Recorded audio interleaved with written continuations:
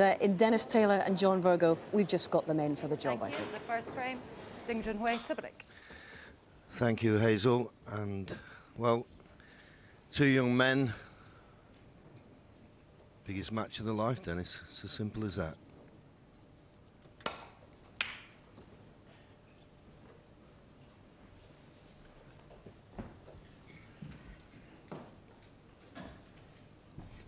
Two players that have promised so much over the years, but I've been hearing about Judd Trump for the last 3 or 4 years, and he's come to it, and I think it's time that he just grasps the moment, and this will be, as I say, the biggest moment of his snooker playing career.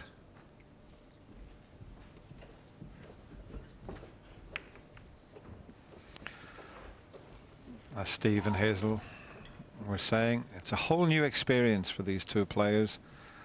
First time in a semi-final, one table at the Crucible Theatre. That's when the World Championship really comes alive. It's the best venue in the world. You've got lots of room and there's only the one table. It's very cramped when there's two tables. No distractions. They've got it all to themselves.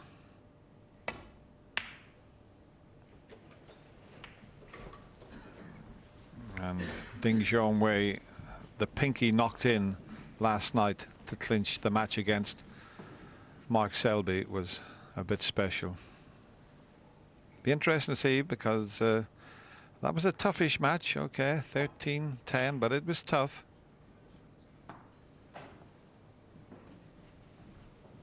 Well, that's the first mistake, you would have to say, because if he can't get to the red that's over the pocket, he can certainly take the one to the right for the middle. But I think he has left that one, John, that's near the middle pocket. Yes, I don't think we're going to be bogged down with a lot of safety here. Both players are tremendous potters.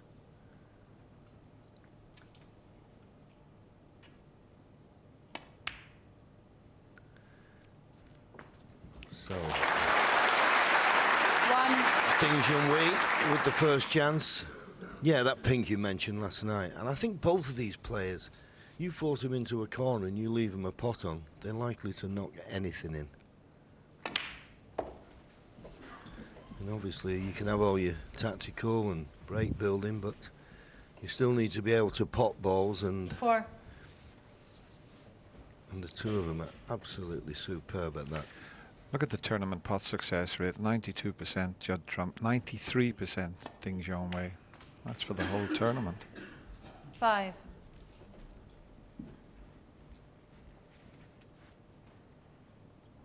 Long pot success rate, 1% separating the two players.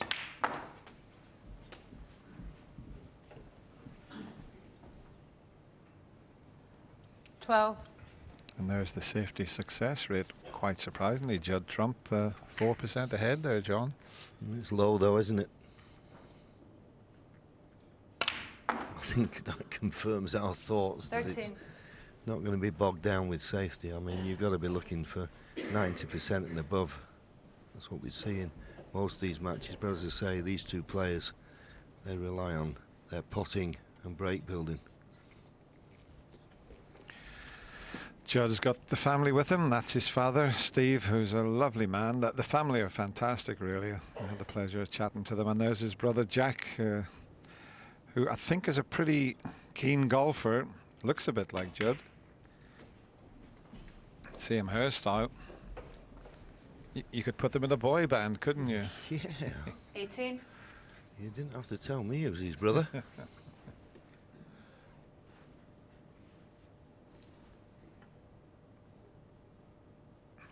He's got to push right through the reds here when he pots this one. And he hasn't 19. hit it hard enough. Always difficult to judge, but a little bit more top spin and that white would have ran another 6 inches and he would have been perfectly on the black.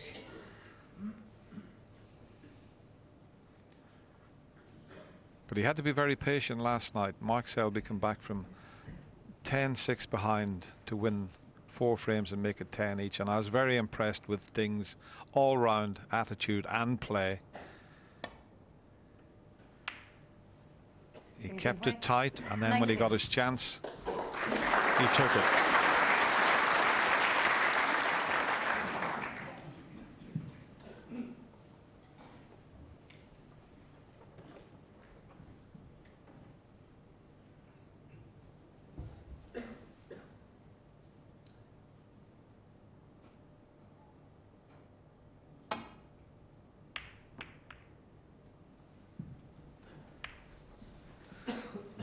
Caught the brown. Now can Ding Junhui get past the blue for this red? Second left of the table as we look. If he can, he'll take this on. Just get to it.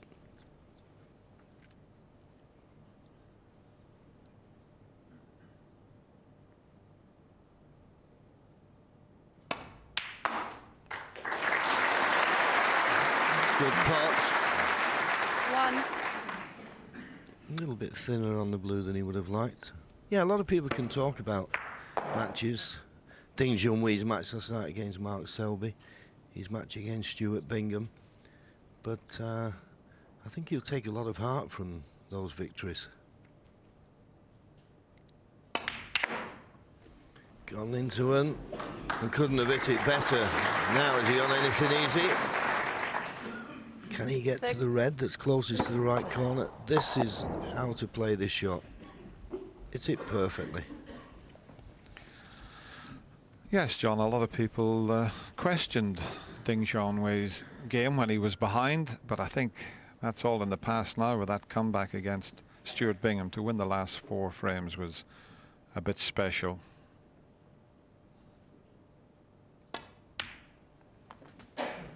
Seven. Just underhit that slightly. Should be okay.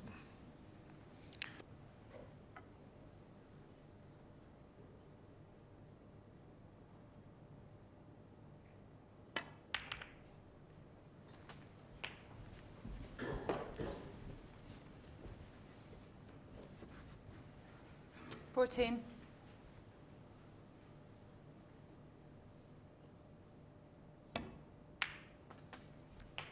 15.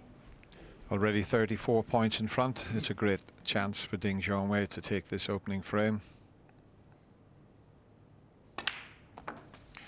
And not a bad thing to do, especially when you're up against a potting machine like Judd 22. Trump, because he is one of the most exciting players to come on the scene for many, many years. Plays the game a little bit like a young Jimmy White. 23. You can't pot them if you're sitting in your seat watching your opponent.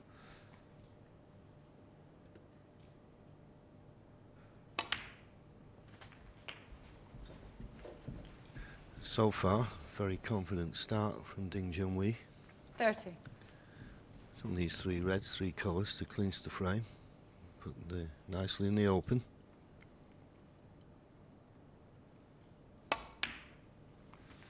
$31.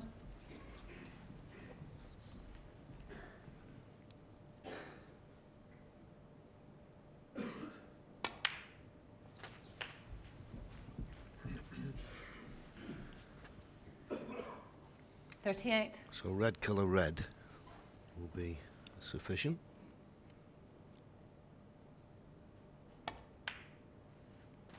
$39. And when you consider there's always a bit of nerves about, particularly at the start of a match, couldn't have played this better.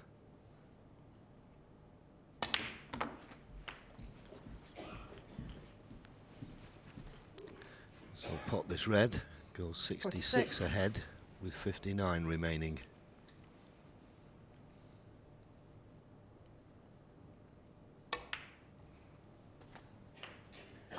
$47. Well, you can't start much better than this.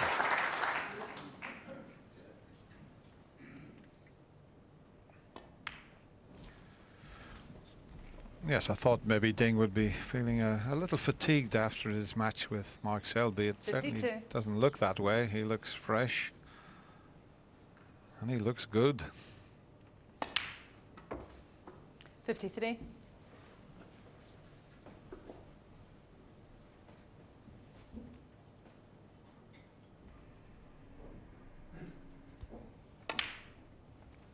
Mind they are quite fit these days, all these young professional snooker players. Can you believe it, 56. JV? I played you here in the semi-final in 1979. That was my twin brother. Dennis.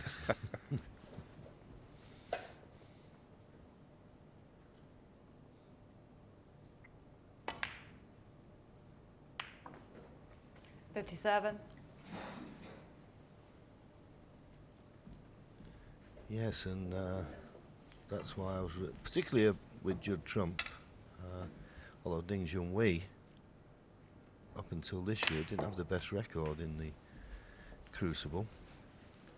But he's won a couple of UK titles, so he's used to winning 59. matches, the longer frames. Of course, won the Masters early on this year.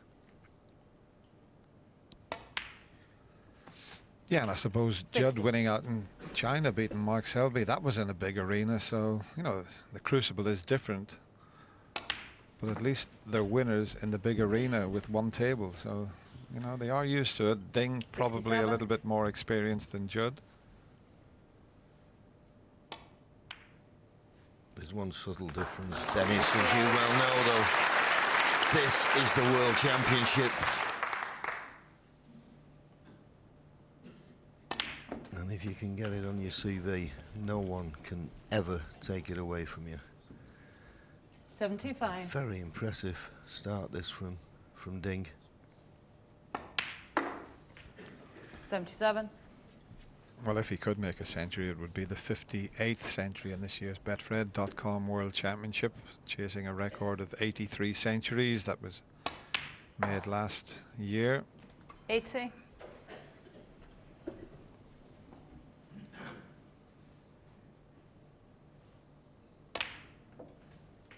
84.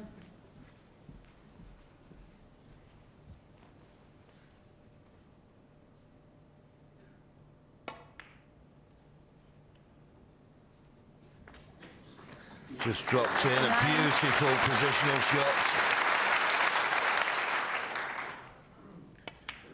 JV, what a way to start a 95. semi-final in the opening frame this is. Unbelievable. Just the start that any player would be looking for. Ding Junhui in superb form. One table and not at the Crucible. It doesn't seem to matter. He takes the first frame. Yes, he has. In fact, he's won both of their semi-finals. But that is still to come this evening. Let's get back to this one. Now, no one has really pushed young Judd Trump in his 3 matches so far. I wonder how he'll react when the squeeze comes on. Looks like Ding's going to exert some forces today. Well, he's reacted with a pretty decent break-off shot.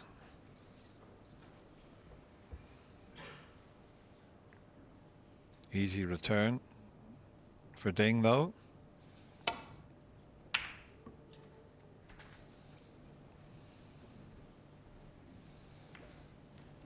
Now that cannon on the green has left a possible pot, but I think he'll wait for a better chance.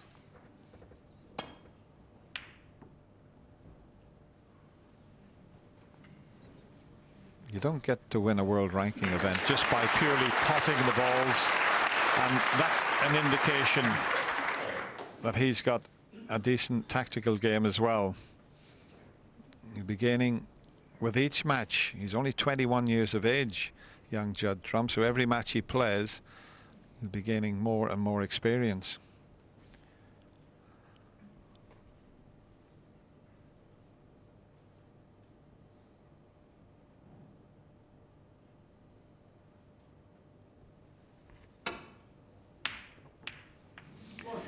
And that good safety that Judd played has forced the error from Ding, but there's no easy starter for Judd. One to the middle, but it's not all that easy. Cannon the red, then the black. But he's been rather fortunate there, has Ding. This is not an easy pot for the middle pocket.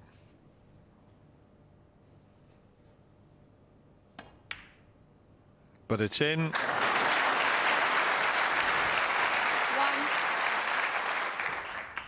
And young Judd Trump is up and running.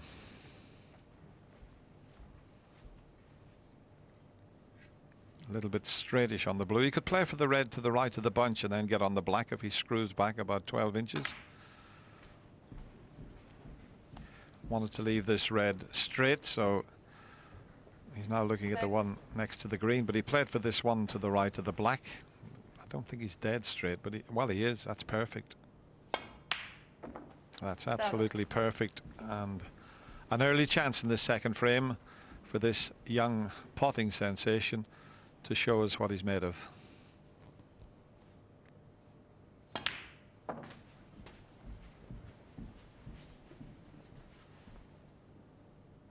$14.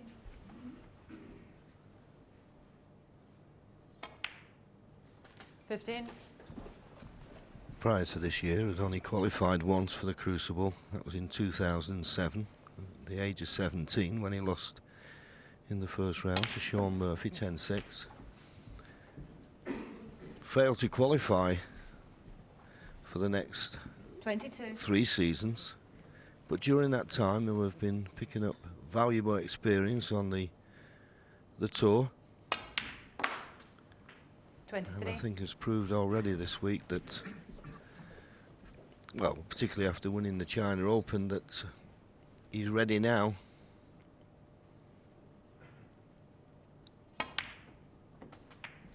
Graham Dott, Dennis, posed a question when he was asked about Judd's chances of winning the title after he 30. beat Graham, and Graham said, well, the way he played against me, of course he can win it, but if he has a bad session, can he cope with that?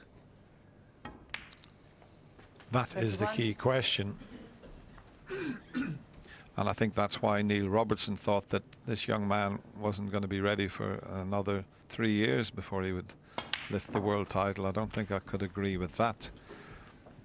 With what we've seen here, 38. although he's only 21, he's got the game to win a world title, but he's got to keep that performance at a very high level.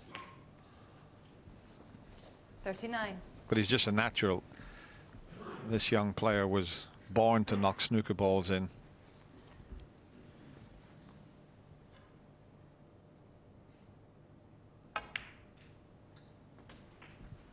And this is an excellent reply, and as Stephen said in the studio, this will be an indictment of how the modern game 34. is played, because he had one half chance, Judd, in the first frame, sat down most of it, 45. and he's come to the table and a great chance of winning at this visit.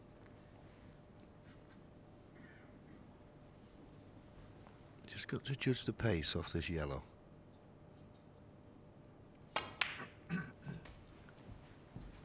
There's a red at the bottom, and I think there's one just below the pink. 47.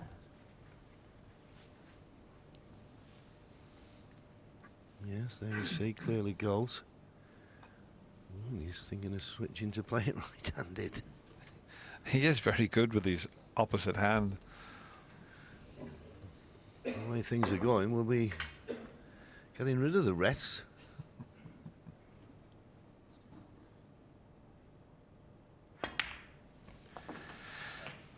Mind the two gentlemen in the studio sitting with Hazel, they're a little bit modest.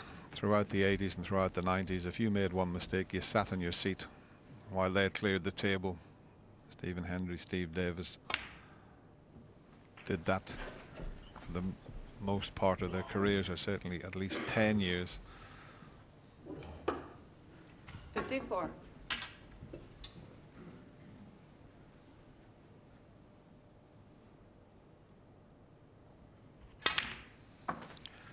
But certainly no semi-final nerves from these two players. This is just the start. I think everyone wanted. We could have a titanic battle on our hands here. We're looking at a couple of potting machines. 61. Yes, wonderful start. And I 62. agree. It's good to see them both coming out here in this one table setup. in a World Championship semi-final, not showing any nerves at the moment, and getting one chance and winning the frame. And Judd is 67 ahead, 67 remaining, so just this red required. 68.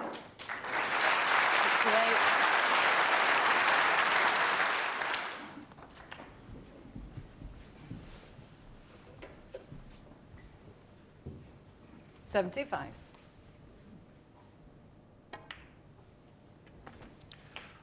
76. 4 sessions to be played in this semi-final.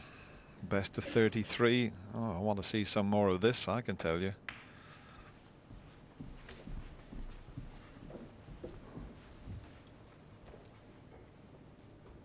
$81.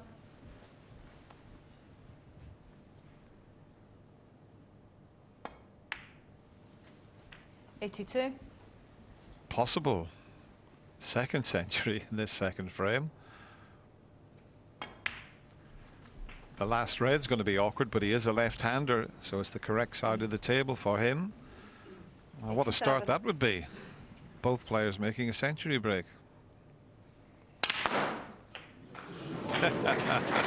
He tried to move the red.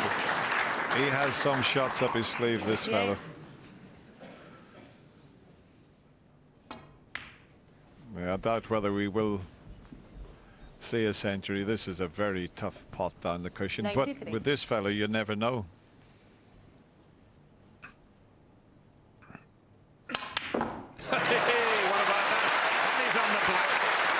What about that for a shot? Wow. And I do believe he had a bit of side on. Well, there is that second century, and this crowd have gone wild. We're only in the second frame, and the atmosphere is electric. Brilliant pot on that red. Well, this is just unbelievable. Talk about anything you can do. He likes to play the exhibition shot when he's won the frame, and there's nothing wrong with that. He's a very modest young man, but he just wants to show his talent on a snooker table. Get in there, my son.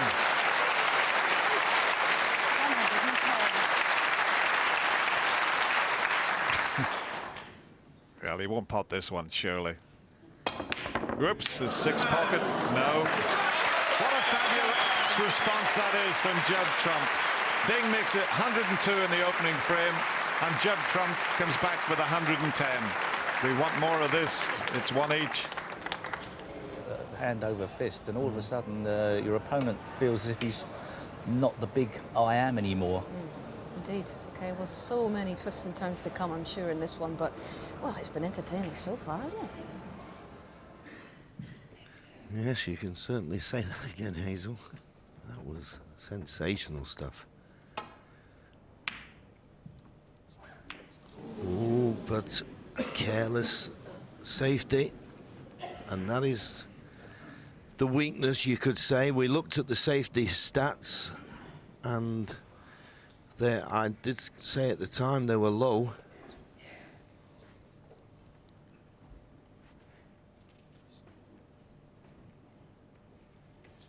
I don't think the black's available. I think he's got a red to the right corner, but he'll have to try and get up on the blue, I feel.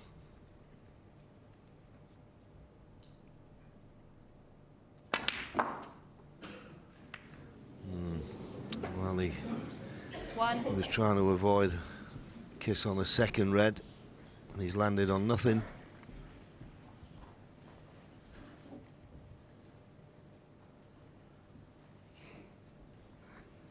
Well, John, we're usually very calm on semi-finals days at the start of a match, but you couldn't help get excited with those 2 opening frames. This was all that Ding could do here, but I mean, 2 of the shots he played at the end of that frame. I mean, this one here, he tried to move the red. Watch the white. Look at the action he got on that. That was quite incredible. But more incredible was this shot. Not only to pot it, but look at that white. It stopped, spun back, and got himself on the black.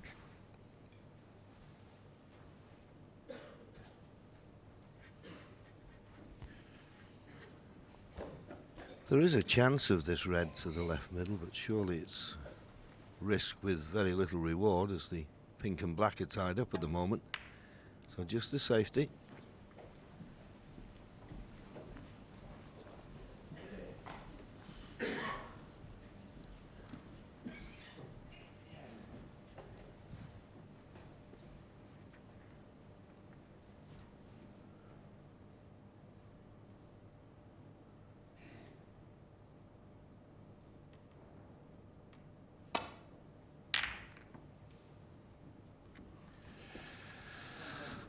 Needs the brown to come to his rescue, because he didn't envisage that red springing out of the bunch when he played the safety, but it did do that and went right over the pocket. Now the pink is available if he wants to try and play a dead weight.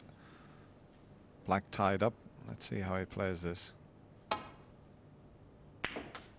Not very well. He seemed to hit that a little bit too hard. He just needed a gentle stroke there, and the natural angle would have took him onto the pink. Because he forced it a little bit, he created an angle that took him into the red, so mistake there. Yeah, and probably could have potted that a little bit thinner, which might have not squared the white off as much. Yellow. Yellow ball. Good hit. Good hit.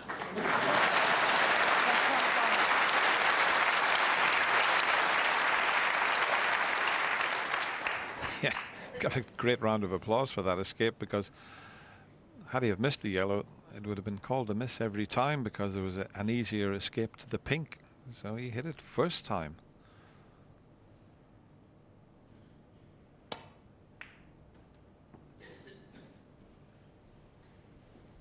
That's a good shot from Ding. Blocked the escape route down the right side of the table. May be able to get back down the table off the red near the left side cushion. Lots of side on this. Watch the white. Square up. The natural angle would have taken that into the black.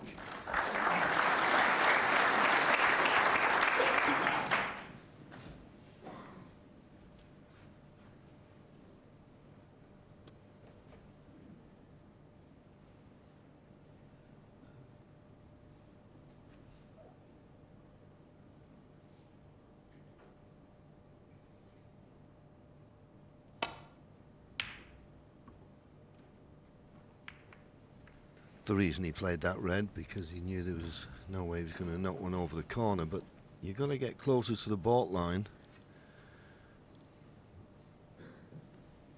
which he's done, but baulk cushion was the aim. Easy safety this, and he could get him behind the yellow.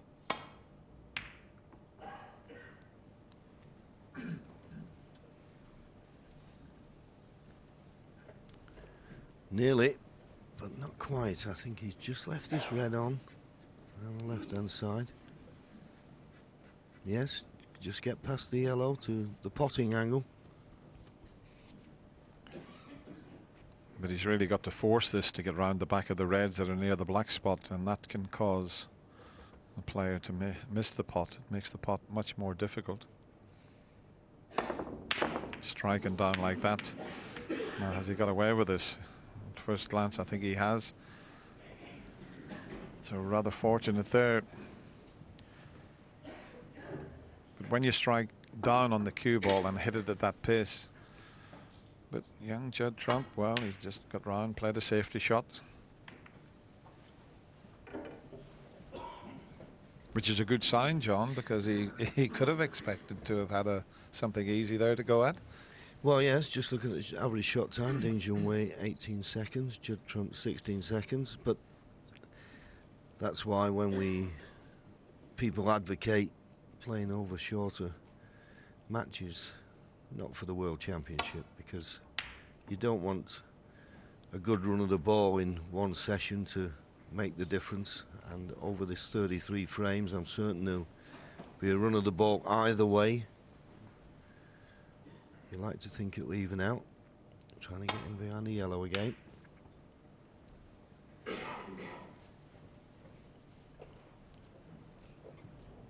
This time played it perfectly.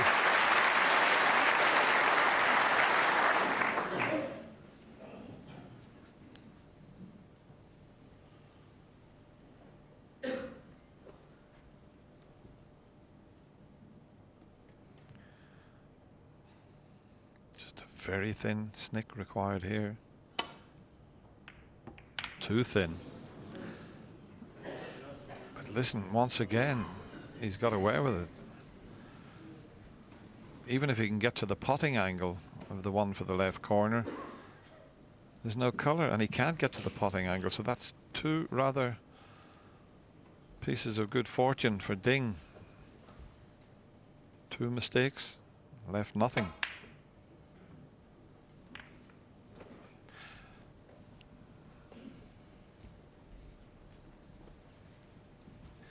Yes, and that safety from Judd. Well, he probably couldn't find the middle of the baulk cushion, but there's a possible pot on here. The red on the right-hand side of the table.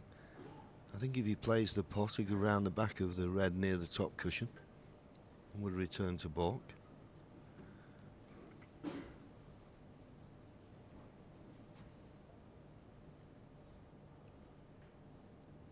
Or is he playing the pot or safety?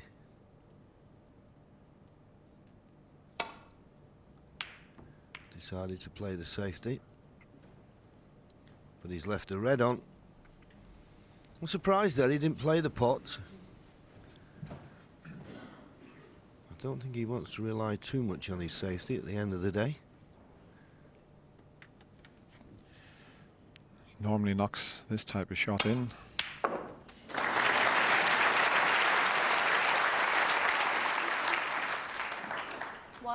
Oh, has he dropped nicely on the black? Maybe too straight. He's on the black, but I don't know whether he can get back up to the reds.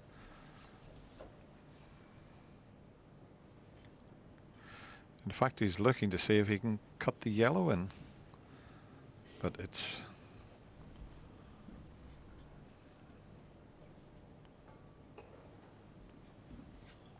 That's an easy black, but next colour will be difficult, so it is the yellow. You can see enough of this to cut it in.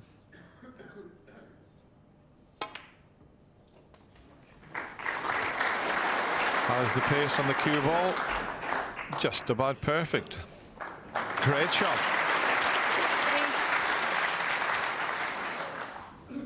Not sure if the pink spot is occupied. If it is, he can pot this red, get on the pink. If it goes on the black spot, it will be a chance.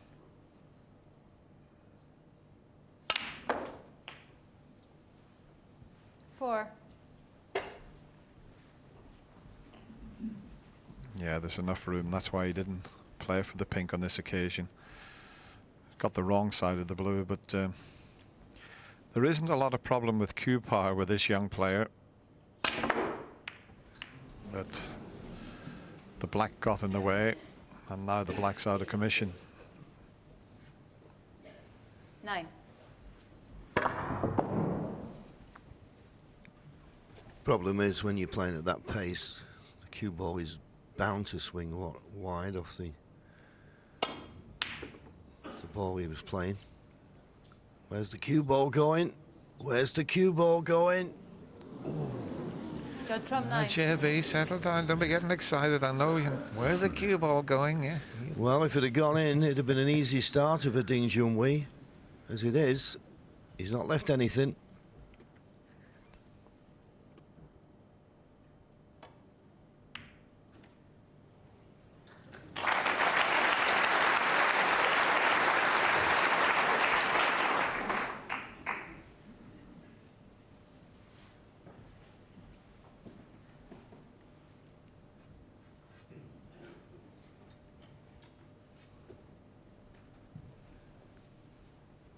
How close is he to the brown? Can he get to the side cushion? And even if he can, he'd have to go twice across. There is a shot we used to play as like an exhibition shot, but it's where you hit 1, 2, 3, 4 cushions and just land into the pack. But I don't know if Judd would attempt that. And even if he did, could he get it safe?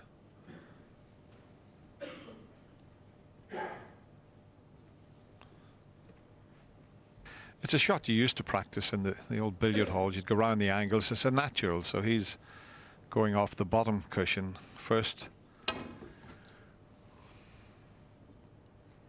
And he's got a similar result, and he's played it well.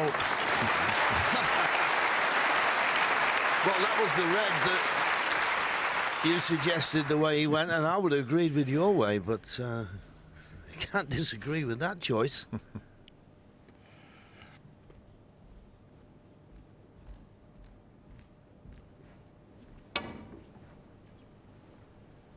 Just have another look at this, and, well, I think that tells us he knows his way around the snooker table.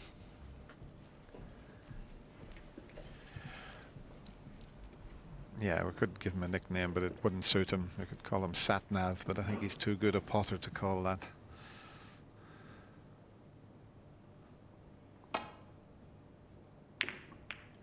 But once again, a mistake with the safety. And the double kiss, the old dreaded double kiss, is always on when you play this type of shot. Needed to hit it thinner.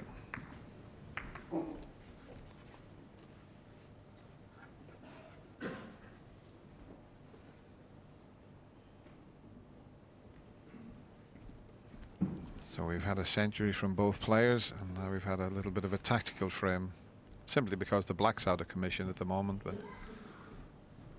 the frame may soon open up in a few shots' time.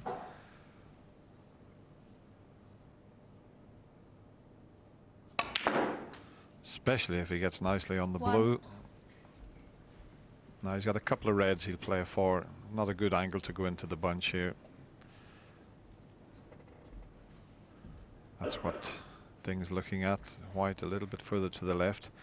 He possibly would have gone into the reds, but now he's got a red either side. Doesn't have to do that. Well, it looks as if he might still be going into them. Off 2 cushions. It's not bad, because there was a red either side. Decided to risk it. Lots of topspin and a bit unlucky to stick right in the reds, but he'll drop on the pink if this goes in.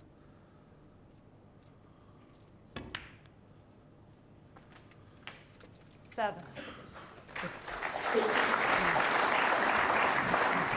And all of a sudden he has a decent chance in this third frame.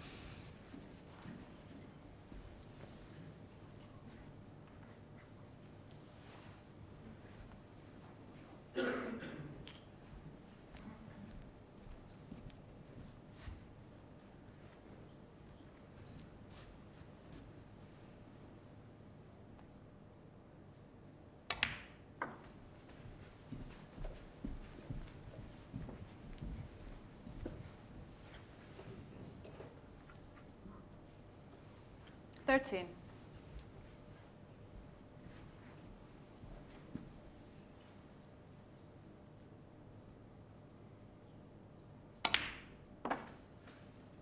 Fourteen.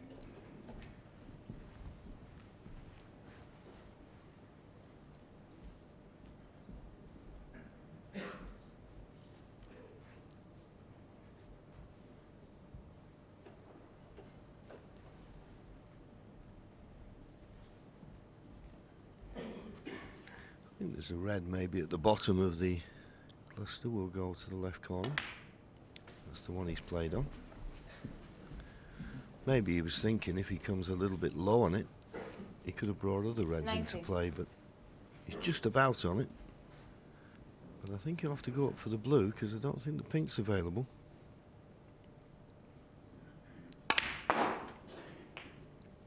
$20. Well, if he'd have picked that up with his hand, he couldn't have played it any better than that. They look so comfortable, Dennis, don't they, when they're in the ball spotting and break building. There's been a few safety shots that leave a little bit to be desired, but that'll just add to the excitement of this semi-final, I'm sure. And now an opportunity. He's got this red to the right corner. 25. And he can bring the other reds into play here. And the reds that are around this end of the table would be enough if he could get them with colours. He wouldn't need that awkward red that's near the black.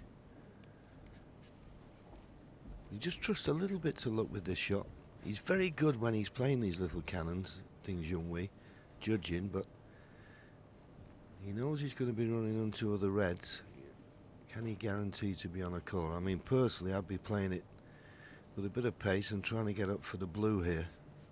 I wouldn't have put all my eggs in one basket and try and stay on the pink. Yeah, two ways of playing at a pace. Run through with lots of left-hand side, or screw back into them with a little touch of right-hand side. And he's screwing back. Look where he's striking. And watch the cue ball. Beautifully played. 26. That cue ball wouldn't have finished on the pink without the side. The reverse side, as it hits the cushion, spins off to the left.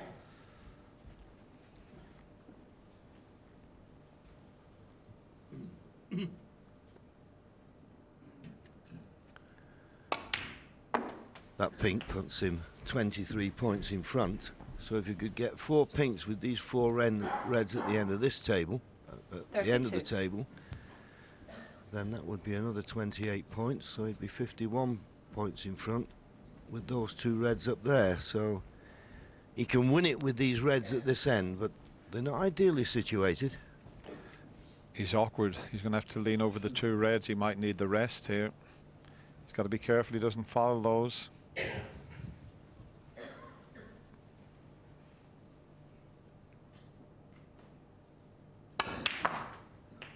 33. He got a bit of action on that, okay. Even though he was handled slightly.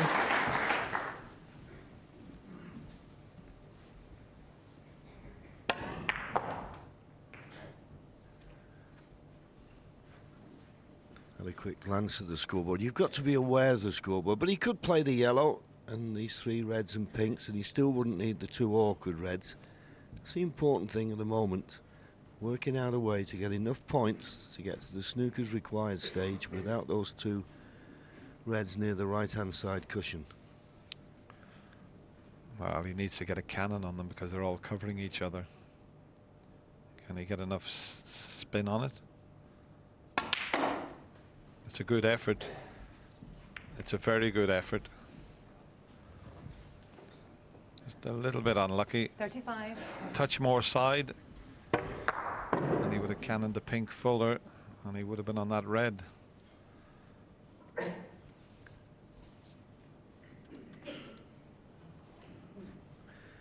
.26 points to lead. He may think a risk is worth taking.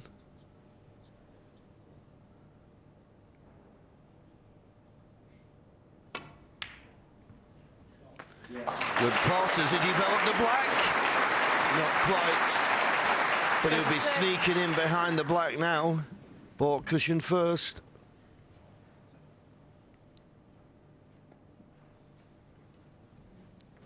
Junhui, 36. He'll be a little bit disappointed. It was half a chance to win the frame at that visit.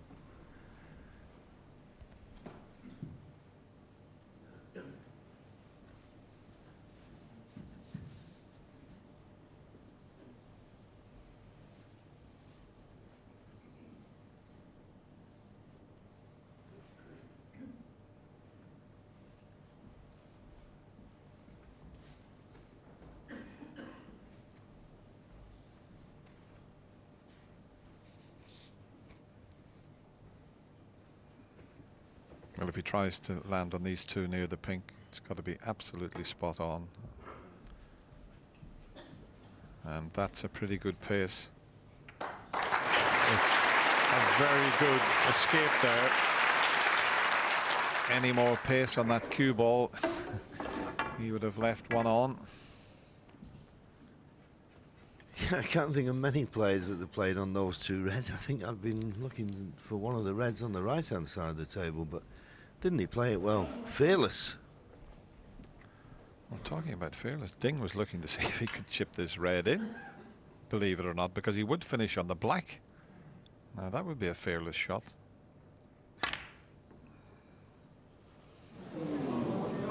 And maybe just a little bit too ambitious, that one, because that was quite a thin snick needed.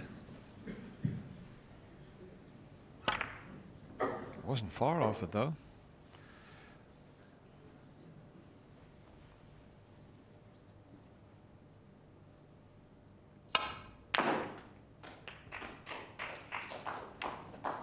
That couldn't have turned out better. 1.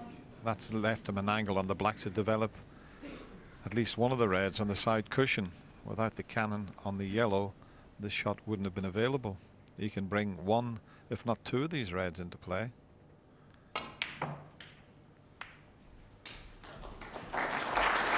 He's okay. He might be able to take the one closest to the cue ball. He's a left-hander.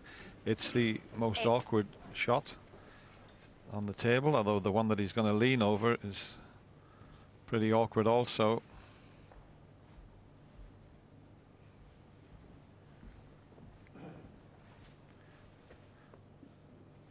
Normally you'd screw back for the blue just to try and get the cue ball slightly away from the cushion. Just depends on the angle. He's running through, as you can see, so not playing for the blue. Making sure of the red. And he's left himself 9. an angle on the green to get up to the one next to the pink. He's got a slight angle on the yellow to also get there.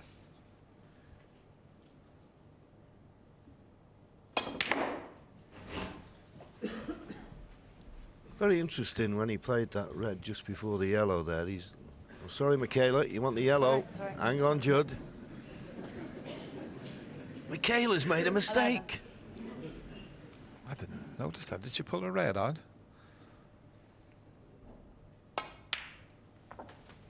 12.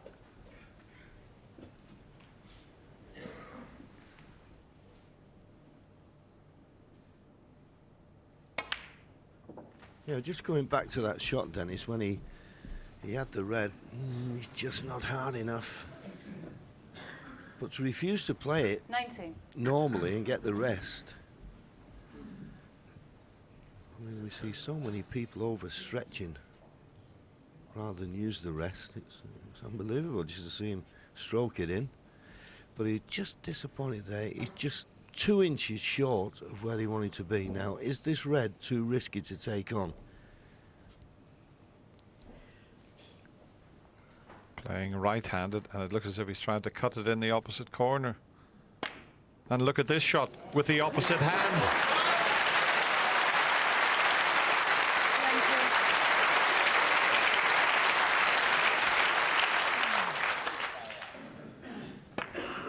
And he looks good with the opposite hand, a little bit like Ronnie O'Sullivan does when he switches. Yeah, that was a tremendous pot. And the reason he played that, of course, there was an element of safety in it. He's not perfect on this yellow.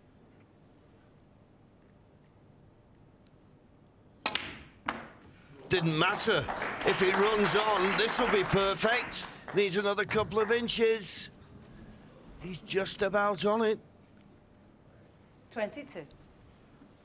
Once again, what, 3 more inches and he'd have been absolutely perfect on the yellow. Frame at his mercy. Still 5 points behind, and he's up to and including the pink. There's 2 ways of playing this. You can go around the angles, leave the green for that pocket, or you just leave the green into the opposite.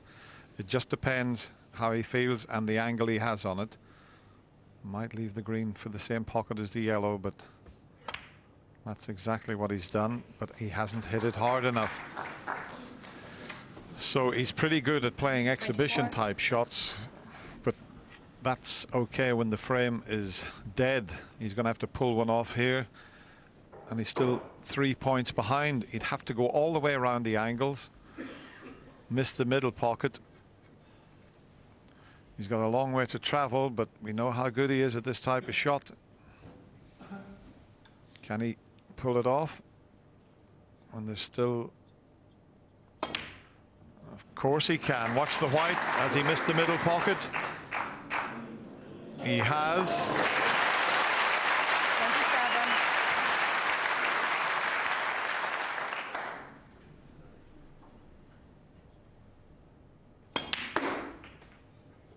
31. That's a little bit short also. Only needs blue and pink.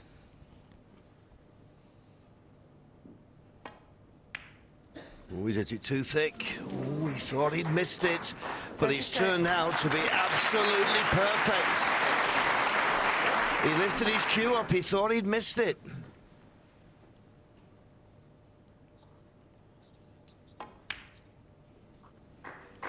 but no danger with the pink, so that was a frame that Ding Junhui looked as though he was going to take. He'd run out of position. I said, would he get another chance? He didn't. Judd Trump does what was necessary. He now leads 2-1. The difference between winning and losing.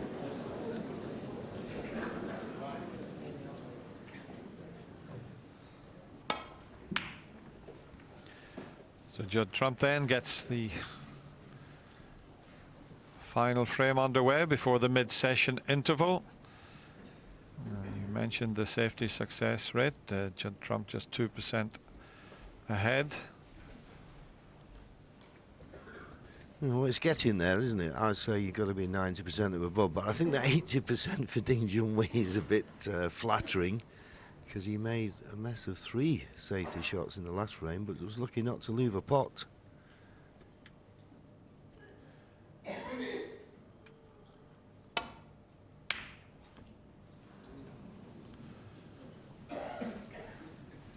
Not quite.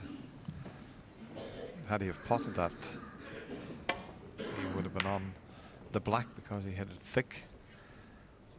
The white has gone to the side cushion, which is not a bad thing. There's the long pot success rate. Judd Trump way ahead. Ding down at 25%.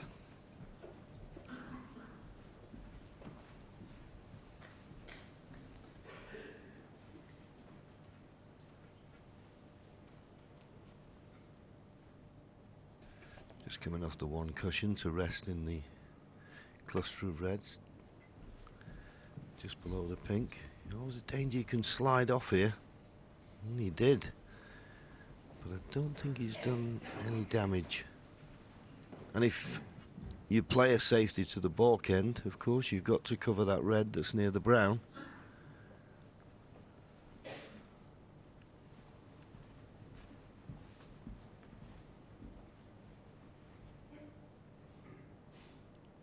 It's probably not in Judd Trump's nature to play a negative safety, but I think that's all you've got left, young man. It'd be very risky to try and play a safety shot into the balk end. Well, he feels he can hit enough of this red to play safe off it, the one near the brown. Well, that's the bonus getting the snooker. He just didn't want to get bogged down tip-tapping at this end. Anyway, Ding Junhui can just get past the yellow.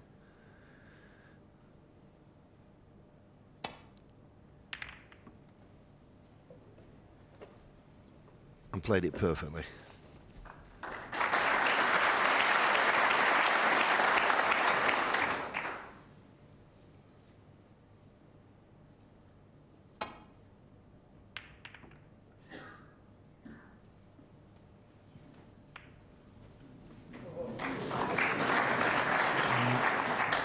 Can't beat a nice nudge, and that was a nice nudge there off the green. Similar escape here. It's never going to get there. Halfway. File on a miss. Just wondering if Judd he's Trump left 4. enough room past the pink for Judd to take the pot on into the left corner. That's what he's coming around to have a look at. But obviously can't see enough of it. Yes, and I can understand Ding Junhui being a little bit wary of this, because if he nestles into one of those 3 reds just below the pink and he's a little bit too hard, he could leave a red to the right corner. Got to judge the pace to perfection here. That's hard enough. But he'll have left a pot. It's really a case of whether Judd Trump can get to cue it comfortably.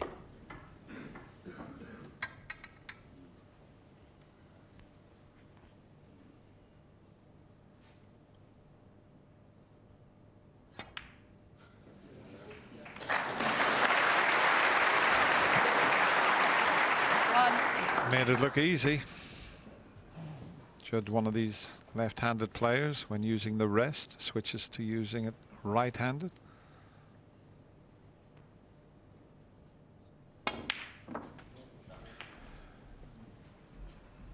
The black spot looks to be available.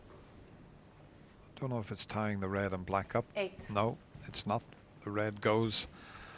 He'll be thinking about that for a few shots' time. Might be able to get on it now. He's got the perfect angle on the blue to stun down onto that red.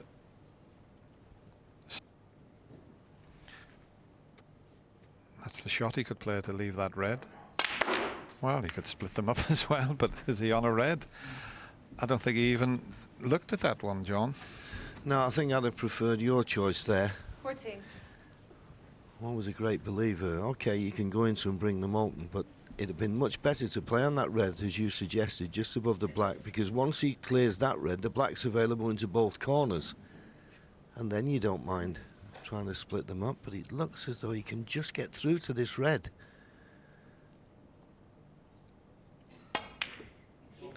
Well, clean as a whistle. The green's in the balk end. Nudge off the yellow has not made any difference to the positional side of the shot. And if he's got a good angle on the green, he may elect to play it with pace and carry into that bunch that's just above the black and really bring them into play. Well, he just got into that too much, I'm afraid. He's blessed with plenty of cue power. He couldn't keep control of it that time. Have a look at that. It's like watching a banana on the table, the way he arced that.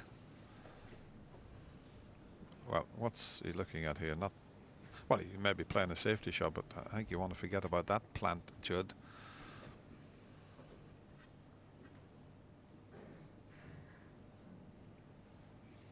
Even Mike Hallett wouldn't have taken that on in his head, eh? And Mike was known as Kamikaze Hallett, wasn't he?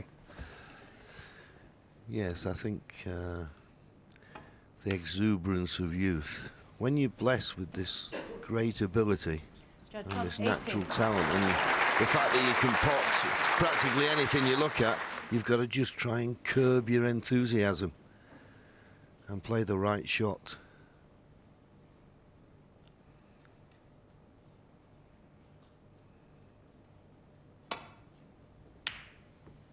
Too thick, much too thick.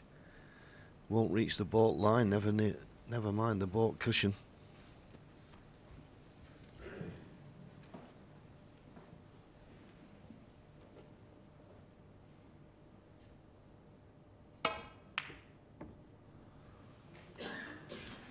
He's got away with that one.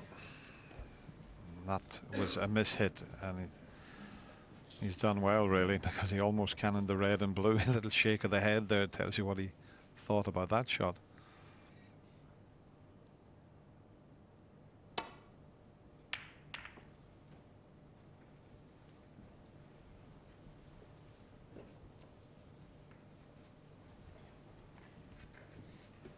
Better shot, but still not finding the baulk cushion with enough regularity. Either player. Well, as I said in the last frame, it's just adding to the excitement.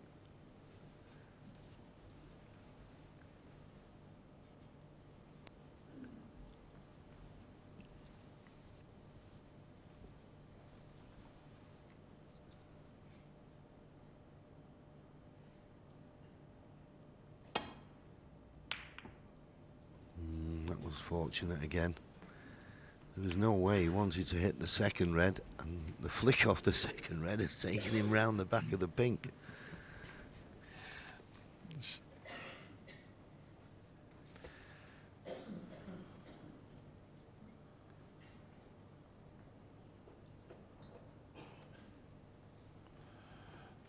This is what John was talking about. You watch this.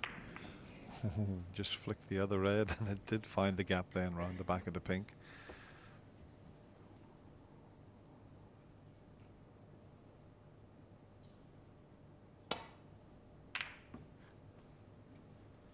Oh, this could be good. This could be very good. Just a bit too pacey. I thought he was going to stop in behind the yellow and brown, but at least he's covered the one to the right corner, and the one that's next to the black is far from easy. Yeah, but you get the feeling he'll take it on. The reason I think he'll probably play the pot on the red to the left of the black, because if he does play safe, he's got to cover this red to the right corner.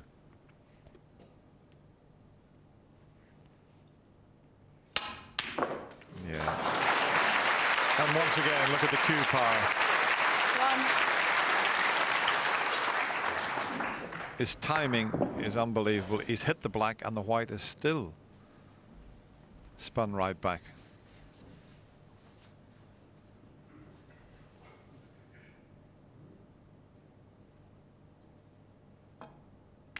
All done with timing, that.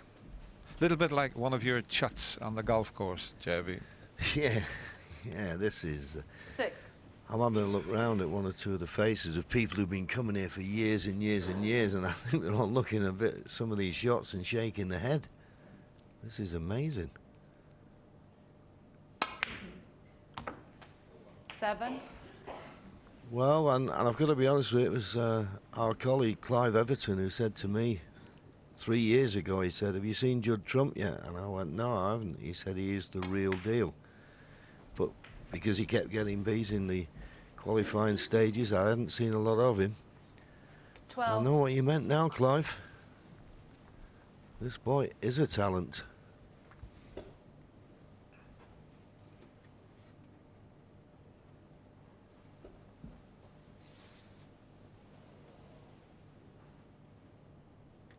Oh.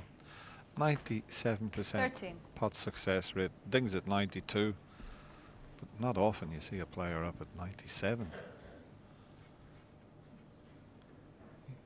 62 pots out of 64.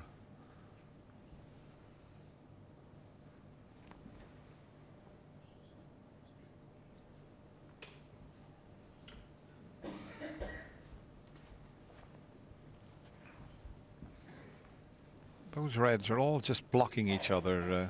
That's why he's got up and got back down again.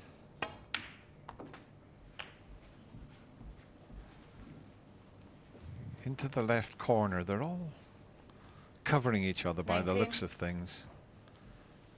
And it's the same to the right corner, so not straightforward just yet, but a good healthy 41-point advantage.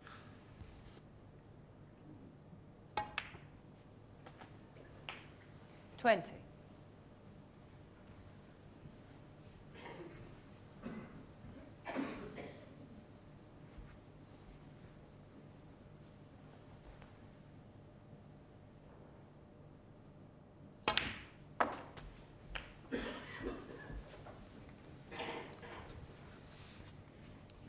Ding Junhui sitting in his chair. I would make a suggestion. He's got to improve his safety. And the reason I say that, it's just a better 27. length. I don't care how good a potter your opponent is. And Ding now's 77%. You've got to find that baulk cushion. And no matter how good they are, they're going to find it difficult to pot balls from there. And Ding is one of the great natural talents, there's no doubt about that. But I think, well, is he on the red? Has he run too far? But I think he may just have to concentrate 34. a little bit harder, Dennis, on his safety. I don't think he can leave this young man with his hand on the table and a long pot to go at. I agree with you 100%, John. Meanwhile, this is awkward cueing and a tricky one along the cushion.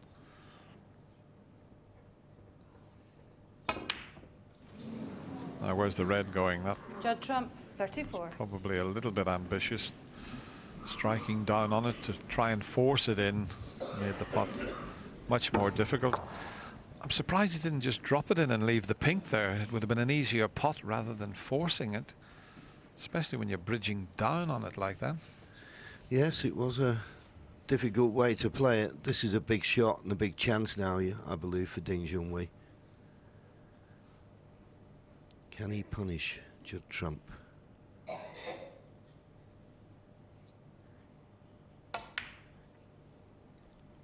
Well played. One. Now needs to make the most of this.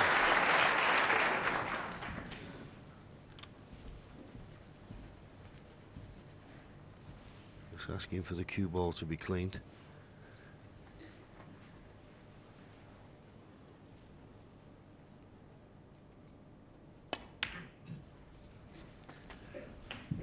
Now having to play for the low red, but that's okay as long as he can pot this without cannoning into a second red.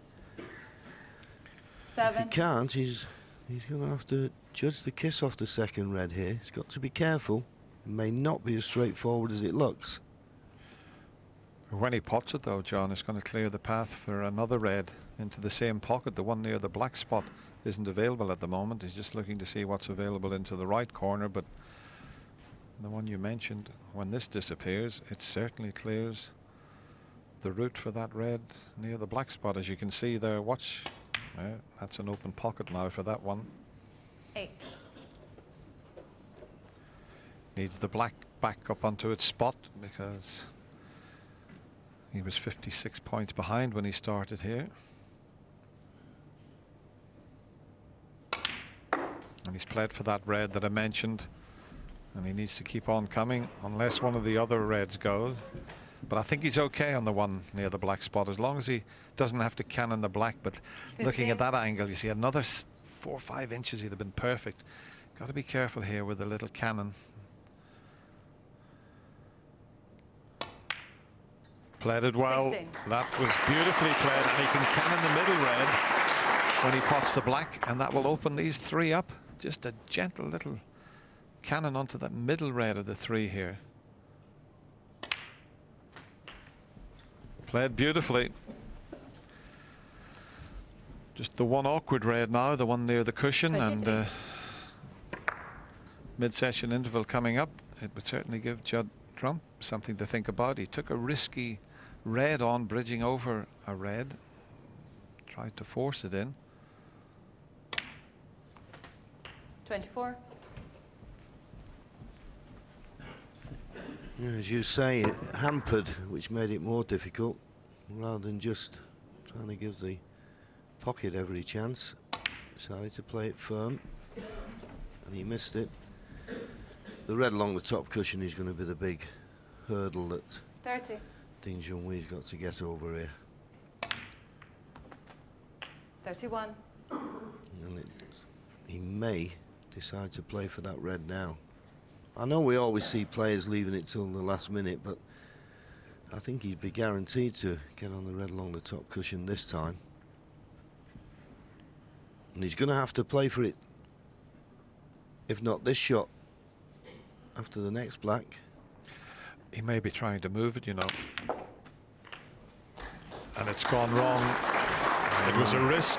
He didn't fancy leaving it along the cushion, tried to develop it, 38. but it's gone wrong. Yeah, well, it was his choice, and maybe if it had caught the red a little bit thinner than half ball, the cue ball would have gone up and he wouldn't have been snookered by the black. So just a safety. He's got within 18 points of Judd here, but he's got to find a good place for this cue ball, and I would suggest, if he's not going to get the snooker, tight to the baulk cushion. Ding Junhui. 38.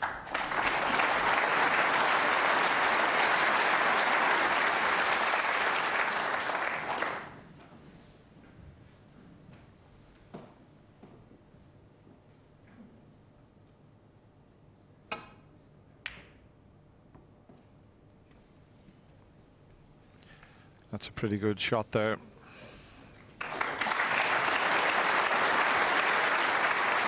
This is the shot he tried to develop the red. He seemed to hit it a little bit harder. He put it safe.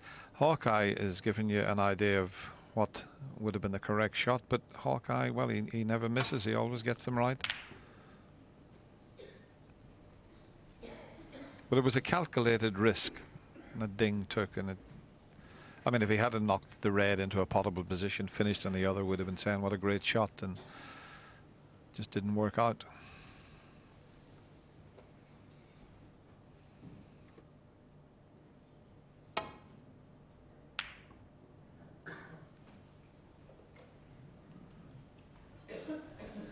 too thick.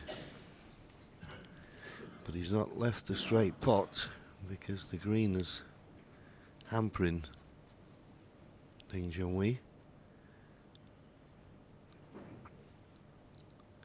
So nothing left really but a safety off the red that's just around the black spot area. Can't really get in behind the yellow and brown. The reason he can't do that, because if he played it thin on the left hand side as we look, he could well knock the red towards the right corner pocket. And that's how he's hampered on the red. I'm certain he'd take on if you could find the middle of the cue ball, but the green's in the way of that.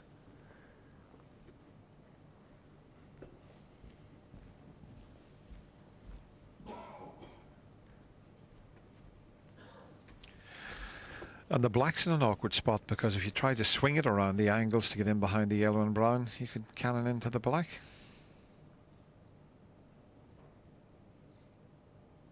And that's what he's tried.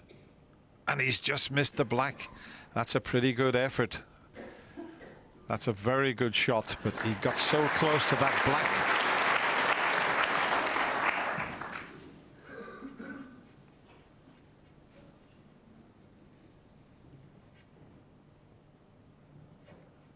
He's thinking about it. He'd love to take this on. You can tell by his eyes he wants to have a go at this. Look at that. He is dying to take this red on.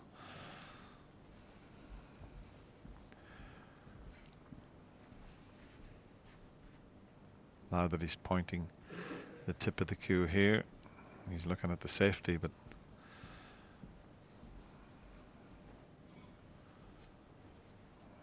to me, he's back looking at the pot. We'll find out shortly.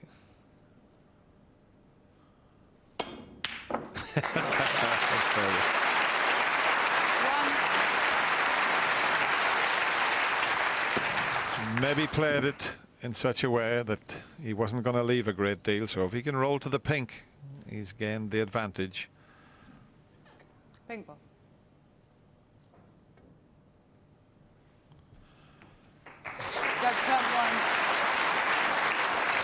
It's amazing, John. He played that long pot as a shot to nothing because he was pointing the cue where he wanted to leave the cue ball. Amazing. That's some shot to nothing, isn't it? Well, it's incredible. It just seems at the moment if Ding Junhui doesn't leave the cue ball tight to the cushion, then Judd Trump's going to pot anything. And I'm afraid, for all the skill we have in this game, and we've seen so far, this is a hit and hope. He's got to hit this red and hope he gets it safe. Needs a bit of luck. He's going over the corner. I don't think the green has come to his rescue. Judd Trump comes to the table. As we see, the red is clearly available. 19 points the lead. And the frame at his mercy. Mid-session interval after this one.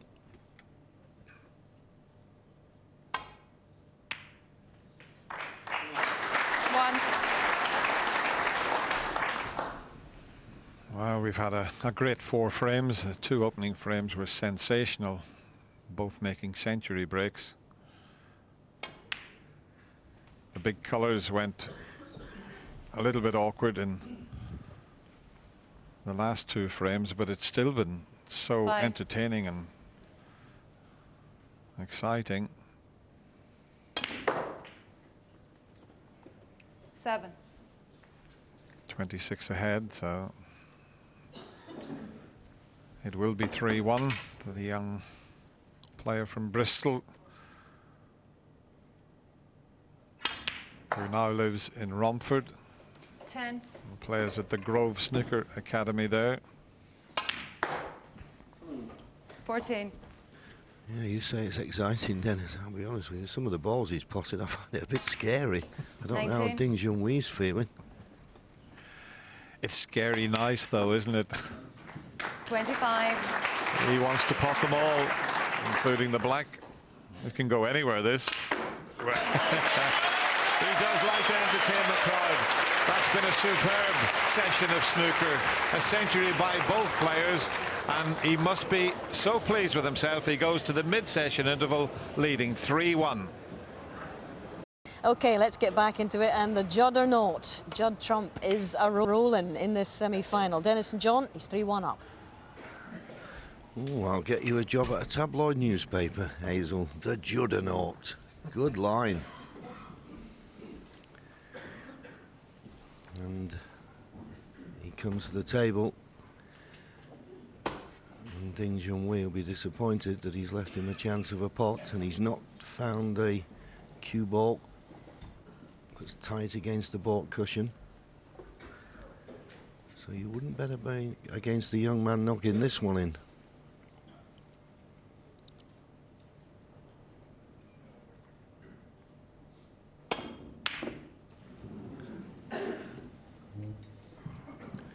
Well, there's a surprise.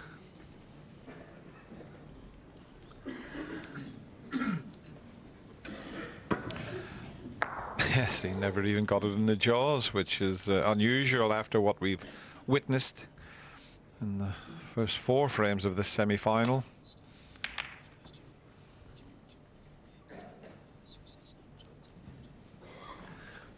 Well, we have a pulse question for you. Who will win the World Championship?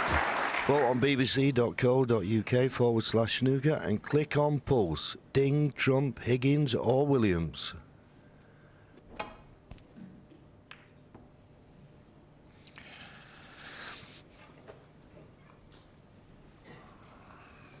Looking forward to hearing the result of that pulse question. Yes, well, even when we saw the betting before this match started, it was very close. 15-8 favourite John Higgins. 7-2 outsider Judd Trump. I think that might have just changed slightly.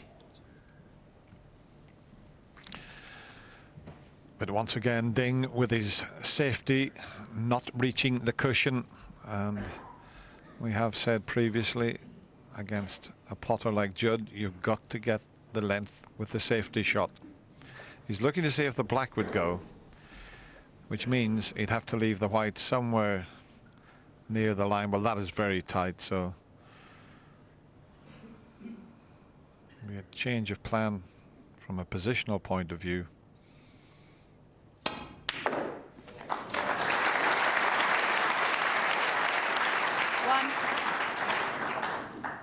Got into it too well there. Played with topspin. It doesn't matter whether he's playing with screw back, topspin. The power is just there in abundance.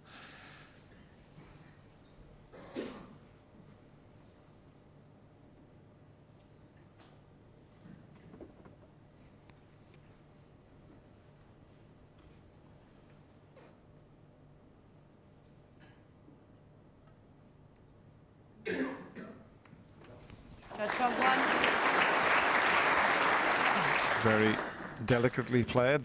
They are tricky little shots just to roll to the green. We've seen so many players hit those too hard on these superfine cloths.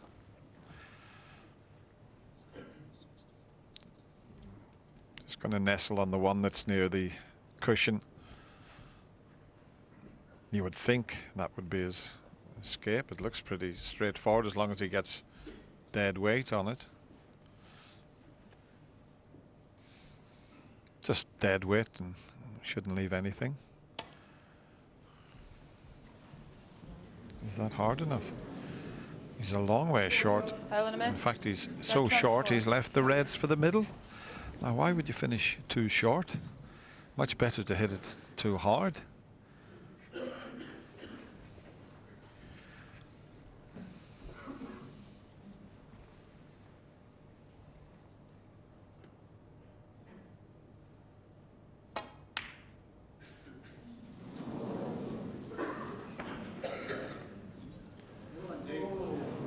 He's been rather fortunate. He's just held his hand up there to apologize. Could quite easily have left the red, the yellow snookered Ding, and the blue is snookering Ding for a possible pot into the right corner. So a little bit of good fortune there.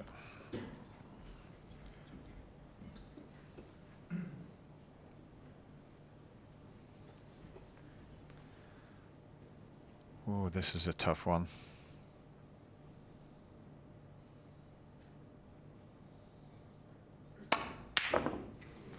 The white's in the pocket, is it? Yeah. And the red in the bulk area next to the brown leaves a good chance, but he's a bit unlucky there, Ding, not to have been left a chance after Judd missed the pot in the middle.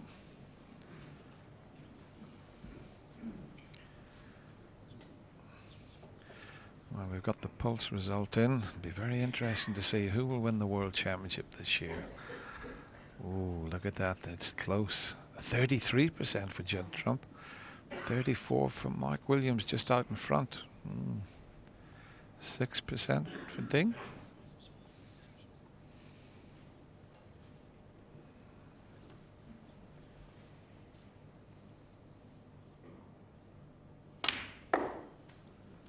One. They're obviously not voting in China, John.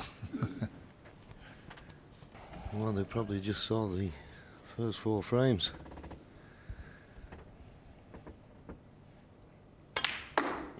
I'm sure our people who do the stats and everything else, if it was, as our viewers suggest, a Williams-Trump final, would that be the first world final with 2 left-handers in it?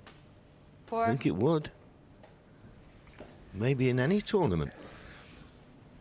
Yeah, 2 world champions. Mike Williams, a left-hander, and Neil Robertson, who lost to this young man in the opening day here at the Crucible. Just misjudged the cannon, but is this red closest to the cue ball? 9. Still on. Just about goes. But the pink tied up. Just looking at the potting angle, he may be able to release the pink, but it'd be more guaranteed position if you played for the blue. He has one to the right middle. That's the choice, but not the perfect potting angle, it doesn't appear.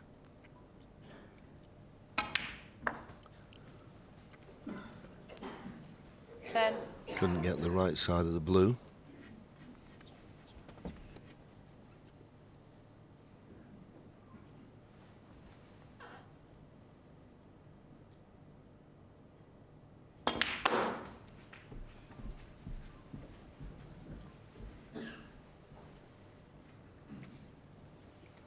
No, he's pretty straight on this red, and oh, there's only half a pocket there, so he's coming around to have another look to see if he could pot the black. That's what he's looking at there, and it's very tight. Maybe if you were just dropping it in, but you'd need to be right in behind it.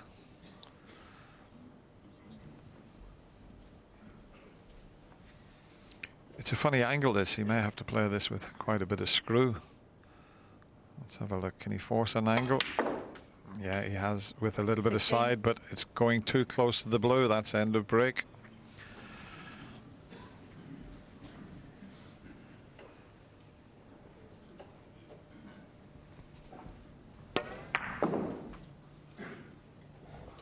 Seem to have a little trace aside on that.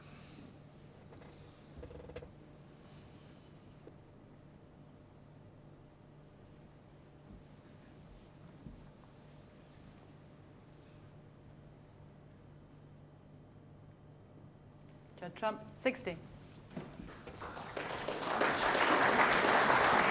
He's left Ding in a Chinese snooker. That's what we call it when you leave the ball this side rather than behind the colour. Yes, I mean, he's got to come down the right-hand side of the table. Cushion first and just nestle on to this red that's just near the right corner pocket.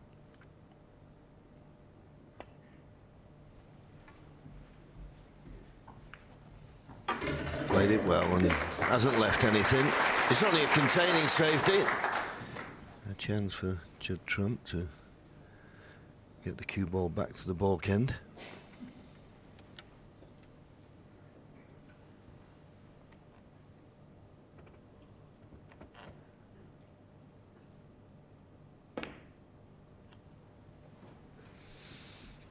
Just while this little tactical battle's going on, I'd like to wish my daughter Denise a happy birthday. She was 40 yesterday, JV, and she's only been to the Crucible once when she was 14 in 1985, the only time she's ever been to the Crucible. Yeah, that was a good year. You've got a 40-year-old daughter. You don't look that old, Dennis. Got a 4-year-old as well, 4-year-old daughter as well, JV.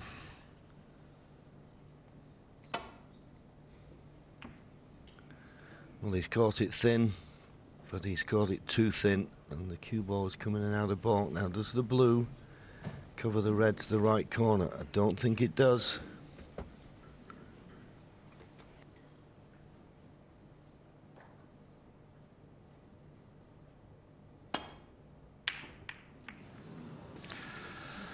It's amazing, he seems to have just gone off the boil, so before the mid-session interval he never looked like missing a pot. And okay, it's not an easy one by any means, but we're so used to seeing him knocking, well, all sorts of pots in.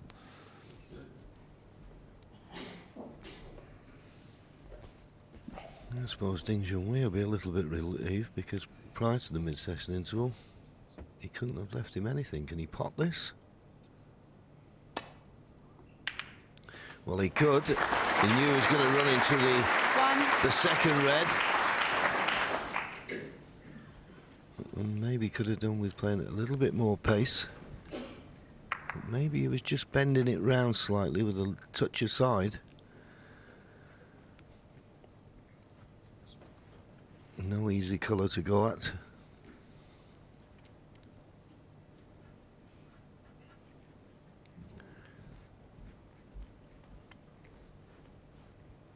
Just walk into the balk end. He knows that if he plays safe in the balk end, he's got to block the path to this red on the right-hand side of the table.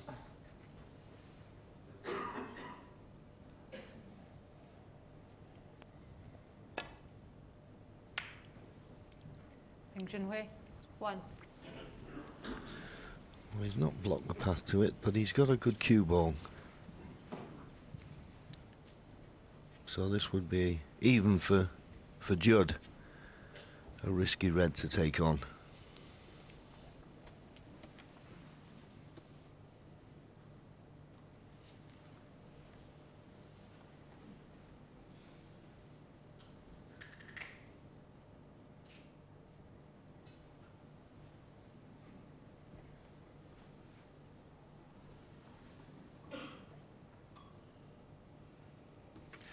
Looks like he's aiming to have a go at this.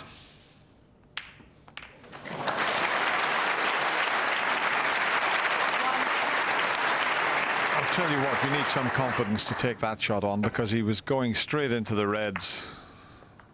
I mean, that shows you the confidence that this young man has. Missed a few pots early on, but he pulled a beauty out there, didn't he? Just underhit that slightly. 6. Got to be a bit careful here if he cannons the pink. Needs to push it on. 7. It's okay.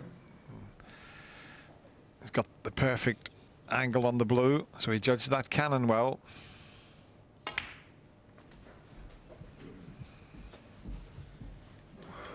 Well, I'm not quite certain what he played for there. If he No. played for the red in the middle of the table, he's overdone it.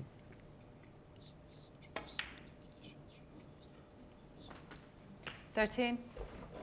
But was able to play the pot and control the cue ball nicely.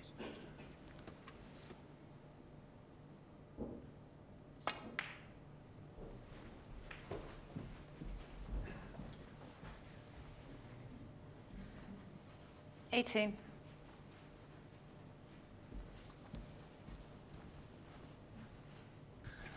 42-point lead.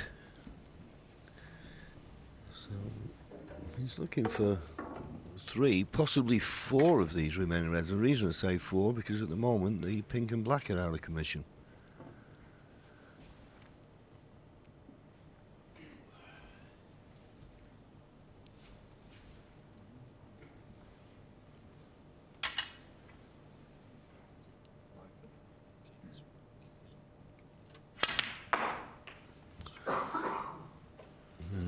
won't be happy with the cue ball. 19. Mind, I did notice with this young player, when he's near a cushion, John, he seems to be able to pot them at pace, you know, where a lot of players would roll them in. Okay, he's not on the cushion, but he's pretty close to it, but he can power them in. You know, even there, it just seems to be effortless for him. Free shot, 24. this one. He's 48 ahead. He can take this on, go around the back of the black and reds with a little bit of screw inside. Mind you, you never know with this fella. He seems to just pot the balls and cannon into other balls and not worry about it.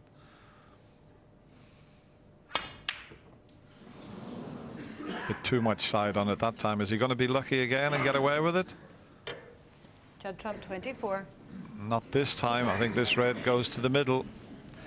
And he's got a healthy 48-point advantage. As we show you that, just overcut that slightly. Bit of a chance for Ding this.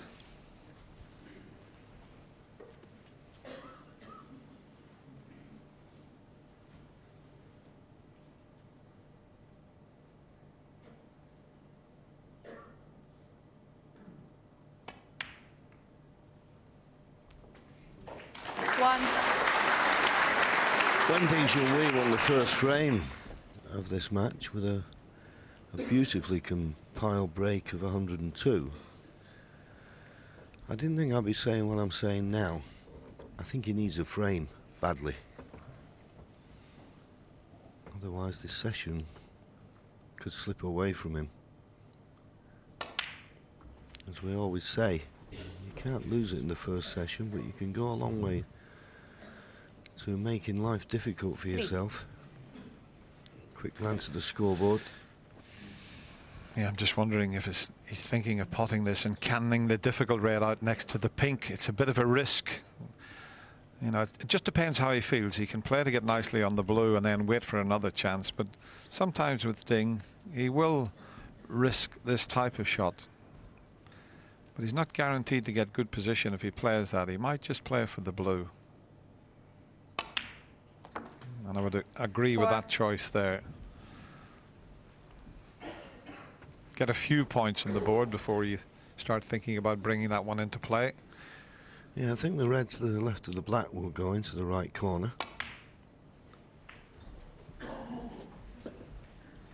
And looks to have played that very nicely, because I think the black is definitely available into the left corner pocket, and he's just checking to see if the red just above the black is also available into that left corner.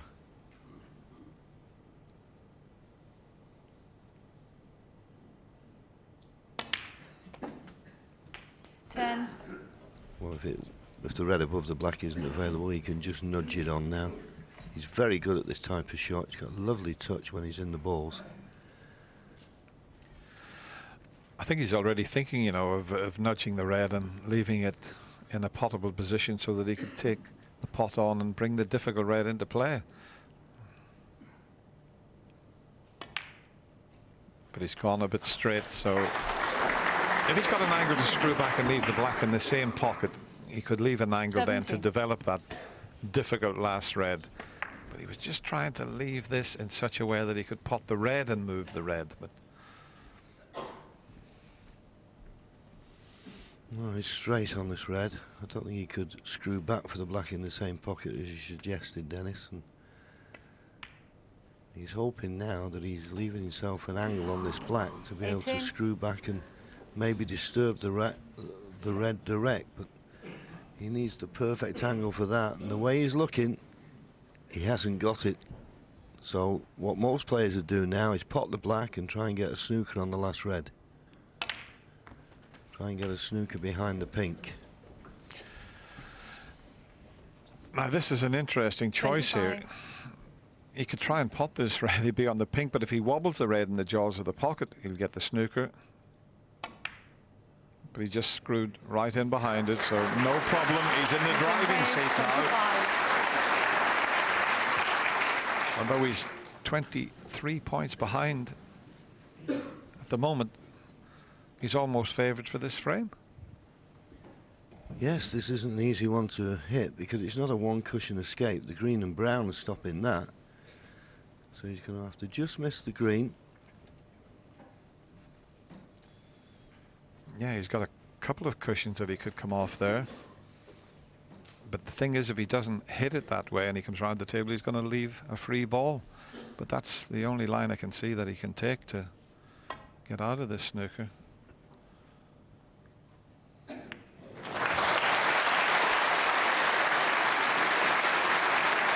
Excellent shot.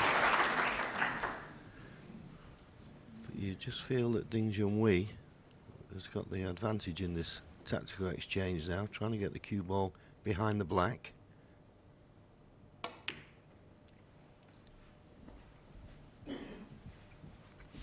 Well, he misjudged the angle, but at least he got the red safe. That pink is a problem ball for Junhui. He'll need that. Judd Trump doesn't.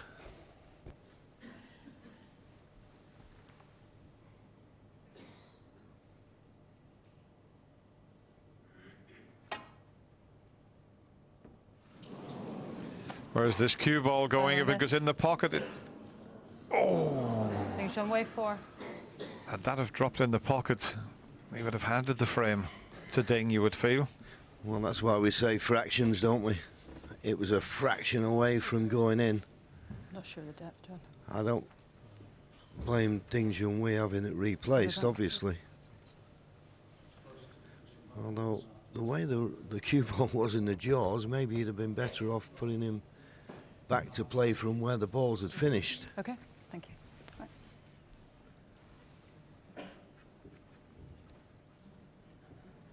See, he could try and double this red back up the table again, but he's a bit concerned about that. But it's probably an easier shot than a little thin one. 19 points the difference. Will he try it again, or will he try and... No, that's a fluke. That is a fluke. Yeah, he put his hand up there and he's apologised to Junhui. He did not play the pot. He tried to get in behind that red. Absolutely, yeah. He played it with loads of right-hand side to hit cushion first. And he immediately apologised. Well, the one good thing from Ding's point of view, he didn't drop on the black.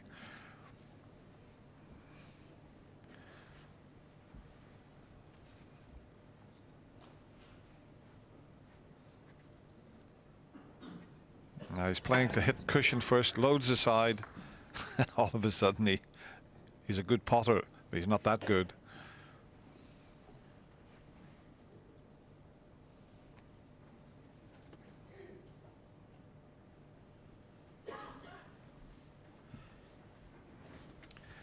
You could do with the black safe also here when he's trying to get this snooker.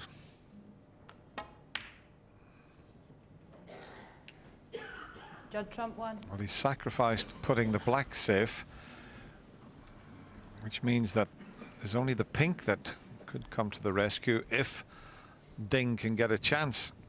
He's got to escape from the snooker and somehow knock it safe here.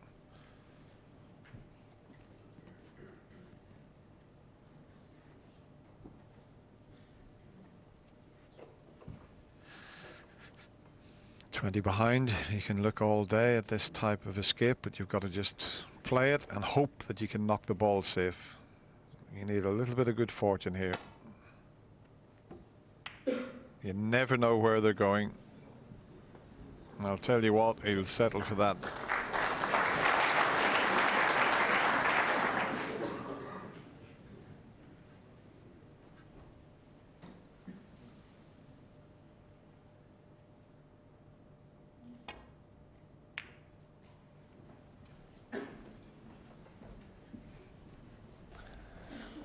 There's just a gap. You can get through to the yellow.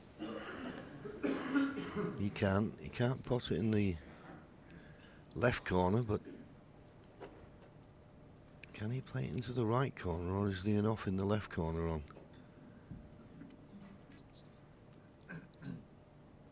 Oh, if he was to play it in the right corner, he'd be sending the cue ball back to the ball end, but the enough may be on, so just trying to get it safe. And he knows with the potter like Judd Trump, you need to get it very safe. I'm not certain Judd will be able to see enough of this yellow to pot it. I think the green might just be covering the potting angle.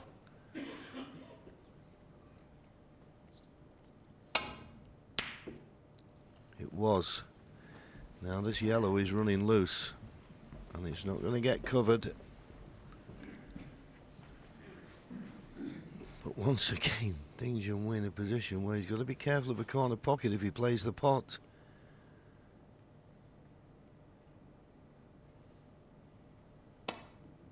And that's why he didn't play the pot.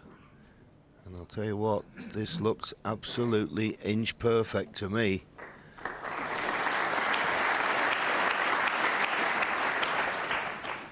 And there's just enough room to sneak around the back of that yellow. I don't know if there's an angle here. Brown seems to be slightly in the way, and the pink might have to go the other side of the table.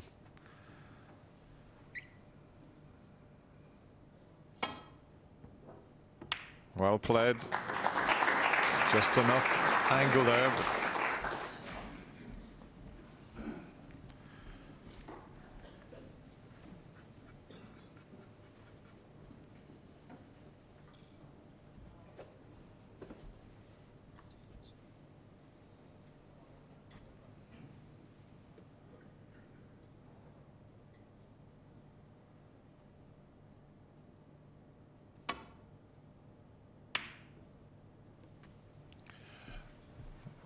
He's played another good shot, as Ding.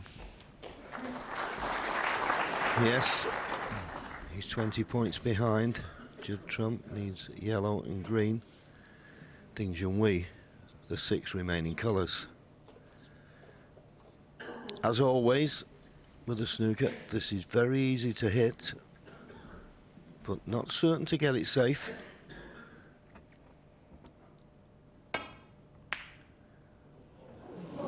Not certain to get it safe.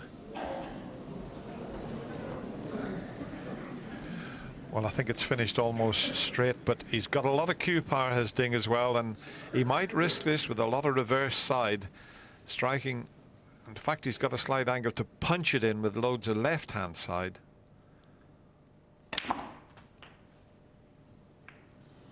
If he had missed the pink, it would have been easier, but he still can do this. He's still got an angle to pot the green and come off 2 cushions. Yes, and of course he's developed the pink. So 1 good pot on the green and he could win the frame. That's the shot that's available to him.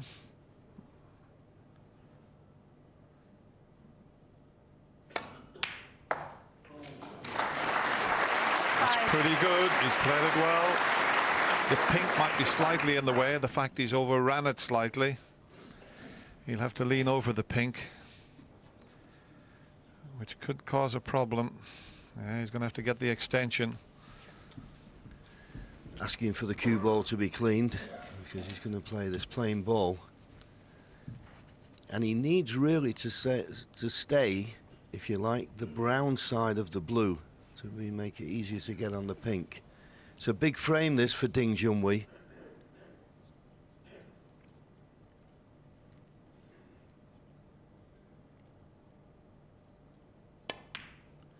Now, as he stops short of the blue, he has blue, pink and black. Massive frame. Well, he showed what bottle he has last night against Mark Selby. He really did. So can he close to just 1 behind, as you said, John?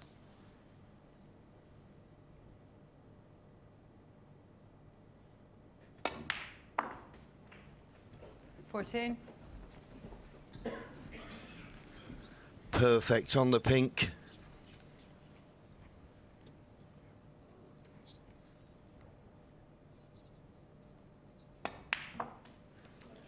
$20. And the black, a formality.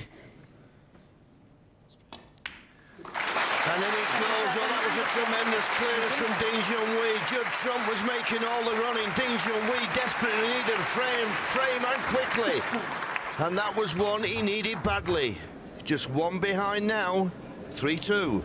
Can you try and quantify, explain to people what it does for you, Steve? It completely relaxes you for the next match. Although you had a tough match against Selby, you think you're going out the tournament, and all of a sudden you come back into it, and then my God, it's just a weight off your shoulders, and you've got nothing to. You feel like you've got nothing to lose after that. So a total reprieve, really.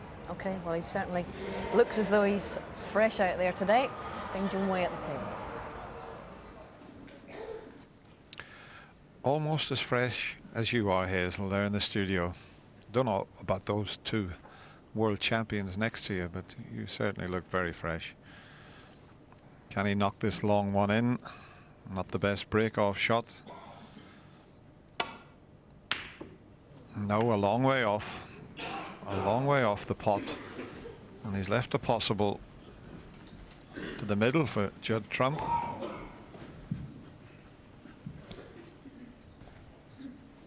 A bit disappointed with this. Well, Ding Junhui missed that by a long way.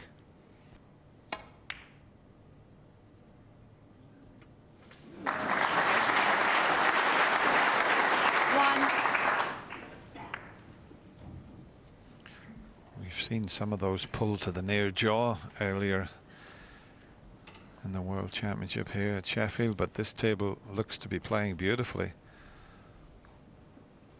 You've seen at the mid-session interval the work that goes into getting down to one table, and the table fitters and everyone involved do a fabulous job here. The work till 5:30 in the morning.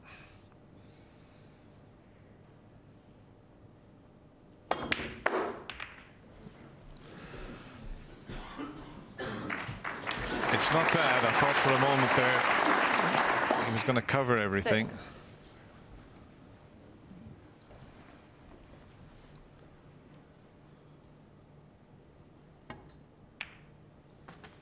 Seven. That's useful, being able to sit on the table. He's quite a tall lad, Judd.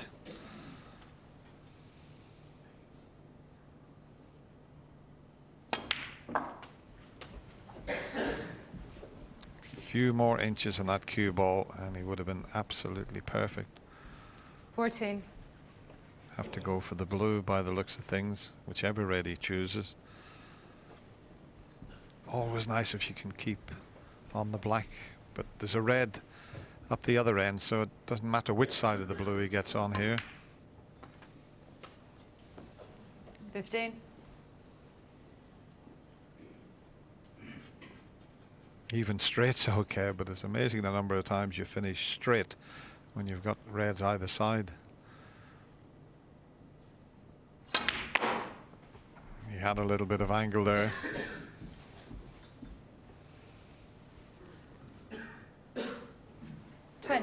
Yes, and he played that really nicely.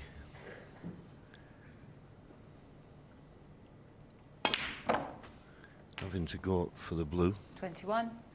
And the fact he's just a bit short doesn't really matter because there is a red at that end of the table. But you feel the red he wants to get on sooner rather than later is the one just to the left of the black. That will clear 26. the black for both corner pockets. I'm sure he wanted to be on this red as well so he could play for the blue, but he'll have to play for a bought colour off it because he's just not got the right potting angle.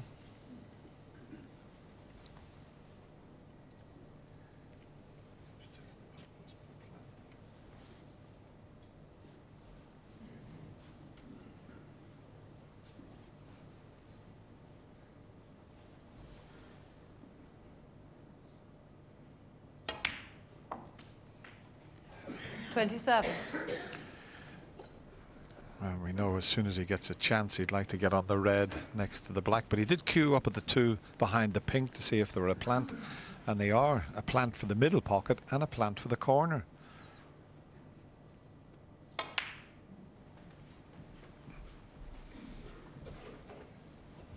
Now that's a poor shot. If this red doesn't go into the corner, that's 30. probably the worst positional shot that Judd's played. Well, you'd have to say maybe in all these matches here, he just under-hit that by a long way.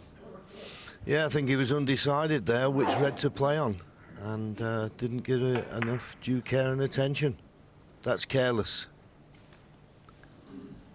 But when you play as free-flowing as Judd Trump does, I suppose it's bound to happen occasionally.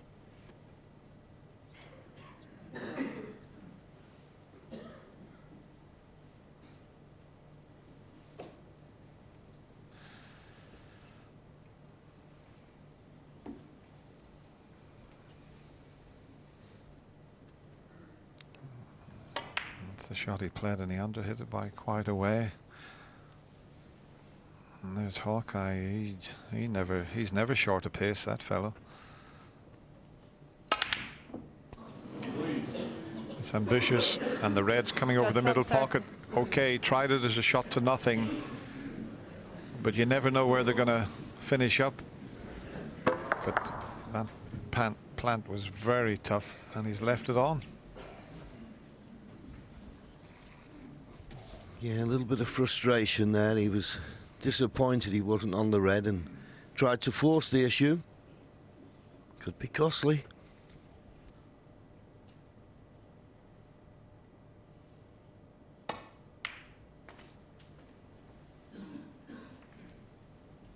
One.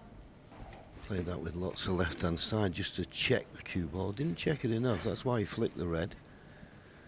But if he comes down the... Well, he can come down left-hand side of the table. I'd prefer myself to come down the left-hand side of the table because he's got the red immediately above the black and he's got the red immediately below the black, which are accessible. So he's just got to find a path in between the brown and yellow. If he comes down the right... Well, he's looked at that plant of those two reds below the pink. I suppose he could play that.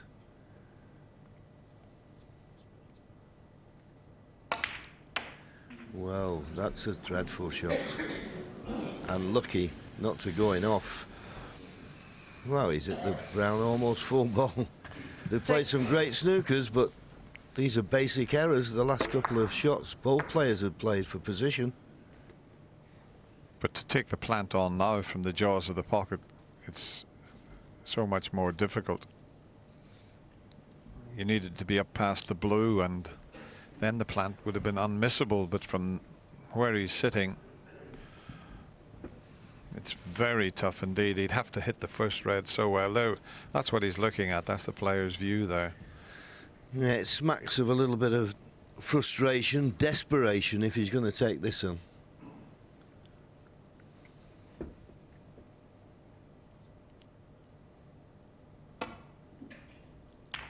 No, he didn't take it on. Needs to miss the bump of the middle, and he has done. Junhui. 6. And of course, playing the safety as he did, that plant that was there is there no longer, and it's not a bad safety shot.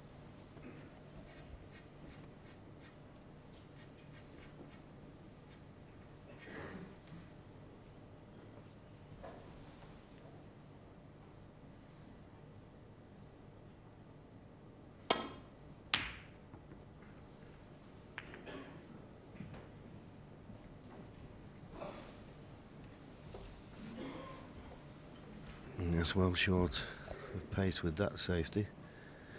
But Ding Junhui will be looking for a pot where he can have an element of shot for nothing to it.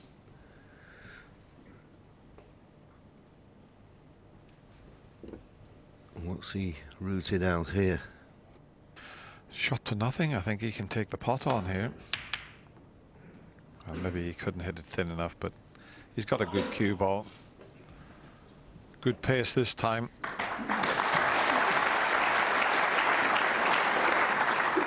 If your opponent pots balls from that position, well, let him get on with it. But that's what you've got to do. Get a good length of the cue ball and make it difficult for a potter like Judd. Well, there's not many potters like Judd in the game of snooker, that's for sure.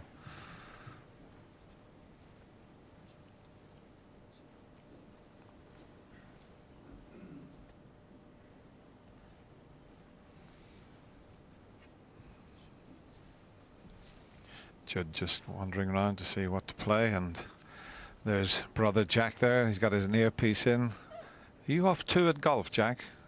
Yeah, I thought so.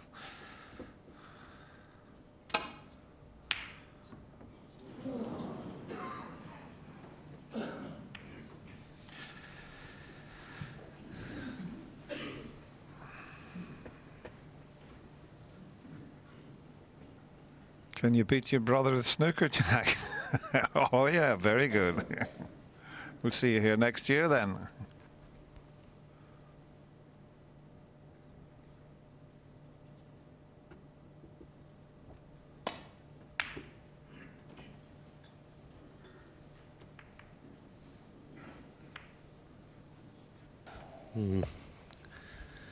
At this level, it's always dangerous to catch your baulk colour full in the face.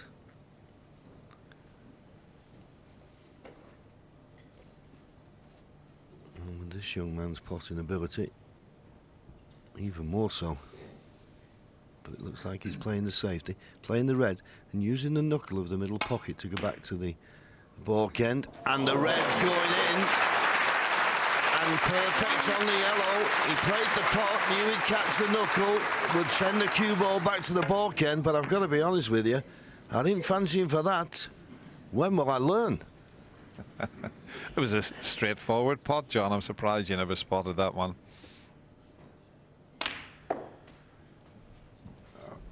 Now, is he going to finish on that red next to the black? Just about, I think. He may not be able to play for the black, but that red up the cushion, well, he played it in such a way as if he didn't pot it, he was going to wobble it in the jaws and it would have been safe. But probably the pot of this year's World Championship. An absolute gem.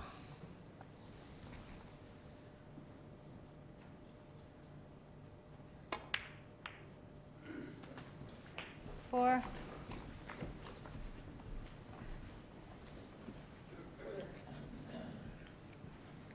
Just got to be careful here with the positional side of the shot.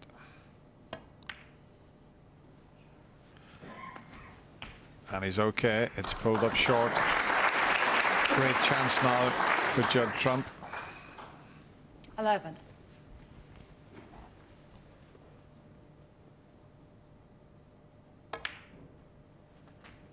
$12.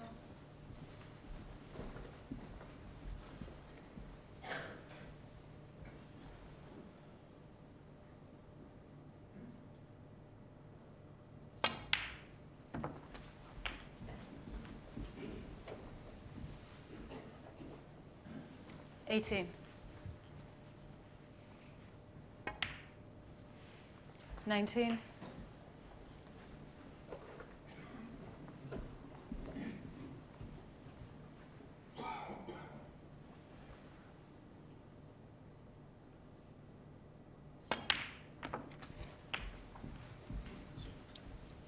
'He's had a quick glance at the scoreboard. He's 50 ahead with 26. 67 remaining.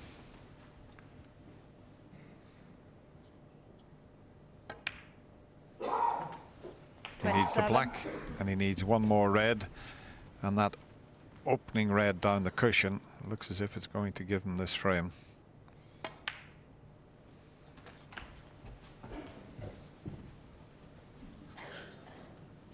$34.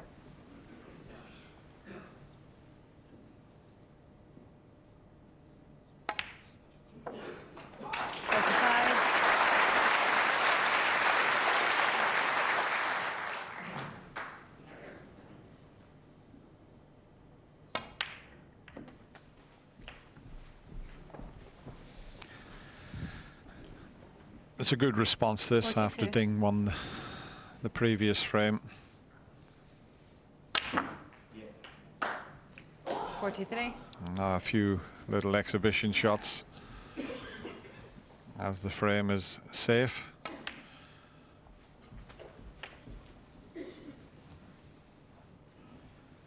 $50. Well, let's 51. see what he let's see what he does with this black. Let's have a look where the cue ball goes here. He'll probably just drop it in, but he does like to spin it around the table. Well, it's in the pocket, but that doesn't really matter. A good response from Judd Trump. That red down the cushion was unbelievable, and that paved the way for the frame for the young player from Bristol. He's 2 ahead again at 4-2. 2 more frames to be played in this first session. important Thank ones, you. Frame you feel, 7. for Ding Junhui Junhui. to break.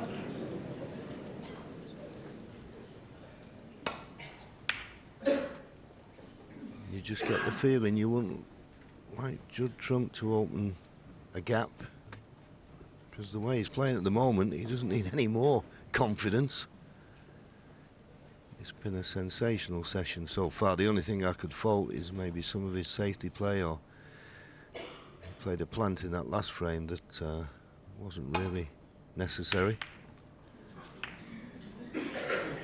Gone for that. Thought he may be able to miss the black, but he caught the red too thick. And I think this red's on to the right middle, so he's not got away with this.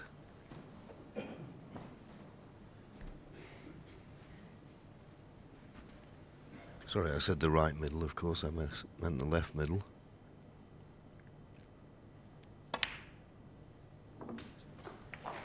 That's not bad. One. Ran into the blue, made certain of the pot, but he's knocked the blue on nicely.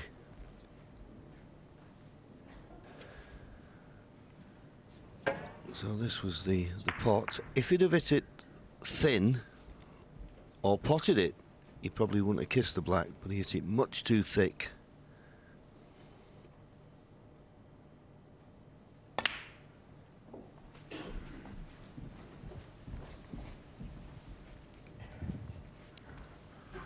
There's 6 reds out in the open 6. here, so this is a good chance for Ding.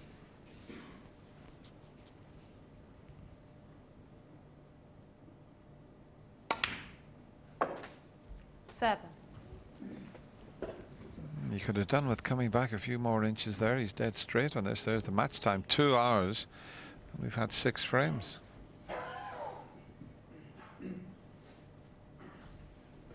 The one long frame that lasted nearly half an hour, the 5th frame. It's a disappointment that Ding didn't get nicely on the blue there. He's having to leave himself this mid-range red. The only advantage with the red, that just potting it 12. will give him position on the black. But it should have been so much easier than this.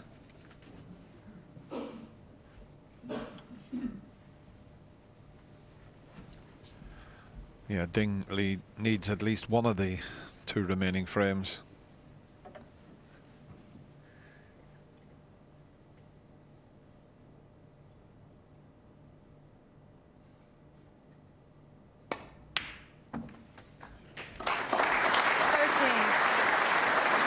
Played perfectly. Terrific angle on the black to get to the reds. We just show you that little nudge there after potting it. Worked out nicely for Ding.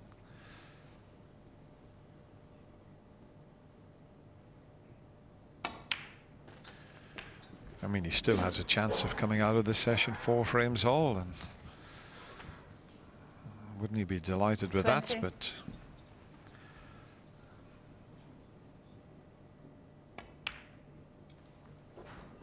21.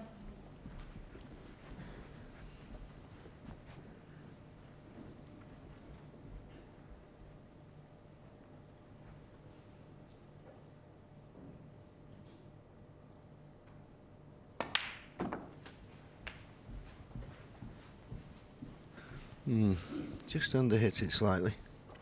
28. So I don't think he can play for the black off this red.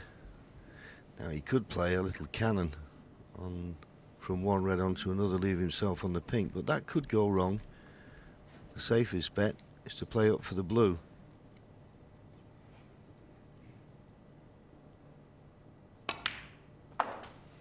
And then 29. nothing could go wrong. A nice angle on the blue, well played.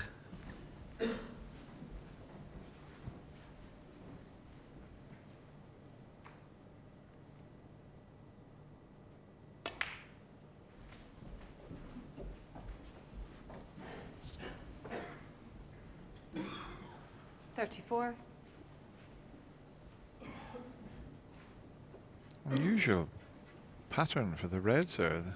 8 reds. Don't usually see them like that. They're usually more square at the back. And somehow he's going to have to get an angle on them in a couple of shots' time to bring them into play. He's picked off all the loose reds.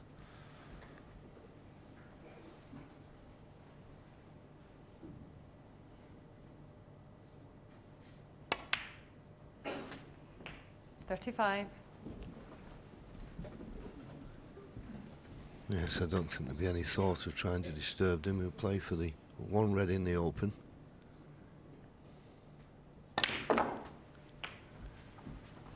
Didn't want to stick on it, and he didn't. And it may be worthwhile here in 42. rolling this red to the left middle and playing for a baulk colour. I mean, I'd play for the blue if I thought I could hold for the blue, but I'm not certain he can do that. But if he could leave a nice angle on yellow or green, he could play a cannon into the main cluster.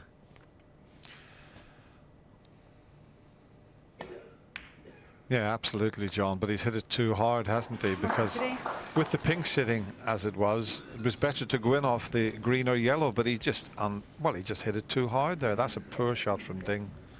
Disappointed with that. And it went in the heart of the pocket, so no excuse for running it too far down the table. You can play the snooker, but it's not going to get you a lot of value. Disappointed there. I'd rather push the green safe. Ding Junhui, 43. Even if he hasn't got the snooker behind the brown, I think the green safe is a good choice there. He has got the snooker though. But as John had mentioned there, if he had have dropped on the yellow or green, he could have opened the reds.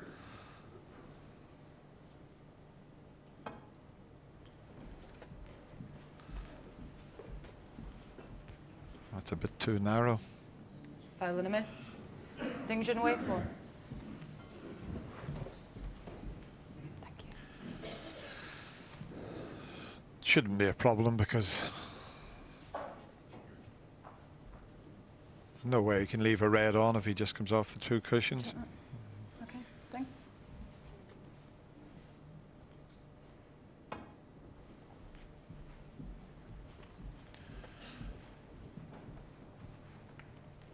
Well, I say no way you could leave a red on. He's missed the bunch and caught the single red, and this one may pot. Missed the bunch and just flicked that one onto the pink, and there's enough of that red sticking out not to hit the pink and red at the same time.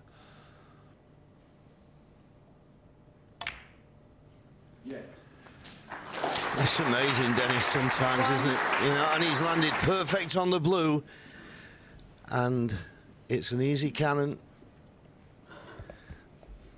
Easily the red first there, and if these break nicely, then this is an opportunity to reduce his arrears once again to just one frame.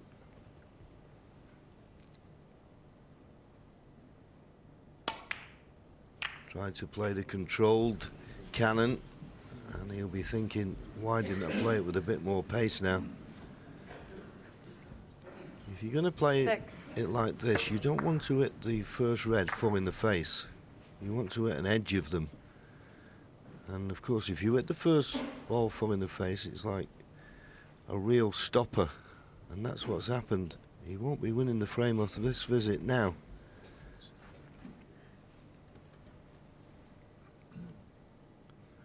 You're disappointed. Okay, it was an easy safety. But he knows now he's had two chances to win this frame. 6. Will he get another one?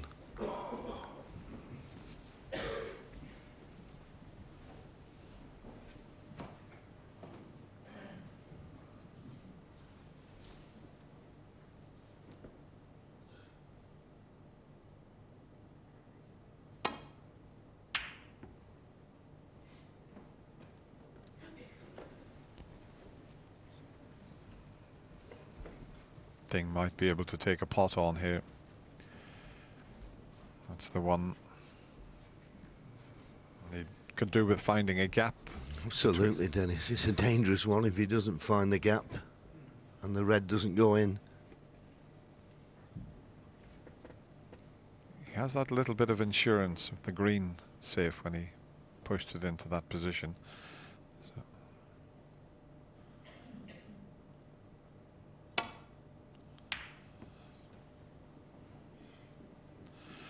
Good shot. Don't blame him for not having a go at the red. He's played an excellent shot As long as these two reds are not a plant that are near the pink spot, and I think the other red will be blocking the possibility of that happening. He's looking at them, and there you see the plant will hit the other red, but if he can see enough of it, that's the safety shot he'll play. He'll play off the red that's closest to the pink spot.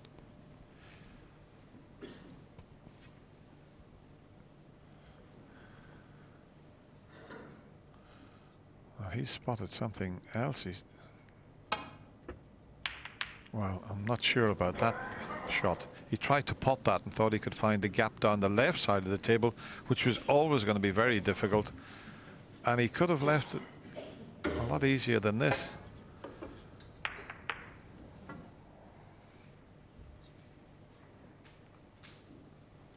I think he's sitting there realizing now that was the wrong decision he took.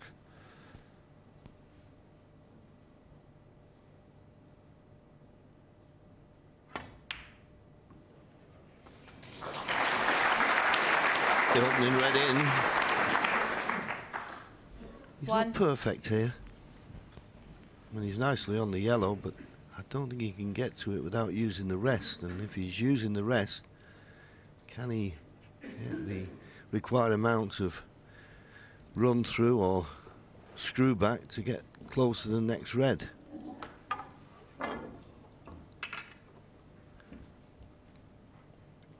Good cueing needed here.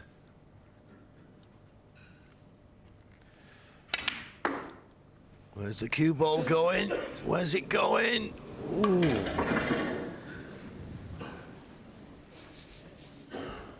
Settle down, Jeffy. It was going close to the middle pocket.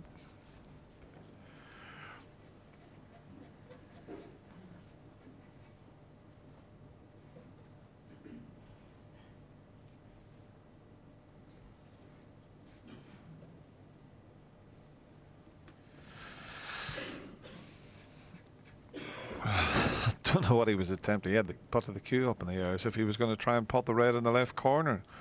I think with a 56-point advantage, he quickly forgot about that.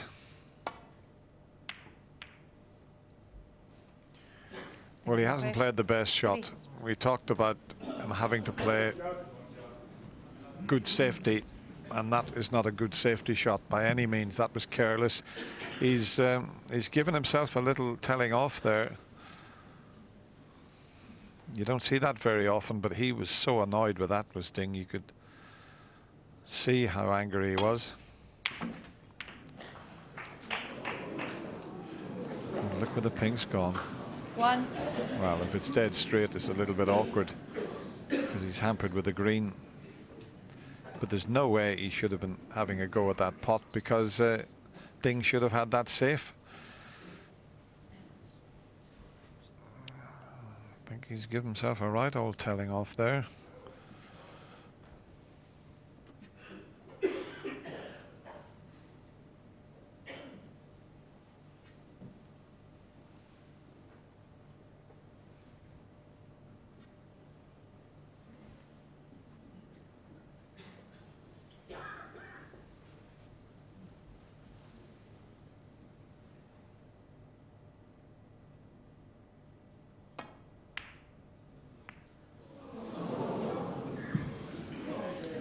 Judd Trump one.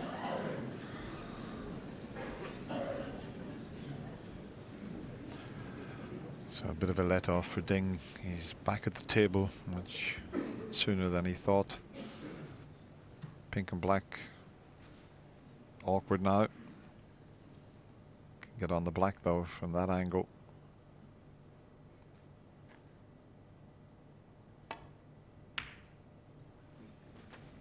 One. Yes, big favourite for this frame now. Quick glance at the scoreboard.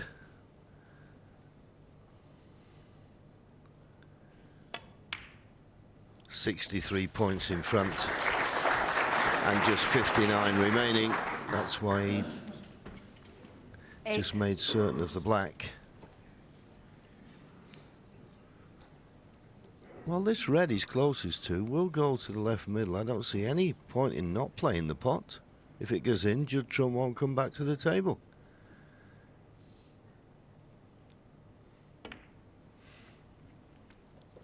Ding He'll Junhui. come back to the table now, only needing one snooker. And he's left him this red on.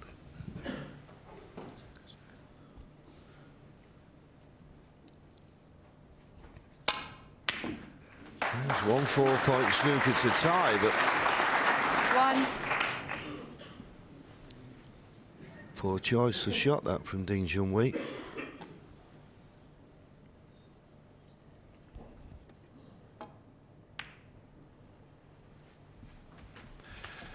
Yes, because if he can get 2 reds and 2 blacks, the red that's near the cushion is in a pretty good spot to get a snooker in behind the black. But he's missed the red, so that you would feel is the end of Judd the Trump frame.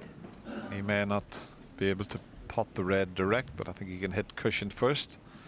If not, he can plant one onto the other, but just a little touch aside, and this will disappear into the pocket. Yes, I'm certain Judd 1. Trump would have liked to have conceded them, but the etiquette of the game is you don't concede when it's your opponent's turn at the table. Nice to see that the young man is upholding those traditions. Ding Junhui 1. And Ding Junhui played the black like that because he knew Judd Trump wouldn't be carrying on. So another important frame, Ding Junhui clawing his way back. One more frame to play in this session, and he's 1 behind. Mike. No, I don't think so. I don't really think so. I think, you know, even if you're tired, this is the World Championships. You're firing on adrenaline, so you know, you just go to sleep afterwards. But Indeed, they won't yeah. go to sleep during. Okay, back out we go. This is the last one of the session. Yeah, Steve Davis said there's plenty of time to sleep when the World Championship finishes. When you're out there, the adrenaline keeps you going no matter how long the matches are. But these young boys are so fit these days. Won't be taking too much out of them. When you turn professional, every player's ambition is to win the World Championship at the Crucible Theatre. Meanwhile, Judd can't wait to get to the table after that last shot from Ding. 75% with the long pot successes.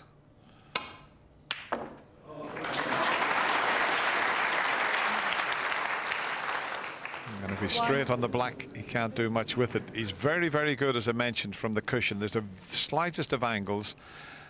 Now, he seems to be able to force these in, whereas a lot of players would just drop them in when they're close to the cushion. Be interesting to see how he cues this one, because he's one of the best I've ever seen from this position when forcing it. There you go. Amazing. You know, that looks so easy what he's just done there, but it's far from easy, I can assure you. Well, you couldn't cue a ball better than that off the cushion. Struck that absolutely beautifully. Could never get perfect on any red, but he's got this one to the left middle. 9. And able to hold for the pink.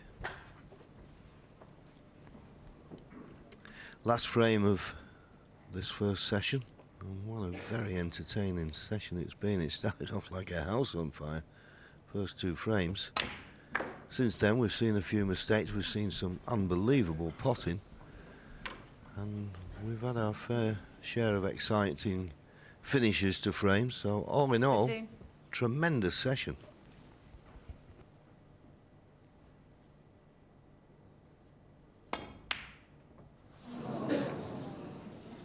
Judd Trump 15.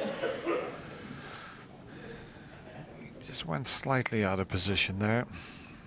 Yeah, this match will continue in the morning, starting at 10 o'clock.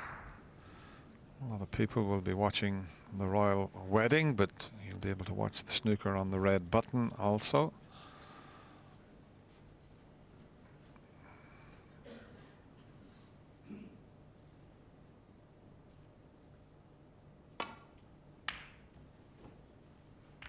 I think it's just a brilliant lineup for the semi-finals. We've got a Chinese player, we've got a player from England, we've got one from Wales and one from Scotland.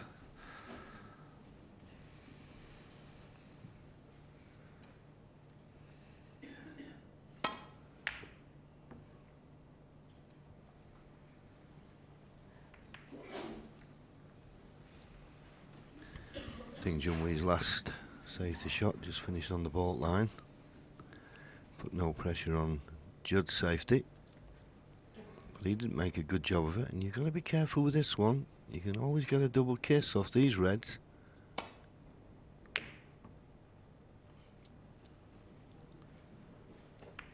Pretty good, but just clip the baulk colour, which has stopped the cue ball from going tight against the baulk cushion.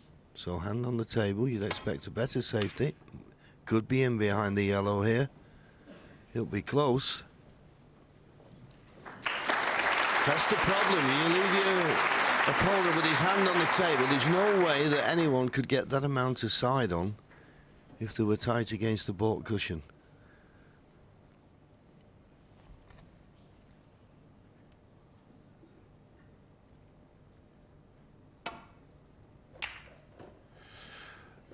Oh, this looks good. This looks very good.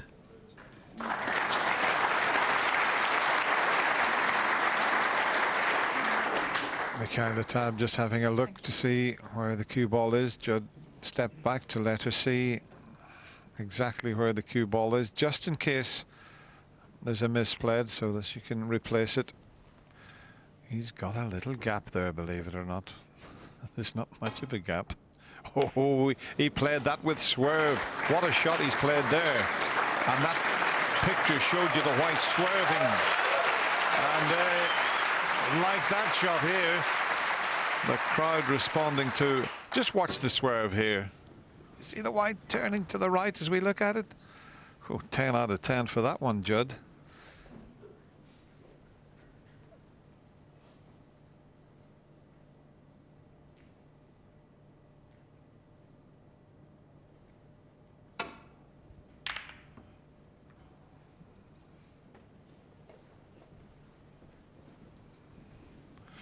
Not bad under the circumstances there. Yes, I would agree with that, Dennis. He was in a lot of trouble there. At least he found a path back to baulk. That was a tremendous safety from Judd Trump the time before.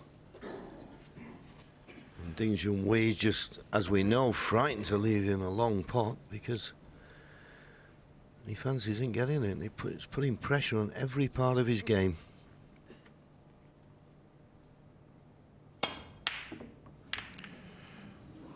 Well, it may have looked a little bit reckless, but you look where he's got the cue ball.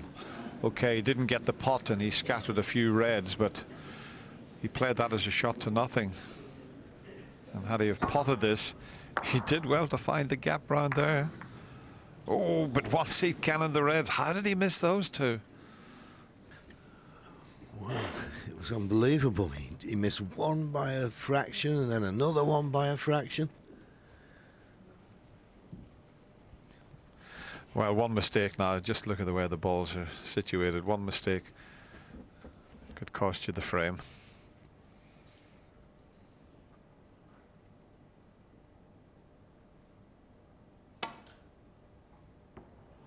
And that is that mistake. Tried a very thin safety there. And Judd Trump now has the chance with the balls all over the table. The black may be a little bit tied up. Ding's got to sit down there and see what happens here. A little thin snick required. Missed it altogether. Could do with the pink back on its spot, because I think at the moment the black is not available. Might just play up for the blue here, but he could try and get the pink back up onto its spot.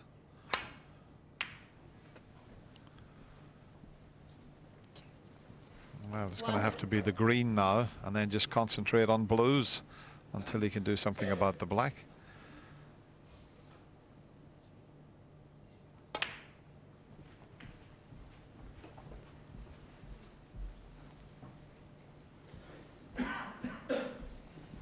4.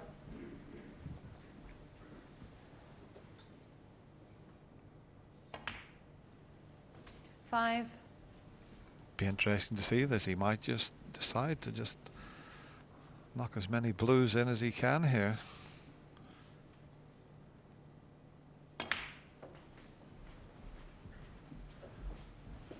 And having said that,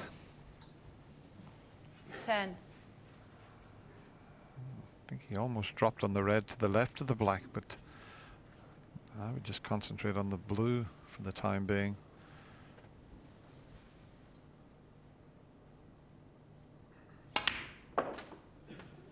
$11.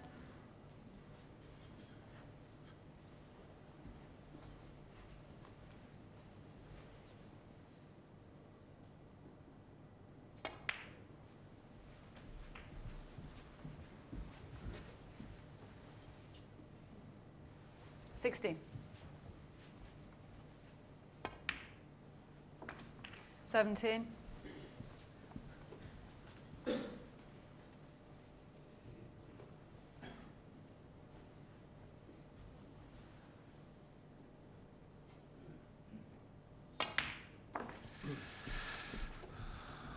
Well, he's still on the blue.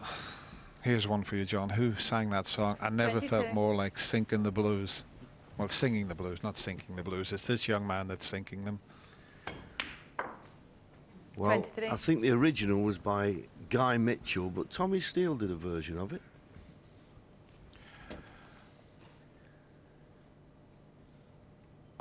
You're not going to start singing, are you, Dennis? I knew you would know the answer. And he is concentrating on the blue. 28.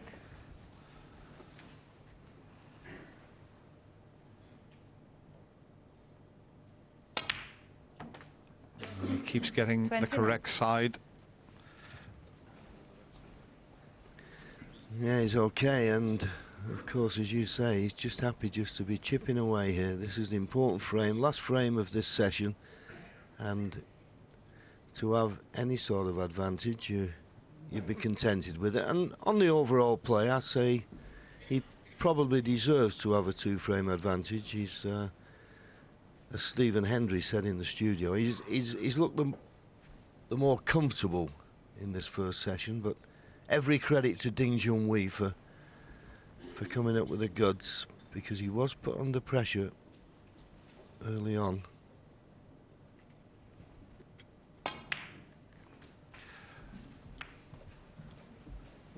That's okay. He's not bothered about knocking the black safe. 34. He's got an angle on both reds to get back up for that blue. He's already potted 5 of them. He might as well win the frame with all blues.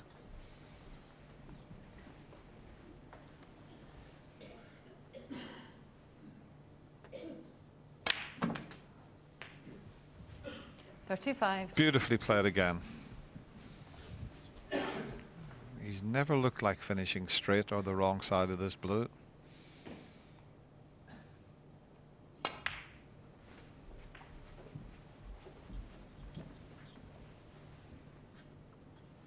$40.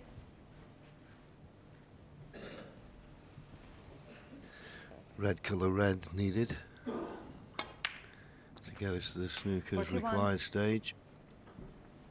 And he's just about made the angle on the blue.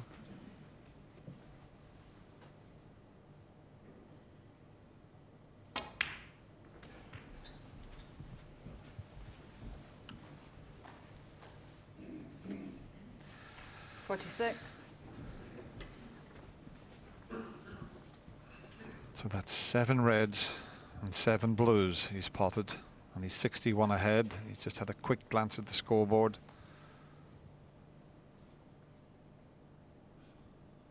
The applause tells you that Junhui needs a snooker. But he has played his part in this opening session of this semi-final. It's been superb. The start was amazing. Ding opened with a 102 break. Judd responded with 110. Okay, there hasn't been many big breaks since that, all in the 40s, 50s, but it's been a very entertaining opening session. And 5-3, well, Ding won't be too concerned. He could quite easily win the second session, 5-3. Well, what about that? Played with the right hand, by the way, bridging over the red, right-handed.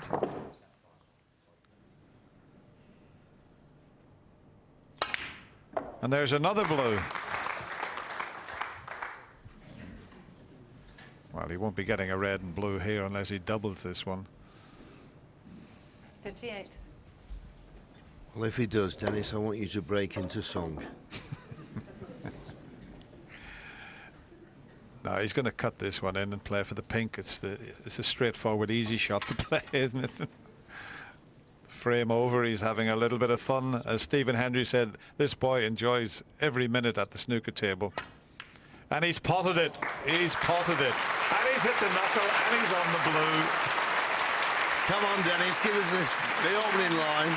I never felt more. Singing the blue.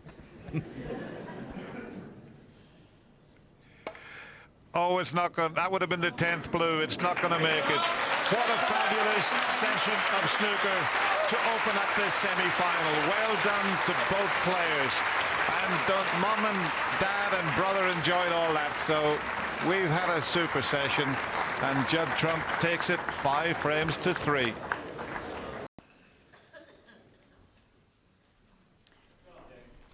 Thank you. Frame 9. Ding Junhui to break.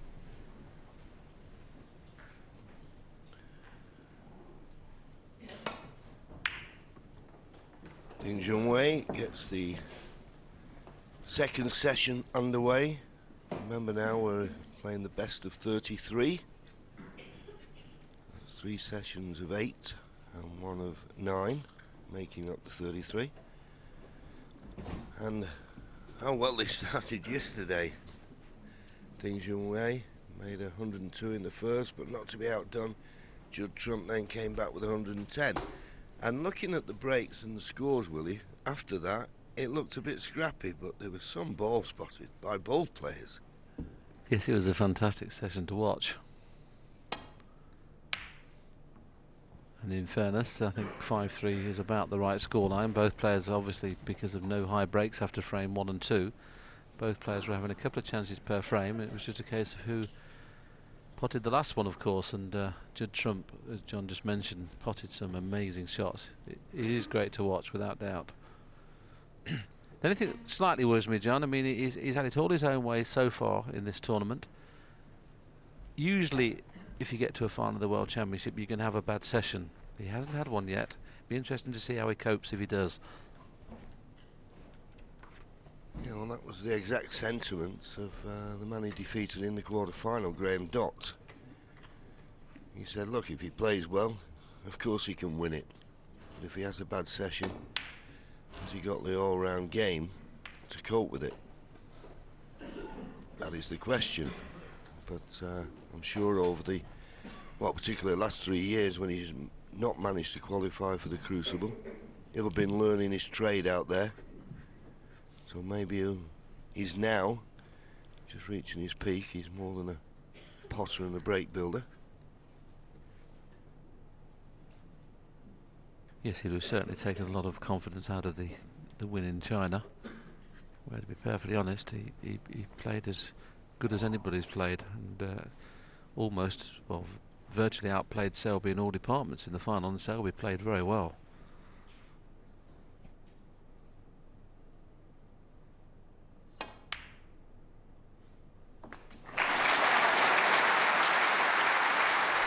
So, first red of the morning for the young man from Bristol.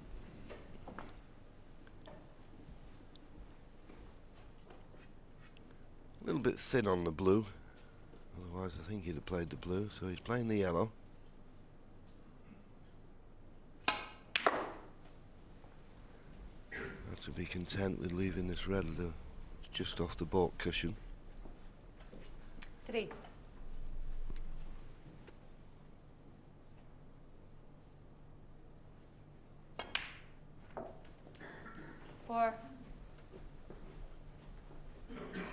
has the perfect angle on the yellow to get onto the one just above the black, but it'd be interesting to see if he plays for that now or plays for a different ball. The one in ball can get on easily, but he'd love to get on that one just top of the black. Well, he's playing the deep screw off one, maybe two cushions to get on that, and that's not necessarily easy to get on. I'm surprised he chose the brown. You don't have a lot of idea when you're playing a screw shot of the pace, and there you see a perfect example of that. It's tough to judge the pace right when you're playing off a screw shot. I mean, the yellow was half ball.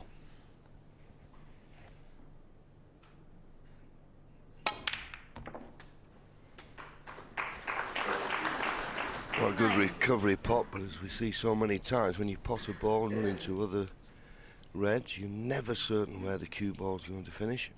And it couldn't have finished much worse for Judd. Makes this black very missable.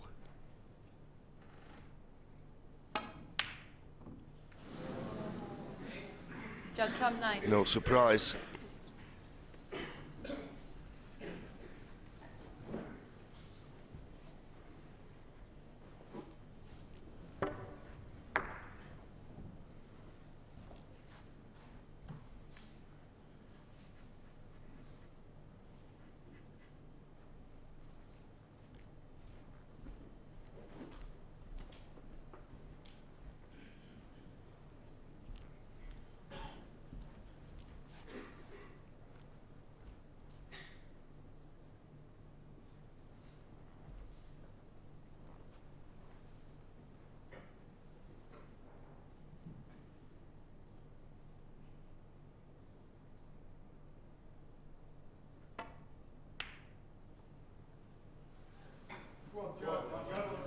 It wasn't easy, that.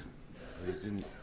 Well, a lot of players in our day, Willie, may have just trickled into the cluster of reds there rather than play the risky pot, but Junhui, he's not frightened to go for his shots. It was a tough one, this. He knew it was never going to be a shot for nothing with those two reds at the far end of the table. As we've been saying all week, he's blessed with an amazing amount of cue power. He's going to need it all there. Another example of his cue power. 1.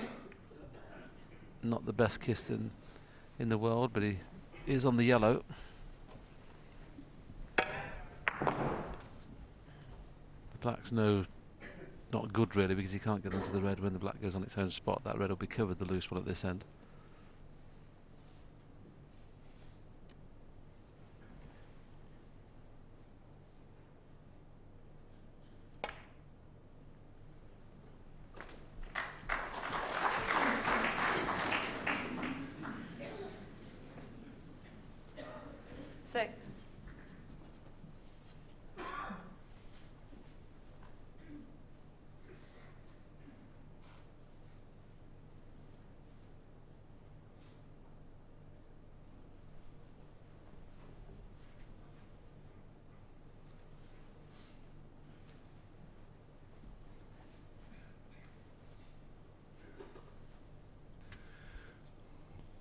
What's he playing here? Well, he's playing the double. He always knew he was going to cover, the red to the left of the yellow, but he wasn't certain where that red was going to go once it didn't go in the pocket.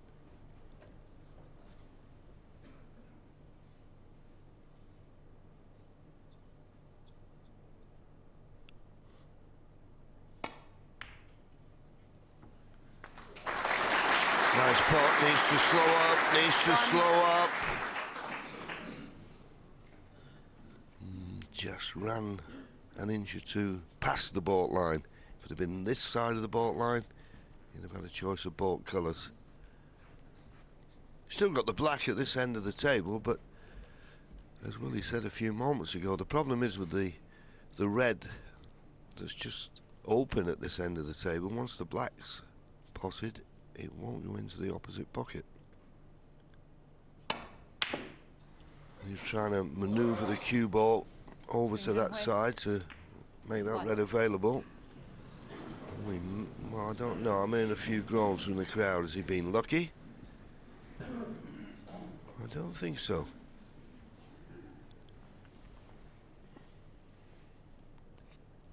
Now he can get through to this. 1. That was a little careless. Overran that a lot, and the same old problem has been there all the time. Straight on the black is no good.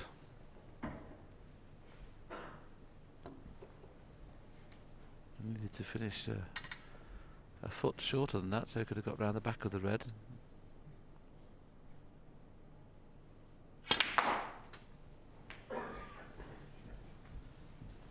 It's not settled yet this morning, has he?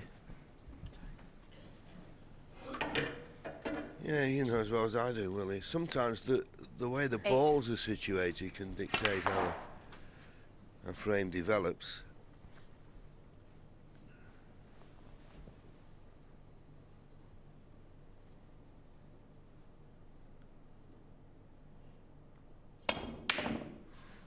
Long way away. Now I'd be looking to get away with this. Well, he's left the red. I'd have to say, not the easiest red, because this was a long way away, really.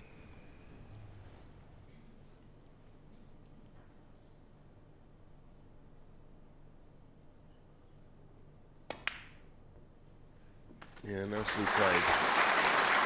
I think this is a big session for Junhui.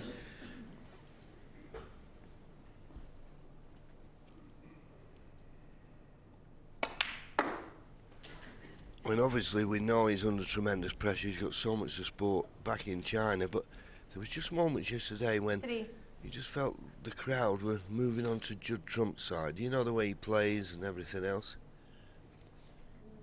Yes, he's witnessed that before, hasn't he, Junhui? And a match that's easily remembered is the final of the Masters when he played against Ronnie O'Sullivan, where he virtually broke down. But I think he's a lot more mature player now, John, and very, very capable of winning this championship. Goes without saying, he's one of the favourites now.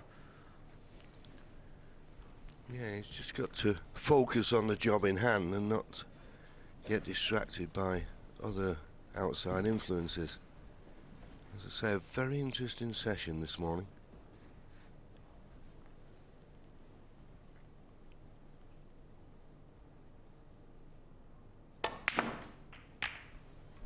Played the positive shot and it's worked out beautifully. It's worked out beautifully. 9.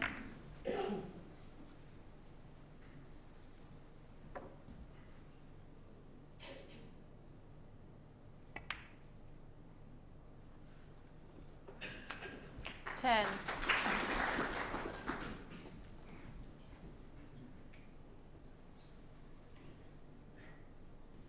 Yes, the disturbing thing here for Judd Trump is the fact that he's had 3 chances in the balls and unfortunately finished virtually straight on the black on a couple of occasions. 17. You never really mind when you're sitting in that chair if your opponent knocks a good ball in and goes on to win a frame. What annoys you is when you know perhaps you should have had a sizable lead in the frame, which Judd certainly should have done in this one. 18.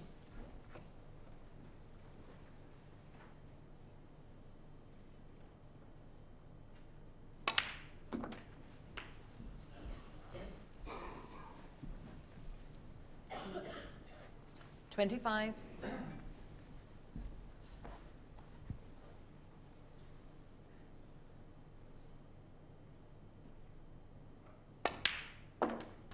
26.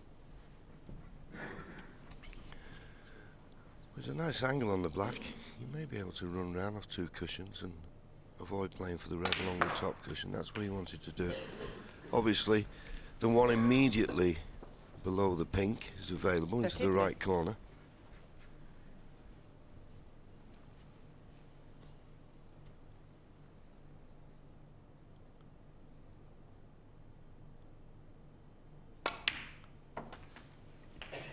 $34.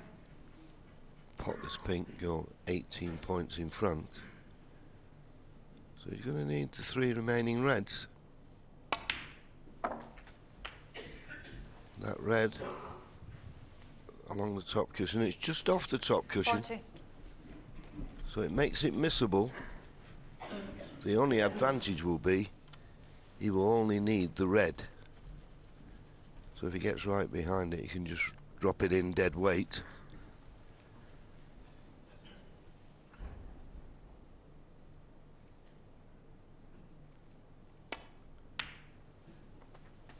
$41.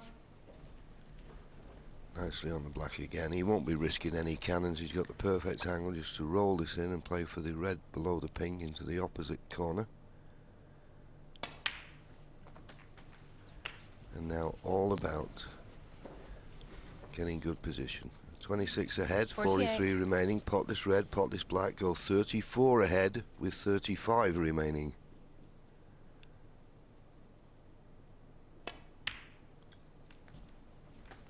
$49.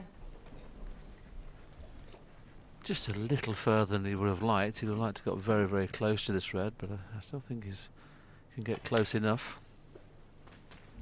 See what I mean? He'd like to have been 6 or 7 inches away from it. Yeah, it's no certainty this. 56. He only needs the red.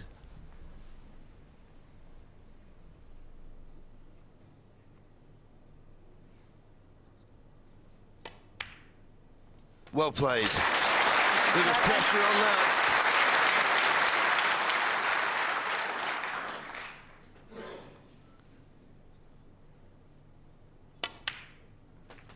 And that black going in will mean that Judd Trump will not come back to the table. 42 ahead, 64. 27 remaining. Had a few chances, but the balls were a little bit awkward early on. And sometimes in these scrappy frames, well, you're better off getting a chance when everything's been sorted out. Yeah, which is what happened here, isn't it? Judd did all the running in the early part of the frame, but just missed that one key ball by a 69. long way. Yeah, well, he'd run out of position, I suppose, and he'd be a bit disappointed getting down to play that red. But this is quite impressive from Ding 73. Junhui. There you see it. Been all round the table. 78. But he'd be pleased to get this first frame on the scoreboard.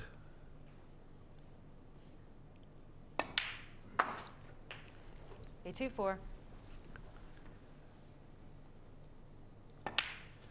Nicely compiled break by Ding Junhui. And that's what he needed, a good start to the morning. Having started 2 frames behind, he's now reduced his arrears to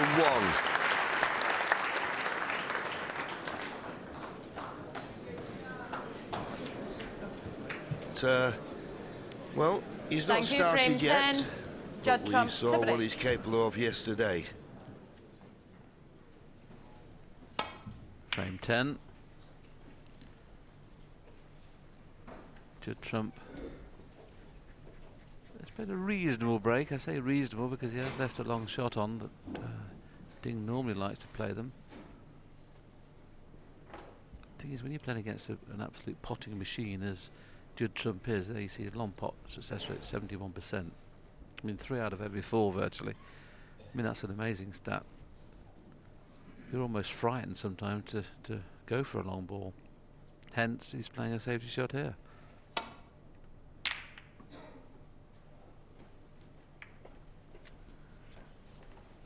And catching the ball colour. A professional at this level, when he plays safe and he catches one of those ball colours full in the face, he knows it was a poor shot and he's left his opponent a chance, invariably. Now, is he going to stop for the black? It's going to be close. 1.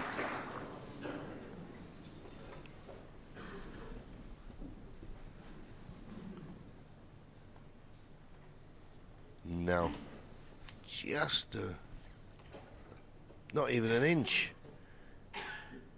Good pot. Brembo. Just didn't hold the cue ball high enough.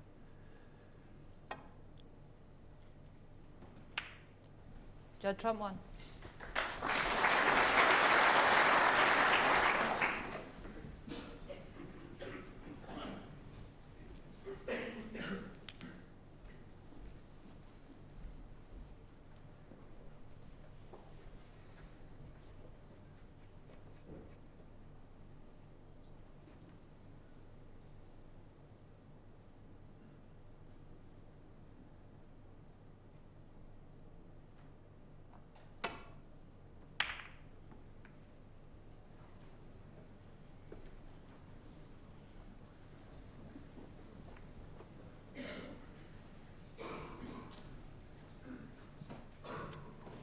red over the corner, which I think he can get past the blue, but as you can see, badly hampered by the brown.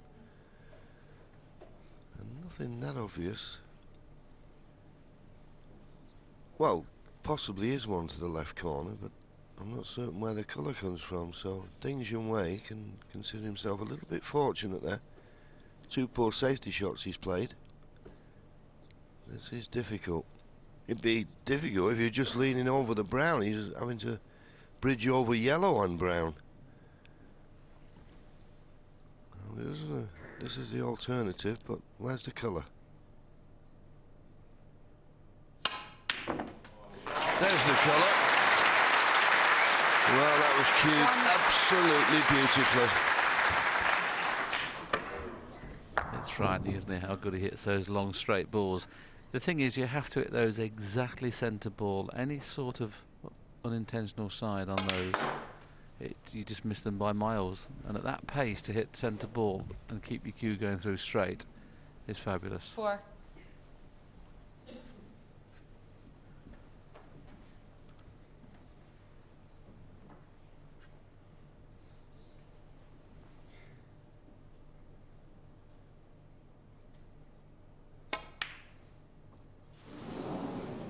Well, that's careless.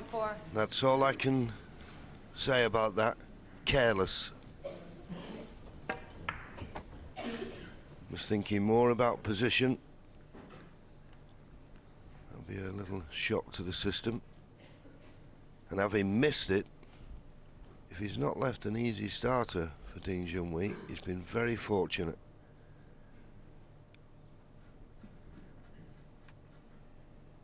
I think the red closest to the cue ball may just cut into the left middle, but boy, it's thin. And you wouldn't have a clue where the cue ball was going. It'd be travelling up the table. Well,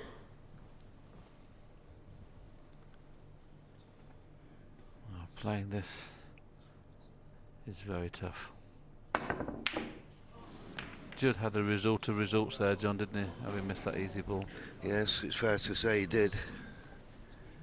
I mean, when you miss when you're in, you expect it to be very costly, and he's, well, as you can see, Ding Junhui striking down like that, it was very difficult.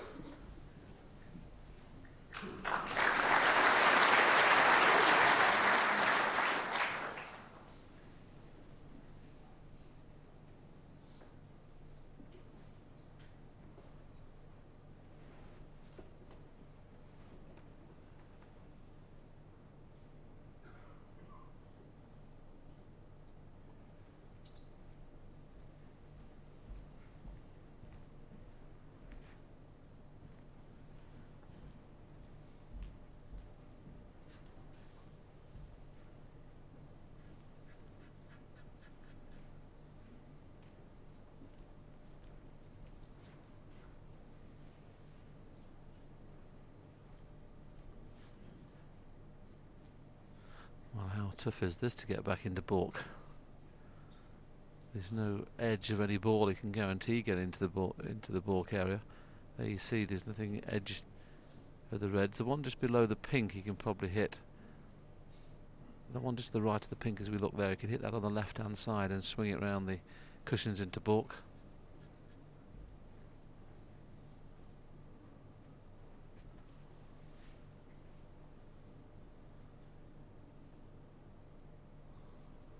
Looks like that's the one he's playing. Got to hit this good. Got to miss the kiss on the blue on the way back if he plays it. Well, if he's left that red on, he's unlucky. He couldn't have hit that better.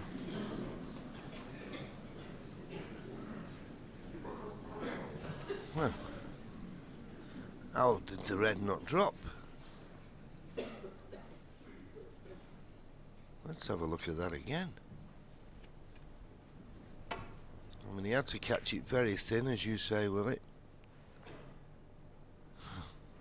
Well, looked like it was going to drop, but he got a good cue ball.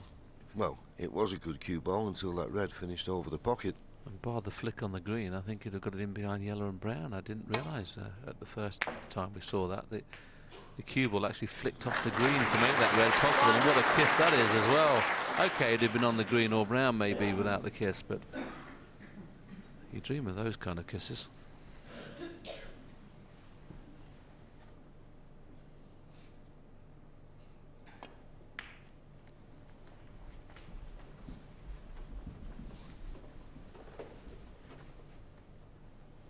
Six.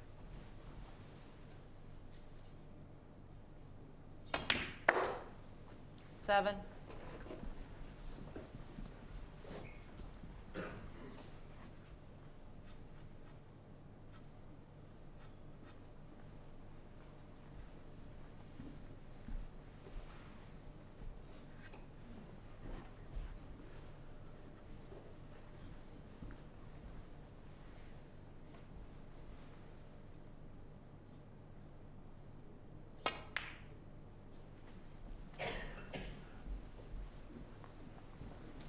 Just held up enough. He'll have to go up for the blue 12. again off this.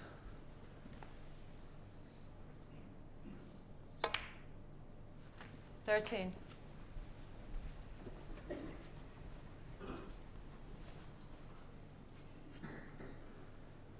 May decide, because the pink's out of commission slightly, I mean, it could play a little cannon on the pink here.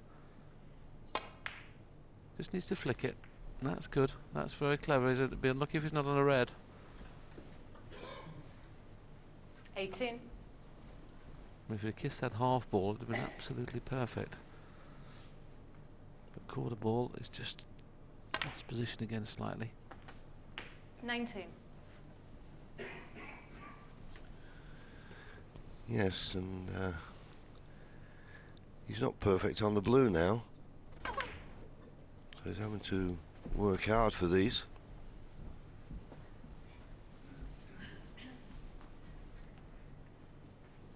Twenty-four.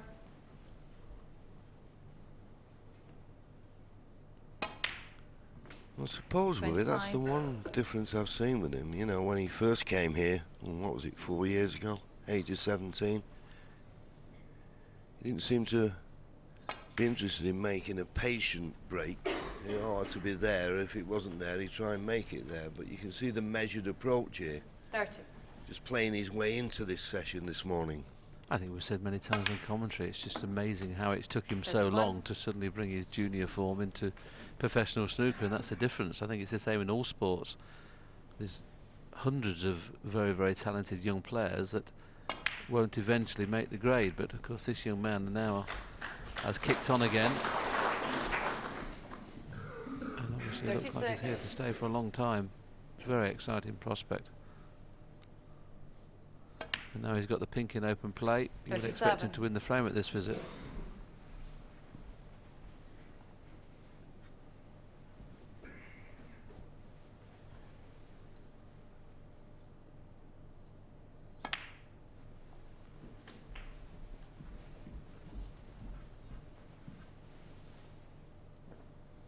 Forty-three.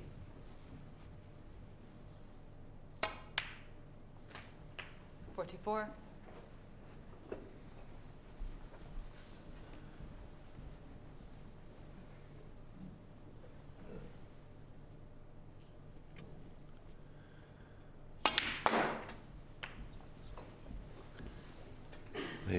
55 ahead, 67 remaining. As soon as he pots the 50. red, there'll only be 59 remaining, so he needs a red and a colour.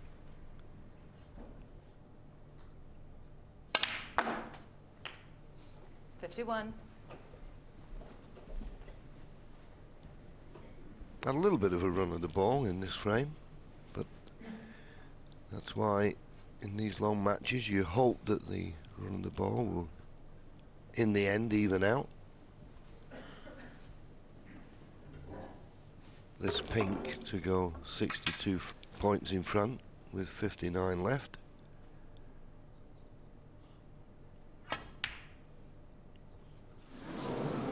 Just not over the line yet. Judd Trump, 51. Not over the line yet. I suppose some people would be saying, why didn't you just roll the pink in and not play for position? But your opponent carries on when he just needs one snooker, so it was a pink that you'd expected him to pot. I think there's just enough room for this red to sneak in here. He'd like to do it without hitting the pink, which he has done. Now, it'll be tough to clear from here, but he's got a chance.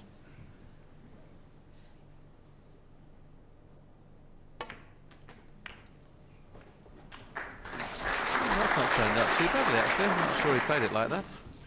Well, I think he's had thoughts of playing a cannon into the black, but if it had been a bit thinner on the pink, he could have played it with a bit more pace. But he's got the black into play. He hasn't got a lot of points to play with. He's 49 points behind, but there's only 51 remaining, so he can afford to play one pink. Yes, it's essential here, John, isn't it? He doesn't get straight on the pink. He must have an angle on the pink so he can drop on both reds. This is a really important shot in this frame. Anything but straight is good, and he's played it absolutely perfect. He can get on both reds. And if he gets on it straight, John, and gets on the black, it is a chance.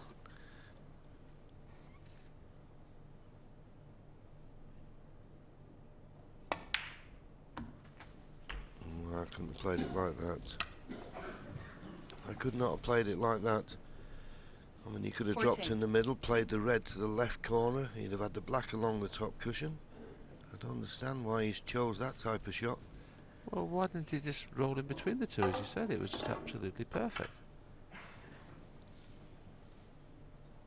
Strange. He Well, looked to have the perfect angle, didn't he? Absolutely. We'll have a little look at that again, I'm sure. Well, just hold on, I'll go and ask him. 14. Yeah, but I mean, there's the position there. I mean, just drop on the cushion. And he stunned it for some reason. Well, that's what we suggested. Hawkeye never gets it wrong. Maybe he just hit it so badly that he got into it too much. That's all I can think, because what he played, well, we've seen, he's played safe off it. It was a nothing shot.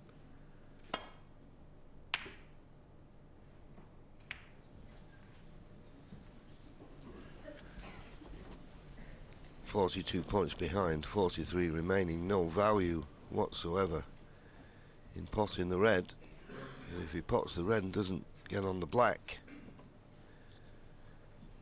then he'll need a snooker. Now, he would love to play the red to the right of the black and bring the black into play, but the only problem is with that, he's got to be very careful he doesn't leave a chance of that red in the far end of the table. So he must be thinking of playing the safety off this. Well, it's not guaranteed.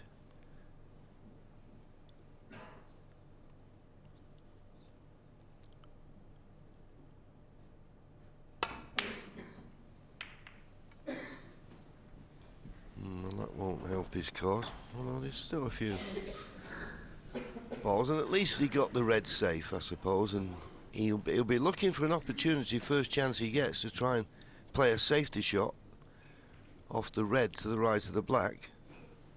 Judd, of course, wants to keep that black there. That's his little bit of insurance.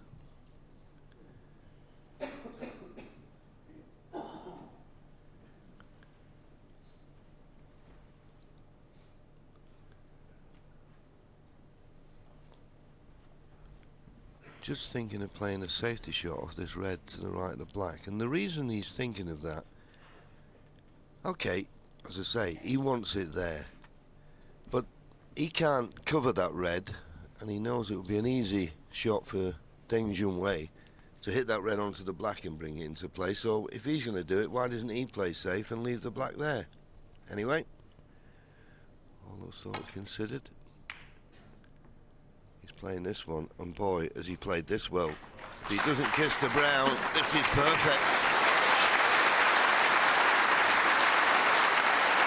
A lot of thinking time, and boy did it pay off. Judd Trump got him in a snooker that's missable.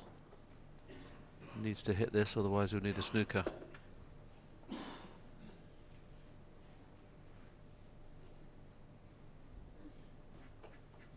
Well, that's the most obvious line, but he's not prepared to risk that. He thinks it's an easy swerve. He's going to hit this red on the left-hand side of the table, but he needs to get it safe.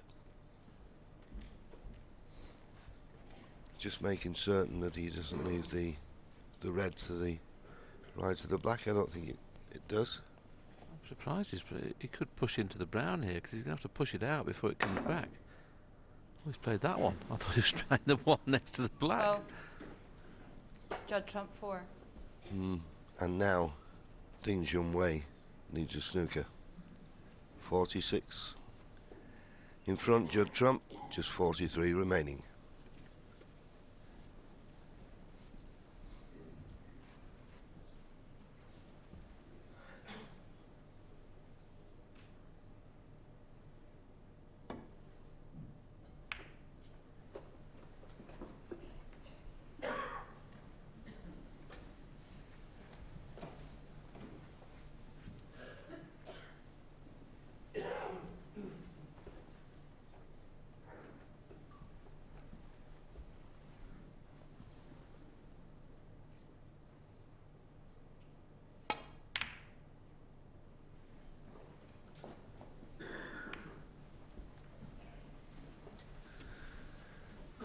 Ding obviously carrying on, just needing the one snooker.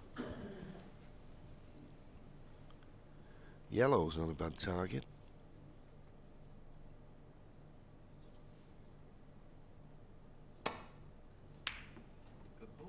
This could be close. Nah, just a bit narrow. Just a bit narrow.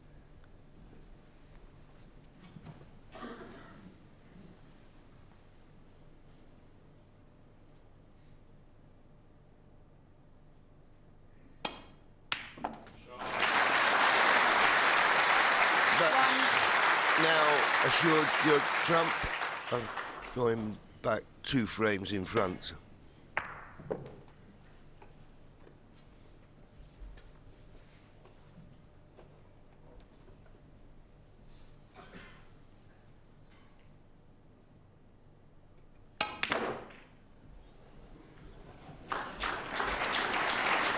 Got a lot of arc on that cue ball there to get onto that last red, 4. albeit not well, but it doesn't really matter. Largely due to that 51 break, he's certainly won this frame. Judd trump 4. Still coming back to the table though, Ding.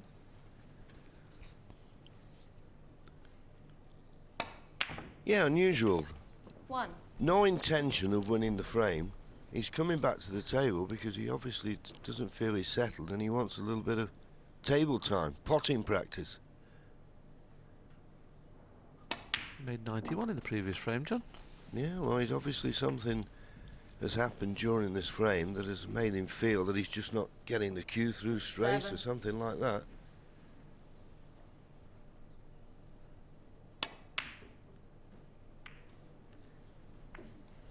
Junhui 7. Maybe still has aspirations of winning the frame.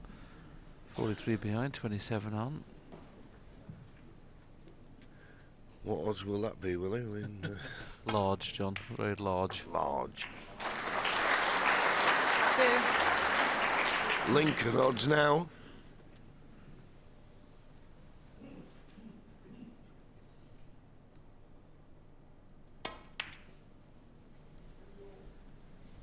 Judd trump 2. Ding decided that's enough, and it was a frame that Judd Trump, in fairness, missed a couple of balls, got away with it. He eventually goes on to take it and gets that 2-frame lead again. That's 6-4.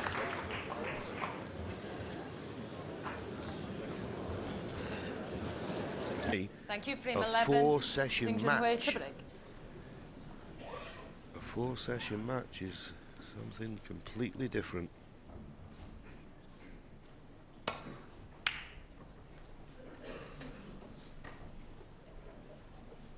So Junhui gets frame 11 underway.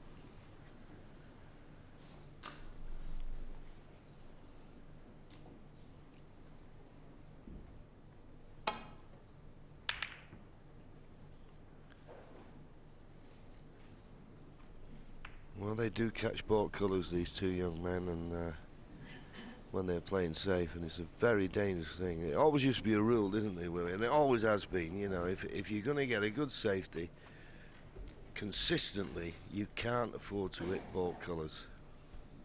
I've got to be honest, the Higginses and the Selbys and various other players like that very rarely hit ball colours. So they are missable, of course.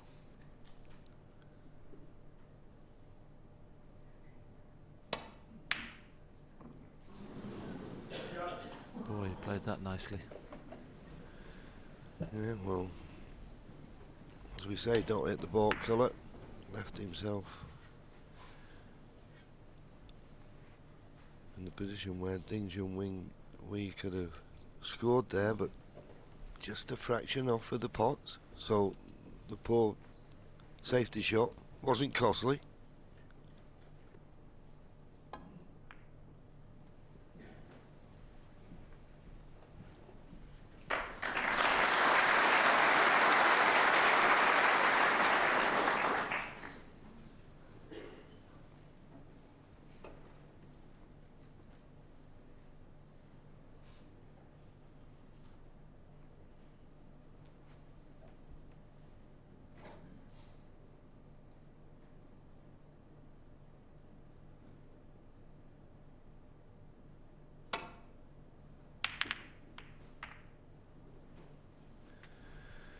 Well, thick, but understandably so. If he'd have hit it any thinner, he may have collided with the red on the left-hand side of the table. It doesn't really put a lot of pressure on Judd Trump in his effort to get this safe.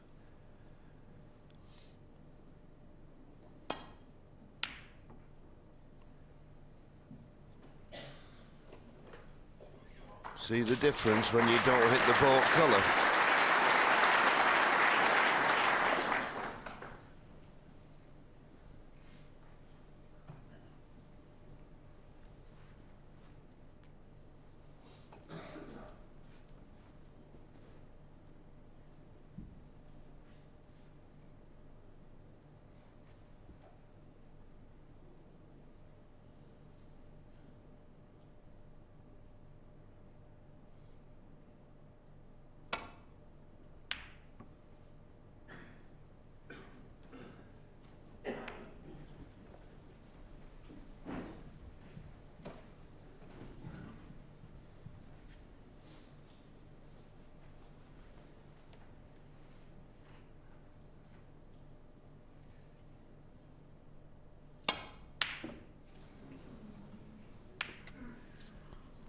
Well, it's a bit of a scrappy start to this morning's session. There's long pots being missed and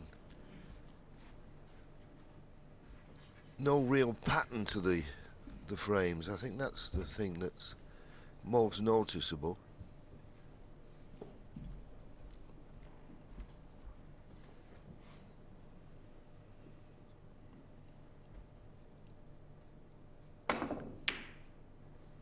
That's pretty good. Of course, both these players, we make a lot of the fact that we're down to the one table situation here at the Crucible, but it's the 4-session match which they've never had to cope with before. Okay, Ding Junhui has won the UK, he's won the Masters, but they're only 2 sessions. 4 sessions, you know, the middle 2 sessions, you think, well, can't lose it here, you know, and you just sort of mark in time. But as we see another poor safety shot from Judd Trump,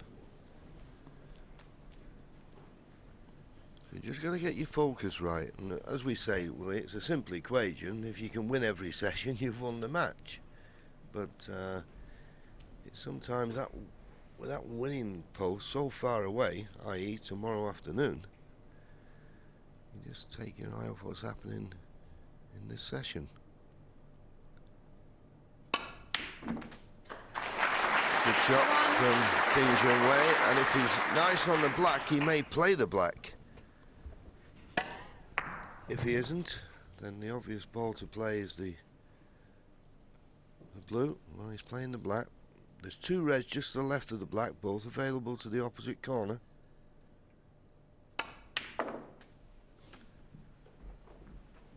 Just in the worst possible play. I mean, not that the red's difficult, but he won't be able to play for the black. Can he haul for the pink, or does he have to go back up for the blue?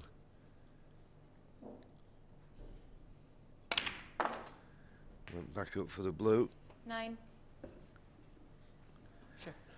It's okay. He's not got the right angle on the blue, but the red that's just above the pink, he can just roll through and play for that one. But if it had had a slight angle, a proper angle on the blue, it'd have made the next red so much easier.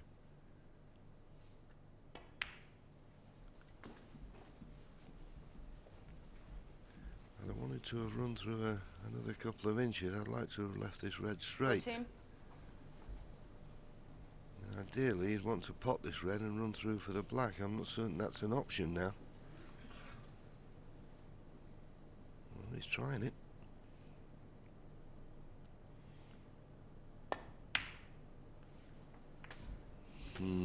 Well, he considered himself unlucky, and in all honesty he was, but there was always a danger in that shot. If it had been straight, he wouldn't have been running into that second red. He still got the green, but now the cue ball's travelling, and that perfect position he had a few shots ago, he's got to try and recover as soon as possible.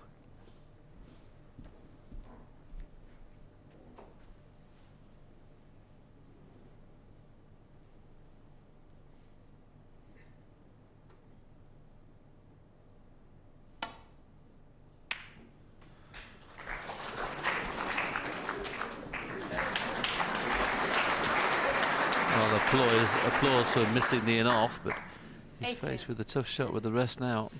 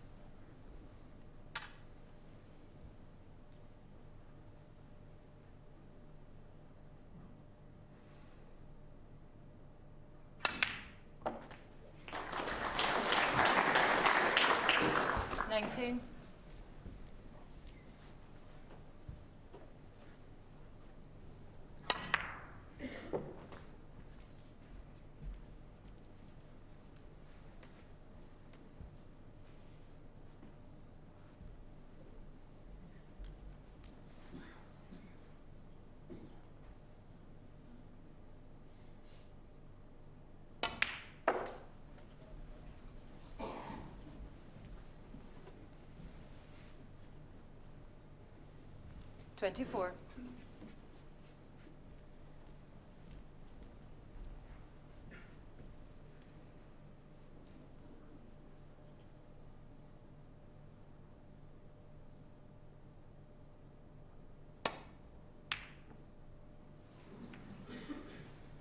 Junhui.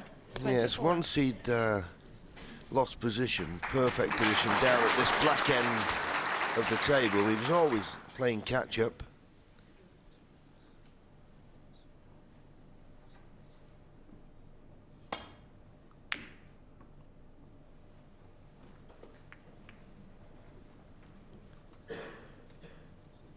Beautiful safety shot. He has left the red on the right-hand side cushion that he can see. But if he plays up and down, A has got to miss the double kiss, and B has to miss the red that's nearest the left-hand corner pocket. Sorry, the right-hand corner pocket. So it's a tough safety shot, this.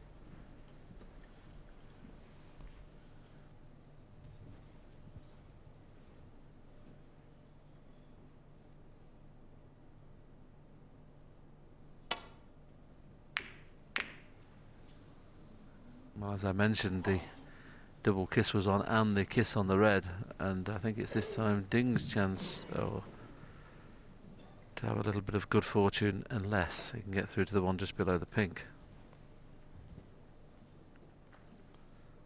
It must be very close. He almost got down to play it, and I think he could probably just put a little bit of side on and turn that red over.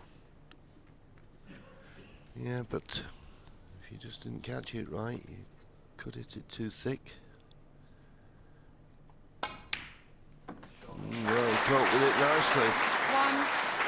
Didn't look as though he just got down and knocked it in without any side, it appeared. Played it well. Couldn't play it too hard, so that's why he's wrong side of the blue.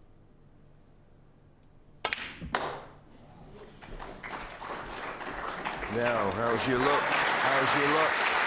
He played it absolutely inch perfect. I just feel, just to settle down a little bit this morning, Judd, he needs to make the most of this opportunity. Because just recently, in the last few frames, he stopped scoring when he gets in. And that means you're looking for more than one chance in the frame, and usually these 14. players, one chance, 15. and they feel that's enough.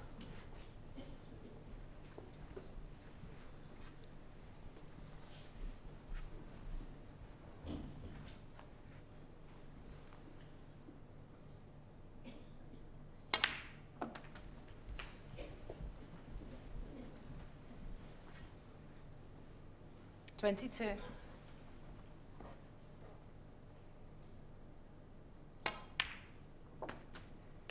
$23.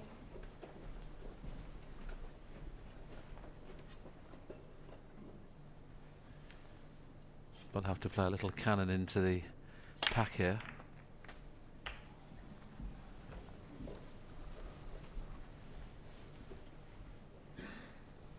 $30.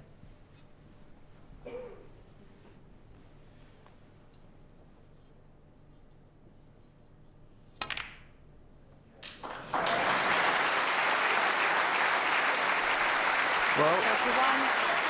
when he went into the reds, he was looking for something a little bit easier than this, but it's a good recovery pot. It's not too bad, but it's not perfect. And this is where he'll rely on his cue power. Now, let's have a look at the pink.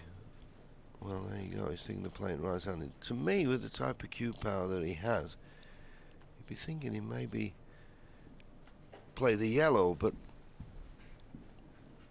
I'm not certain what reds are available. Anyway, it's yellow it is, because he's more comfortable with this, being left-handed. Well, once again, Judd trump 31. I wouldn't say it's a worrying time, but you keep getting these opportunities, Willie. You've got to start scoring from them.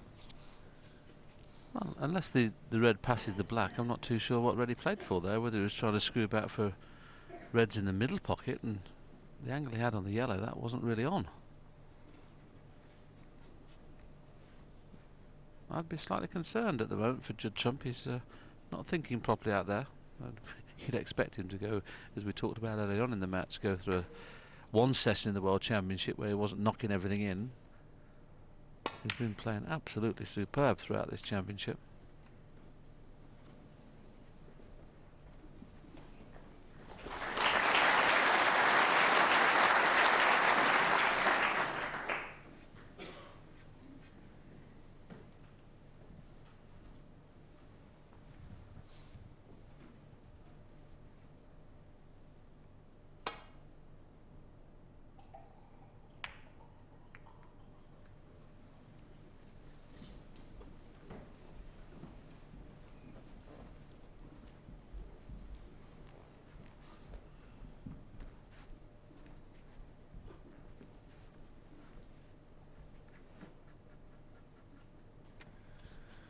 You can clip off this, and with lots of right-hand side, may be able to get in behind the pink.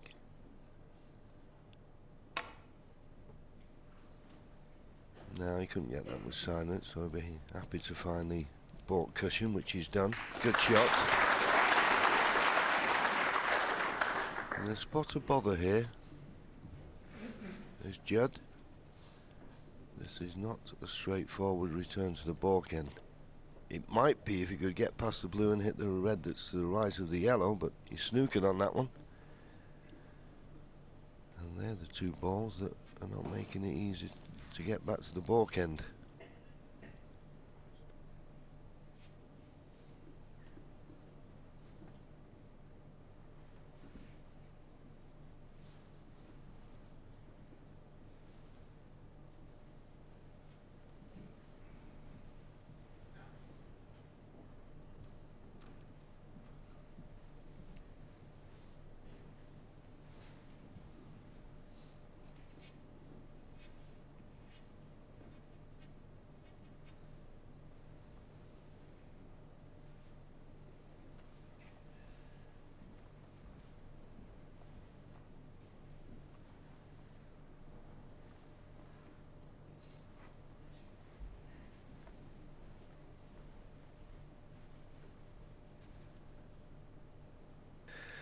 Well, it's not often you see Judd Trump give the shot this much thought, but he's got a problem.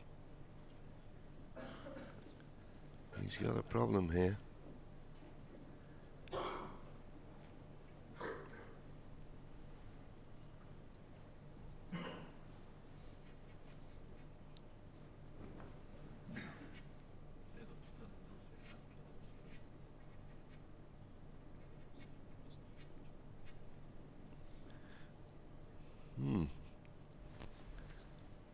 Well, after a long thinking period, what's he playing? Trying to pot his way out of trouble? That's what he was trying to do. And he'll have to be very fortunate not to leave a chance for Junhui after that. Don't get me wrong, sometimes that happens, Willie. There's no escape. You might as well have a go at the pot. Yeah, don't blame him. You know, he weighed up all his options, but this is not. If this was dead straight, so he could just stun it in and stop the white dead, it'd be a certainty to pot this red. But the fact that it's just slightly off straight makes this a little bit twitchy, but you'd still expect him to pot it. And potted he has, and goes favourite now to take this frame. Not necessarily at this visit, but he should get a sizable lead from here.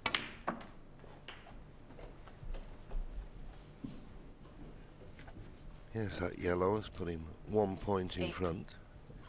So if he can mop up these remaining 5 reds, that would be enough to secure the frame.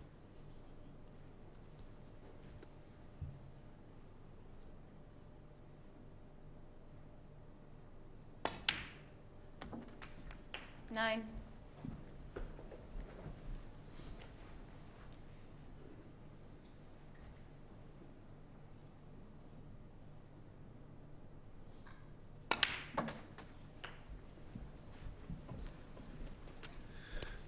Well, this isn't a bad choice of shot 16. now. He's on this red and it's quite simple. He's just putting his cue where he'd like to be for the pink.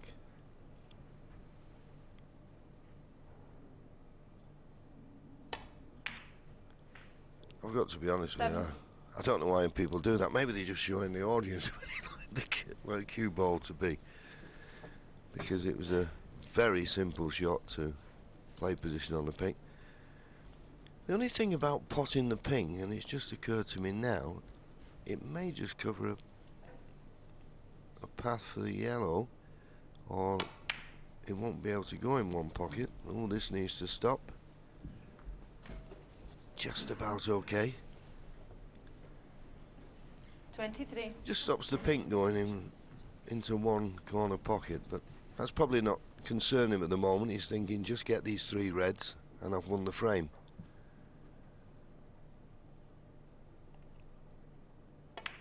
Nope.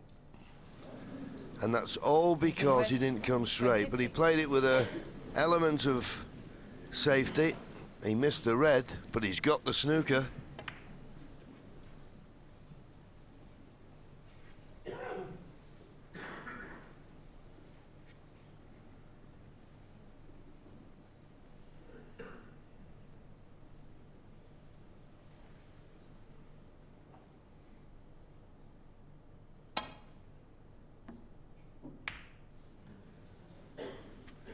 Where's the red going? Well, unbelievable. When he was snookered, Junhui thought, well, I'll be coming back to the table with another chance to win the frame. It just shows you, he missed that opportunity. The question is now, will he get another one? Purple.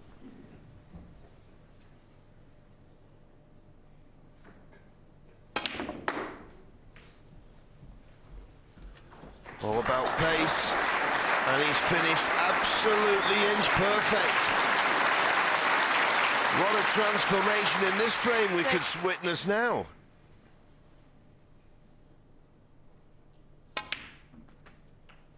Seven. Well, he's been potting balls along the cushion with more accuracy than any other player in this tournament thus far. In fairness, he'd have liked it to have been half an inch further out so he could just roll it in and naturally be on the black. He may have to play it with a little bit more pace. It's there. He's just gone favourite to win the frame. And what a body blow this will be for Ding fans.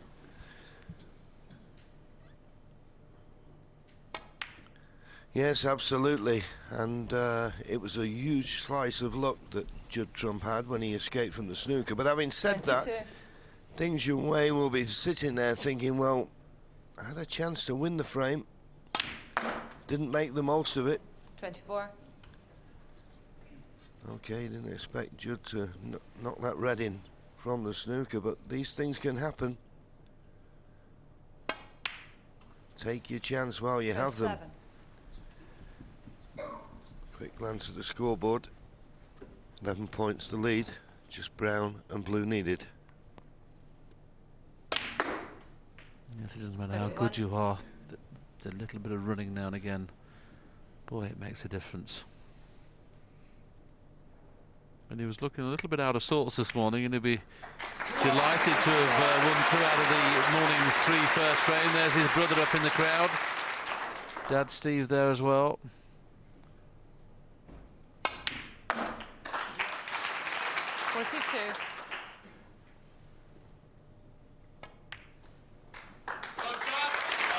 So there you go. Ding Junhui had a few chances. To be honest, so did Judd Trump. But after that fluke, that last chance was the main one. And he now stretches clear by 3 frames, 7-4. The red in the middle, which under normal circumstances he would have potted, and okay, he got the snooker, but anything can happen on a snooker table, and Thank you. Frame 12. Judd Trump to break.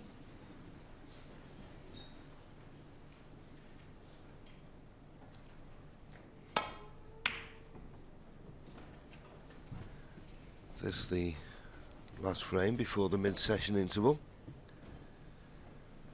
A bit scrappy, in all honesty. We've not had the high standard that we started off with in the first session yesterday.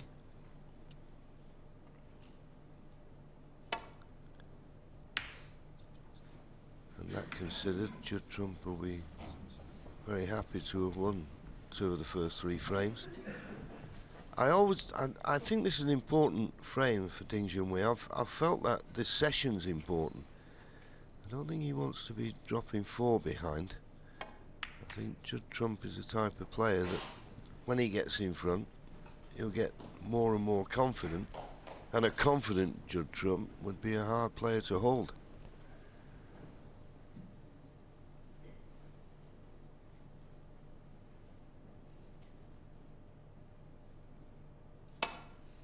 What we've seen so far this morning, though, Ding will be very disappointed he hasn't won at least 2 of the 3 frames, if not all 3. He's had chances in every frame, made a 91 in the first. No sizable breaks in the next 2, but had chances in both of them. And Ding now and again, John, does drop his head a little bit, and I think it's very early on. There's no need to get too concerned just yet. Yes, and as I say, that was the other thing that was coming into my mind yesterday. Because of the way Judd Trump plays, he was beginning to win the crowd over as well, you know, so he had all those things against him. I thought he did well to hang on in there, but he doesn't want to let Judd go too far in front. If he misses the brown, this is an excellent safety. The safety has just picked up a little bit now, has to be said, from both players. That's a good one. Is there a gap between brown and blue? Must be. To get the cue ball back to the balk end. A little bit too thin. He's knocked it over the corner, but there may not be a path to that red closest to the corner pocket. No, there isn't. And the one that's on the left-hand cushion, well, to play the pot on that with the black not being available, I suppose it's a slightly big pocket with the other red being there. Well, they need a pocket on the floor for that one to go in. Well, look at that. He's missed it, and he's left it absolutely safe. Oh, that hurts, doesn't it? We'll have another little look at what Judd was trying to do, screw back into the baulk area, but just have a look when he plays the shot where the cue ball finishes. Here we see it again. The red's hit so hard it jumps on the floor, but it just double kissed on that red and stuck. And that's all you need, having lost the previous frame on a fluke, to have something like that happen to you.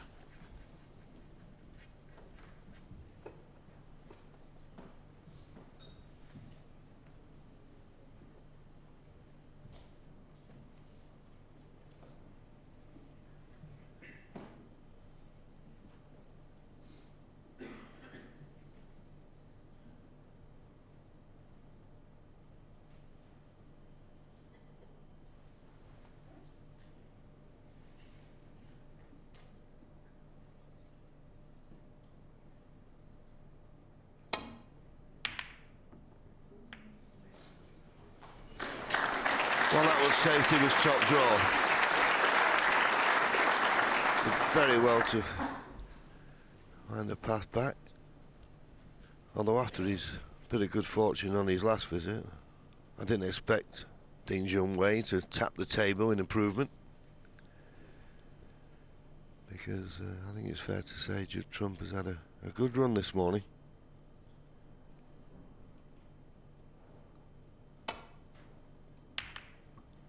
A little bit thick on that. Is he going to reach the baulk line? It was the baulk cushion he was after. It's a dangerous thing to do against a long potter like Judd Trump. Leave shots like this.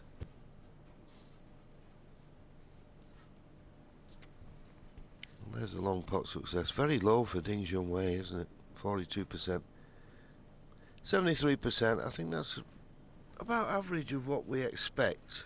I say 90% on pot success, safety success, but long pot success, Sure. I think mainly because there's quite a few of those long pots are played as shots for nothing and the air on the side of the safety, so I don't think it's a true reflection.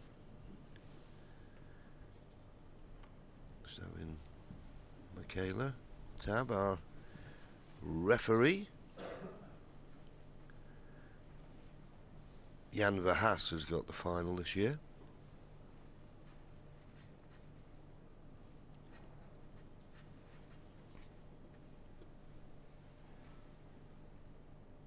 Well, he's taking it on.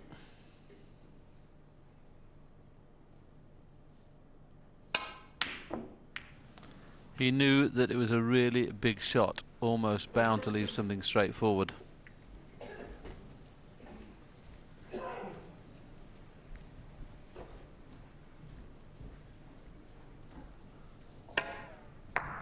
Went all out for the red to get onto the pink in the middle, which he did, but a little bit betwixt and between. The red next to the black will pot, the one in the middle will pot. I suppose the one in the middle avails better position or certain position on the blue.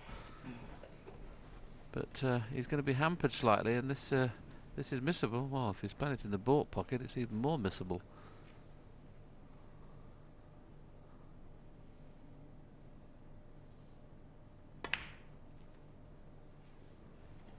It's there though. Good pot.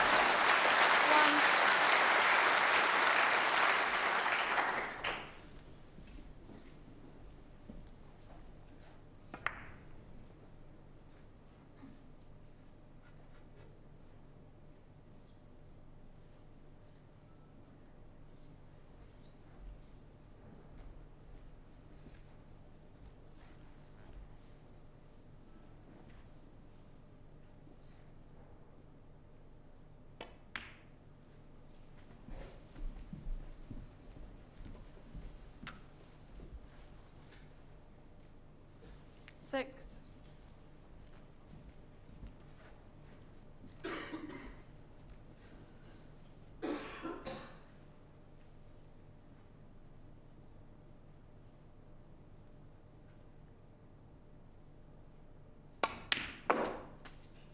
Seven.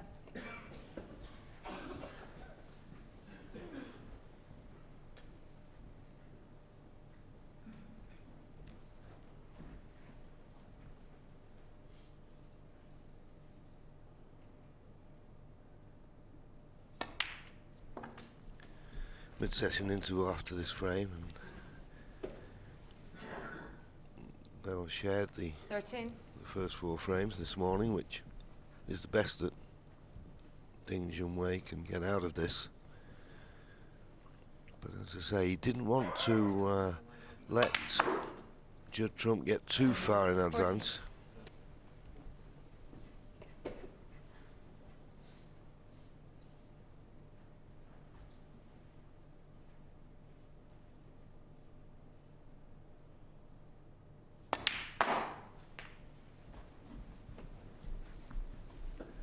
He's okay. There's a red to the right corner that's available. 20. Just got to be a little bit careful.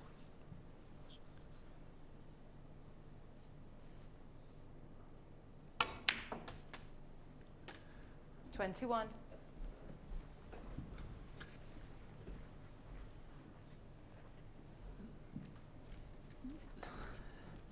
Hasn't really had the cue ball under control yet, because the pink and black are in open play now, and just once he gets nicely on one of the reds, you'd expect him to win this frame from this position. But you can see it's hampered cueing. A lot of cue out of his bridge hand there from cueing on the cushion. Now he's okay, he can get the black out of the way now. Could still play with the pink, of course, but he'd like to get the black on his spot just to give himself a little bit more room to work with.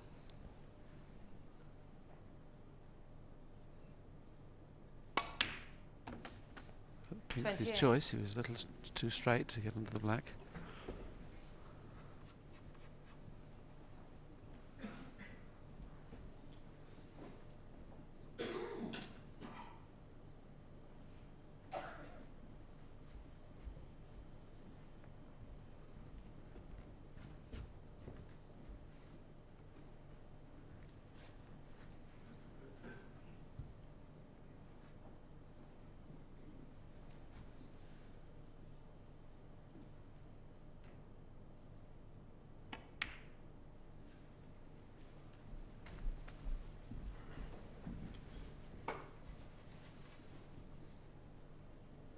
$34.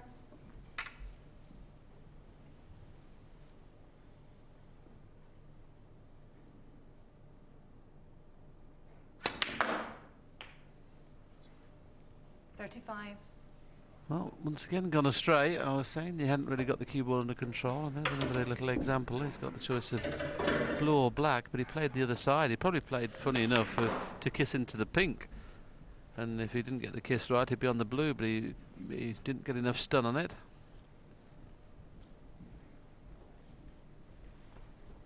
Yeah, I think at the moment both players will be disappointed with the way they play. As I said, in the last frame, neither player has ever been in the position of playing one of these 4-session matches, and they have their own particular style about them. You've got to really just concentrate on each frame at a time rather than looking too far ahead. I mean, Ding Junhui would be very upset, I would have thought, to go to the mid-session interval 4 frames behind. He wouldn't think he deserves that. Well, is he playing the pot on the green? Ding Junhui, 35.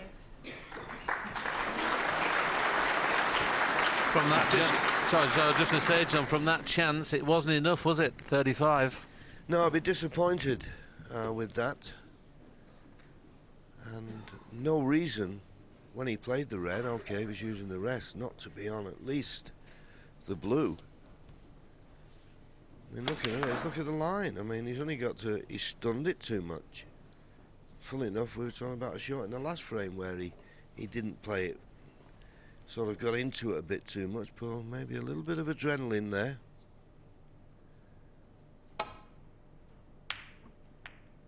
Poor shot, poor safety. Once again, maybe fortunate not to have left anything easier than this. I can't see a straightforward shot to nothing.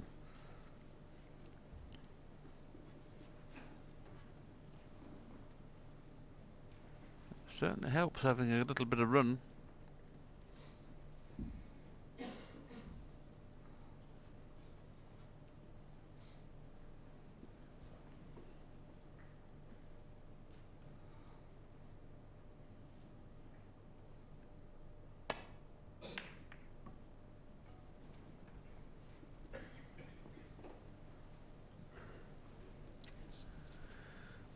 Well, I didn't find the ball cushion, but the Browns come to his rescue there.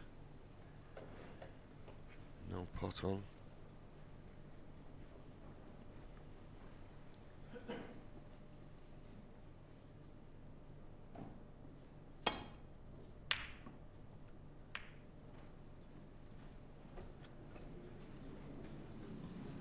Well, Foul. Ding Junhui 4. the cue ball dropping in gives Ding Junhui a chance of this red. It's the thinnest cut, but he should be able to avoid a kiss on the black and get the cue ball up back to the balk end.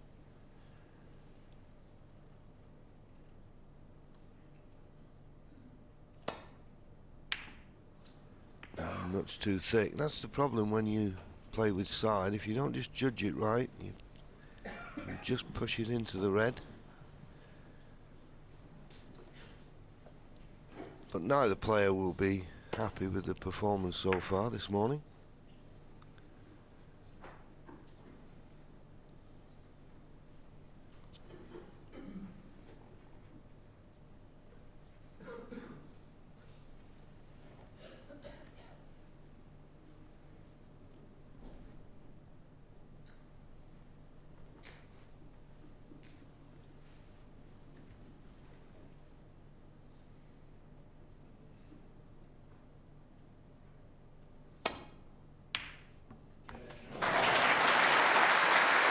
Well, I don't suppose he was going to keep missing them. 1. It was a good long pot. Just went past the black. And, well, not the best kiss on the yellow, but it is possible.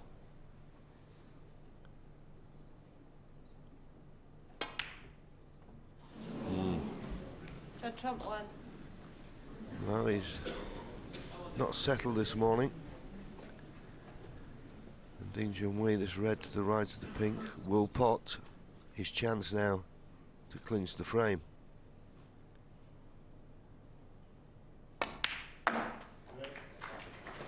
I think on reflection, John, the more pleased of the two if it goes 2 each will certainly be Judd Trump, because from what we've seen so far in the morning's play, he could have actually lost all 4 frames, and to have shared at 2-2, he'll be pretty pleased.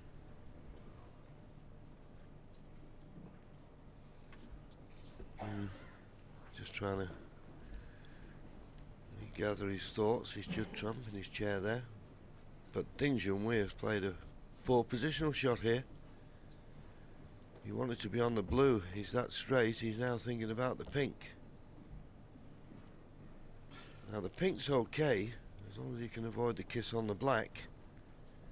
But even then, if he stuns down the off the top cushion, he's not certain to be on a red, so Ding just having to content himself with this pretty difficult red, it has to be said, particularly with the 6. shots that have been missed this morning. And he's got the green under his body to contend with. Michaela Tab having a close look at this.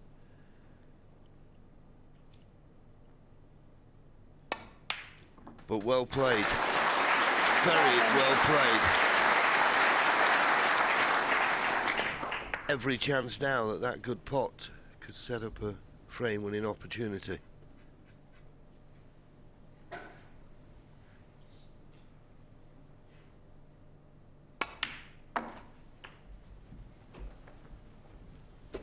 Well, I'm not quite certain what he's played there. I can only assume he thinks he can make these two into a plant.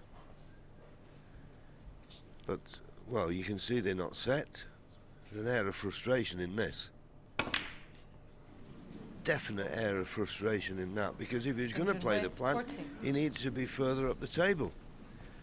Okay, he goes back to his seat with a 56-point lead, but there's still 67 left on the table.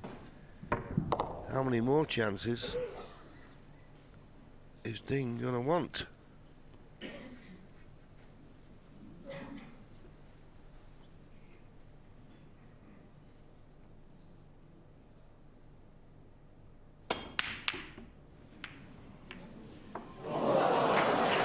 Well,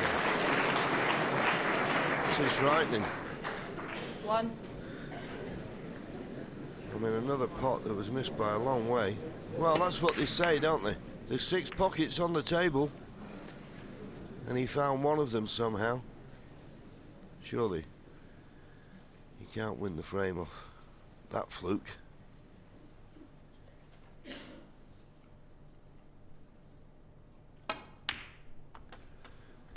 But I always say you don't know. Now you're sat in your chair and these things are happening. 8. How do you react to them? And this was Ding's reaction to the flute, Willie. A raise of the eyebrows.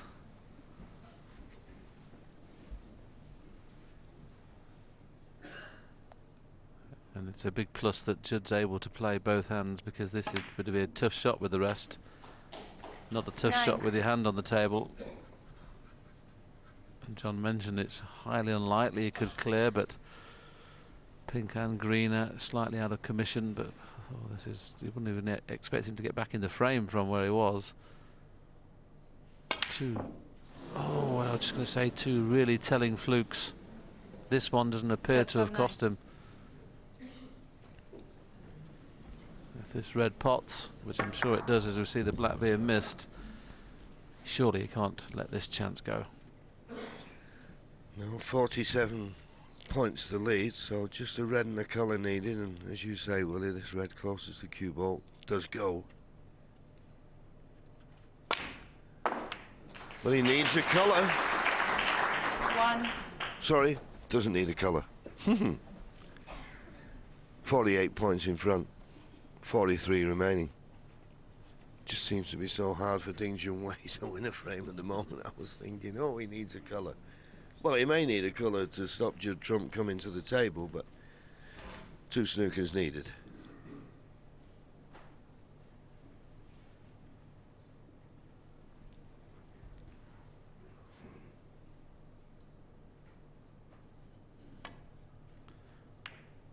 And without those 2 snookers, it'd be a very relieved Ding Junhui going into the interval, sharing this session at 2-2, but still remains behind at 7-5.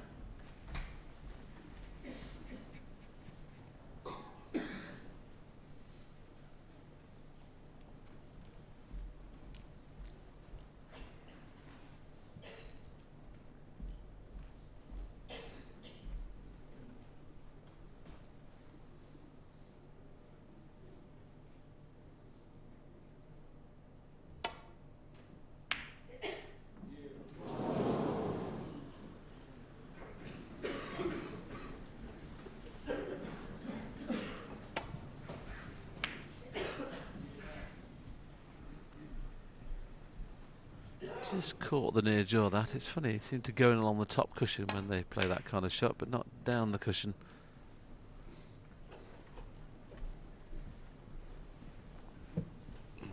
Nearly had the snooker on both reds. Just got to be a little bit careful here that he doesn't hit the right-hand red as we look, our ball and going off, but that shouldn't be a problem. He can be wide and hit the other red. Well, if you're going off in this, that is... Oof! He nearly did. Should have been nowhere near the in-off.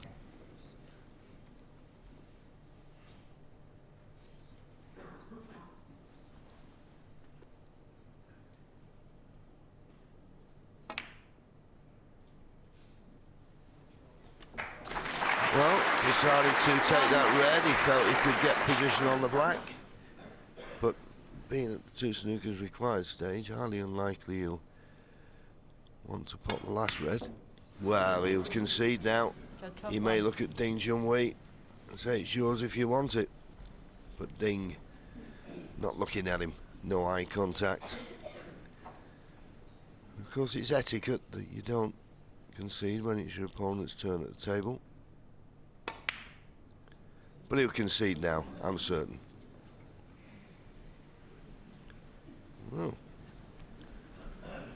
maybe both players just feel they need a bit more table time, will they? Very unusual for someone like Judd Trump, who 47 points behind, 35 on the table, playing on. Well, yeah, after that, he'll give himself a little bit of encouragement.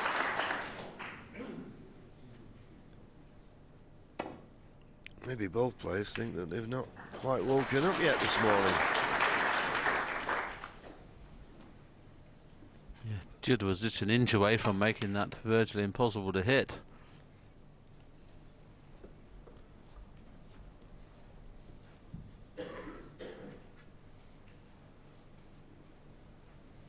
Can get through to the potting angle, so just play to roll it over the pocket. He doesn't mind it at this stage.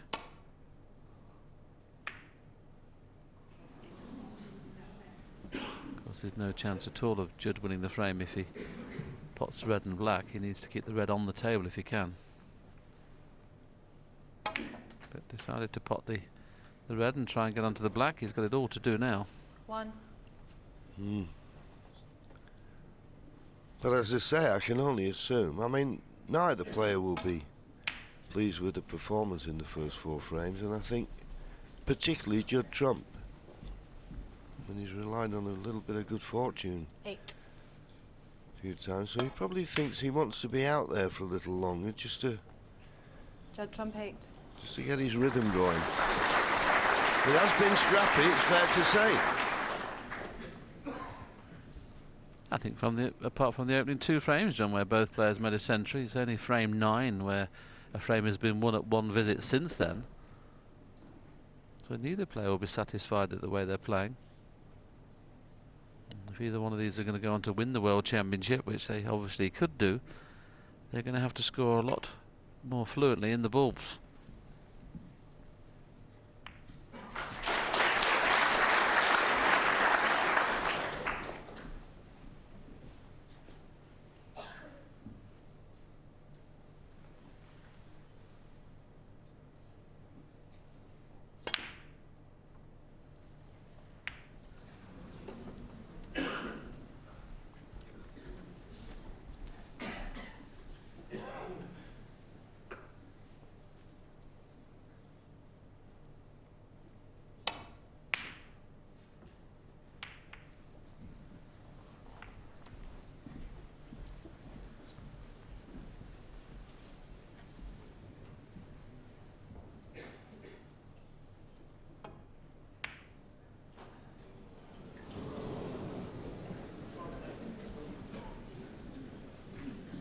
Well, that was an opportunity, but still an uphill battle. And if this goes in, surely that will be mid-session interval.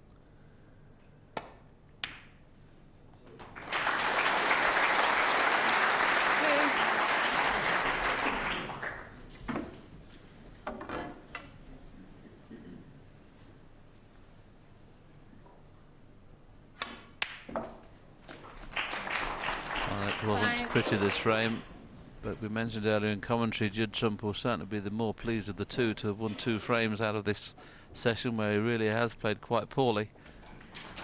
9. That's just what the doctor ordered, really, for Judd Trump. He just has to share frames. As long as you don't lose a mini session, now he has that 2-frame lead, everything will be okay. 14.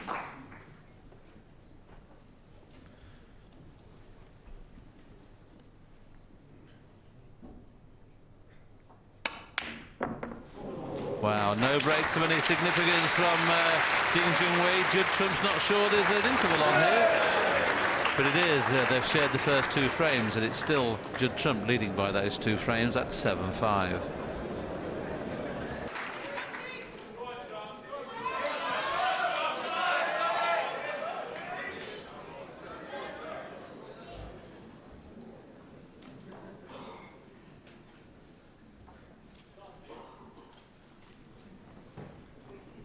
Thank you. Frame 13, Ding Junhui to break.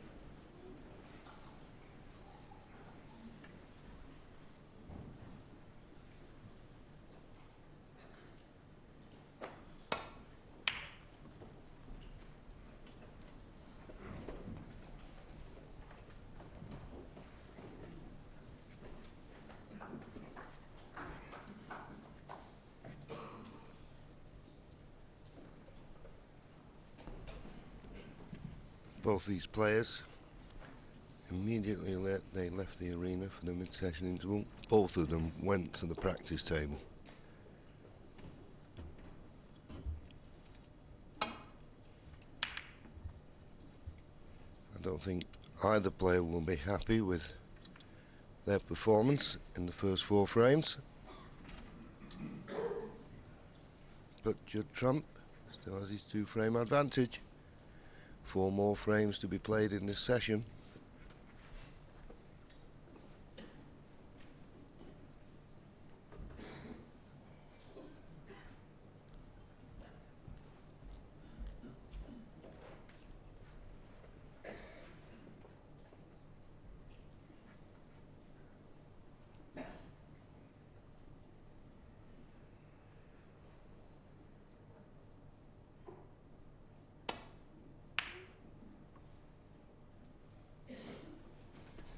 Didn't fancy anything there, so just playing a containing safety and pushing that red to the balk end. Interesting to see how Judd plays this. He's usually a very positive player in most of his shot selections.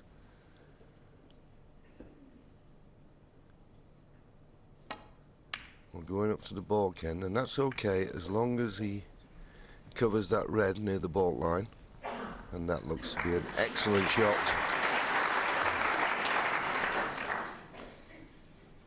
And you have to say that Ding Junhui left himself open for that one by playing the containing safety. Just over the 4-hour mark. Has to be said, it's been very scrappy this morning. Not what any of us expected after the fireworks of the first session. Another containing safety. But there may be a possibility here. This red on the left-hand side of the table. Play a double into the right middle. Wouldn't be leaving anything, you wouldn't have thought. And a possibility, if it goes in, it'd be on the black. So, not quite half a chance, but there's value in the double for certain.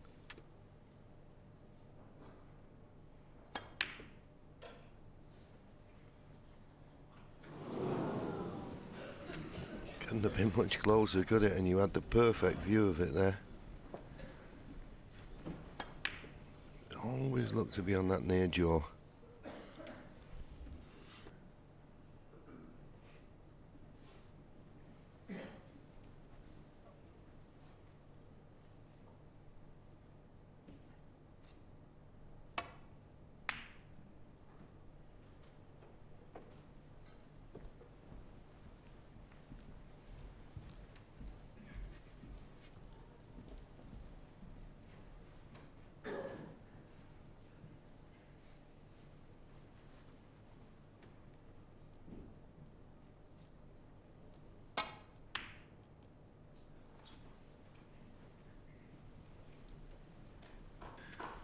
Well, you try to cover that red by the yellow, but having got a good cue ball as he has, it's not going to be easy.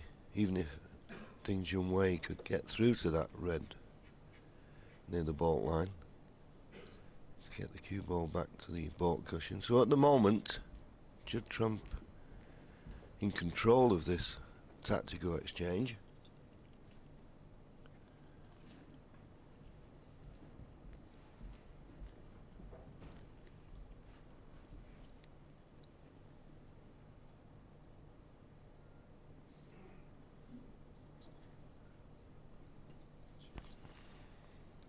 Giving this plenty of thought.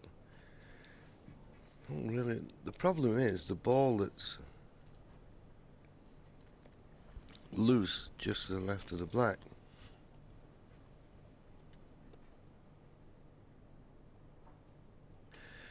This is dangerous, trying to get back to the balk end. Got to hit this just right, got to avoid the blue, got to avoid the green. Well played. That's as good as a safety shot as he's played in this match.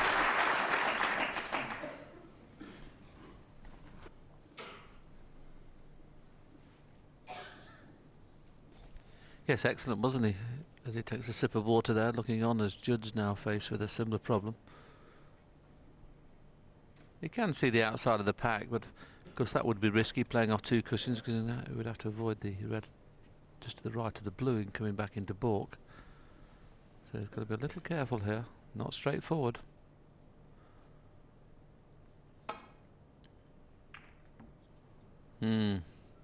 Completely mishit that.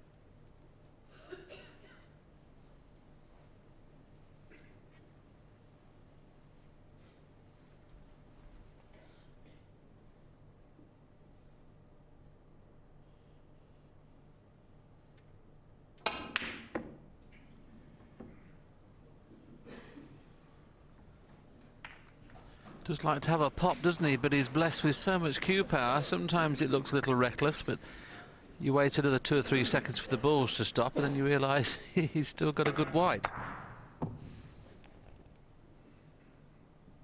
Yes, the only danger with that, once you don't get in the jaws of the pocket, that red running loose could finish up anywhere. But it collided with the main bunch.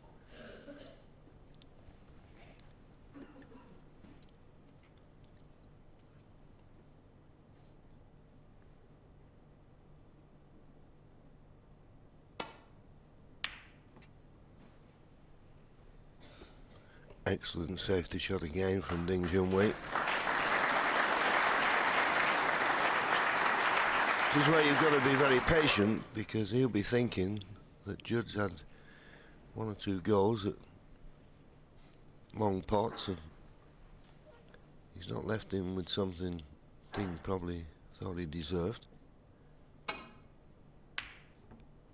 No attempt at the pot there. But catching the balk colour doesn't make it a good safety.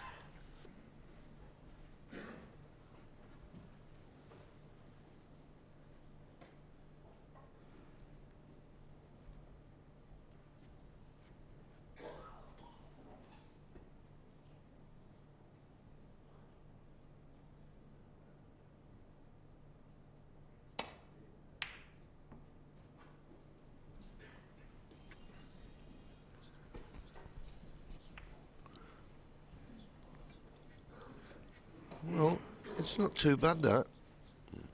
Just slightly awkward cueing.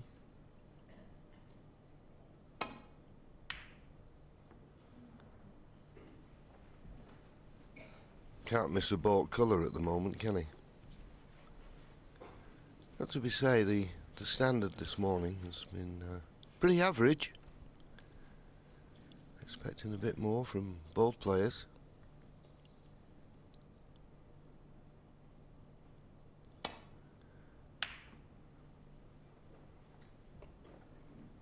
And word came through, really, that Judd Trump was on Twitter and was saying that he didn't feel comfortable this morning. Needs to get his game face on.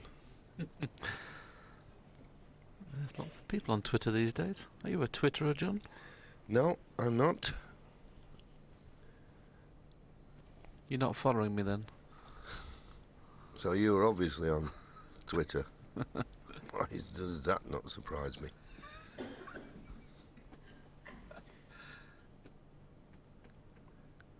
Poor safety shot from Ding. Left that chance. But good pot, but not good control of the cue ball.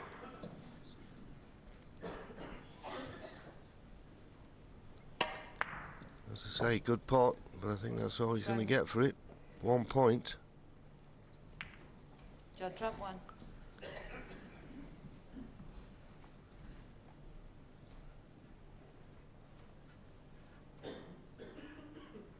The reason this shot is a little bit more difficult than normal because he's got to avoid a kiss on the black. He can't play safe down the right-hand side of the table.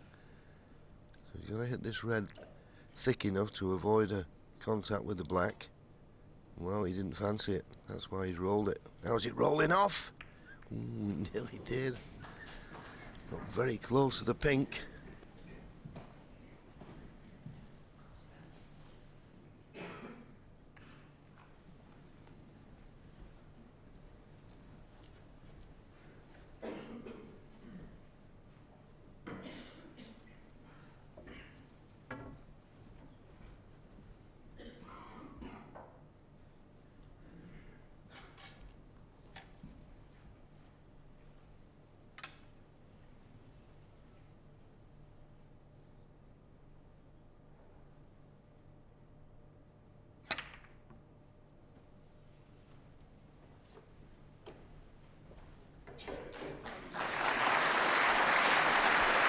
Yeah.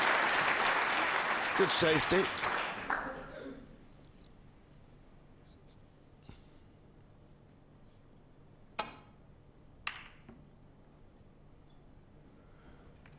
Gave you a bird's eye view there.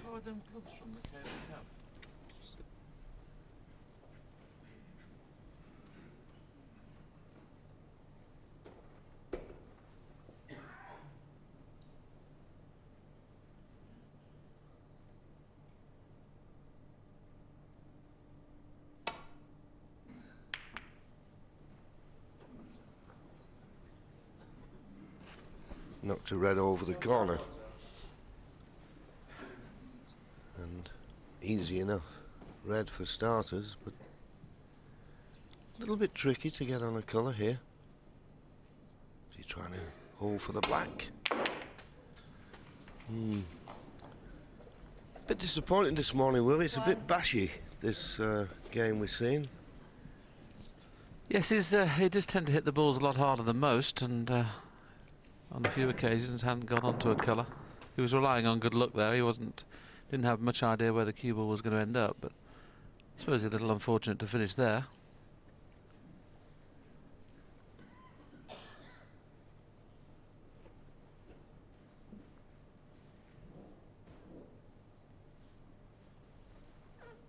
Brem.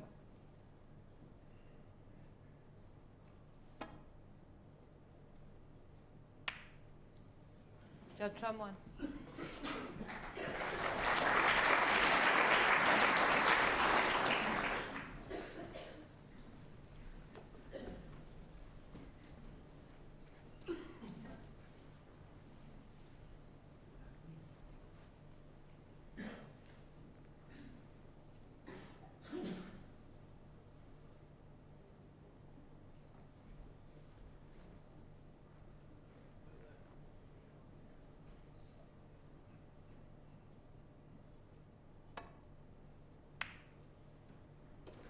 Didn't want to risk playing the pot because it was missable and there was no guarantee to get on the colour, so still very bitty. Well, has he spotted a plant here to the left corner? If it is, well, there you go. It's the two reds just to the left of the black as we look.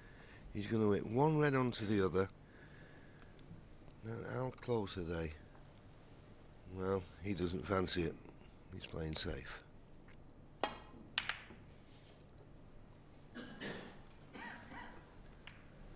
Once again, hits the ball colour.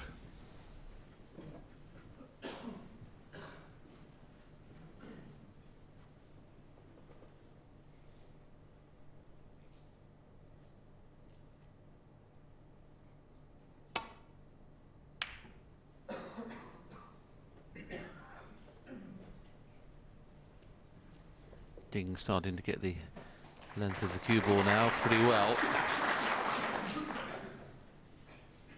One of the two players this morning, Ding looks more like scoring quite heavily when he gets in.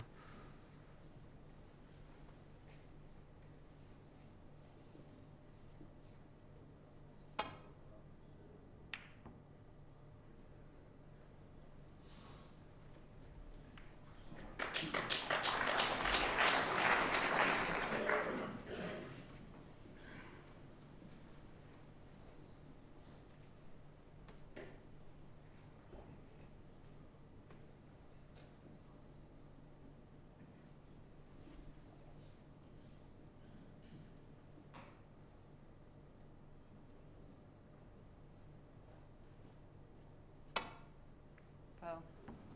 And a miss. Thought he could get to the edge Judd of the Trump reds and caught the blue. Now, we looked at this plant before. I wonder if there's a chance of it being available now, or can he get clearly through to a red to the left corner? He obviously can.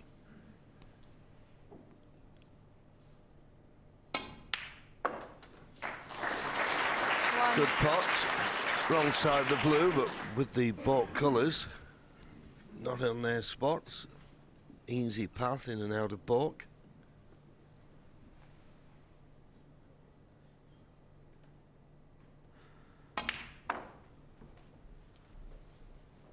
Well, if he kisses the red off the black spot, it's excellent, but the only problem is he won't really want to play to pot the black from here because it's tie the black up.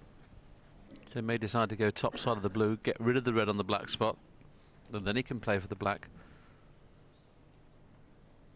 So must get top side here. 7. Well, it's not quite landed, so he's going to have to play for the loose red. That's a poor shot, really. Had a lot of margin of error there.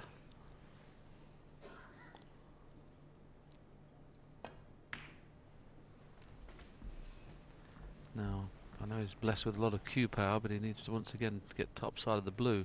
12.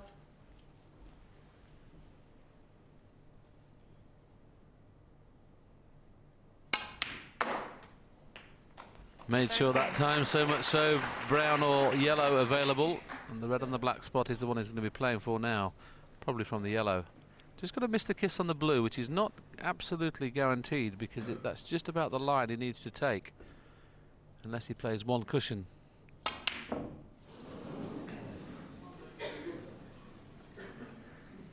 Judd Well, 13. he got the position perfect, but forgot the yellow.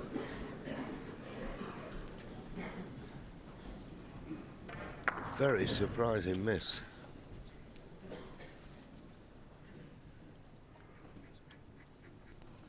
Now as Junhui got the angle on this red just to run round the two cushions. Yes, perfectly.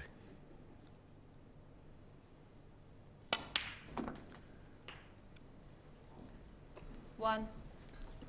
A little bit low, but in a way that may be to his advantage because in potting the black he'll be running into other reds and bringing quite a few into play.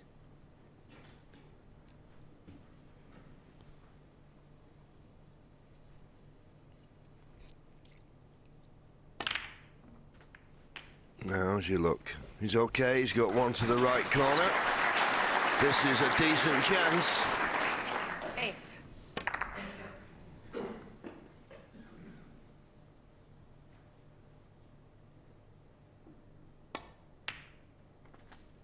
Nine.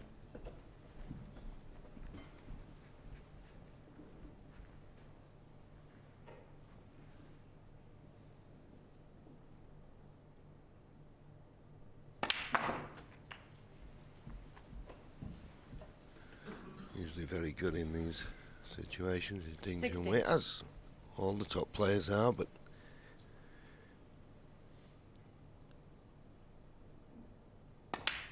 this young man in particular, 17. for someone who has this sort of piston-like strike of the ball, well, he's got a lovely touch, hasn't he, when he's in? Well, I'd certainly make him in the top 2 or 3 breakbuilders at the moment in the game. Pink spot not available, so the highest available is the brown 23. spot. But the black available into both corners. Blue on its spot. Still an excellent opportunity. He's just gone 3 points in front in this frame. As you can see, all the reds in the open. He'll be disappointed not to make this chance count. Yes, I remember 24. Peter Ebden many years ago when Ding first came to this country, and he used to practice with Peter. And for a couple of years he was saying Ding was going to be a future world champion. Ding was this, Ding was that, and of course he kept playing in tournaments and not doing particularly well, doing okay but not doing particularly well. And I'm sure we're all non-believers, but we can see now what Peter was talking about. He's got everything, this young man. 32. Blessed with a decent temperament. Not a bad safety game, an excellent break builder. And the same can be said about his opponent, Judd Trump. A lot of talk in the junior days. I had the pleasure of seeing him many times when he played in the junior 39. tournaments at my club. My brother Malcolm used to put the junior tournaments on. He used to win a large percentage of those tournaments. And the only surprising thing was it took 40. Judd a little longer than I thought to become one of the game's greats. Yeah, but as we say many times, there's more to this game than potting balls.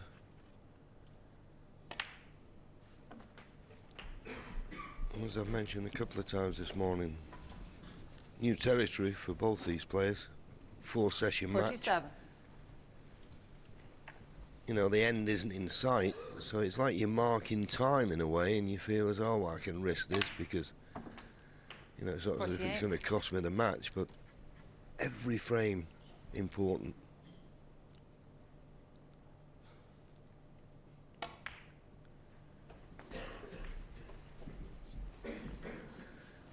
$33 points to lead. 53. Red colour red. And Ding 54. Junhui will reduce his arrears to just 1. And in all honesty with it, I think on the play this morning, I think Ding Junhui, well, if anything, probably deserves to be 59. level. I think he's been a little bit more consistent than Judd Trump. I can't 60. think of any frame of the morning session where he's not at one time or another had a chance to win the frame. I mean, all credit to Judd Trump. Okay, he got a fluke to take the frame with a break of 51, which was a real body blow to Ding supporters. But apart from that, Judd's not really had an open chance in and 67. around the black spot area. It's been all Ding. Yeah, and I think the main reason he's not had that 68. chance because his safety play has been average, to say the least.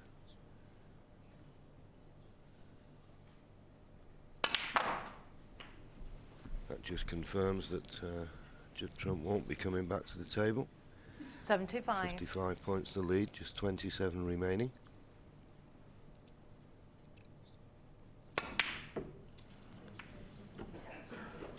Ding Junhui, 75 and the free. So still not vintage play from either player, and we have to say particularly Judd Trump as Ding Junhui gets within 1 frame. Trails 7-6. Not catch up for Judd Trump as he's breaking off in frame 14, still leading by the 1 frame at 7-6. I think what will be concerning Judd Trump, great player that we saw and I've seen during this tournament, but he'll be disappointed because he's not producing. And this was the question that was asked by many people: when he's not producing, has he got a B game? Well, at the moment, you'd have to almost say yes. I mean, he's hanging on to, you know, a slender lead. I mean, you say not producing, I totally agree with you, John. He's suddenly not winning frames at 1 visit, which he has done all tournaments so far. And at this class, it's hard to continue to do that when you're giving your opponent at least 2 chances per frame.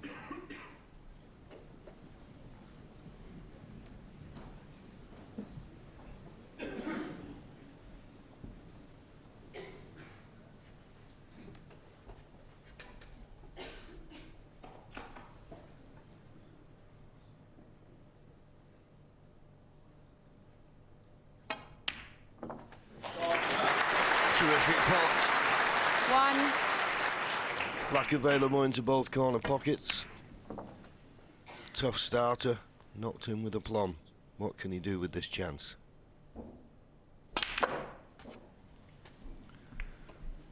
Well, I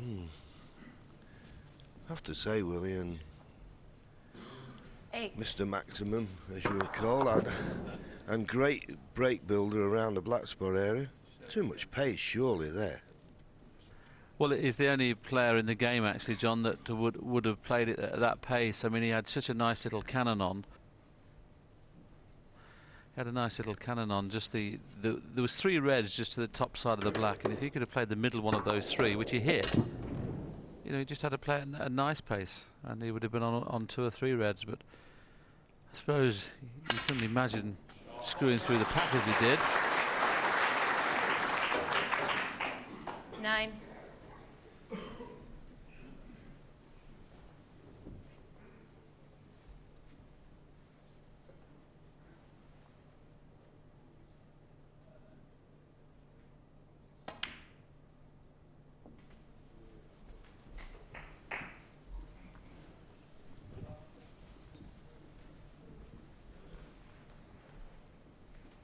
$11.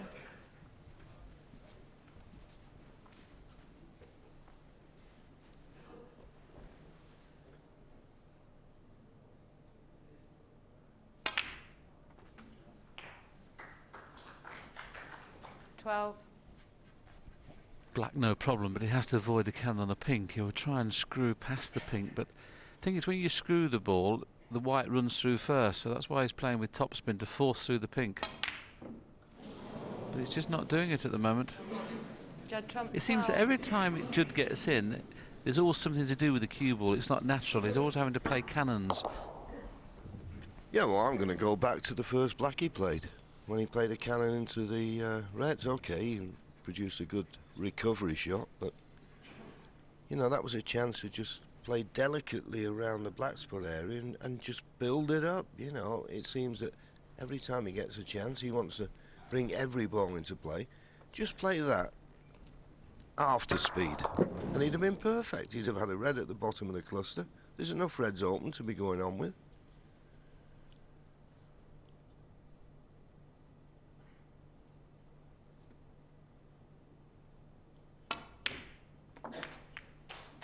Nice double kiss that for Ding Junhui. 1. If it had hit the other side of the red, he may have been on nothing, but as it turns out, he's got comfortably on the pink. If it had been half ball on the side nearest to us, but he's okay on the pink. Just got to try and find a path, probably in between the green and brown here. If he can negotiate this, decent opportunity.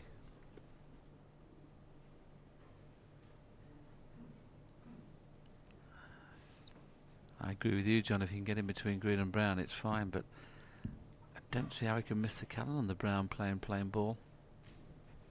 That's why he's taking the much more difficult black. He can't see the right-hand jaw. Well, he can see the right-hand jaw. I thought it was a bit tight, this black, but it's straight in the pocket, though.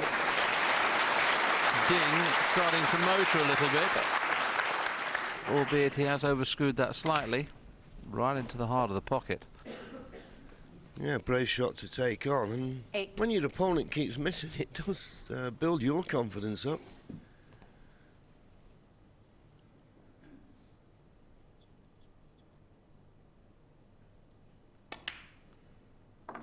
Yes, I think the way this morning session's gone, John, I know it's early days, and obviously Judd Trump could still win the remaining frames of this session, the remaining 3 frames, and go 10-6 in front, but I think, in fairness, if Judd could get out of this 8-all, he'll be delighted.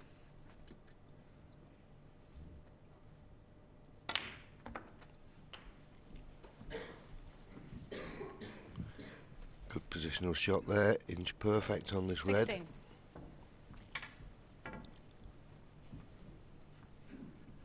Yeah, I just felt yesterday in that first session that Junhui was under a little bit of pressure.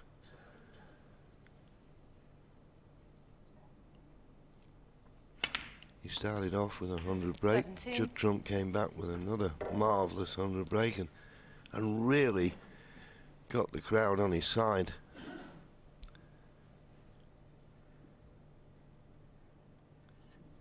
And of the two players, just looked like Ding was the one who was feeling it out there, but this 24. morning Judd Trump really hasn't turned up. So that pressure that might have been on Ding Junhui is evaporating pretty quick.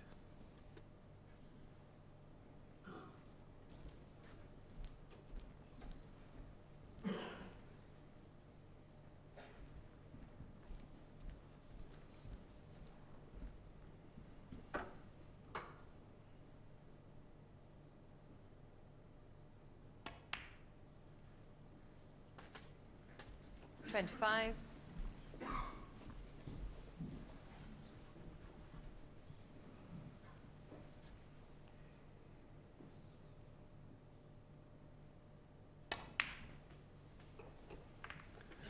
Couldn't have spread nicer.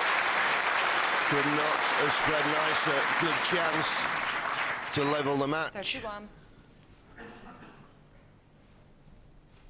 This hasn't been level since the second frame when Judd replied with that 100 after Ding made 100. Ever since then he's been behind. 32.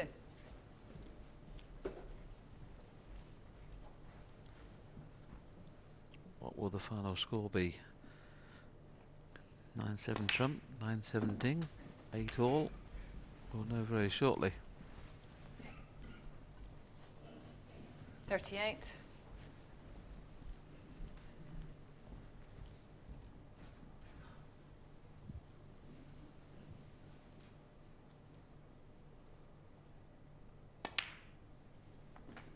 $39. If you had to pick a scoreline at this moment in time, you'd virtually pick 9-7 Ding, the way things have gone. But Judd is such a fantastic potter, as he's proved many, many times.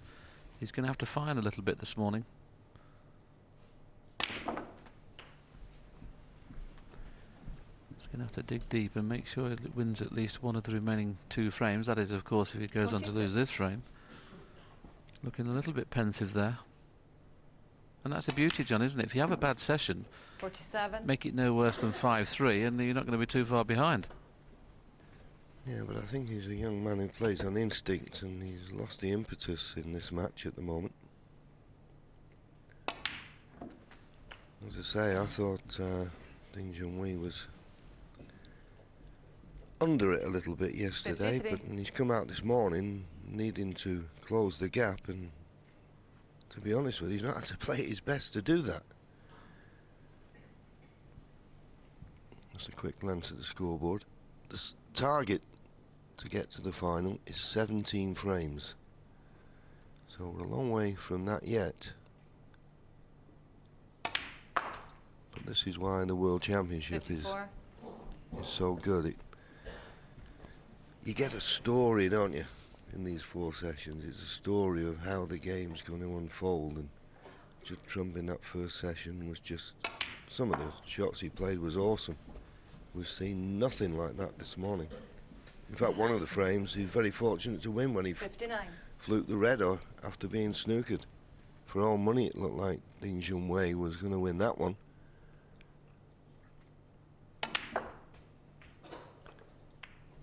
Be disappointed with that. 60. He's only looking for one more colour here. Should have been better on the brown, but he'll play it because it's frame ball.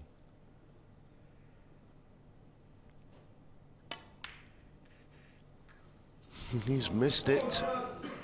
Ding Junhui. He goes 60. back to his seat. 48 points in front, but there's still 51 remaining. That was careless.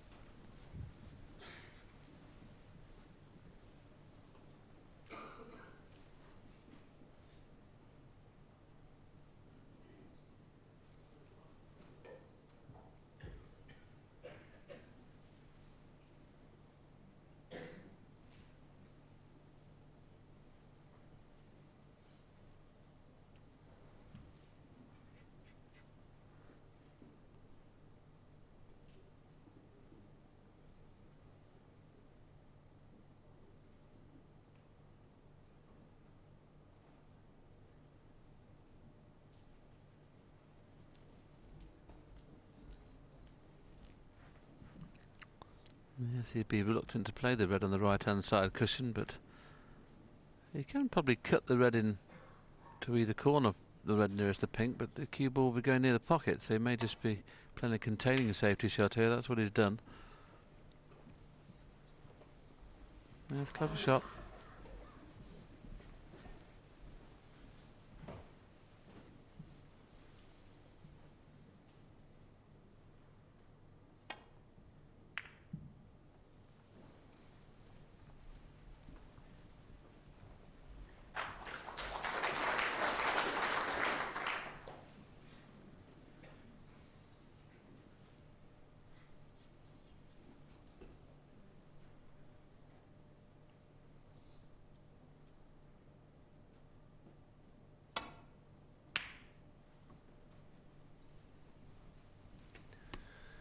Because of the need of Judd Trump to need blacks off these 3 remaining reds, that's why Ding is trying to put a red up in the balk end. He'd have liked to have knocked that red to the balk cushion.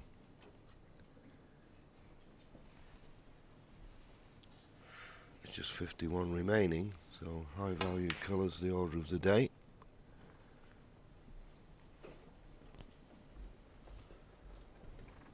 Well, now the reds are in a perfect position for a possible clearance for Judd, so these next couple of safety shots from Ding have to be perfect.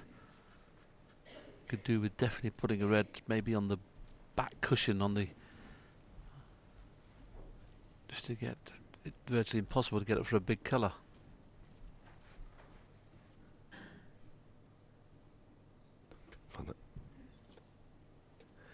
That's one way. Don't see any problem there with getting this cue ball back to the top cushion, as long as he doesn't hit this red too thick. Looks a natural. I'd rather be playing this than anything else, but see how he sees it.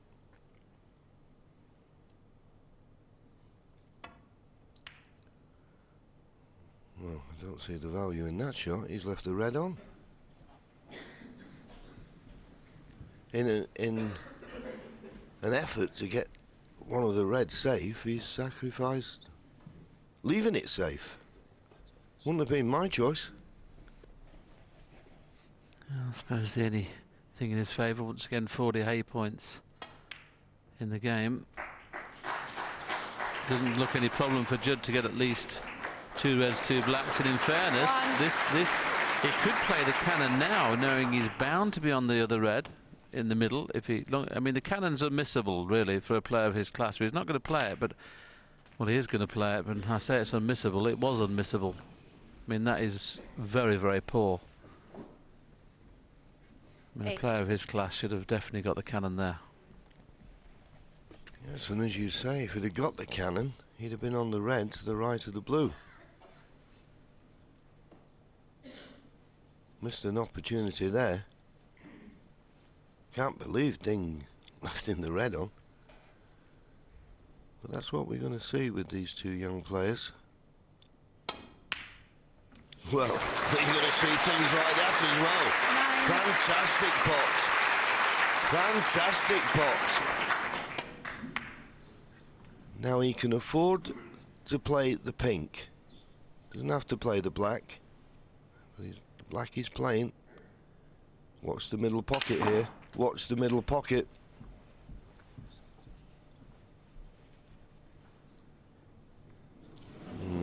Well, 16. he's on the red, literally. Yeah, amazing, isn't it? What a difference a couple of inches makes. A couple of inches away from the red, he could take it on and probably screw back for the pink or black that he would need. Now he has a safety. This is a clever shot. Nothing wrong with that little monkey. Beautifully played. Beautifully played. Well, Ding Junhui must be thinking, how have I got myself in this situation? He had an easy red. All he had to do was just get on the colour and the frame was over. Played a poor positional shot, missed the brown. Amazing.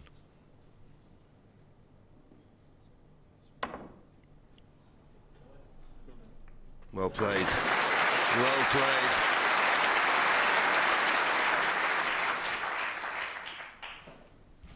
On these superfine cloths, I can't tell you how difficult that shot is to play.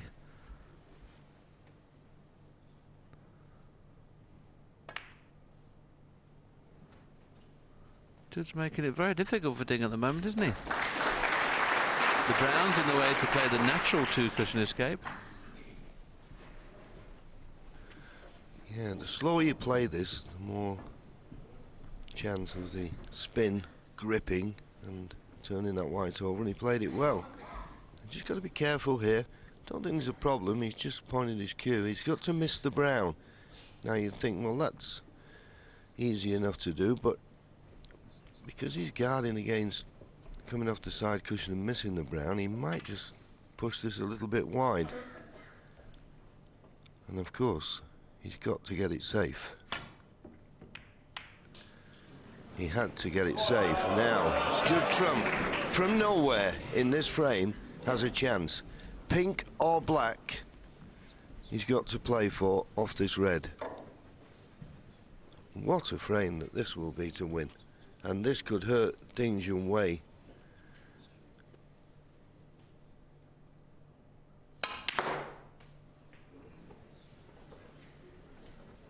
One.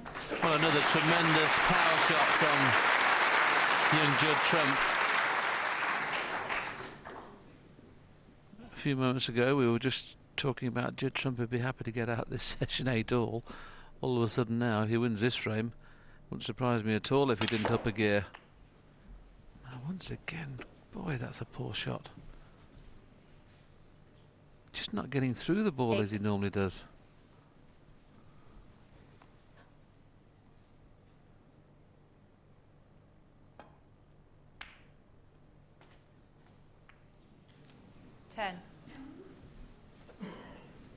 And the fact that he was so close to the side cushion, he had the wrong potting angle on the yellow, and he couldn't do a lot with the cue ball. This green may be potable, but it's tough. Especially decided to play it right-handed, or for a second he decided. Come back to the rest.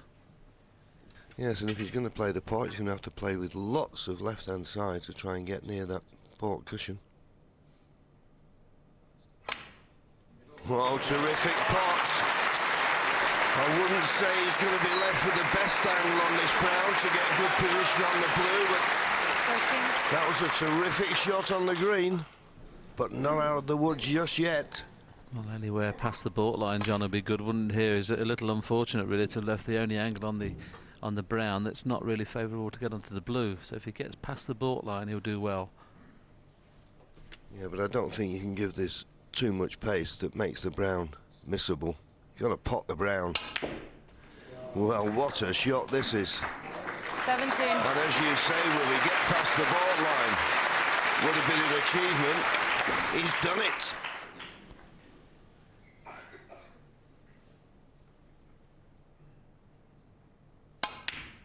Wow. Where's the blue going? Where's the blue going? Where is the blue going? 22. How many flukes can you have in one session? It's frightening, this game sometimes, isn't it? It's scary. It really is. He's missed that. Look, for all the world, as though that was a chance to pinch a frame. He never looked like winning. The blue's gone in, and he's still on course to really rub salt in the wounds for Ding Junhui. And he won frame 10 with an outrageous fluke, went on to clear the table. This would be unbelievable if he pots pink and black now. I've never seen 2 frames fluked in one session.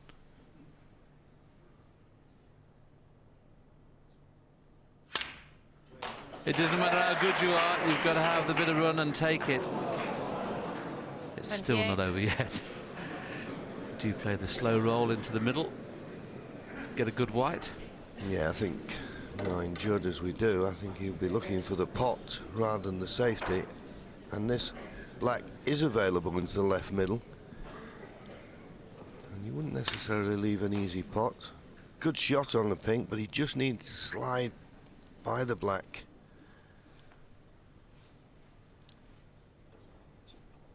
how can he refuse the pot in the left middle?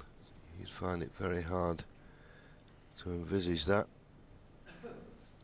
And the fluke on the blue just gives you the feeling that maybe you face it to win the frame.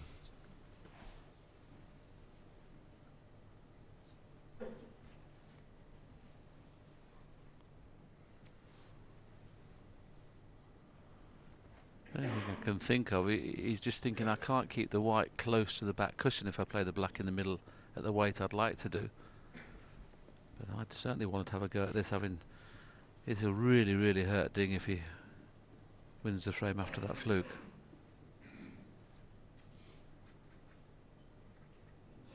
It's a very simple safety shot, but of course he wouldn't want to play safe at this situation. Have a go at the black somewhere.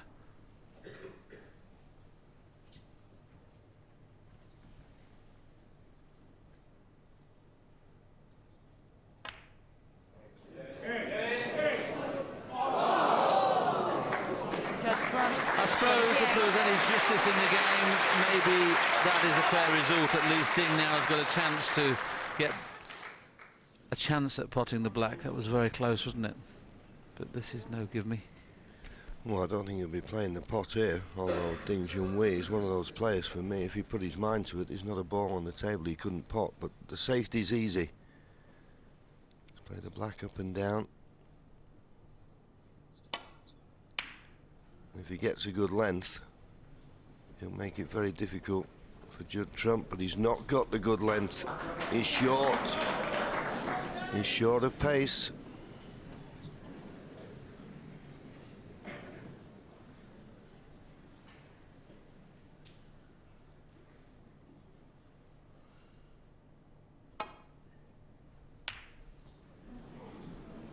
Well, Ding will quickly forget about the blue that Judd Trump fluked if he knocks this in.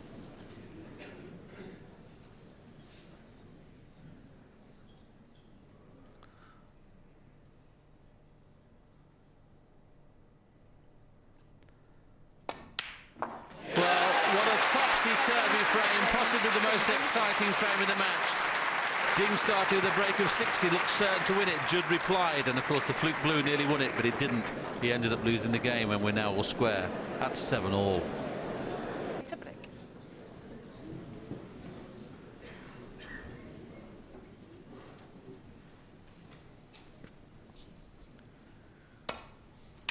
Two more frames to be played in the second session of the semi-final, and I would suggest a very relieved Ding Junhui breaks off. Seems as though he did everything possible to lose that frame, but somehow managed to struggle over the line. Two important frames. Will someone be leading at the end of this second session?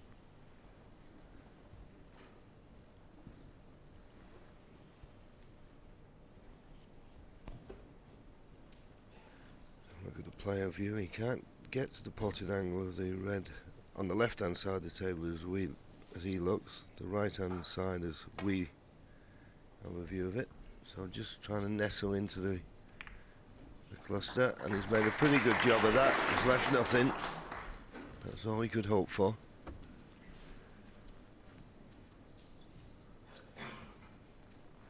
This match continues this evening.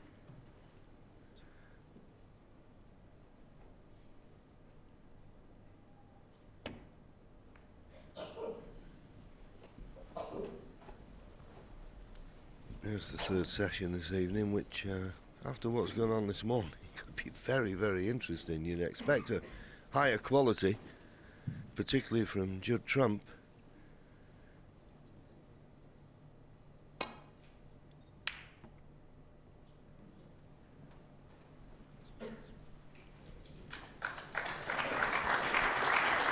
Pot success. Well, that probably shows you. I mean, Judd Trump one time yesterday was, I think it was about 97%. He's dropped below 90 now. Ding Junhui though still above the 90% and 93, which I always feel is what you need if you're going to win a match. But not for the first time we've seen a player Play safe, catch your baulk colour full, leaves a chance for your opponent. As you can see, slightly hampered on the red from the yellow. Well, once again, I mean, Judd is just playing to pot balls and not really relying on too much where the cue ball is going to end up. I'm sure he played to go around the back of those reds. There's a gap there, you see, and he didn't quite judge it properly.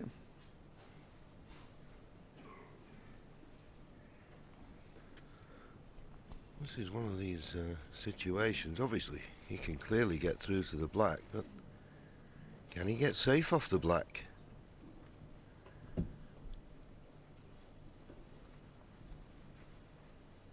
If he can't, then he'll think of another colour to come off a cushion.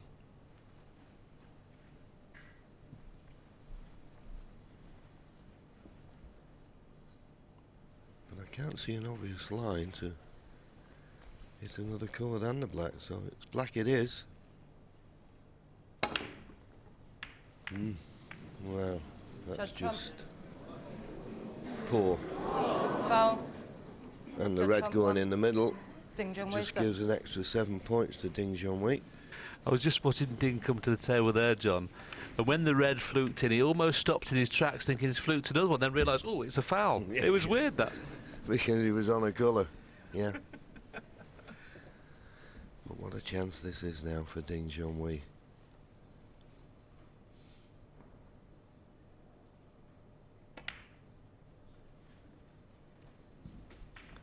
Immediately playing for the black. When the black is on its spot, it'll certainly be available into the left corner.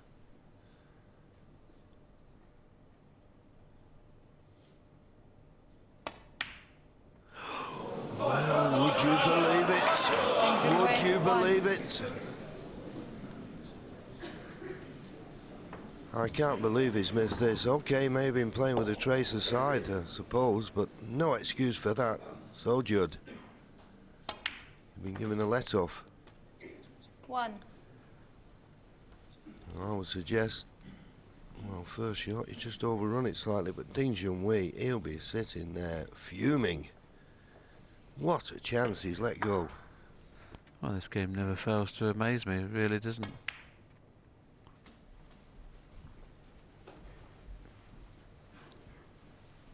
And you can see Judd being very, very disappointed. He's finished absolutely straight on this red, and that's so poor. To be fair, Willie, I mean, he should have been on the black off the first red, shouldn't he? It was important he got the black down on its spot. We know he's got plenty of cue power, so he could probably cope with this deep screw with the reverse side, but making hard work for himself. And the kisses aren't really favouring him, but I think he can just about cut this black in. Well, comfortably cut it in. But once this cue ball starts travelling distances, you're never certain to be good on the next ball. Yeah, I suppose the kiss on the green, if he hits it very, very thin, is a possible. That has to be avoided. Yeah, avoided quite easily. There again, another foot out of the cue ball needed there, so he's still not out of the woods yet. 14.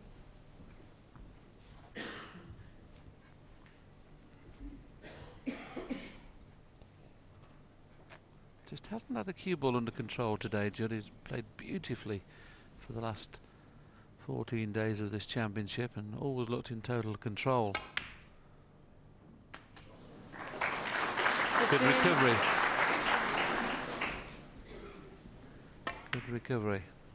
Because any harder, that might not have gone in.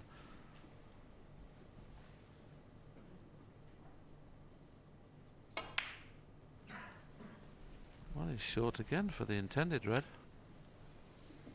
He just hasn't got the pace today 18. at all.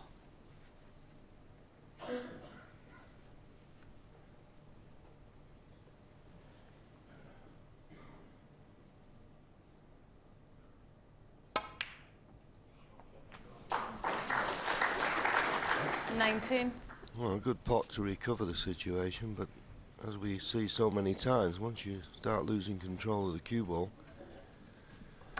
it's very difficult to get it back in precise position, and he's not perfect on the green by any means.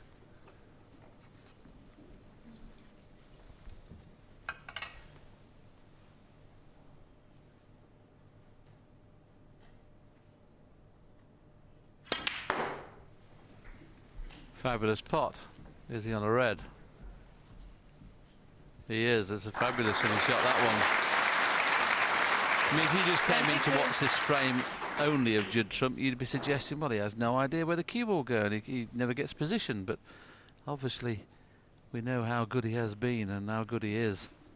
This is just one of those sessions where things are not going quite right and he's having to work very, very hard. And boy, is he grafted in this break. Now for the first time, well, I was just going to say for the first time he's got position on the blue to go into the pink, but he's gone too far. Still on though, if he wants to play it. Doesn't have to play it firm, just any sort of cannon on the pink. He'd be very unlucky not to be on a red. He's very unlucky. Yeah, I think if he'd have had a better angle on the blue, Willie, I don't think he'd have played the cannon on the pink. I think he'd have played the cannon on the reds that were just to the right of the pink, but such was the potting angle. He could just about get full ball on the pink, but then he needed a little bit more pace to release the cue ball. So just a safety shot, or should be.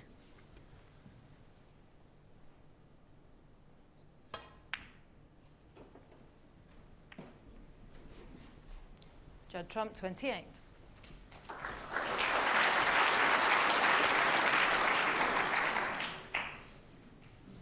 Still not making the most of his opportunities.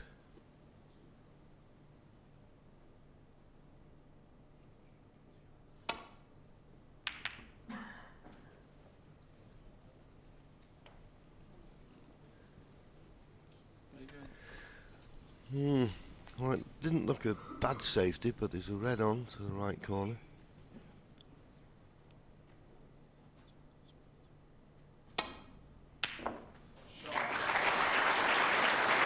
Full ball kiss on the green will leave him nicely on the yellow. Well, I say nicely on the yellow, he may be a little bit straight, but being straight to this young man with his cueing probably won't affect the positional side of the shot. Oh, the cue ball's travelling a distance again. Watch the middle pocket. Caught the bump of it. Unless he pots a good red down the right-hand side of the table, he won't make the most of this opportunity.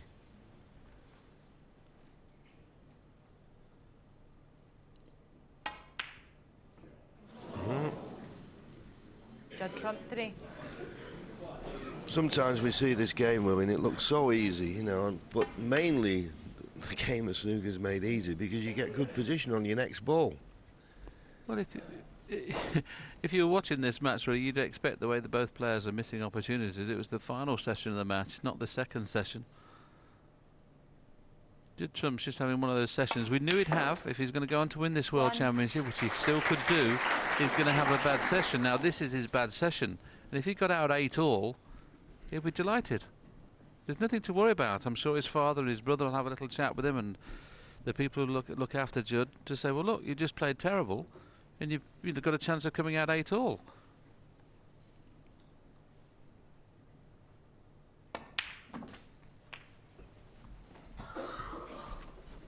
Yeah, sure.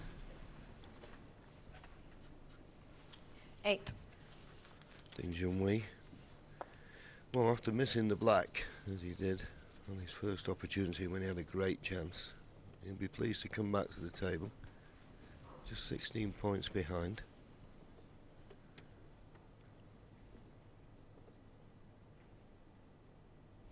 And now he's 9. slotted that one in, although he used every inch of the pocket, it has to be said.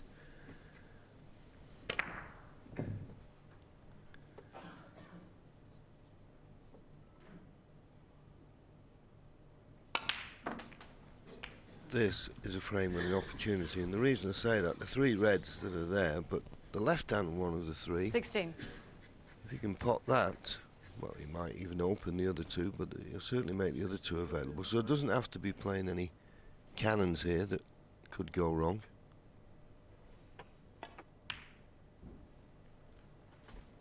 $17. I'll be glad that red does go, because he's not perfect on this black. Just got to be careful here that he doesn't overscrew it. And Snooker himself on his intended red with the pink. That's the red we can see can go. And because he was a bit concerned about that, he's underhit that by 24. at least a foot, 18 inches. The red still pots, but tricky now. Points are level.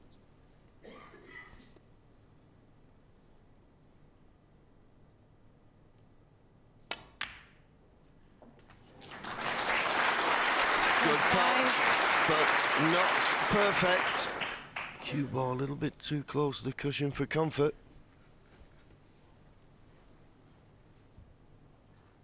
Cuba. Yeah, he just underhit that. It was a good recovery pot, but once you're running into other balls, you're never certain where the cue ball's going to finish, and as per usual, he's finished closer to the cushion than ideal.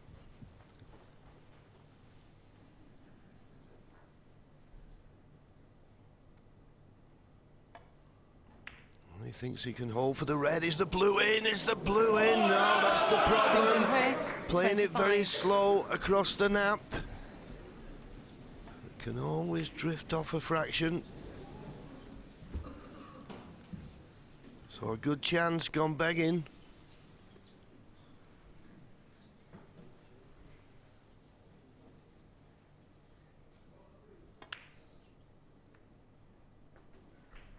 One.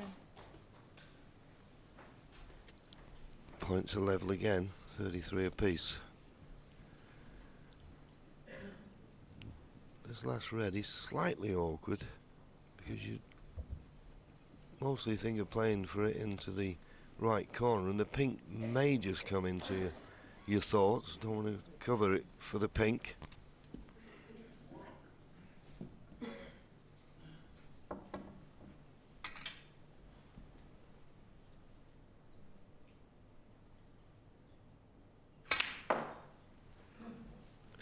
Well, he's coming down, and that's pretty good.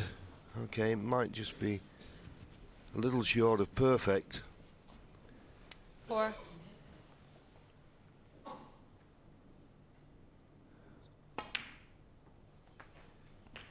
Five.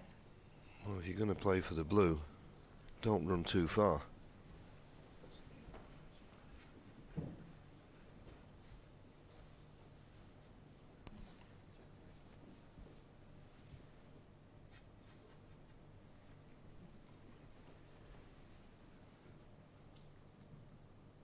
Having to play the yellow, and cued that really nicely, so he's recovered the situation. 7.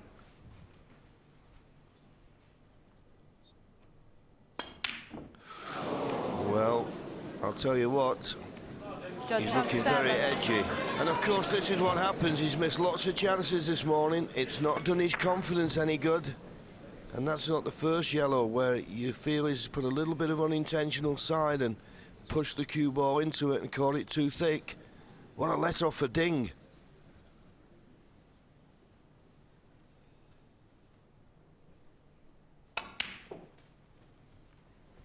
Two.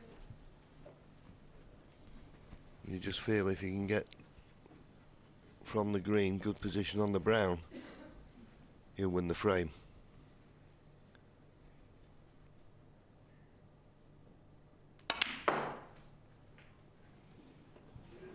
Five. Well, we thought the last frame had many, many twists and turns. This frame has had a few more. Judd Trump has not had a 30-odd break in the last couple of frames and could have won them both. Just shows you how many chances 9. they're having.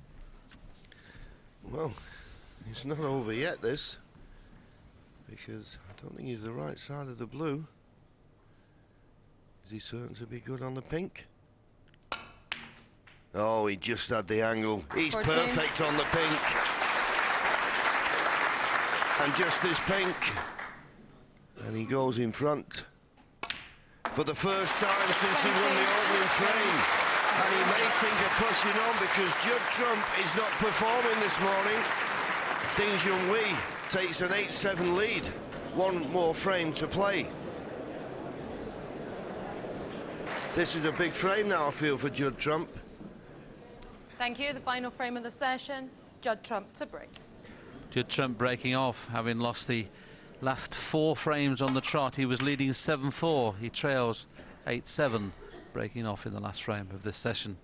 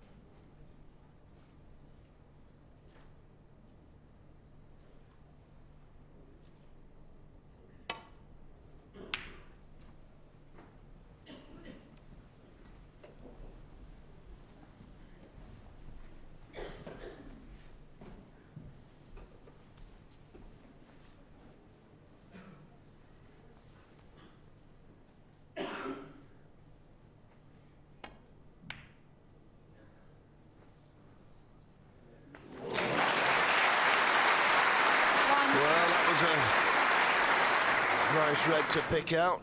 Now, what can he make of this opportunity?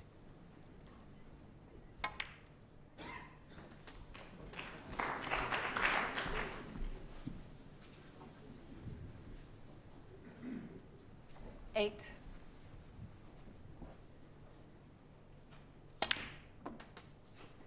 Nine.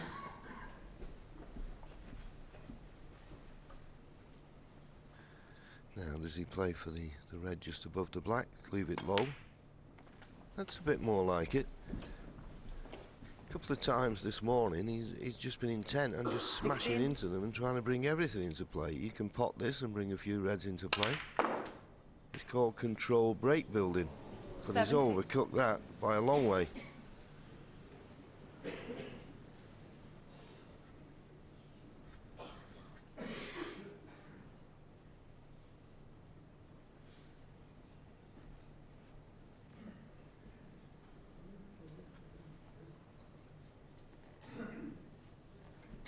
Pink.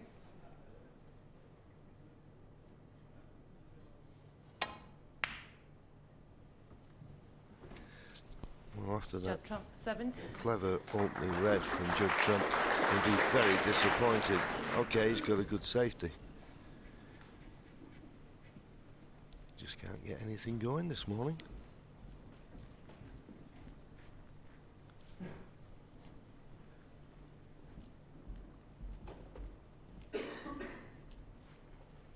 His highest break this morning, Judd Trump, is 51.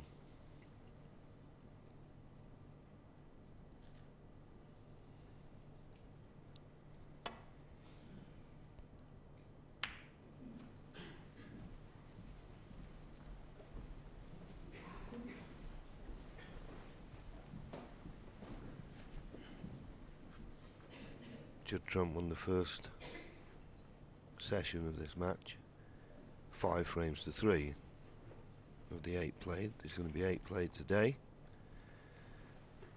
Will it be 5-3 to Ding Junhui, which will draw us level? Or will it be a 6-2 result? That's the way you look at it.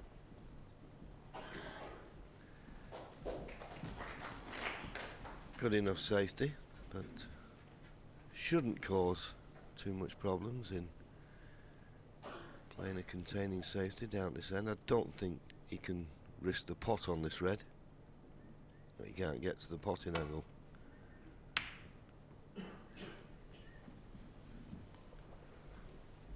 I would think, Willie, of the two players, I think it goes without saying, Ding Junhui will be feeling a lot better of the two. Yeah, it's been strange though. In saying that, would Judd not think, well, I can't play any worse than this and I'm still 8-all?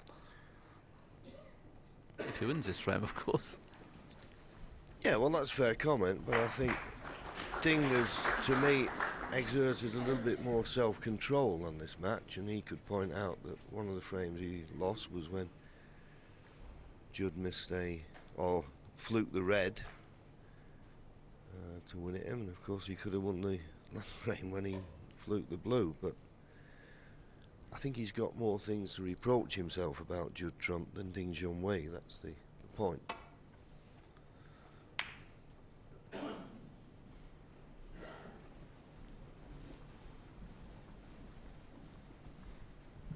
For example, if you said to Ding Junhui after this morning, how do you think you played? And he might say, well, I didn't play well before the interval, but not bad after. Judd Trump wouldn't say that. Yeah, he'd be disappointed, wouldn't he? It's not that he's not had chances. He's been in the balls every single frame in this session, apart from the very first frame of this session where Ding Junhui made a wonderful 91 at one visit. Every other frame, I can't think of a frame that Judd maybe thought, well, I've had a chance in that.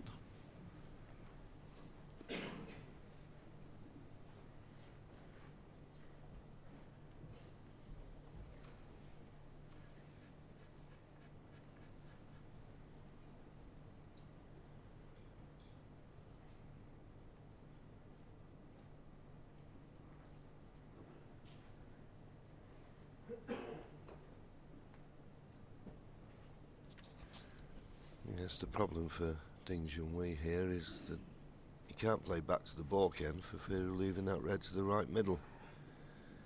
And the containing safety, which he's played a couple of times already in this frame, is not available.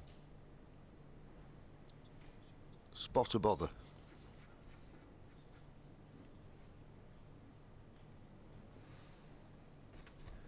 Just coming up to the 1 minute of thinking time. Well, it can hit the right-hand side of the pack and very, very fine and take the cue ball back into baulk. But maybe he feels if I just cut it slightly thick, I'm going to go in off.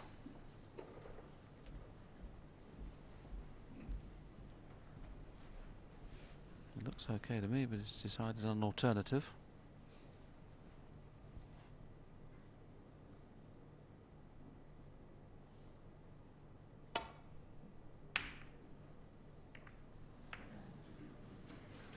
Well, in the end, it was a half-hearted attempt at the pot on the red. In all honesty, he won't be too disappointed with the outcome there.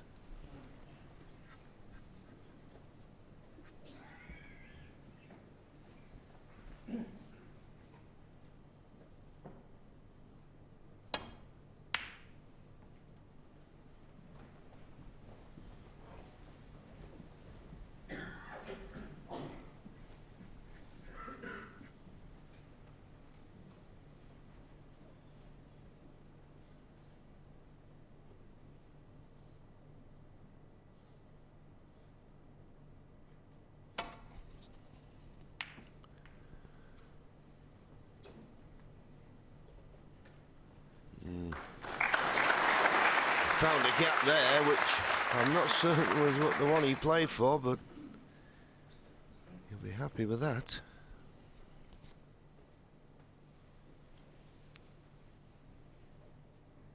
Thank you.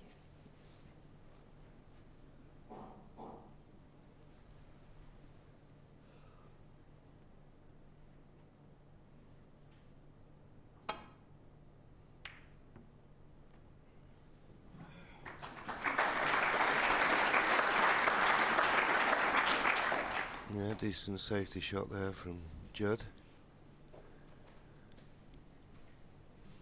think the right-hand side of the table is covered.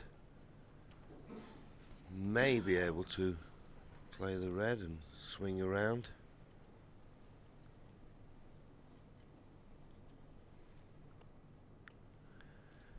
That's the sort of line he's looking for. The only thing is, he didn't expect a red to come up to the balk end with the cue ball, but it's run safe. So well played.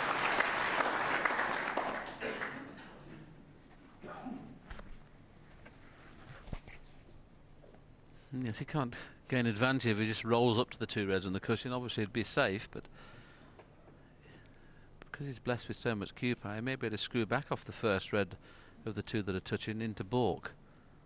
And he's just playing the roll up.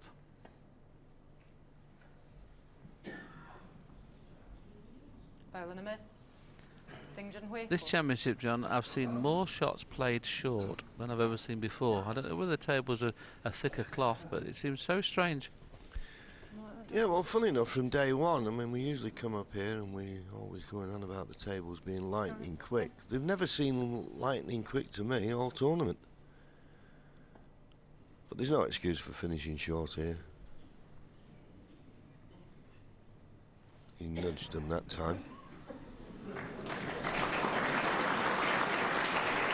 I think the one thing he was wary of was leaving a touching ball, and it's obviously not. If it had been, Michaela would have called it.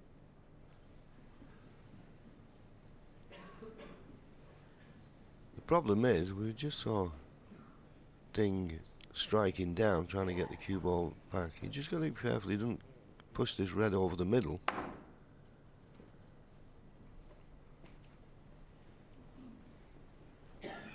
Well, not the best of safeties. This red on the left-hand side cushion, stunning behind the yellow and brown. Wow, that's so bad. That is so bad. At this level, that's poor.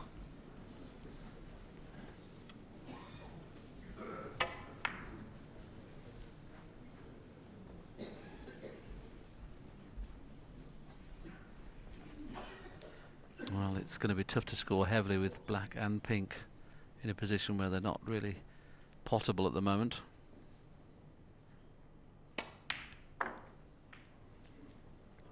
One. So until he gets the pink on its spot or the black in open play, it's going to be tough to win the frame. And particularly now he's come the wrong side of the blue. To avoid the kiss on the yellow.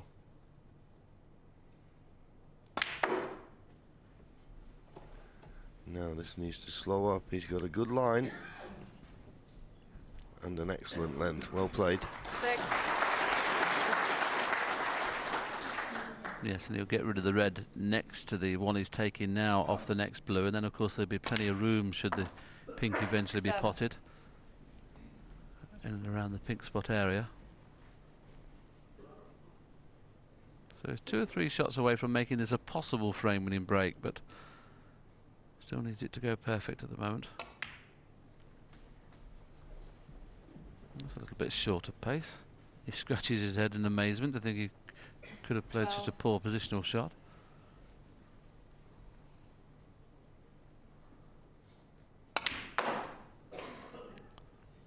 $13. Oh, has he got top side of the blue this time? I think he has.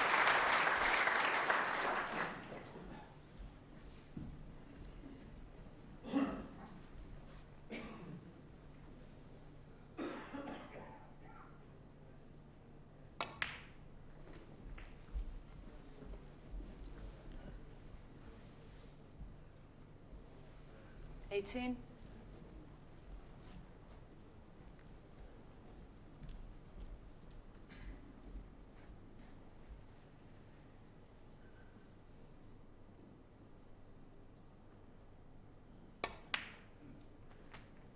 $19.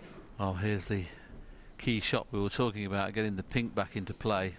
And now he can consider winning the frame at this visit with the pink in play. This was the key shot. It would have been very, very difficult to win just off blues. He did go through a stage yesterday, I think, John, when you were commentating, when You had a bit of a sing-song, didn't you? Put about 10 blues on the trot. Yeah, it was Judd Trump who was doing the singing the blues. Dennis 25. Taylor, who I was in the commentary box with, thought it was good to start singing a song. His idea, not mine. So just having a look. Now, can he get past the pink to play the red to the left centre? I'm not certain that's the red he played on, but he's looking at that as an alternative. Now, where's this pink go? Ooh, does it catch the bump in the middle pocket and be on? 26. No. So he's going to have to play the blue into the far left corner if he's going to keep this break going. Now, normally, very, very dependable on this type of shot. But there's been a few misses this morning. So, nothing easy at the moment. Don't blame him at all for taking it on, do you? Because, I mean, black and pink out of play now. If he can get another red and blue after this blue, that lead will be quite significant. A little surprised he didn't try and screw back for the red, because what's he going to score off it, Judd Trump, where the bullseye? 31. Yeah, it has to be said. Bit of a cop-out, that, really. Normally, Junhui is a very positive player, but just play to pot the blue. Shows you when you lose that little bit of confidence, and nothing is looking easy. Well, he's looking at the opportunity to probably play in the snooker in behind the pink, but I'd be reluctant to have any shot moving the pink into play. That's why he's taken an alternative.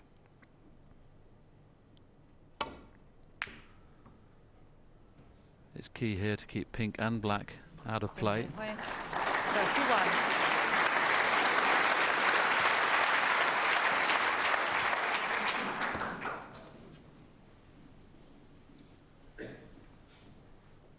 Judd Trump, on the other hand, would love the pink into play. Not this time.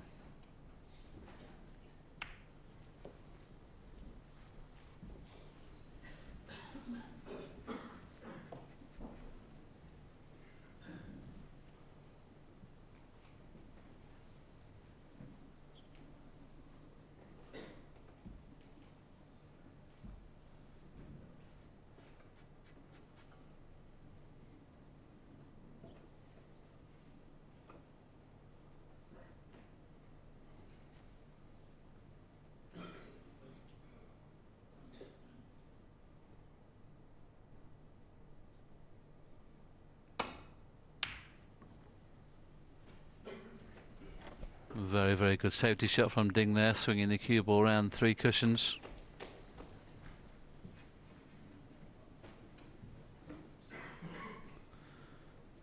Now he can play to bring black into play here by playing the red to the right of the black, but he'd have to hit it very, very thin to guarantee good position, which might not bring the black out. Not a straightforward safety shot from here.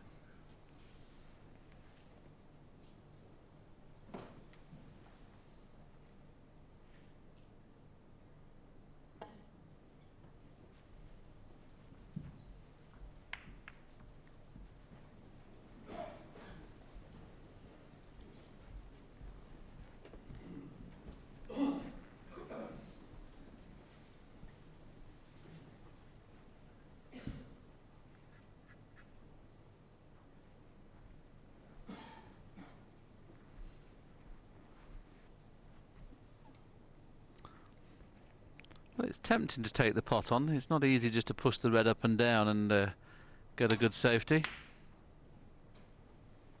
But he has played it very well. Excellent safety.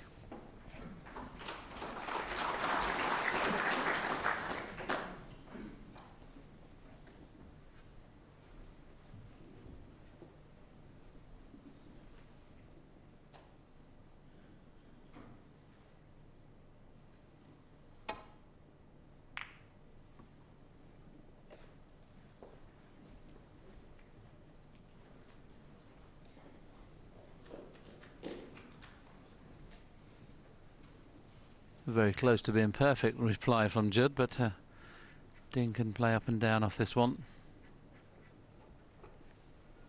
That 18-point lead doesn't sound a lot, does it? With best part of 83 points left on the table, but where the balls are, anything above a 20 break, should he get a chance from Judd, would be very good.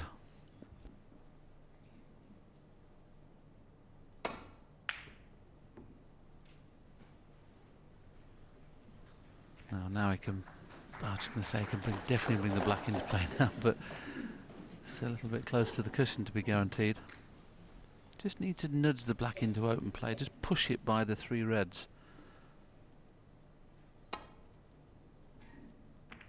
Yeah, didn't quite push it by the 3, did he? He tried.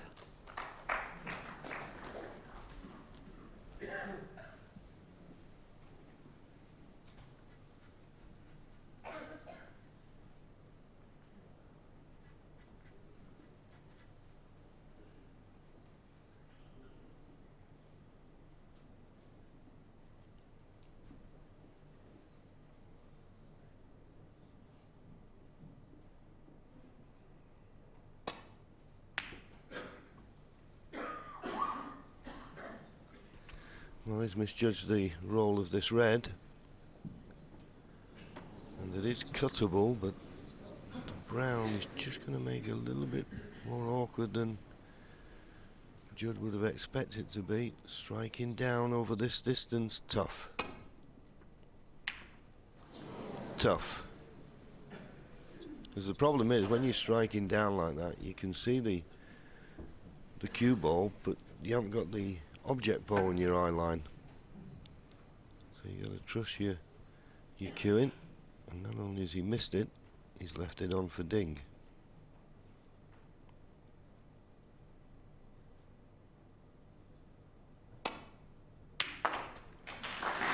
Oh, is he going to develop the pink?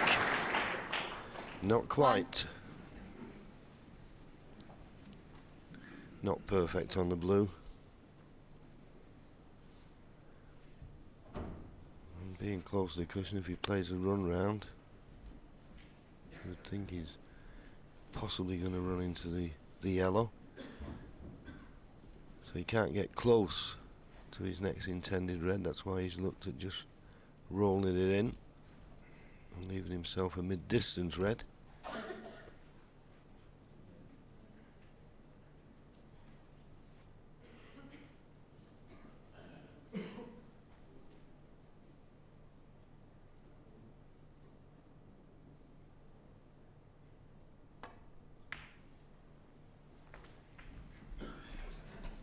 Didn't think it was worth the risk, but is he going to play the pot? 6. Or is he just thinking safety? He's a young man, this thing, Junhui. He's one of them players I really believe if he puts his mind to it, he's got a ball on the table that would be safe. But I think he realises that he's got his opponent a little bit edgy and he doesn't want to gift him any opportunities.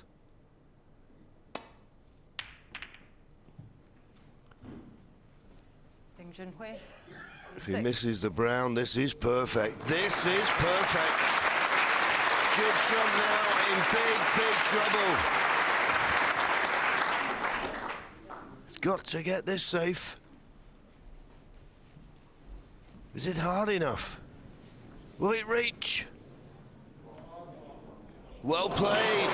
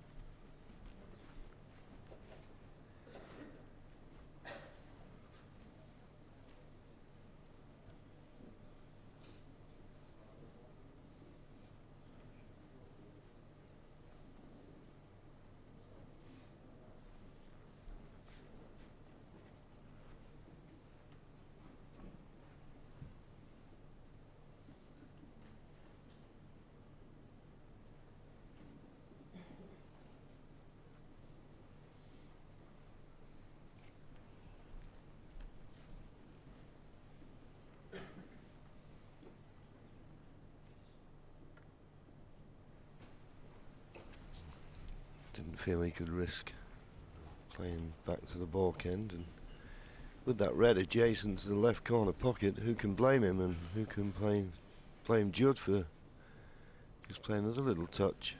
But believe me, folks, there won't be a re-rack here. Not with Junhui holding a 24-point lead. I mean, if he could get to the balk cushion and use the green or blue as a blocker, then he'd do that. It looks like he's trying it. It's a little bit risky, this. Hoping the blue will cover the path to the red to the left corner.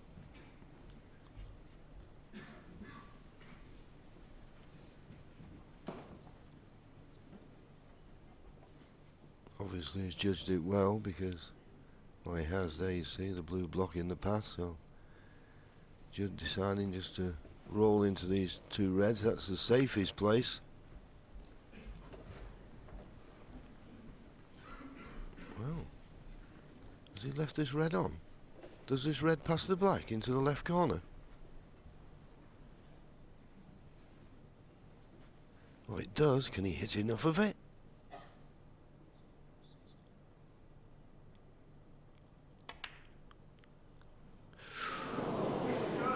Could he hit enough of it? Because it went straight into the top cushion, and that close to the pocket. Yeah, could he hit enough of it? Easy to come off the cushion and pot the red. Well, that's a bonus. That's a bonus. Finished inch perfect on the black. Let's have a look how this happened. Hit the red, missed it, just missed the black, double kiss off the red on the cushion, inch perfect.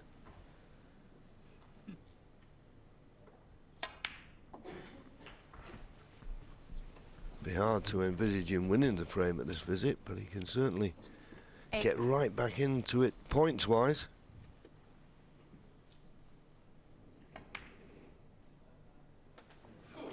Nine.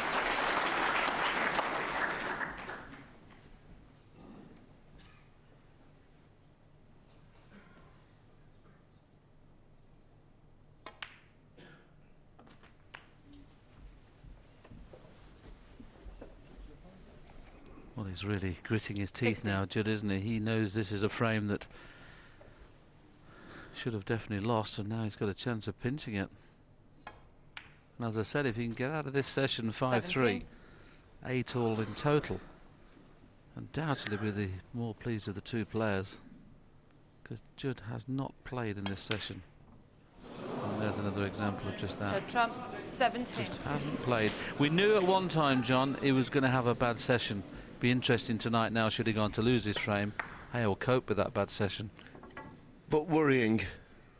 You know, we thought he'd gone up a notch in his game, and he was ready to win the world title, but this has been disappointing, to say the least. 1. And the thing is, when you start missing chances like Judd's missed this morning, it will only increase the confidence of his opponent, and Junhui is too good a player to give him confidence.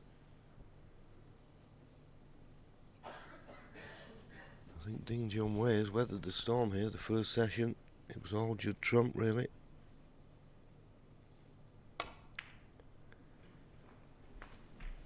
And Junhui looked as though he was feeling it slightly out there, but 6. if he wins this frame, he'll be back in the ascendancy. 13 points to the lead. I don't think he'll play the pot on this red. Easy snooker. Easy snooker. Keep the pressure on. 6. And this is one of those where you can only hit and hope. You can't play to rest on anything. I don't think you can see the required cushions unless he comes off the back cushion, the side cushion, tries to hit the red from behind. But if it runs by the red, he'll be sticking it. Yeah, shorter pace there. Miss Foul on will the be miss. called. It's Danger not a away bad for. line. If he could find that line again with a little bit more pace, he may get it safe. But can he find that line again? Thing.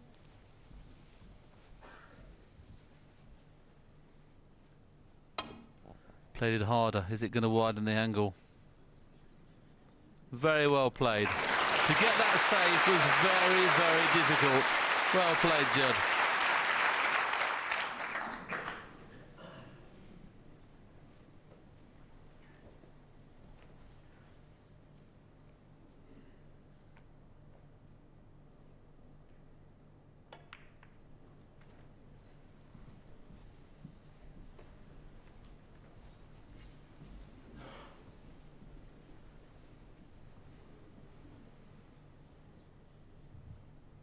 Might even play the cross double here. He's bound to get a good white.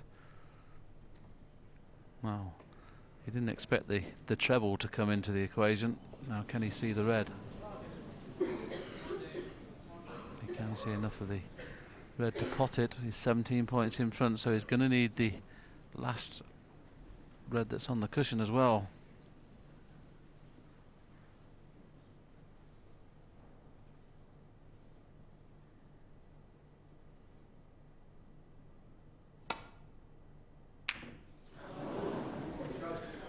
Well,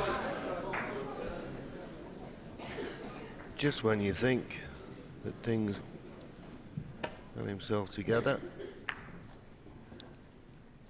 he throws in an easy miss.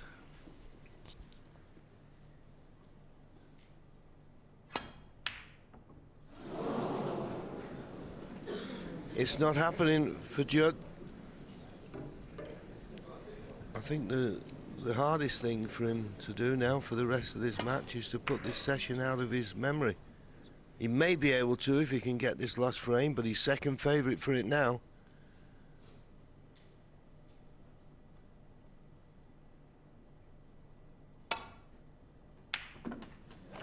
No mistake this time. If he's not good on the colour, then he'll play a little snooker here. He's not good on the colour. And I wouldn't be really that bothered about putting a colour safe. I think just a little roll up behind the green is the order of the day here. Green ball. Well, he's playing a run through and trying to get the cue ball behind the brown, is he? Good shot. That makes it a lot more difficult.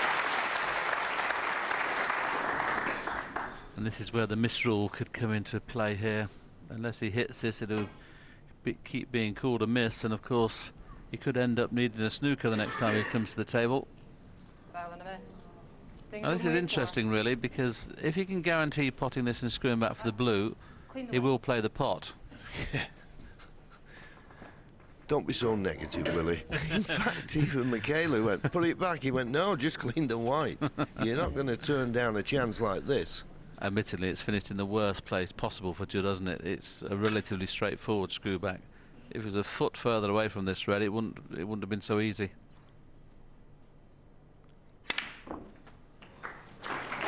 Should now get the desired amount of points to win the frame and win the session 6-2. Yes, just the blue to go 28 points in front with 27 remaining.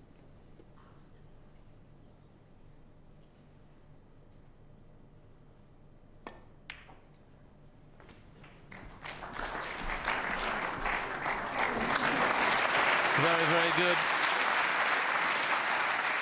6. Well, we said many times how would Judd react if he had a bad session at the Crucible. This has been his bad session, but he's still in the match. He only trails 9-7, so nothing really to worry about. Just don't lose the next session. That's, you just play the match or the session 11. tonight as a match itself and just get back into it. 9-7's nothing. I suppose a really bad 15. session is you lose it 7-1 or 8-0. He hasn't done that. He's won a couple of frames. But it'd be a delighted Ding Junhui and a very, very nervous looking Judd Trump today. He was in his shell all morning, never looked comfortable at any stage. Ding Junhui wins the session 6-2 and goes 9-7 in front with a night session to play. Built in the heat of the crucible. Let's find out with our commentators Ken Doherty and Willie Thorne. Good evening, boys. Good evening, Rishi. Good evening, everybody. And this is the session that you can stamp your authority on the semi-final. Judd Trump, we always talked about what happens when he had a nightmare session. He had that nightmare session this afternoon, but still managed to win 2 of the 8 frames, which still puts him well in this match at 9-7. All he has to do is win this session to be virtually level going into tomorrow's final session. Both these players have never been to a final, Ken. You have. It's a very special place. It is a special place, Willie, and what a fantastic atmosphere we have in here tonight. Both players getting a fantastic reception. And it must be great for both of them. Very exciting times in their lives. Prospect of getting into the final of the World Championship at stake. Well, we've got some very interested spectators this evening. Straight from the royal wedding there. William on the right, Prince Charles in the middle, and the Queen. I hope you had a nice day, William, and many congratulations. Where's Kate?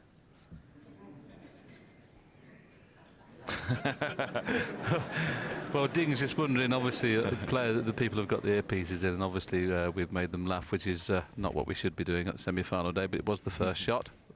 Please forgive us, Ding, and hopefully it's not going to make any difference to this particular shot.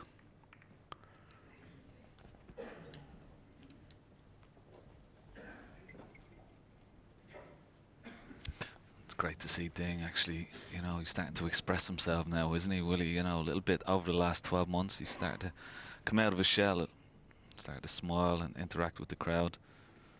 Well, his English, in fairness, is improving as well, Ken, isn't he? You can have a conversation with him now. Obviously, before spoke very little English.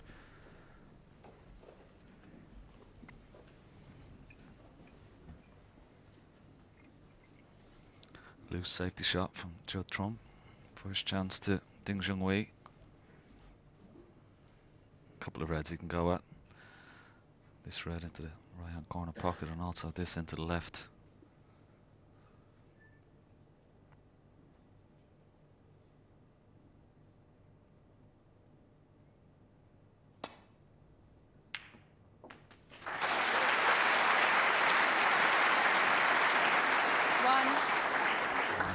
Rewarded with a nice kiss on the blue, but for that kiss on the blue he probably would have been in balk and not had a shot, but you can put the blue into this corner pocket.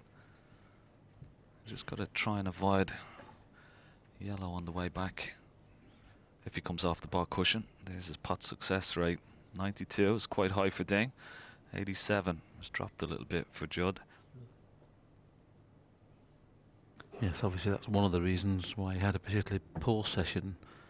The fact that he wasn't knocking the long ones in. The other reason was the afternoon safety wasn't, sorry, the morning safety wasn't up to scratch, and that's one thing he has to compete with Ding. We know he can compete with him in the break building department, 6. but he has to compete in the safety, and today he hasn't as yet.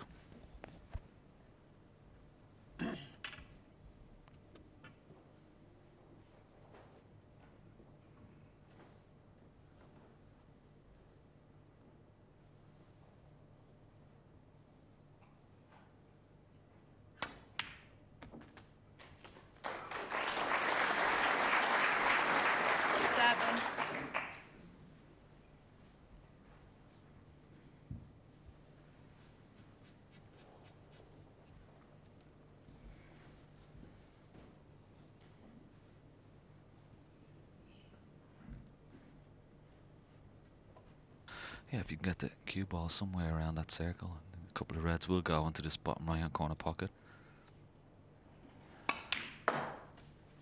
Looks just about perfect. 10.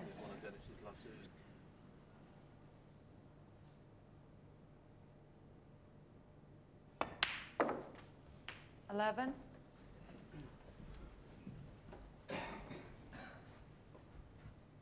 I think the bottom red of those two goes into the right-hand corner pocket, and they may even be a plant into this left corner pocket. Ding just having a quick glance.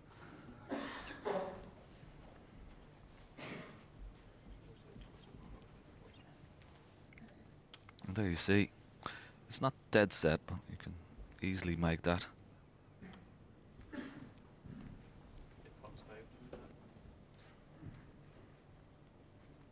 You may have to play for the plant or even into the pack if that bottom red doesn't pot in the opposite corner. Well, that tells us it definitely does, and he's purposely finished low, which is, Ding is undoubtedly one of the game's great bait builders now. He never misses a trick. He's purposely left it low 18. so he can bring a few reds into play. Two ways of playing it: either force it through, or if he screws back, he could flick off the one just above it and the pack and still get onto the black. Just keep an eye on the cue ball. So just to put it directly off the one above it. Yes, very well controlled, wasn't it? Perfect angle on the black as well. Didn't use a lot of pace, didn't have to. Again, he can play a little cannon into the three reds just right above the black and still be on this red. There you see the little cannon, bringing them into play, and that's another excellent shot. Didn't have to play this, but 26. thought it was a big enough target to hold the cue ball, and that loosened another couple of reds out to the open. 27. And all of a sudden, from one long pot, this could be a chance to win the frame at this visit. Steve Davis said 34. today, I think Junhui is possibly one of the best front runners we have in the game. Once he gets his nose ahead, he can become quite relentless.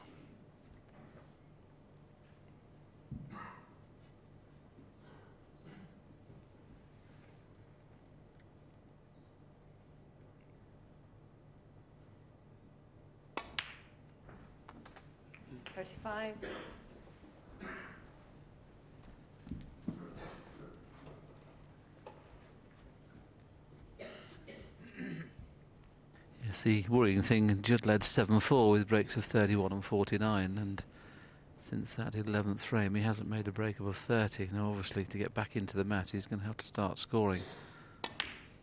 We know he's a fabulous scorer and he's played some wonderful shots here this week at the Crucible.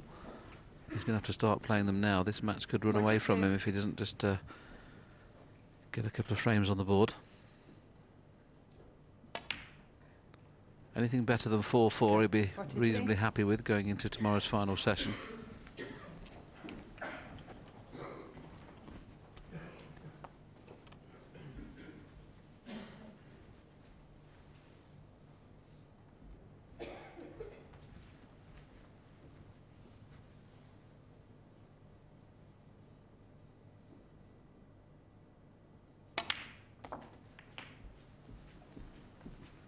Slightly gone astray. The bottom red will still pot, but obviously he played a lot thicker kiss on the first ball to hold the white, and just the fact that he could half ball on the right hand side made that white push through. I still expect him to pot this. May decide to play up for the blue rather than hold for the pink or black.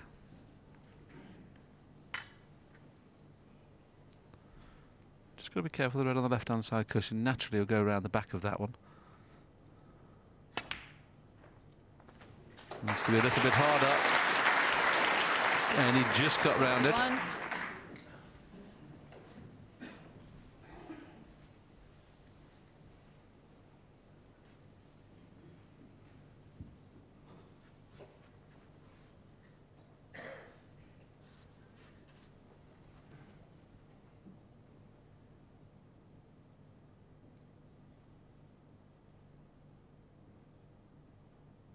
Well, he looks to be putting top on this. I don't know how he's going to miss the kiss on the green if he puts top on. But he did judge it nicely. It looked like it was going to cannon into the green on that line, but he's played that very well. If he'd have caught it slightly thicker, I'm sure he'd have kissed the green. So look how close he gets to the green. Well, only half an inch, wasn't it? So well judged. The lead 56, 3 more reds and colours. He'll open a 3-frame lead. 57.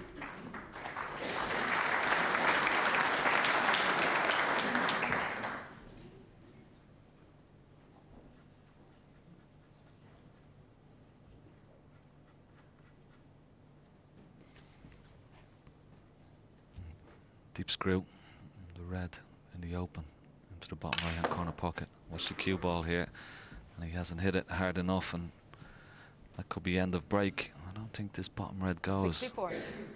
It's very close. Just didn't get into that now. That doesn't pot.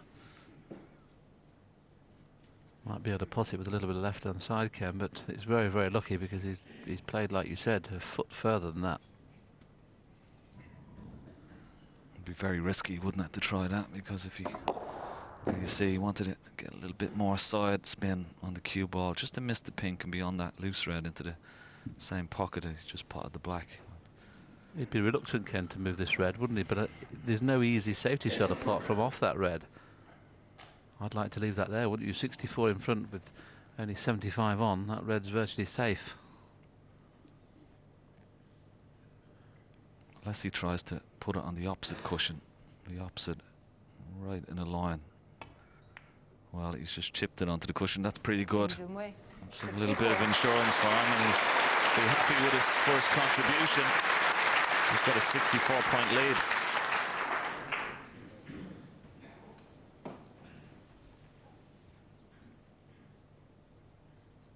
There you see it, 64 ahead.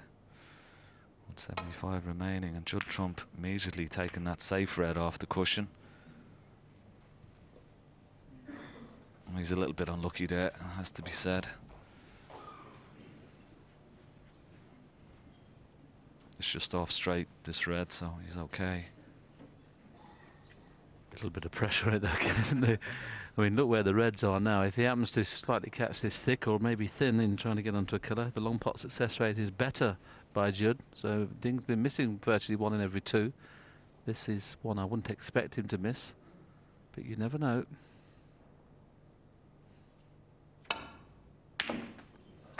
Potted it thick, but it went in. I'm surprised at that speed, as you see here, when he plays it again, potted off the left-hand jaw.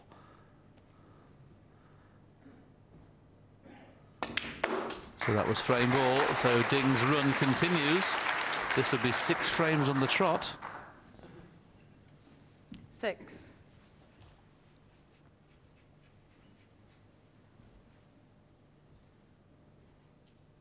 Possible plant here, but we'll be concentrating on safety, getting the cue ball back to balk. Well, very good shot. 7. Excellent pop. There's a lot of distance between those reds.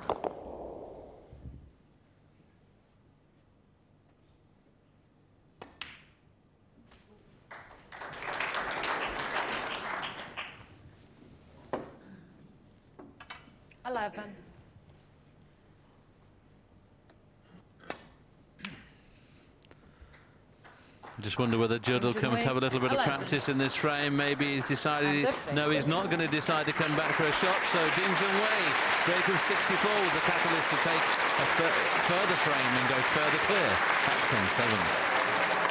10-7.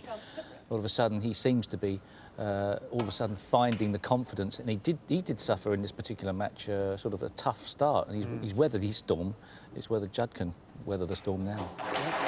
Question that all Judd Trump fans will hopefully get a positive answer to in this frame.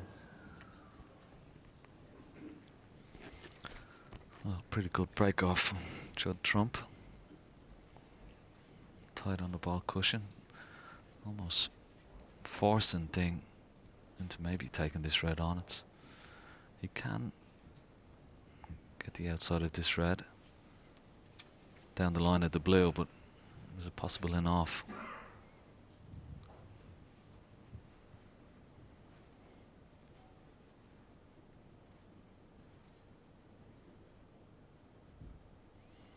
This is view from Hawkeye. There you see, you can see the outside of that red down the left-hand side of the table as Ding looks, but he's got to be so exact with that position safety shot. This is a dangerous pot to take on. He's a little bit reluctant to let Judd Trump in early. He knows he has him on the ropes at the moment.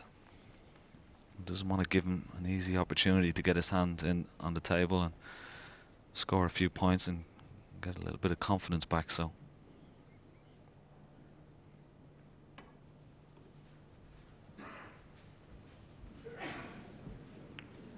foul and a miss. Judd Trump 6.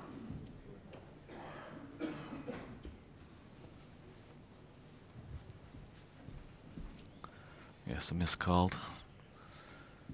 But he'd be relieved that he didn't catch that pink full ball, because Judd would have had an easy opening red here into the bottom left-hand corner pocket. So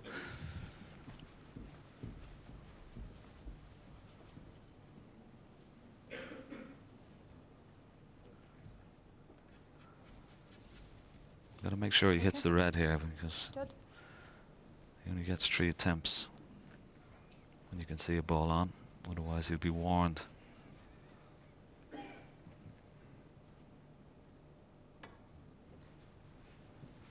Definitely okay this time. Was it Davis who lost a frame against you in the Masters, Irish Yeah. Masters? What happened? Well, he missed a full ball on 3 times, and it was the final frame of the match, and lost the match. Not only the frame, but the match. You always have been lucky. I was very disappointed.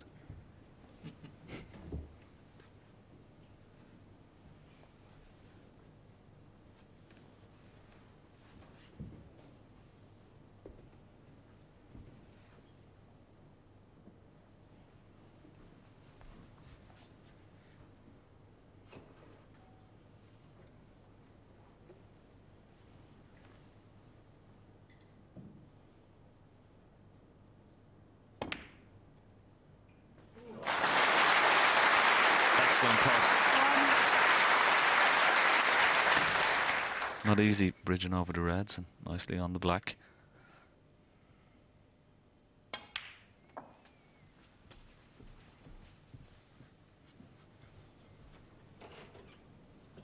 Eight.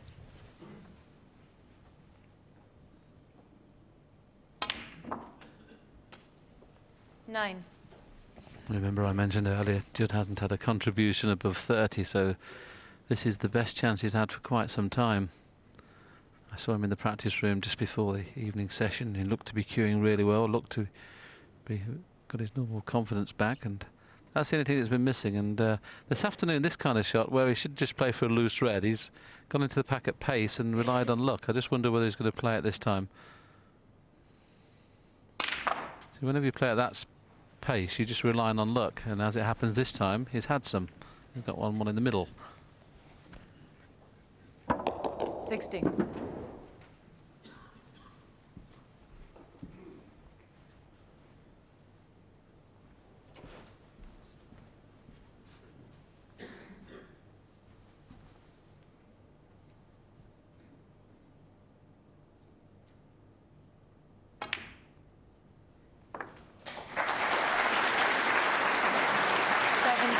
That's another good pot. Made nice contact on that red, didn't he? To stay on the blue.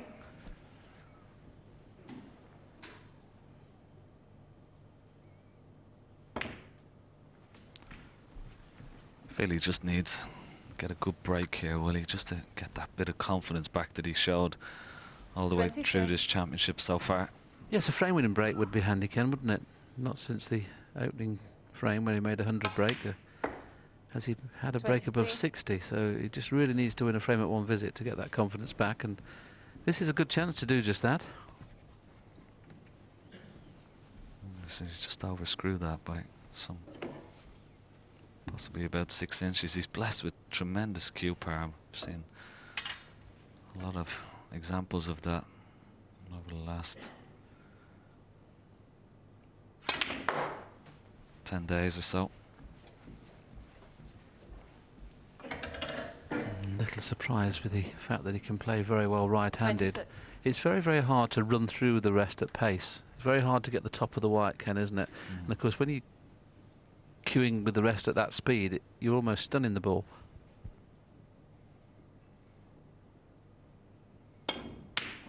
Oh, that was a good shot. That was very well cued. Just come a little straight on the black again. This was a wonderful shot, and he's very, very unlucky. He hit it too good. This is awkward. Could just pot the black and just stun the cue ball just a couple of inches past the spot. He's still got a red to the left centre, but he's screwing back and just makes this pot a little bit more difficult. He's just been a bit unlucky. He's got a heavy contact. He doesn't want to get too frustrated. He's still in 34. red to the left centre. Now you see the ball bouncing, the black bouncing.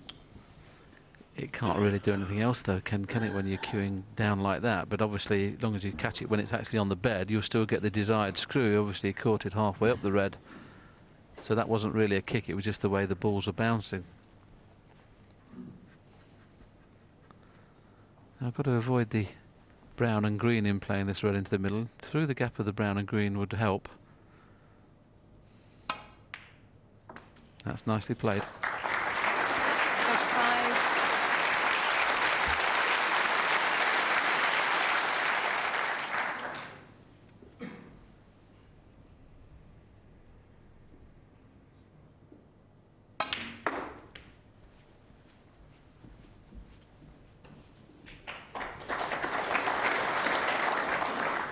39.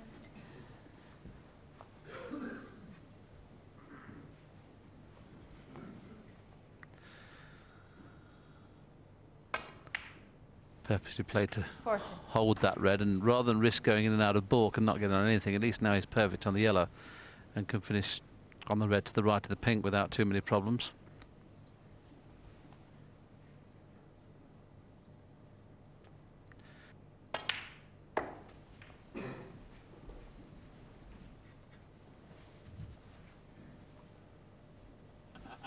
.42.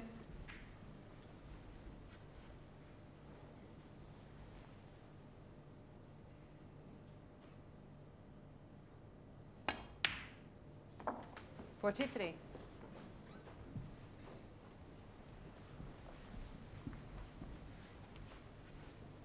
There's Father Steve, Brother Jack. I'm sure a couple of shots, gentlemen. Your man's going to win this frame.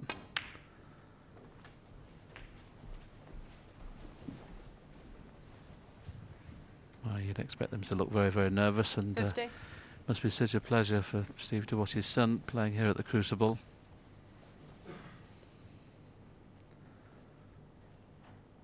He's going to need one more red. Now 51. He's got the perfect angle here on the black, and it's a pack. You don't want to. Oh, he can play the pink, can he? Oh, maybe there's a red in the middle that pots. Just let's see if he maybe in the corner as well. So the top red of that, well, it doesn't look like it pots in the corner. It looks like it definitely pots in the middle.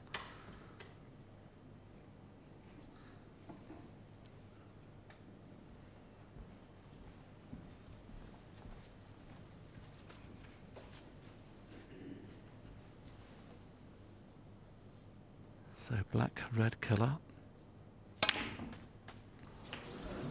And I mean, Judd obviously knows it's going to arc when you're playing with topspin, and you misjudge that.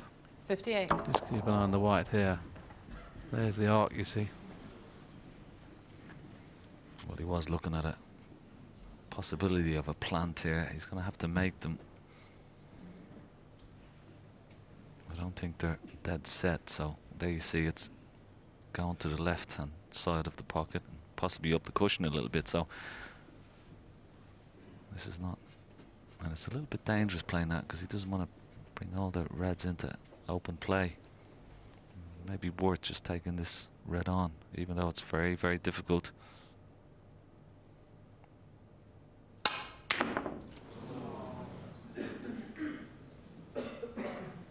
Where's it going? In the middle? Will it go in the middle? Will it reach?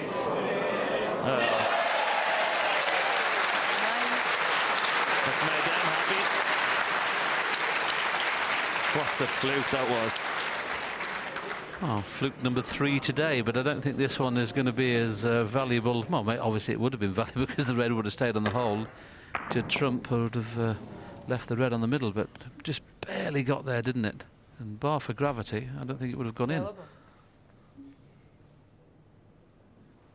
65 in front, so just making sure of the yellow to go 67 in front with 67 on.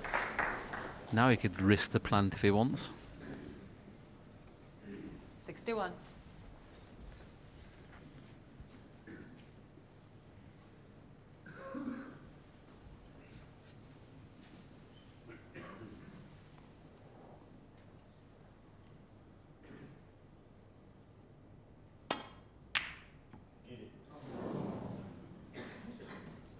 Judd Trump. Good safety shot though, so Judd has made his highest break for some 10 frames.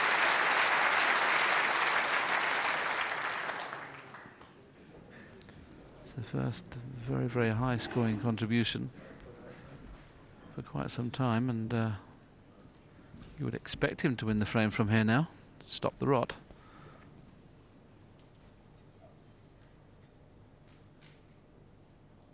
There you see the match time, just over the 6-hour mark.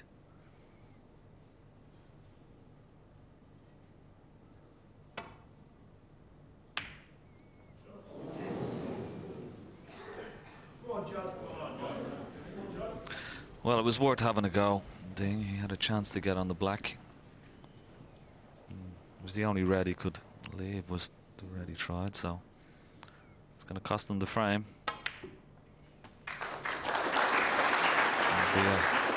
Mighty relieved, Judd Trump and his supporters here. He stopped the rot. Well, I think he should definitely take this brown on, because if he plays the snooker, Ding might carry on. Judd Trump. He is carrying on. Now, if he'd played the pot the brown, he would have naturally been on the red at the back of the pack.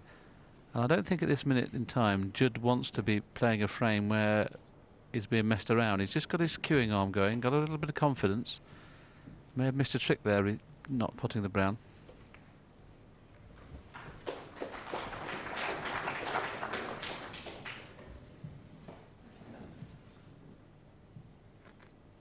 Well, if this red pots, it's made no difference. I just didn't want him to get involved in a protracted bout of safety. 1.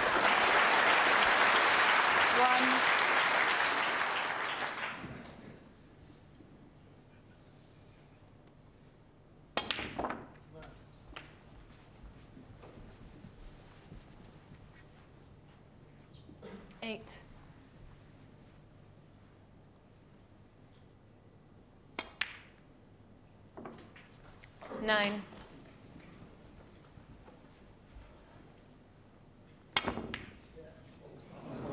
Well, he won't be worried about the black. But he'll be very happy and stopping the rot.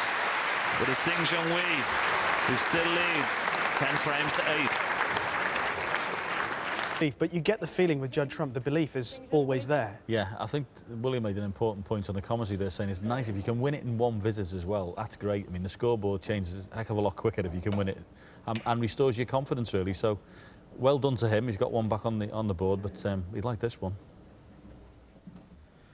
Yeah, quite right, John. It's a very big frame, isn't it, for Judd Trump, because there's obviously only 2 frames before the mid-session interval. If he wins this one, he knows that at least he's shared the first 4. Doesn't have to start worrying about going even further behind in the match. Well, I don't blame him at all for playing the cannon there, because it was a red at distance that you could fancy him potting, and at least he played it at a speed where he was obviously trying to get onto the black. Very unlucky. If he catches the black a little, the red a little thicker, he'd have probably pushed through the red and got onto the black. As it is now, it's not easy to get back into baulk, so he's just screwing back for the top cushion.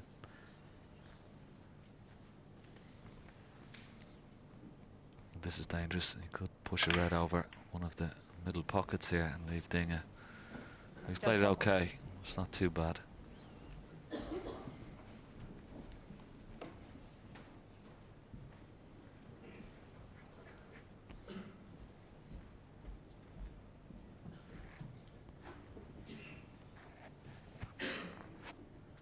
Trying to cover the red that's right over the corner pocket, and I think he can do that with the blue and green, but didn't appear to want to play the one on the right hand side, so he's just clearing the pocket, playing around the back of the red into baulk.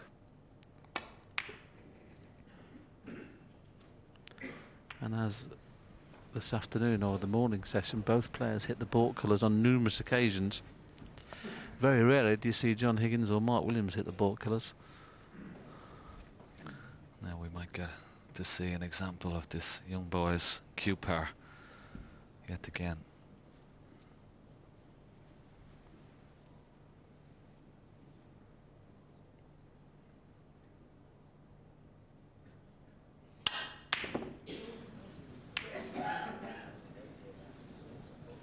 Red's gone close again, but just have a look at where he's got the cue ball from that position. Is quite incredible.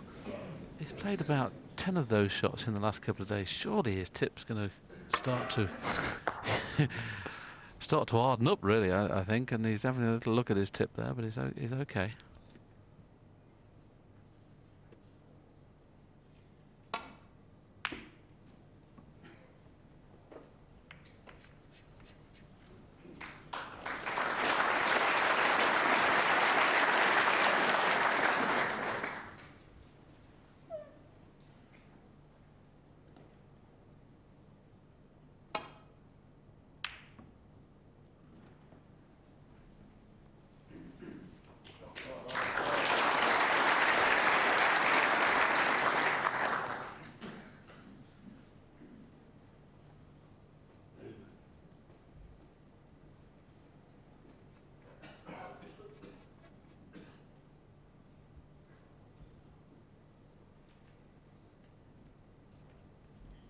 Three excellent safety shots on the trot here, and this one's even more difficult. I'm not too sure whether he can get back into the baulk area. He can hit the edge of the pack, but of course the red on the right hand side is a problem.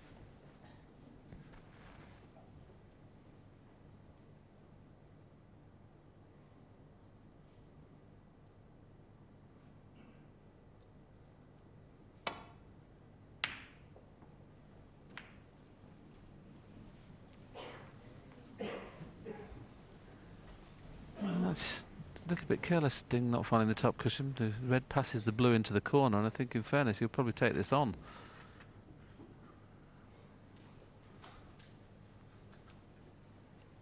Doesn't fancy it. It's a very easy safety shot off the red nearest the cushion, him behind the brown, but I fancied him taking the one on just to the right of the pink, which he's now doing.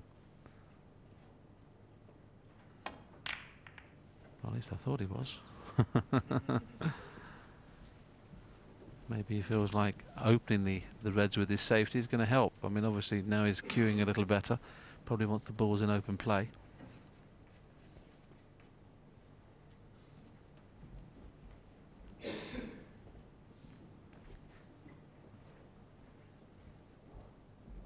May have it to play another containing safety. Oh, well, I think he can get through to this left, the red down the left-hand side. He's just afraid of catching one of the reds on the way down. Still shouldn't be a problem if he drops the cue ball onto this black cushion, as we call it.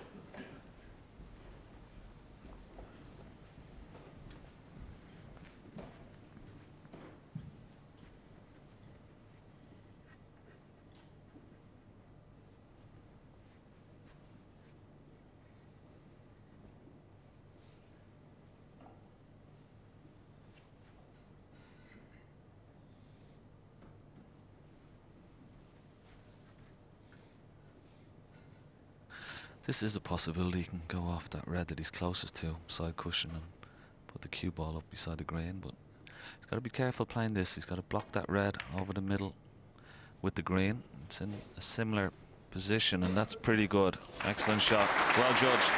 Bit of pressure on that shot. It's certainly the most risky of the two choices, Ken, wasn't it? Your choice, he couldn't leave that red on that you were talking about, but that way he could, but he played it perfectly. Oh, the three reds just below the pink, the outside one very, very thin. He'll get round the back of all these other reds and back into baulk, but if If he just catches it slightly wrong, one of those 3 reds on the left-hand side could be cannoned, and the whites stay in the middle of the table. So very dangerous if he plays it.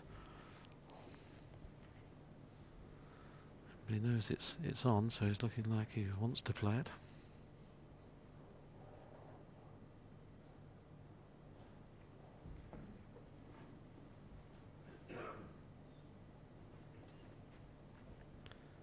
And it looks like he's taking it on, so this has got to be hit nicely. If he catches it slightly thick, he could cannon one of the reds on the left-hand side. Oh, just decided to play the old dump shot. Don't want to risk anything at the moment.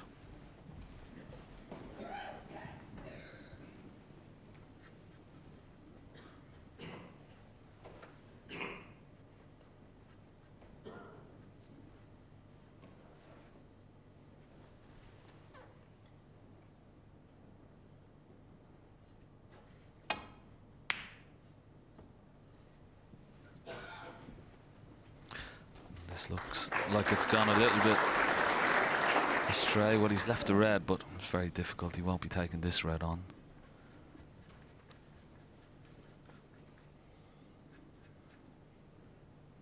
Again. He's in a difficult position here. Gotta hit this perfectly. Gotta go through the gap. 2 reds here on the left-hand side of the table.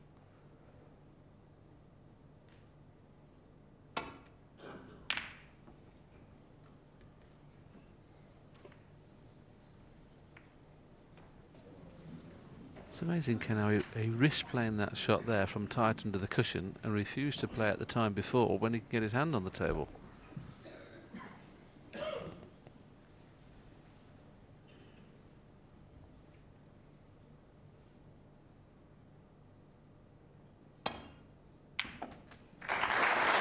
There's the cue ball.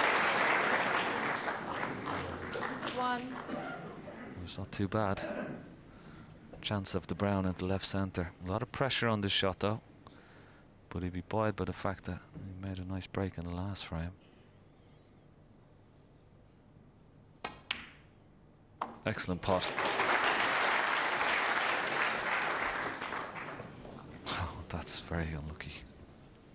Of all the places in all the world to finish there. Well, that is incredible, isn't it? Touch and go. The thing is, he concentrated so hard on the brown because it knew it was a pressure pot and didn't even consider finishing. I mean, that wouldn't have been anywhere near in his mind. He's just playing in an area there for choice of red, and it's amazing how it's finished there. Well, an inch either side of that red and he would have been on something. That's unlucky.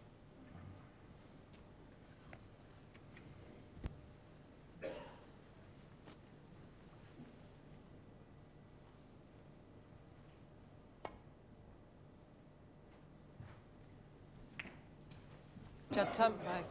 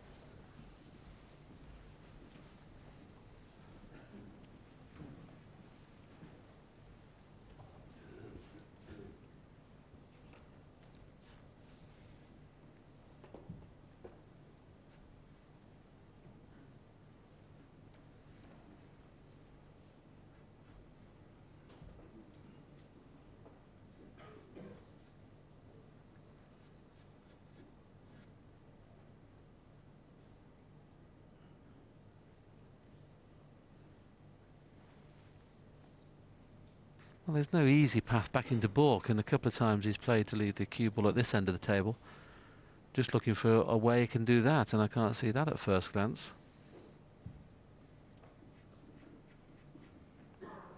So just coming up to 50 seconds shot time, and there may be a few more seconds to come on this one. This is tough. Is there anything potable anywhere? Sometimes you get forced into playing a pot.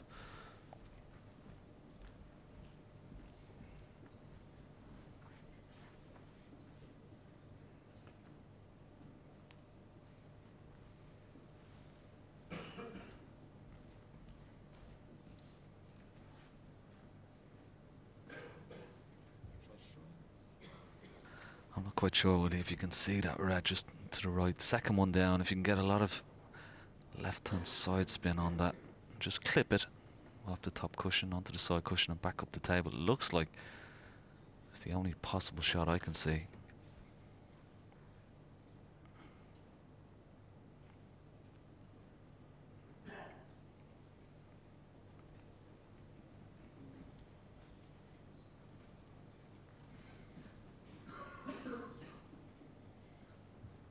I'd love to get the cue ball on this bottom cushion as we look down around the black spot.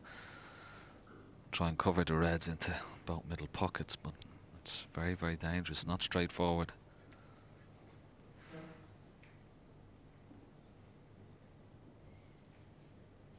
I think if you can just see that second red down on the right hand cushion.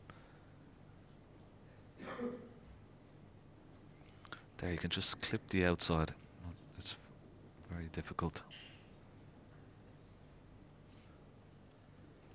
I think this is probably the longest time Ding's ever took over a shot, and that just shows you how much trouble he's in. And the reds are obviously in a perfect position for a sizable break, so this is a very important part of this frame. He's just going to play the first red, not Ken's red, the first one, and try and do a Judd trump and screw back into baulk. Does he have the cue power? No, he doesn't.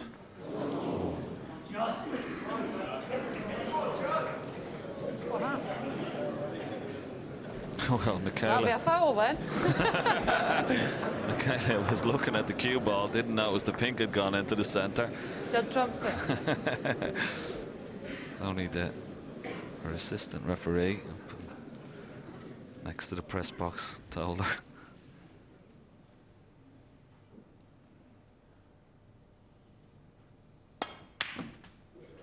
Yes, it was interesting. Michaela very rarely makes a mistake, and that shot there from Judd Trump has given him a chance to win this frame as well.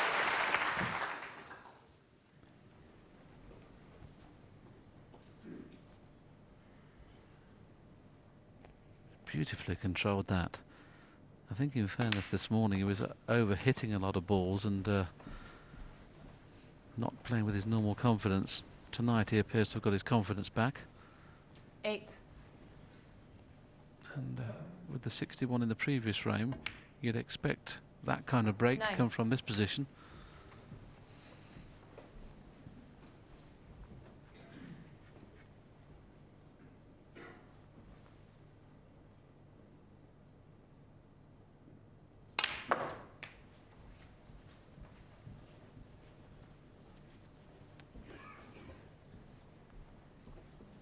$16.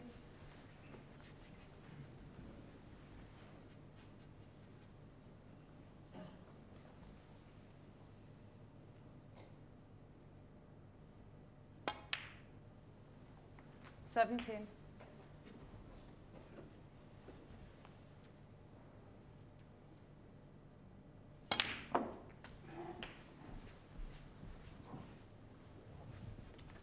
Well, under normal circumstances, 24. you'd have to say this would be pretty straightforward, but certainly these are not normal circumstances. I think Junhui knew the importance of that last safety shot. He was in a lot of trouble. 25. Took over 2.5 minutes deciding what shot to play because he knew any sort of half chance in the frame may have been gifted.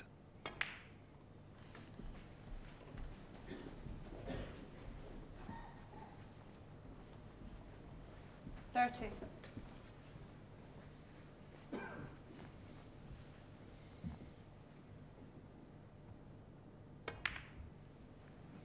31. This is a good performance from Judd Trump. He's still very, very young. But I think a couple of weeks ago when he won that tournament over in China and beaten a very experienced player in the final, Mark Selby, done his confidence 37. a world of good coming into this championship.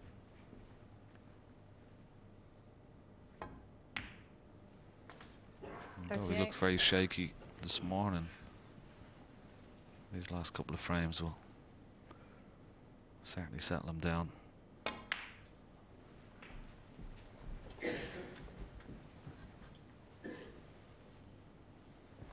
.43.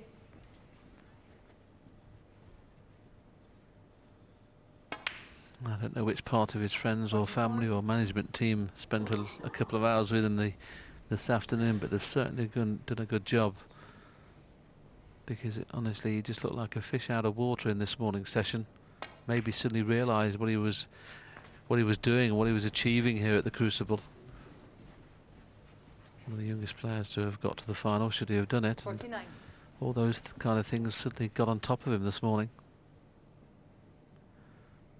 Didn't play 10% of the way he had been 50. playing, but tonight he looks to be back to normal. Yes, and 62 points ahead. Pink will put him 68 ahead with only 67 remaining, so frame ball.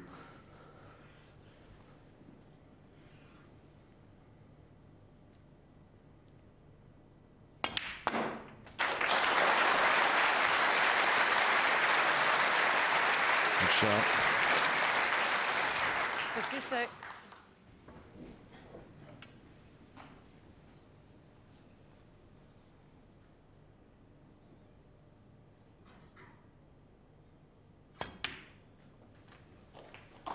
Thank you. 57. It's amazing, isn't it? 6 frames on the trot, couldn't make a 30. And then he's gone 61, 57 and counting. One thing that shows us is what a lovely temperament this young man's got. 64.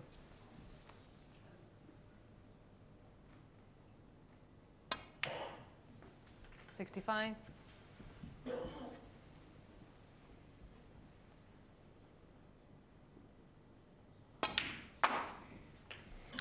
Yes, and if anybody was questioning how Judd Trump would react when he had a bad session, well, here's your answer.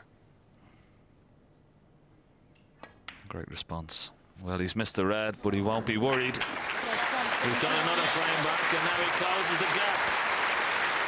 He's only one behind, but it's Junhui who still leads by 10 frames to 9. Well, this is the response that we wanted from Judd Trump. Now the match is back on once again, Steve, and a tremendous break. Yes, fantastic from Judd Trump. It's really good to see him out there all of a sudden showing a bit of character. And after Junhui had missed the long screw back, and then all of a sudden a bit of humour in the room, then all of a sudden Judd Trump was left with a very, very gettable red. But it was a very big red in the context of this particular session. Didn't he pot it well, John? Fabulous. And controlled it beautifully, come round the angles, perfect on the black. And both of us said at the same time, that could be a really big shot in the context of the game. Well, he's on fire tonight. He's making great points all the time. He was saying whoever has helped Judd Trump tonight needs a pat on the back, because they've got him focused again, haven't they? Yeah, it may also be down to the lad himself, you know. You can do things yourself as well. You can. It's great to talk with people, but at the end of the day, he's the one got to knock the balls in. He's the one at the end of the queue, so maybe he's, we're underdoing his credit in it as well there. And now we've got the situation where the great front runner, Ding, is having Judd Trump breathing down his neck, and he's under pressure now. Well, we saw in the first session that Judd Trump, to some degree, unnerved Ding because of the flamboyant way he played. And if all of a sudden the crowd get behind Judd Trump, then you never know. I said before as well, Rich, if he could win 2 out of the next 3 frames, great. Well, he's won the first 2. He's got a bite of the cherry here to get level.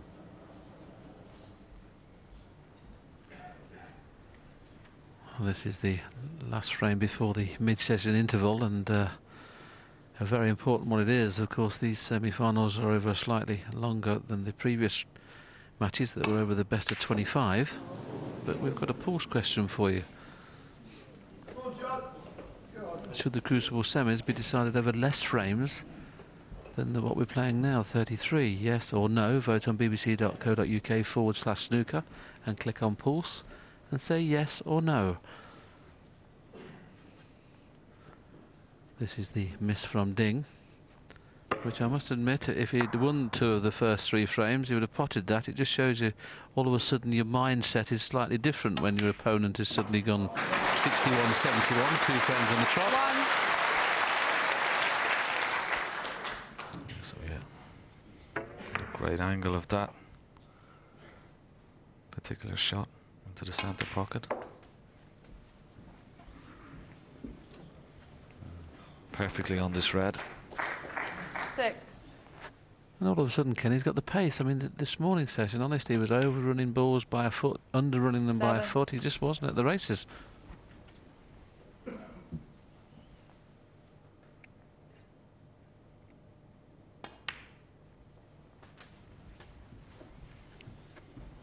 Yes, I think sometimes during this World Championship, 14. players always seem to have one bad session.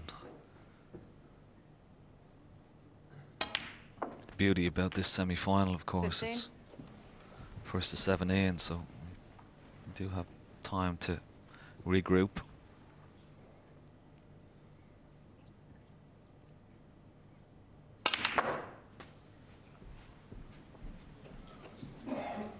Nothing straightforward this time.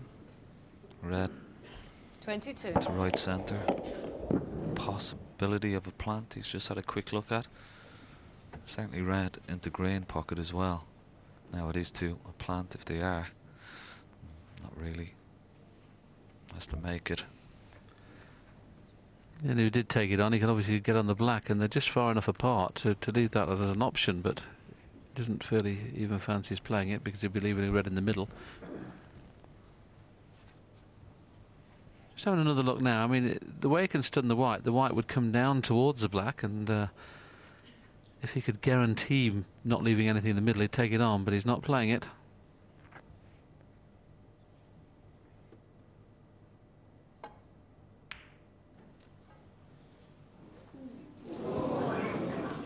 Judd Trump, 22. Well, he was up almost immediately when he hit that towards the middle pocket. If we get a look, just have a look at his. Almost went in, didn't it? Yeah, he was up off it immediately. Knew the minute he struck it, it wasn't going in. Well, we asked you the question whether the semis should be over less frames. No, 82%, so that's very interesting, isn't it? Best of 25, obviously, in the quarters and the second round, and the public tend to agree, Ken, that this is a good test, and you would accept that the best player would normally win a match over this distance. Yes, I totally agree.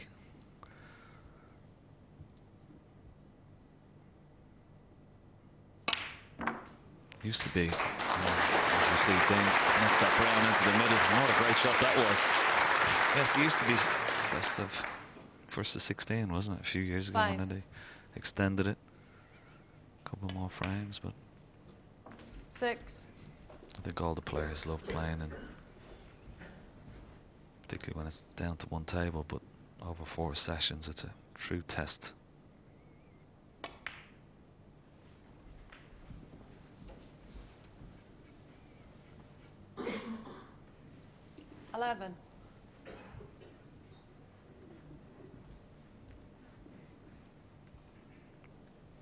It's the first time both these players have reached the semi-finals and experienced this one table setup.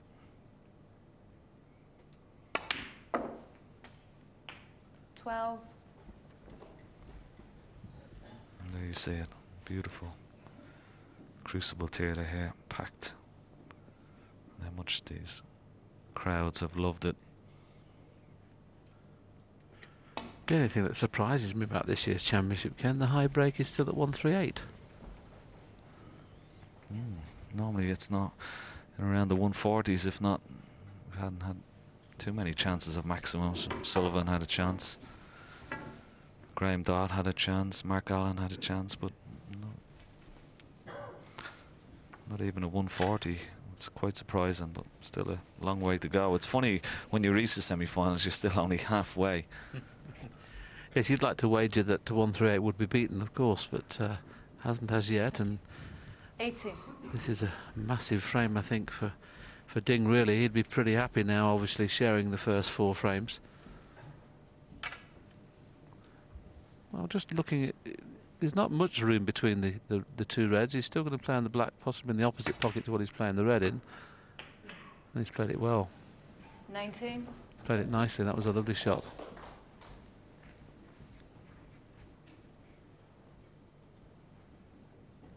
Ding's certainly the more careful break builder of the 2 players. Judd tends to play a little bit more aggressive when he's in the balls. Ding Junhui plays the same way as Hendry, O'Sullivan, Williams, Higgins. Splits them when they need splitting. Plays attacking 26. shots when they need to, but he times that situation a little better than Judd at the moment. I think Judd sometimes is not... He's a fantastic break builder, don't get me wrong, fantastic. But sometimes his shot selection, I still think it's a little raw. 27.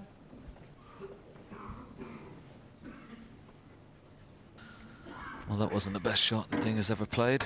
I wanted to stun up for past the blue there. Just didn't get into it enough. Now we see it again. Mistimed that completely.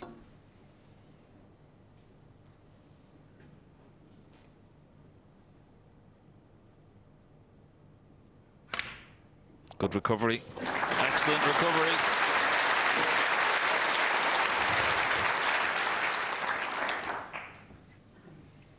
Never touched the sides. Now he needs a good angle when potting this red.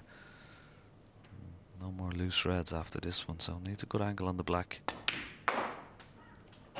33.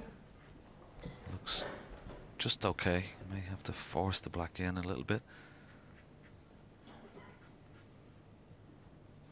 Would have loved to have been another couple of inches towards this bottom cushion, but it's still...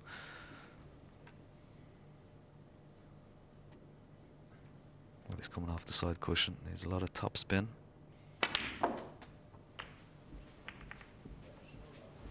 Excellent shot. Yes, he's not on the one nearest the pink, but he's certainly on the other 2 that I think he can get through to the middle one of those. The middle of those 3 at the back of the pack there. Well, he can get through to the first one, so he's on both. And he can stun through the reds for the black, so this is definitely until that 41. shot.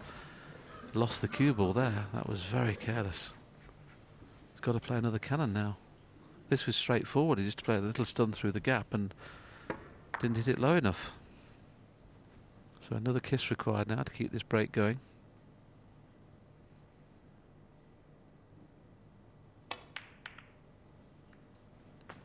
Now, how is he? Not perfect on the one in the middle. He's on it in the middle, but once again he's going to be cannon into a red. Sure. 48. So not guaranteed to get good position. Judd Trump still has a little bit of hope in this frame. He trails by 26 points. He knows if this goes right, he's had to play 3 shots on the trot where he's cannon into balls. This time, couldn't have played it better. That was a beautiful shot. And using that particular red to screw off was very clever.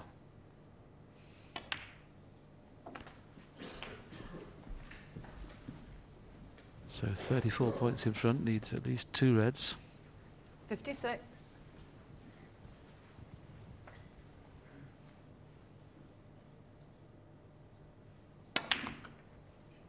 57. This has been a wonderful session, hasn't it? I know we haven't had any massive breaks, but we had 64 from Ding, 61, 71 from Judd Trump, and then this 60-plus break and counting from Ding Junhui. So virtually every one of the 4 frames have been won in one visit. So very, very good snooker. 64. 1 more red required, and as you can see, it's not straightforward.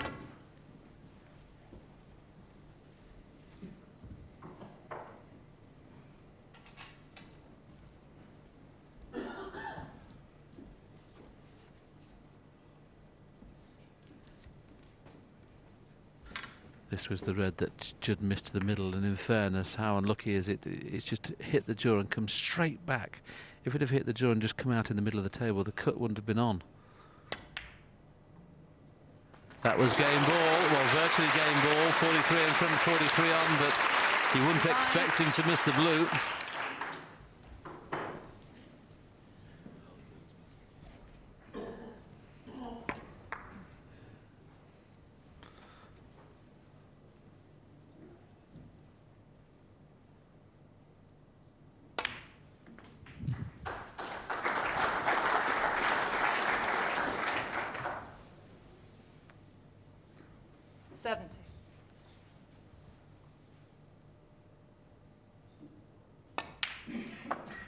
$71.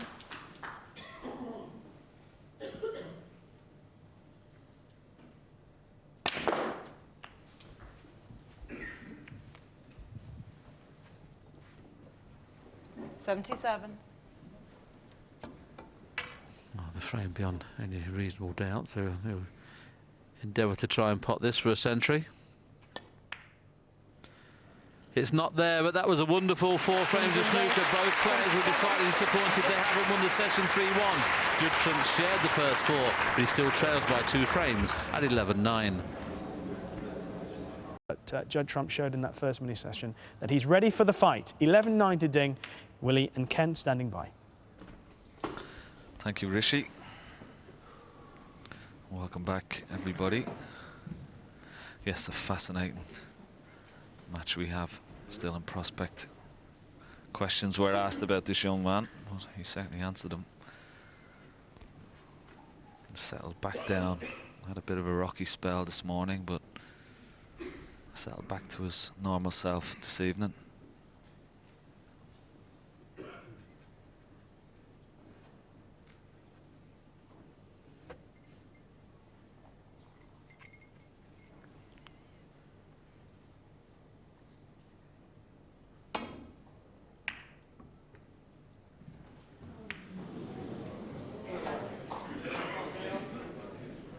Didn't get enough side spin on that. Got the blue and now a half chance for Ding Junhui.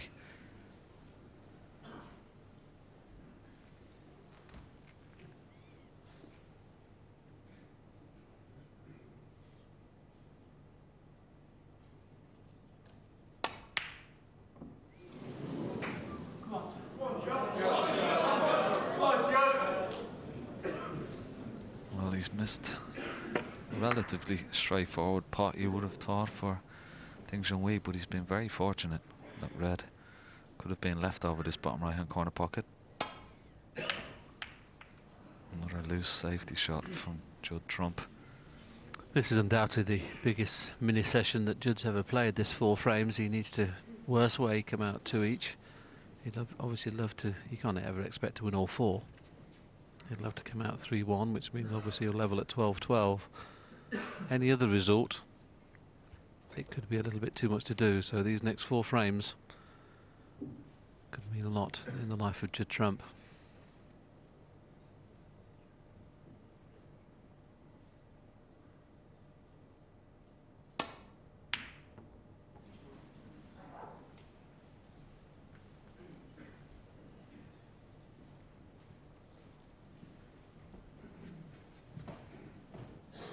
Now, amazingly enough, he could play this plant as a shot to nothing because he'd virtually have to hit it full ball.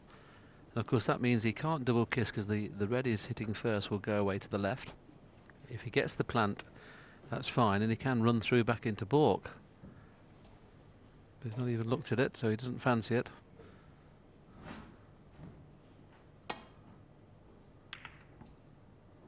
That got a little bit of flyer off the cushion, but that was a nice draw of the middle pocket as well. Very good safety shot, given the benefit of the doubt there for the jaw, but it was an excellent safety.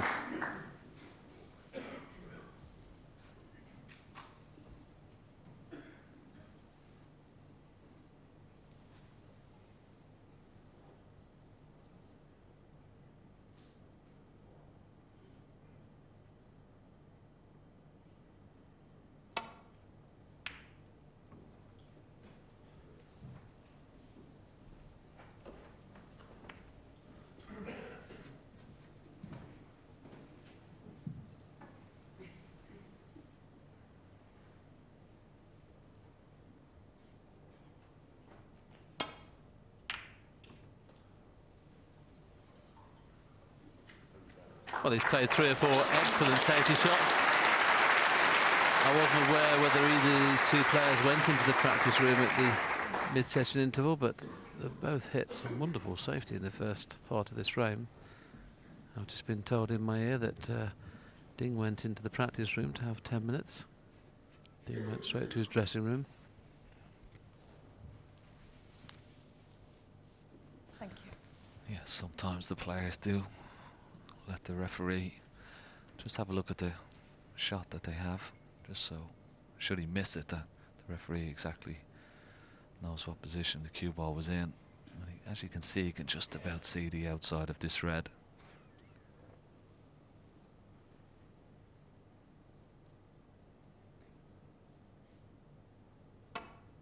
He's missed it. Foul and a miss. Yes, a miss will be called, and I'm sure Judd Trump will put him back into the same position. Yep. But it's very tight. We might get down the line again and just see exactly the same position. Can only hit the outside. Oh, it just has to come a little bit more to the left. Tiny little bit more to the left, and should be. That's it. Do you want to have a check in it? Jordan? Michaela just asked them. Can you have a look? Want to have a look? Okay, thank you. Judd? That was interesting. Michaela just asked the referee to be honest with her. Obviously, it was really essential to make sure he's in exactly the right place there, because either he could see them or he couldn't. He decided to play the jaws this time. This is a little trick shot, playing off the jaws and try and go into the 3 reds that are at this end of the table. Now, if the white rolls off, it might go in off.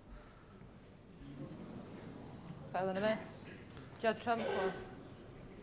If it's an easy pot on, he might take it on. If there's not, he'll have it replaced.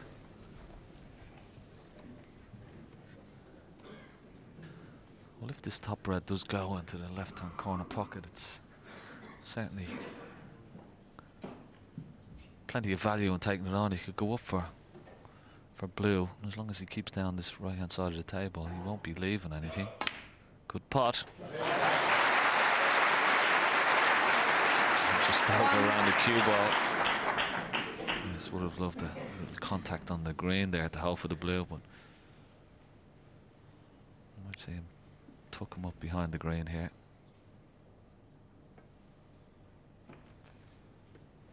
Judd Trump one.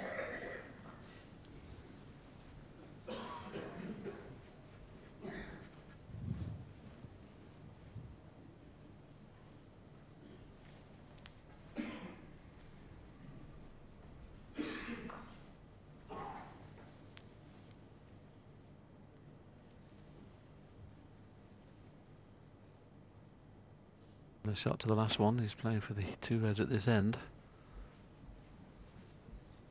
Doesn't want that cue ball to go by it. Similar shot, only not as easy this one. He can still play the pot into the corner, but this is not as easy as the previous one. He may have to play this as a shot to nothing if he takes it on and play in between green and blue and get on that baulk cushion.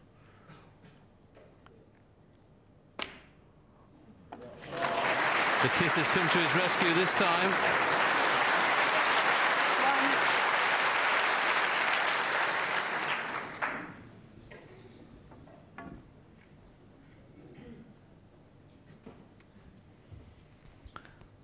He's going to have to use the rest, and again we're going to have to see an example of a lot of top spin here to get back down for these reds. I spoke in commentary a little early on, Ken. Whenever you're using the rest, it's so hard, isn't it, to follow through with topspin. It just you're a lot better off trying to reach, especially with Judd. As you see, it bounced and took a lot of pace out of the cue ball. Judd being a very good player right-handed, if he could have reached that, he'd have been a lot better playing it, but he couldn't reach it.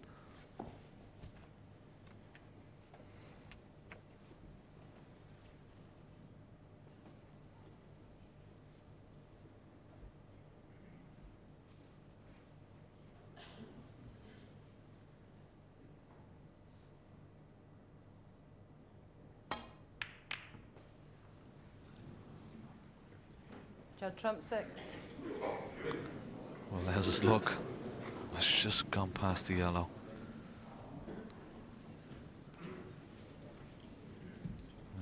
contest. Anybody's cue, and it's almost dead straight.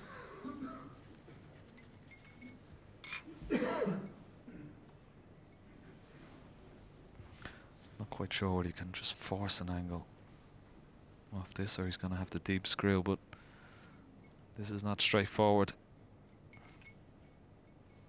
Oh, well played. Well, he's done well to get the cue ball to there. He's going to require another pressure blue here into the yellow pocket.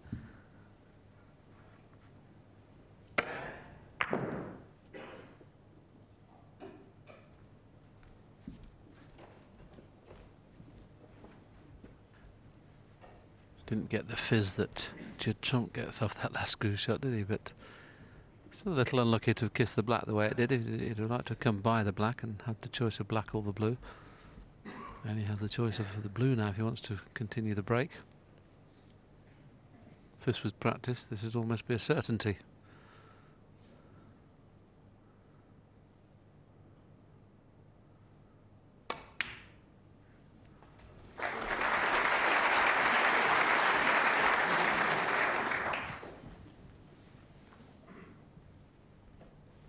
Six.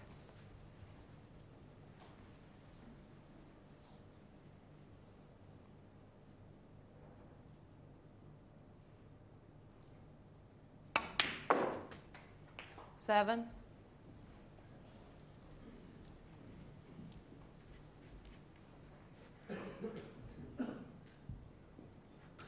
Yeah, wrong side of the blue, so a little bit careless. He had a nice angle on that red.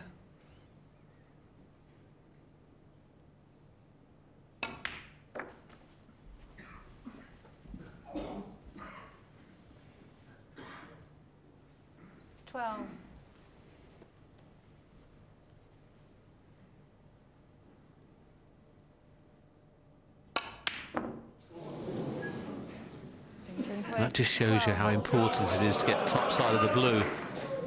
Ken mentioned how careless he was not to get top side. Had to leave that red at distance. OK, it was a red you'd expect him to pot, but when you're screwing back at pace, any sort of unwanted side pushes the cue ball.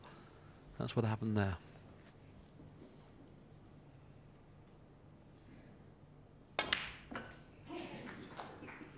One. A little bit higher would have played the cannon off the blue into the pink, but it's a little bit thin. There's still plenty of value playing the cannon off the yellow. OK, there's plenty of loose reds, but you need the pink in play where the balls are. And it's the perfect angle now to play it if he wishes.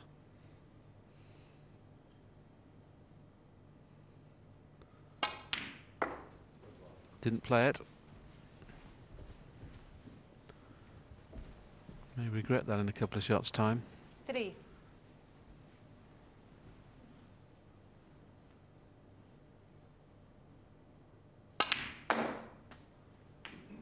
Four. That's what happens when you make sure that you go top side of the blue. Sometimes you can completely miss-hit it.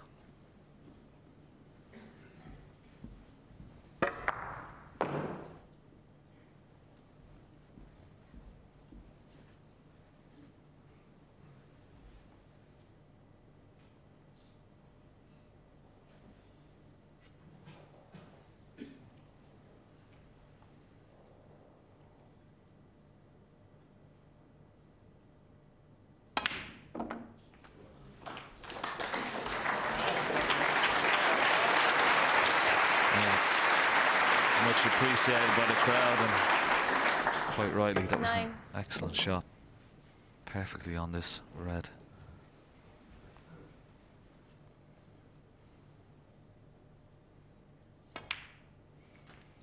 Back up for blue. 10. Must be top side. Just about. This is why you always see Ronnie or Hendry always, when you've got the option, regardless of how early it is a break, if you've got an option to bring balls into play, they play it. And you can see how now Judd's having to work really hard to keep this break going. So until he gets that pink into play, this is not a chance to win 15. the frame at one visit.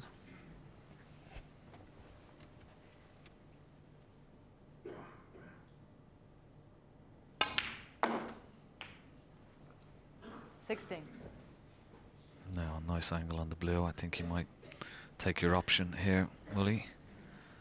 And doesn't have to go into this pink and reds too hard. Just medium pace, because he'll certainly be on one or two of the reds, left or right of the pink. And it's perfect. Yeah, well done. I think he's on this bottom red. If he is on it a little bit straight. This is also on the one in the middle, which is a little bit of a Brucey bonus. 22.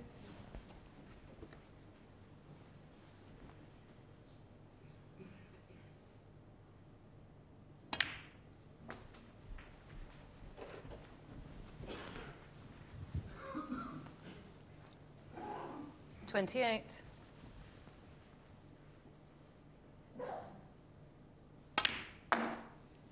$29.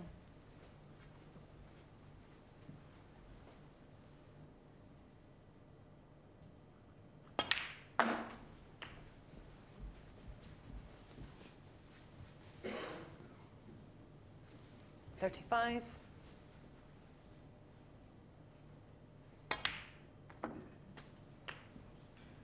$36.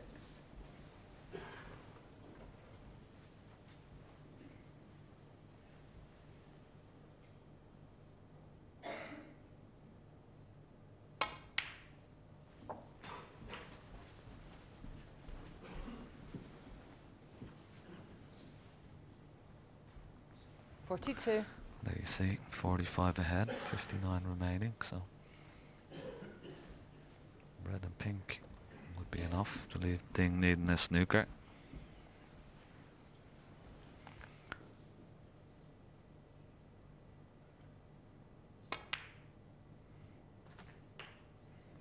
$43.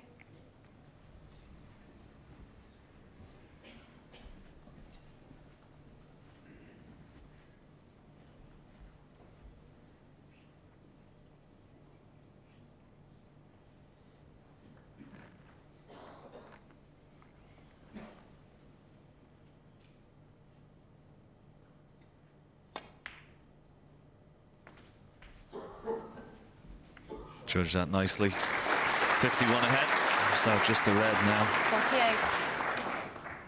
This has been a tremendous break.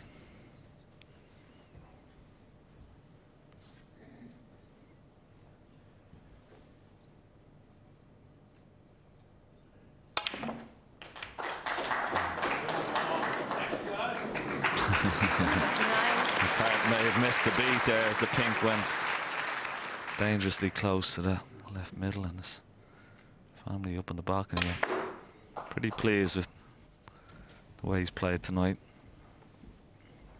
Great response from 54. Judd Trump.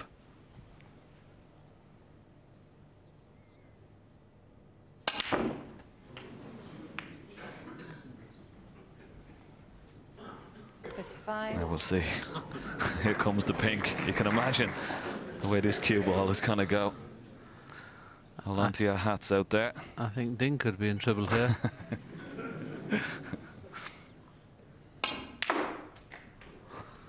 I thought he was going to screw it direct, but he used the cushion. And what about this for a position shot?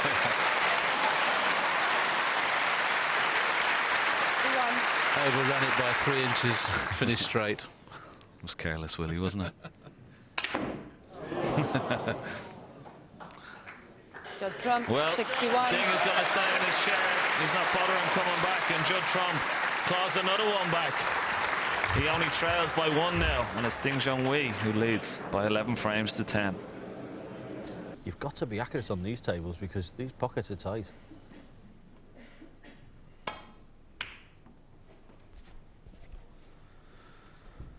Oh, Ding, every time he stamps a little bit of authority on the game, Judd at the minute is coming straight back at him. There's been a 6-3 above in 5 frames on the trot.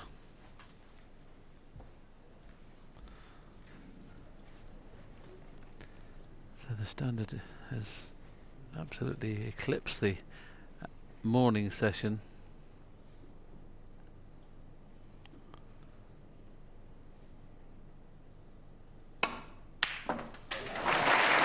A little unlucky. A little unlucky.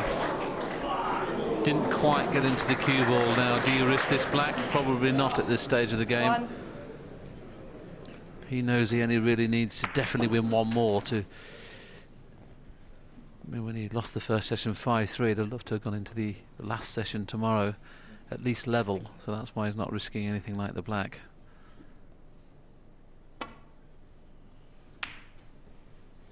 Ding Junhui, 1.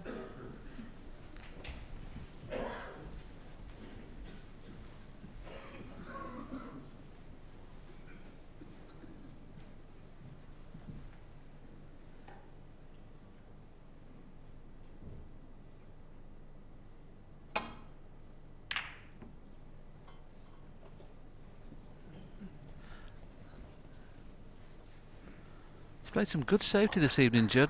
He's honestly played more good safety in the first 5 frames this evening he did in the whole morning session. Really struggled in all departments this morning. He's back to his best this evening.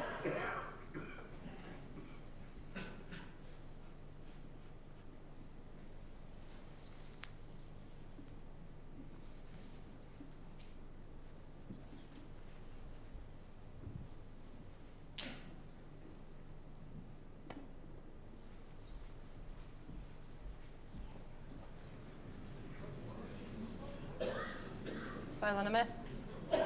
Judd trump 4.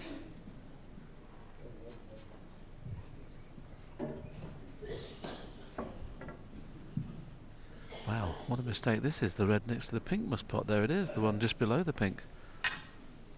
And he'll be screwing off the pack, so there'll be a few reds moving around here. There's the cue ball. He's okay, he's perfect on the blue. The black's available in the right-hand corner, and it, very quickly it'll be available in the left-hand corner. He can play for that red now if he wishes.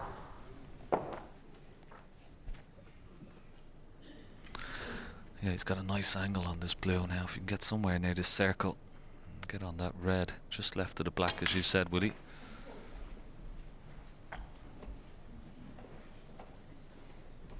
Well, every squirrel finds an acorn now and again, Ken. That was not bad.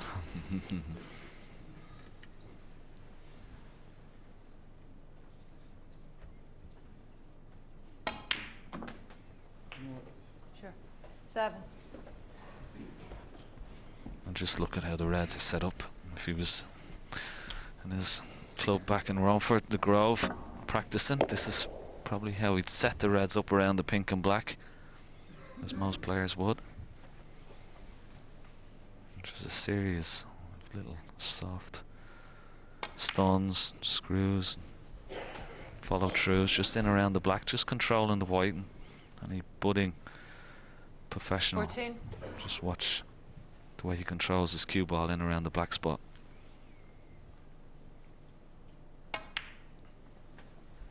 50.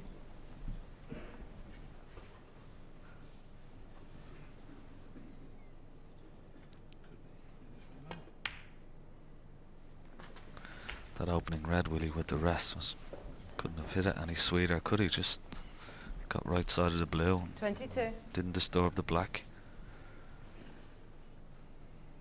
But you'll have to question Judd's escape from the snooker off one cushion. Yeah, could you please turn your earpieces down? Thank you. Yeah, Ding misjudged the first safety. 23. Now, there's no need to do anything at all. The 2 reds to the extreme left of the pack, the ones parallel with the pink, just play a little slow cannon into those. That's perfect. I must admit, I like Judd's break build a lot better when he's playing at this kind of pace rather than when he's over-hitting balls. He looks a lot more in control this evening than he was in this morning's session. 31. Yes, he's great to watch, isn't he? When he's quick, aggressive, plenty of cue power, likes to express himself as well. Played a lot of exhibition shots in every match that he's played. 38. Great to see. And he seems to be enjoying himself as well, Woody. It's a big key, isn't it? 39. Come out with a smile on his face every match, every session. Yes, he certainly wasn't enjoying it this morning, but he seems to have weathered the storm. And whatever happens, as long as he wins this frame, which he looks like doing now, the worst thing that could happen, he could only be 2 frames behind going into tonight. It's not beyond the realms of possibility the way he's playing. He could be back 2 frames in front.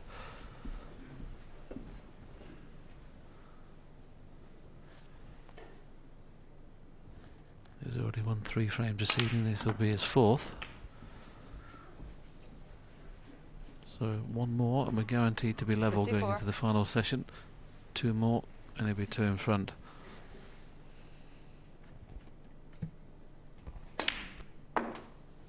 $55.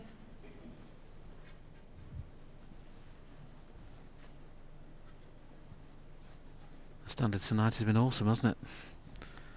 360 breaks, 270 breaks. Looks like another 60 plus here at least.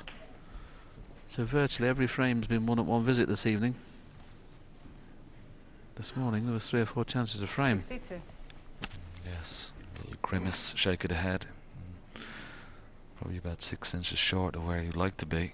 Still should pot this red, but he's potting it into a blind pocket. He's going into the pink. This could go wrong. He's got it. Where's the white?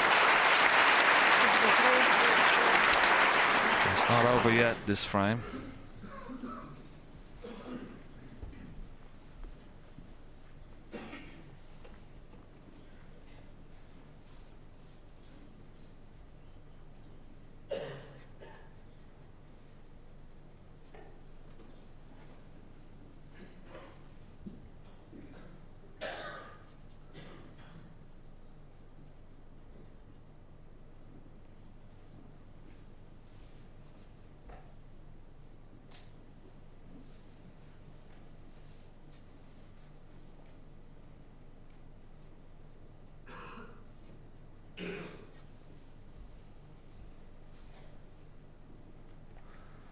Well, the fact that he's 66 in front is entitled to have a go at either the green or the brown in the middle. I would suggest probably playing the brown in the middle. You don't need to get onto a colour, just pot the brown and then you've got the white tight on the cushion if you miss it. Playing the blue is a little bit tricky. I'm not saying it's the right, it's the wrong shot. If he fancies potting it, pot it, but if you miss it, you give your opponent a chance.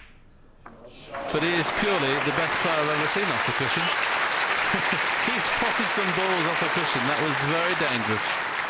68. Probably the best player I've seen off the cushion since John Parrott used to be at his plum. I used to finish on the cushion all the time.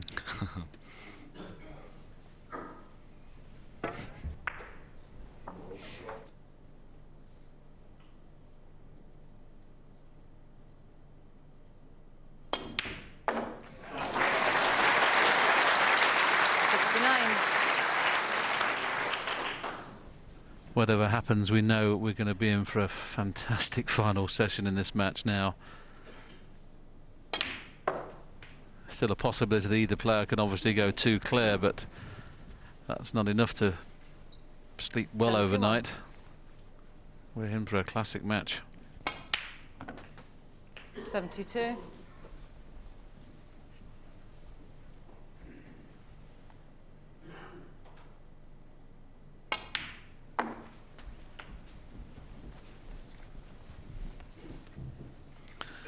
He's already had 4 centuries in this tournament so far. We've had 64 in the tournament overall. Can we say another?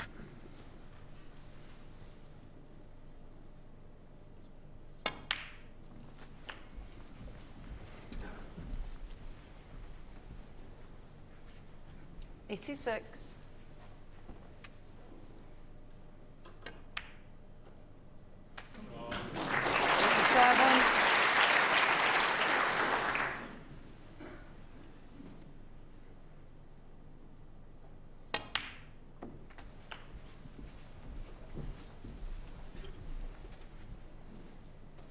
94.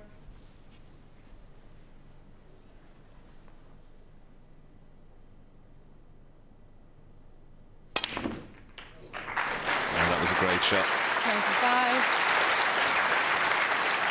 And how much this Crucible crowd love a century break.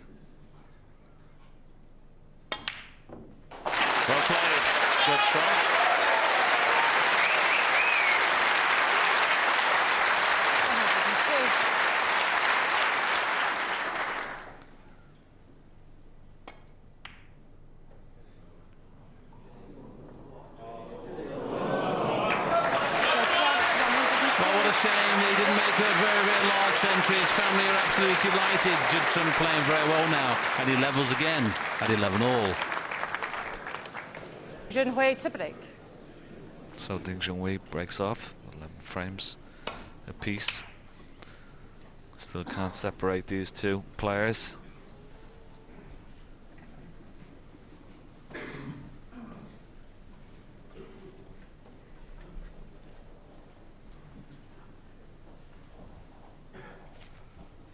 Yes, having lost 6 on the trot, this is a very, very good performance by Judd, winning 4 of the next 5. And he's proved to everybody now that he's going to battle away. I must admit I was very concerned for him after the morning session, especially as Ding won the first frame as well to go 10-7 in front. I just didn't see him getting back into it quickly, but boy, he's got into it very quickly. 61-71, 61-102. Doesn't get a lot better than that.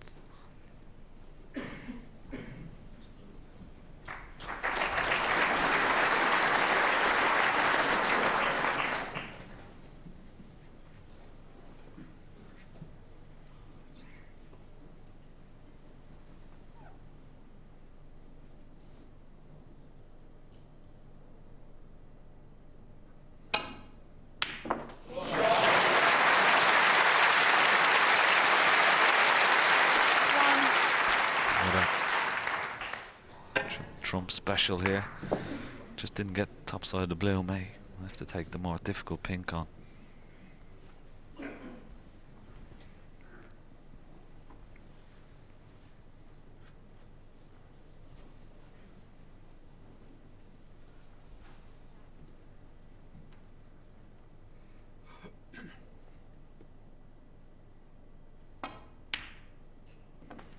Securing the ball extremely well.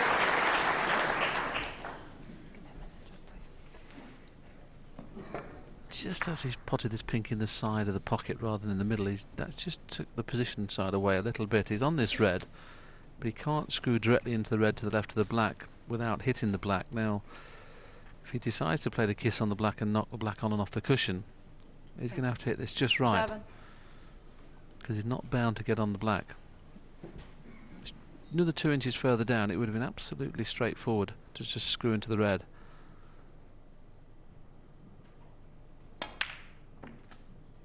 Oh, he's played that pretty good. Played it pretty good. Hit the black on and off the cushion.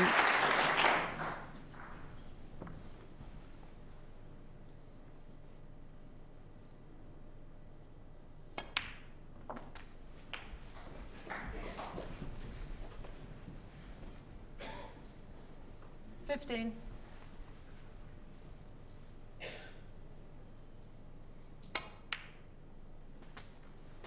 16.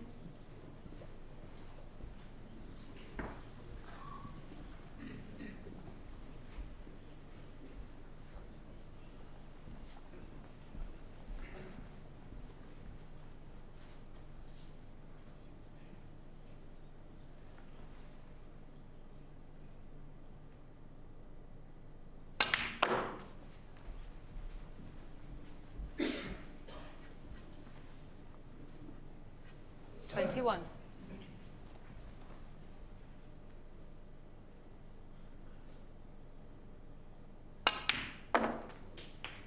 22.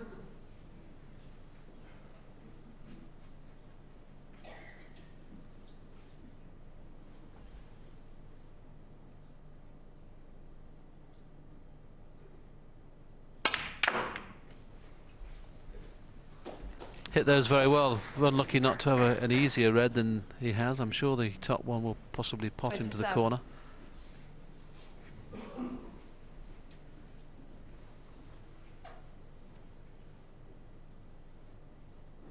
There you can see it just goes. And that was nice. A lot of players may have tried to hold for the blue, but Judd likes to punch balls into the pocket. So he purposely played for baulk colour. A lot of players just kind of float this shot in to play for the blue, but I agree with Judd. Now he's got himself queuing well. He seems to be almost the harder he hits them, the better he plays.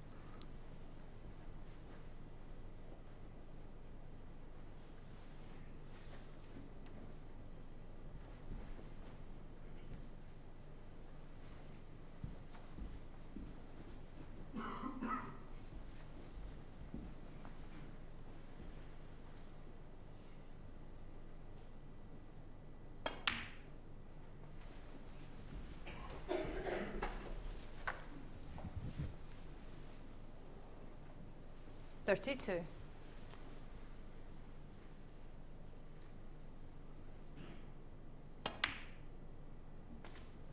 33. It's so nice when you get in this mood, Ken, isn't it, where you just don't fancy missing a ball. And that's the mood that Judd's in at the moment.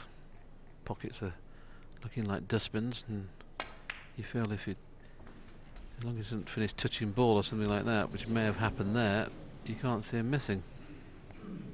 It's a little bit 38. careless. He had a big gap to get in.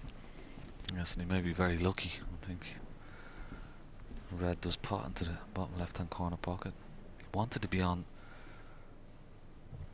one of these reds into the bottom right-hand corner pocket, but he's just pushed the red far enough down to leave this red into the left-hand corner pocket, and that's very fortunate. 29.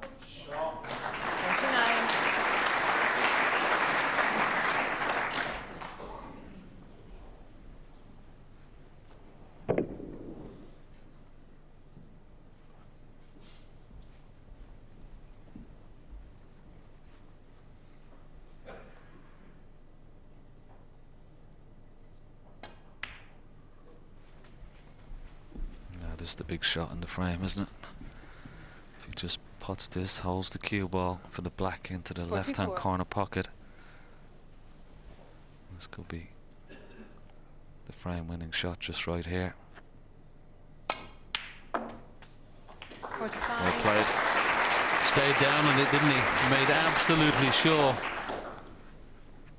This could be back-to-back centuries, but the key thing here is to just get past 73 points in front.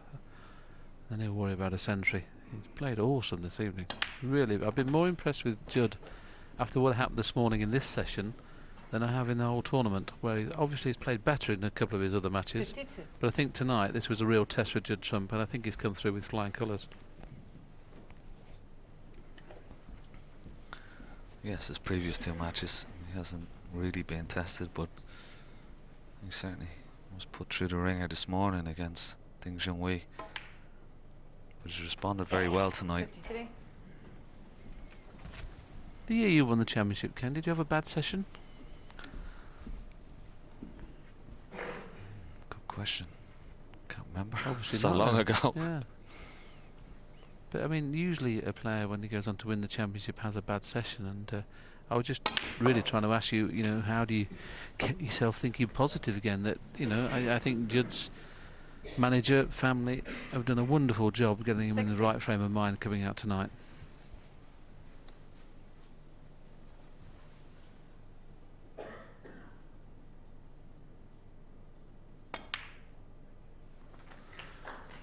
Just colour and red to be absolutely sure. The blue will put him 66 in front with 67 on, and the red looks a formality. Especially as you can just hold it for the pink. And I'll now be surprised if he doesn't make back-to-back centuries. 66.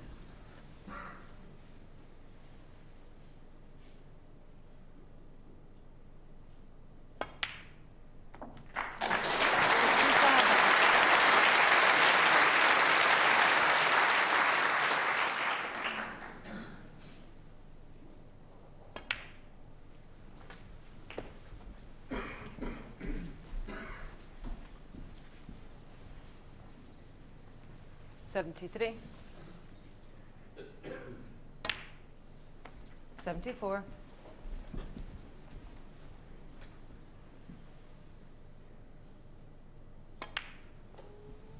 This could be the 65th century, 64 so far. 81. 82. And I think in some ways this has been the best century he's made in the match. Never was he out of position in this break. 89. He knows now he's 90. bound to go into the final session at least level. What he wanted to do this evening was close that two-frame gap. He's already done that. He could get a two-frame gap himself. 27.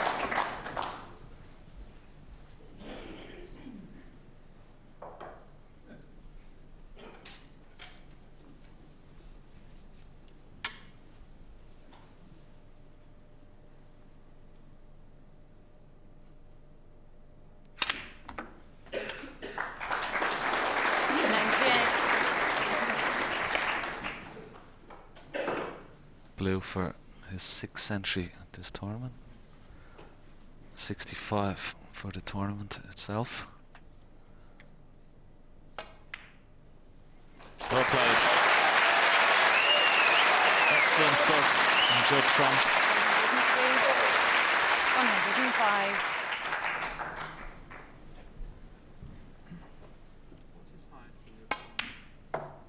108.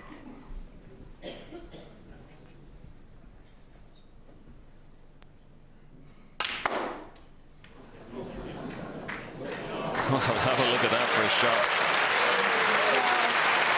Well, we would have seen Jimmy White play a lot of those shots here over the years, and this is like the new Jimmy White. So much cue power. He loves the exhibition shots, doesn't he, Will?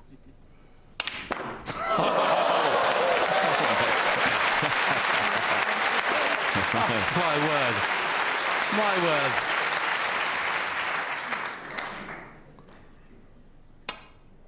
That was an absolutely superb century. A couple of people standing up in the audience. They've witnessed a very great talent here tonight in Judd Trump. His 2nd century of the night, and he goes further clear now, 12-11.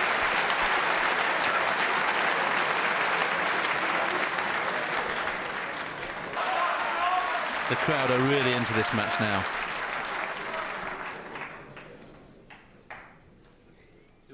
So, Judd Trump breaks off in this final frame of this session. Get the curtain, please. Thank you. 8 frames played in this session, 9 in the final session tomorrow.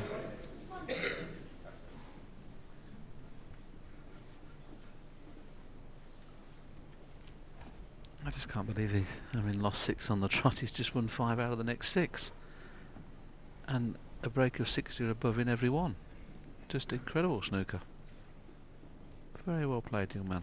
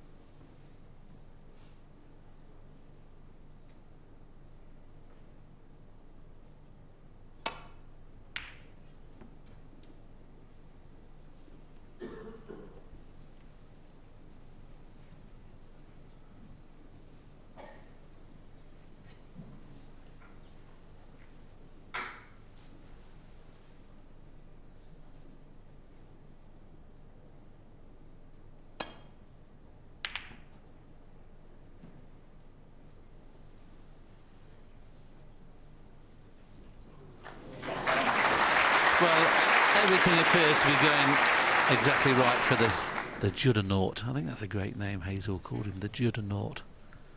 I like that better than the ace in the pack. Apparently Judd doesn't like that, I was told today. No, wants to be called ace. He certainly aced a few shots tonight. He's got Ding in quite a bit of trouble. He'll have to come off one cushion, but the problem with this is if he doesn't catch this red full baller, he's going to leave the red just below the black spot into the left corner, so he's got to be very careful with this shot.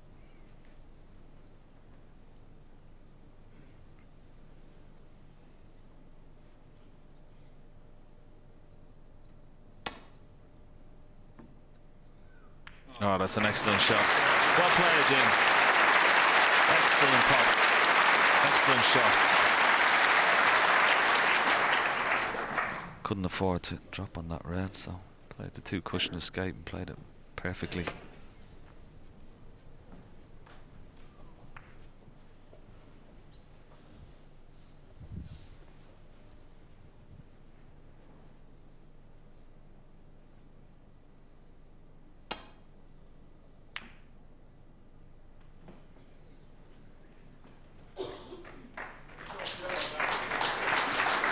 good reply.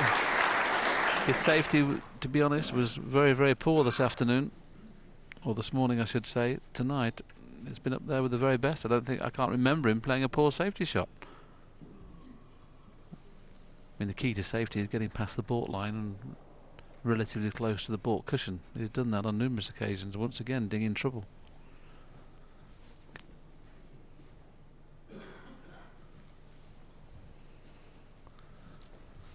Well, he can't quite get through to the one next to the black to play safe off. So once again, now this is a little bit more difficult. If he's playing a two-cushion escape here, this is very dangerous. I think he's just going to rest into the back of the pack.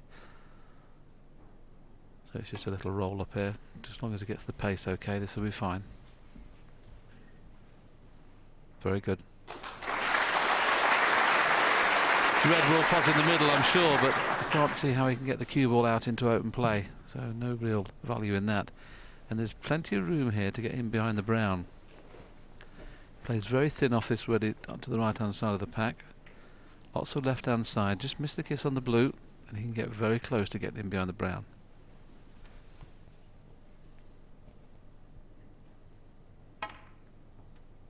Just a fraction hard, I think. Good effort though.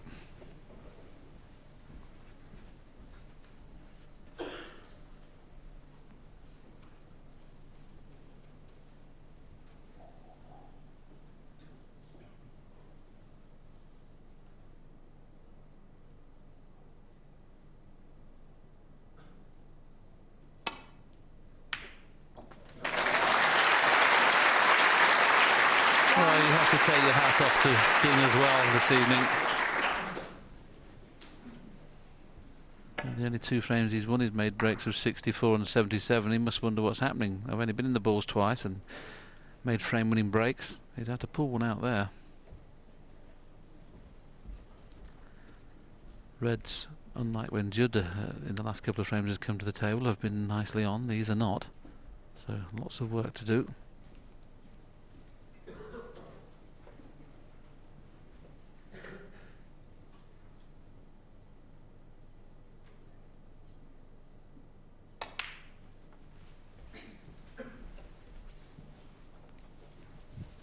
Needs to be virtually straight on this so he can just screw back and get onto the blue in the corner.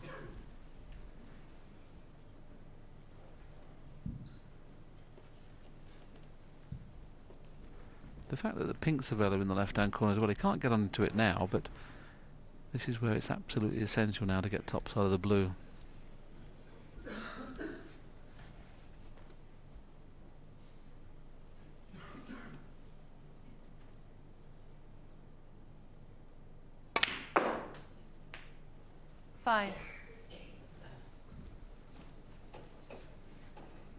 It's just overrun it slightly.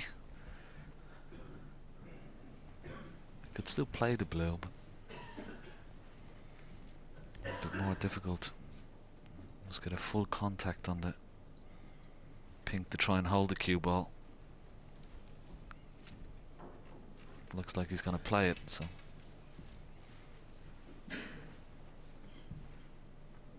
Not straightforward. He's going to be on something here.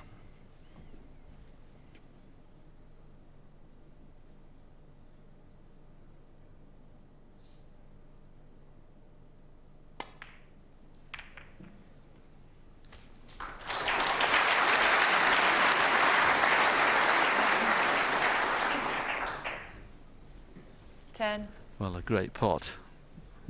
A slightly fortunate kiss, the fact that he's come through on this red. He wouldn't have been playing for that. But I think he deserves a little bit of luck, and I think the way both players have played this evening, because Ding's played well, I think 12 all would just about be fair. It still means that Judd has won the session 5-3, which he certainly deserved to, the way he's played.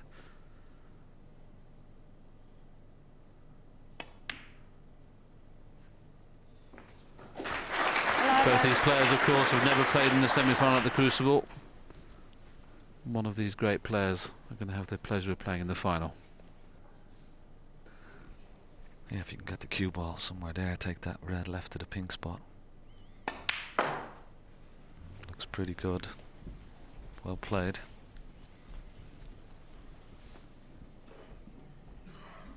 14.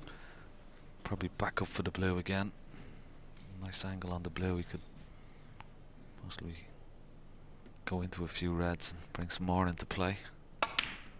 Yes, until he gets the pink in 15. play, this is not a frame-winning chance just yet.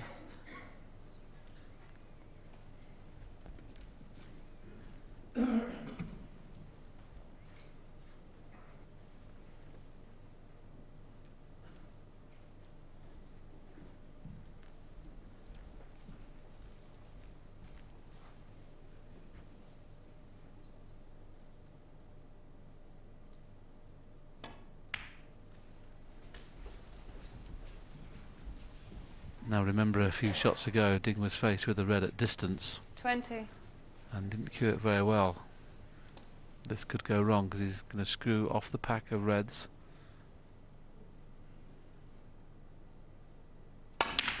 Oh, this time, he hit it too good. He hit it too good. Amazing shot. The fact the angle he had, he knew he was going to be cannon into the pack quite thick. Just look how the spin took late. He's one shot away now from making this a frame-winning one. It might even be worth the risk playing the little cannon on the red to the right of the pink, because whatever kiss he gets, it'll avail good position. You just have a look at that cannon now. The thing is, you don't have to play it. He's very unlucky not to have a better angle on the blue than this. This is just about the worst place he could have finished. Yes, and the fact that he can only, you know, try and kiss into the pink or red. When you're only kissing into one ball, you know, it could go horribly wrong. You could end up on nothing. If you've got 3 or 4 balls there, you get more of a chance of holding the cue ball. So he's got to almost hit this pink full ball or the red just below it. Doesn't matter if he misses the kiss, Ken, does it? It goes through the gap, he'll still be okay. But I'd play a controlled stud into them rather than. That's what he's done. And there you see it. Once you don't get that full ball kiss, you can lose the cue ball. He has a red to left centre, but there you see, anything full ball on that pink and he would have been perfect choice of 3 or 4 reds. But this red is very difficult.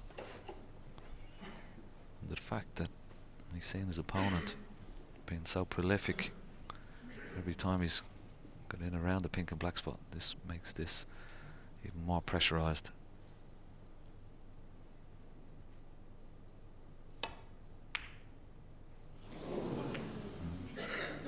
Bit of pressure on that.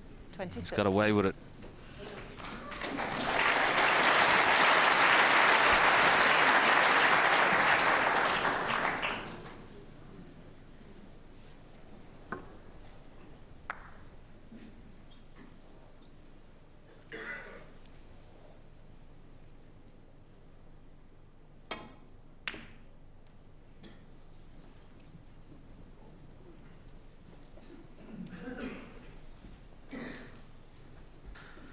So Ding worked very hard for that break of 26, and he's going to have to work hard again.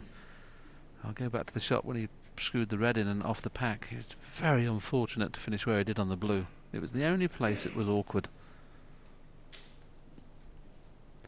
Whoever pots the next red, you would fancy to be favourite to win this frame. Who will it be?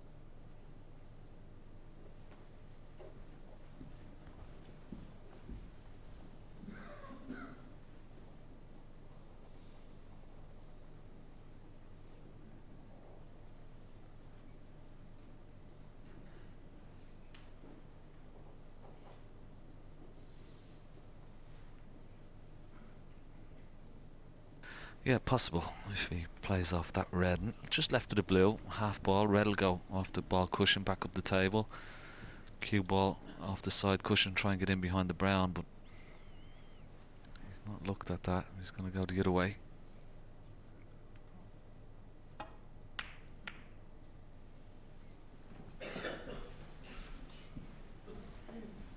He's got a good length of the cue ball. It's pretty good. Yeah, it's not always about getting snookers, Ken, is it? On the on bought colours, it's sometimes you can put your player in more trouble if you let them see a ball on, and that looks to be the equation here. You can see plenty of reds, but all of which are fraught with danger.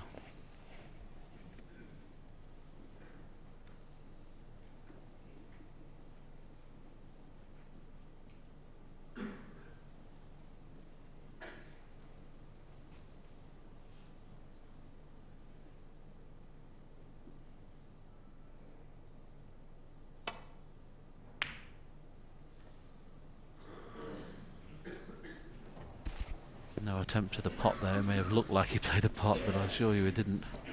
I don't know whether one of these two reds will go in the middle. But it's a very easy safety shot. The one next to the black, you can play off the left-hand side of that and get that shot that Ken called a few moments ago in behind the brown.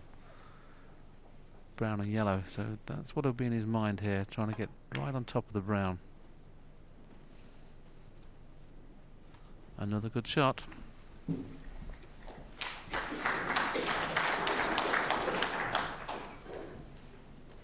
Well, he's left one of these reds into this bottom right hand corner pocket, but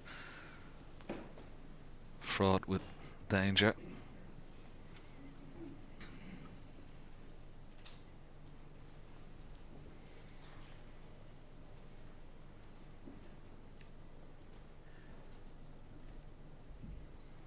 Maybe forced into having a go at this red.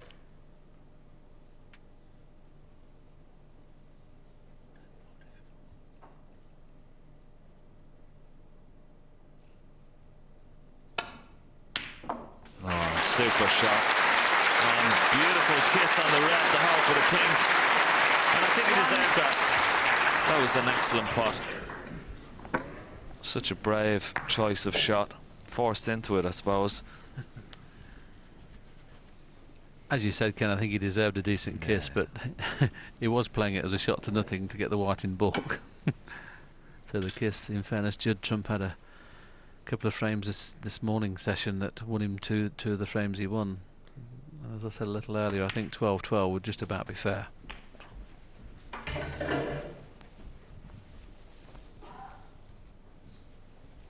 Seven.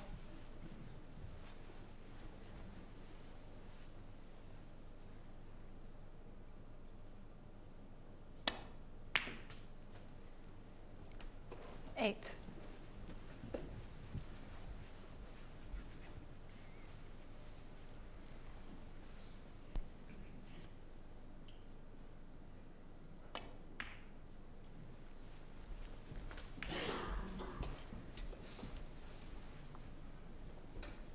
Thirteen.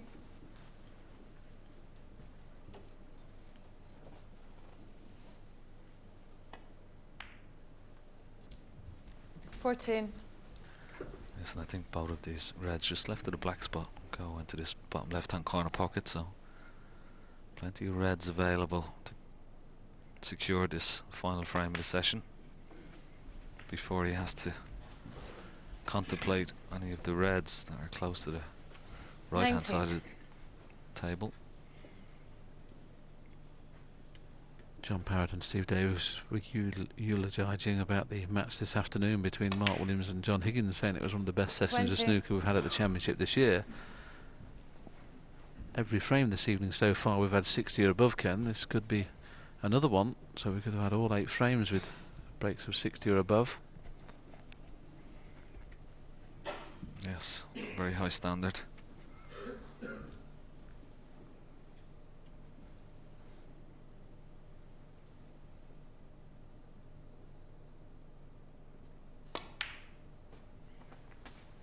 As you said, Willie, I think probably deserves to be all square going into the final session tomorrow 26. afternoon.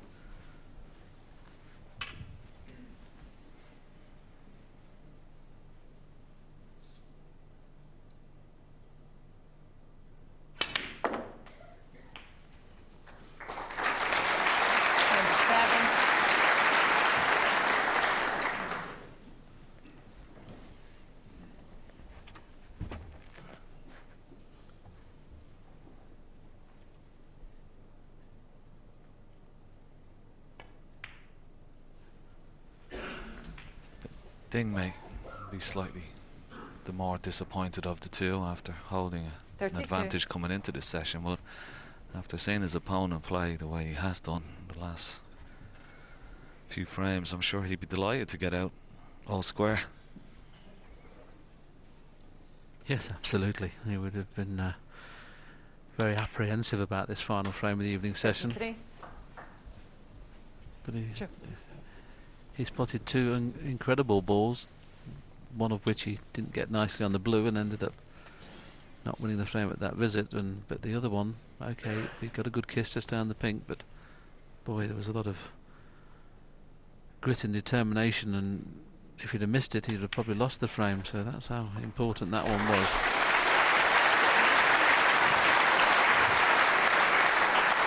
Yes, a round of applause from the Crucible crowd 39. acknowledging that was frame ball. 40. Well, at least Judd's night's work has been done. He's got himself back into the match, and a lot of people would have questioned him this evening, having played so poorly in the morning session where he lost 6-2. But they won't question him 46. anymore. What a cracking session it will be tomorrow afternoon. 47. And I think we deserve another 60-plus break in this match. Every frame there's been 60 or above. At least this is 54 and counting, and he's played that very well indeed.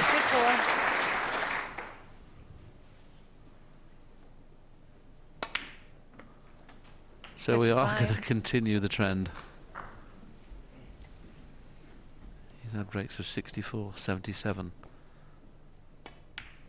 And now 61, so we've had a 60 above in every frame. Wonderful snooker. 61. 62.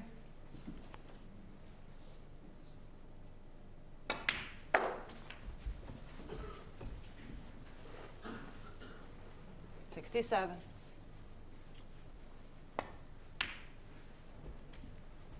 69.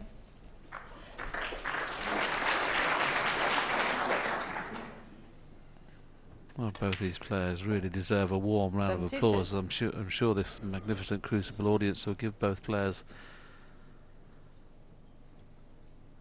a round of applause, because this has been truly a remarkable session of snooker. Having lost 6 on the trot, Judd then won 5 out of the next 6. 81. He did what he had to do, Ding, and made sure he won the last, and he's done it in style. Played off the jaws of the middle pocket, he missed the jaws. What a wonderful frame, what a wonderful exhibition of snooker. This Crucible crowd give them a standing ovation. It was excellent. Judd Trump wins the session 5-3, gets back in the match again, and we're all square going to the final session, 12 all.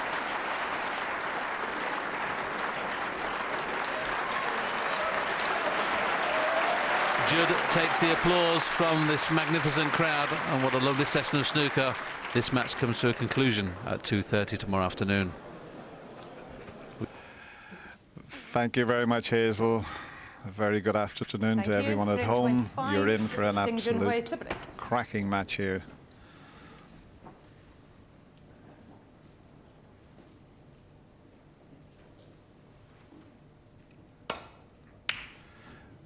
The semi-final started out the best of 33, and here we are down to the best of 9. It's the first to get 5 frames this afternoon, goes through to the final.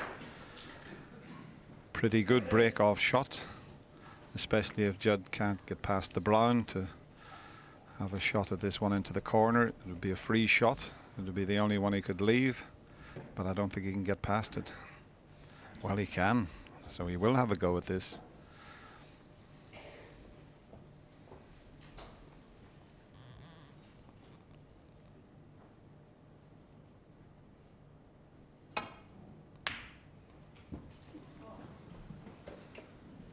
I was so pleased, especially for Judd. He had a terrible morning session, but last night, back-to-back centuries, he proved to everybody just what a player he is, Steve. Yes, it was a great turnaround for Ding. Sorry, for Judd last night. He certainly put paid to most people's perception that he was running out of steam. Early shot to nothing from Judd Trump. The only ball he could have left on was the red that's gone down the table next to the yellow. Don't think Ding's got a chance at this. Perhaps he's playing a shot to nothing. Slow to the side cushion. Well, an even better route.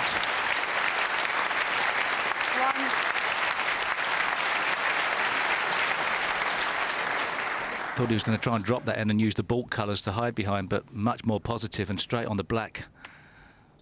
Fantastic understanding of the angles there. And very clever indeed, Steve, wasn't it? Because he knew he wasn't going to leave anything up this end of the table. But he showed a lot of character yesterday as well, because the crowd were all getting behind Judd just simply because of the pots he was playing, and maybe Ding was getting the wrong idea, because this young man has got a fantastic support as well, and whoever wins this semi-final, you know, they're going to get an unbelievable reception.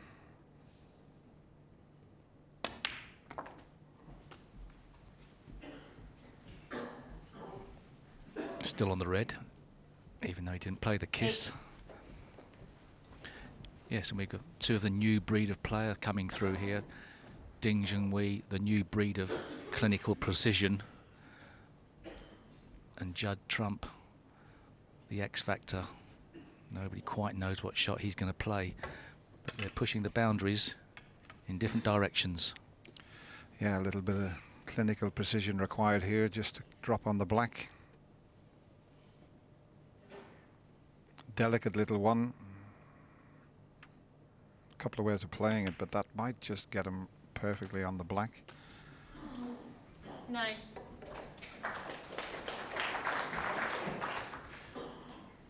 May be able to screw into the red to the left of the 3, or he can play the stun to the right. It's time for me to stop predicting shots. I think you were right, Steve. If he added a slight 16. better angle, he would have cannoned the one you meant. But he always had this one. But the 3 reds, had he have had the angle, he would have cannoned that red and left the other 2 on. So this was the option for him.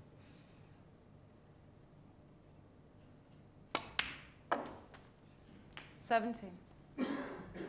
Because they're sort of covering each other. He'd have to find a really precise positional shot here to leave the red in the middle. He may be forced to try and get into the bunch here. Well, I'm loath to predict anything here, though. I mean, there is a gap he could play for.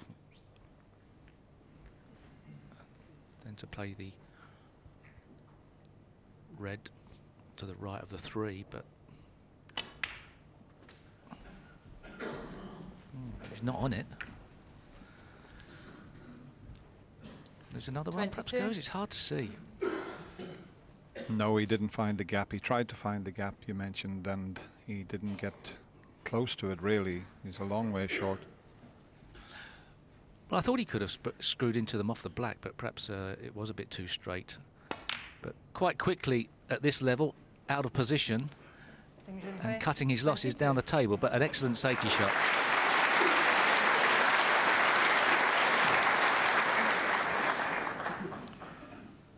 A shot of the Crucible crowd there, and well, we could have a bit of everything today, because these 2 young players trying to get through to their first final of the Betfred.com World Championship. There's going to be a little bit of tension and nerves out there. You can't expect them just to. It'd be lovely if they both played at the top of their game, but you know, it'll be interesting to see how this pans out. Foul. That's not all that bad, really. Junhui 4. Better going in the pocket than wobbling in the jaws and staying up amongst the reds. There's no easy shot for Ding, and I don't think the black goes into the left corner, so Judd won't be too concerned about that. Yes, Judd was obviously in a bit of trouble there, playing a swerve shot to try and clip the side of the pack. delighted that he's got away with it. Ding swinging round for a couple of cushions.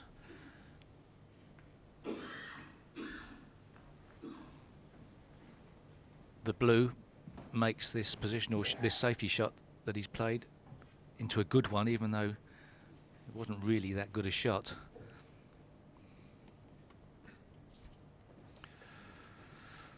Yeah, all the family are here today.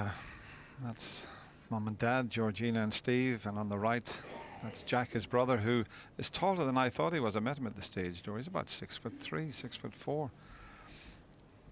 So he's taller than his brother. Well, Judd's having a look at whether the red to the right goes. Well, it doesn't look like it goes. Some type of safety shot to the top cushion. Very difficult to work out what shot Judd Trump's going to play here. He's having another look at that, but it just doesn't really look on. Is he going to try and get a safety shot using this one, or is he going for a long pot? Got a clue. Oh, what a shot. There was no safety shot on. And, well, I mean, this is quite unbelievable. To cue that like that was very special. I didn't think that went. And do you know what? I've got a feeling that you got a bit of a kick on it, which jumped the red up in the air. 8. I'd love to see that again in ultra slow motion at some stage in the future.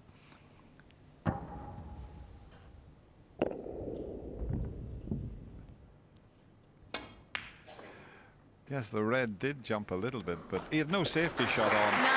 And now he's given himself a very good chance in this opening frame.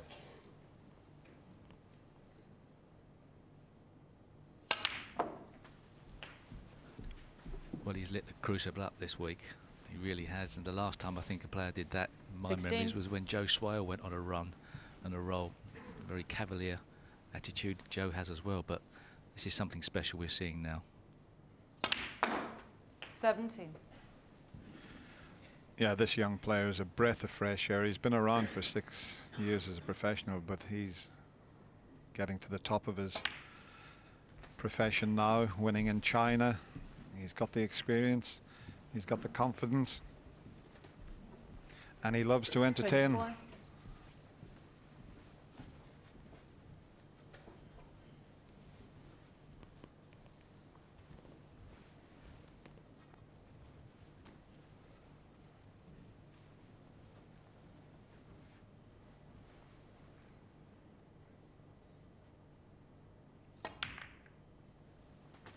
$25.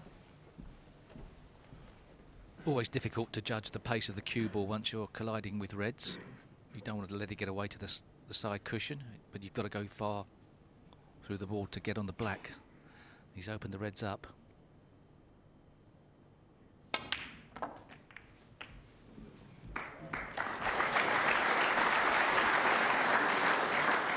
$32. Should be okay. I think he can go for the blue here off this one.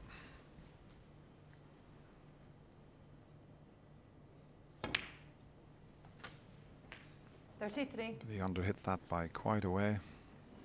But being a left-hander,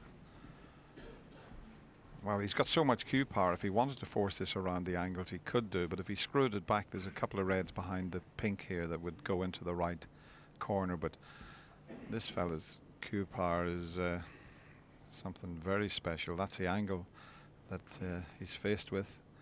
So it's the power shot to get right round the table.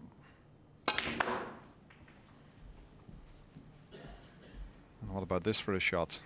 Superb.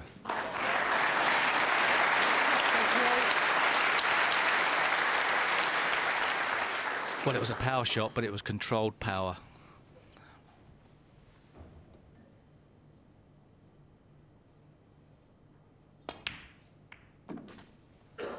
$39.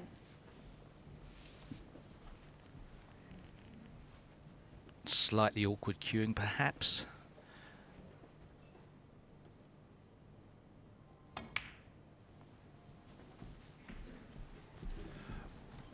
I'm sure Judd would have been watching the other semi-final at the hotel this morning, and it would have given him a little bit of heart, because he's seen two of the most experienced players in the game start to miss, and it just shows you what can happen at the Crucible Theatre. And he had his bad session yesterday morning, and he come through it with flying colours, and he looks in superb form again. This is how he played last night. I mean, he had the 102 and 123 break back to back. 52. Yes, and hopefully I'm not repeating what the lad said in the studio, but that would have given him a lot of confidence as well.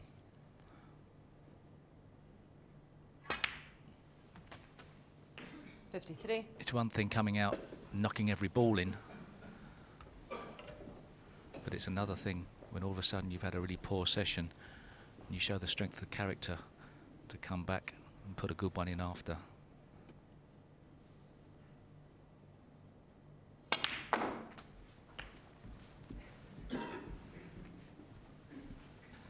Getting closer to over the line in this frame. 60. And considering that Ding had the first real opportunity. 61.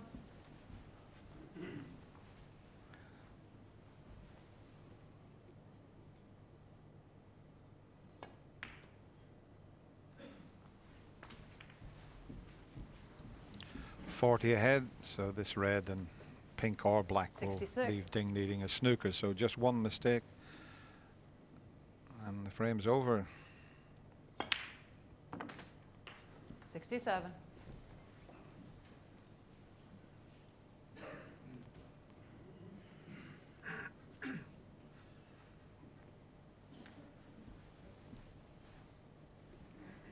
Bit of luck that Judd Trump actually ended up going in off and not leaving Ding a pot. But I would imagine when Ding came to the table, went to the table and played his safety shot, that Judd Trump then knocked in that long red. He couldn't quite believe it, and Ding over the line. 74.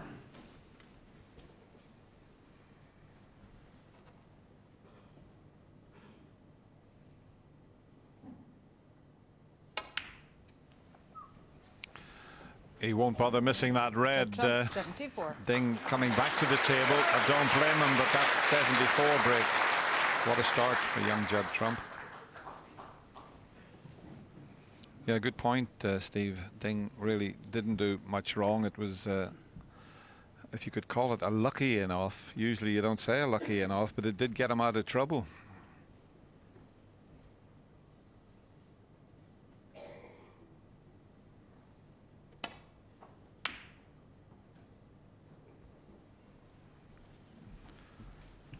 Just show you what happened when Judd tried a safety shot there. He played it with side and hit it too thick, went in off, but sort of left it all pretty safe, and Ding played the safety, and then Judd knocked that unbelievable red in.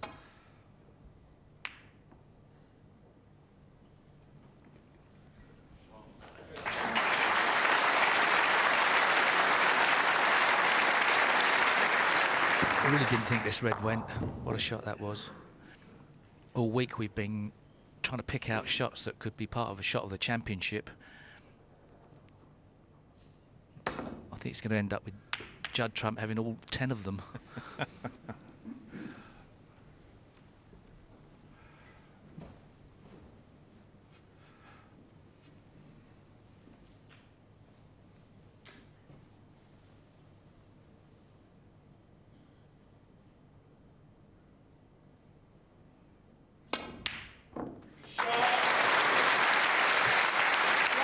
Glimmer of hope for Ding has now gone in this frame. He needed a couple of snookers, but if he had got a chance to knock a red and a black in, he was still in this opening frame, but not now. I think Ding will stay in his seat this time. Well, he is coming back to the table. He's snookered. I'd rather get on with the next frame, but maybe he just wants to get the feel of the table in this opening frame.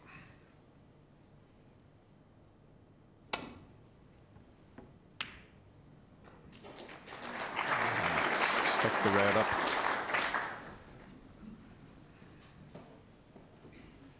Just cut this in the middle pocket and And that will be the end of frame. Oh, he's missed it.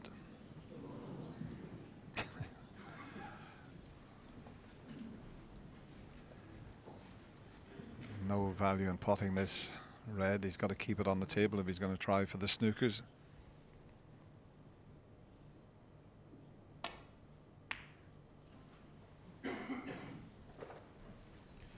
The moment he needs 4-point snookers, or 4-4-point snookers.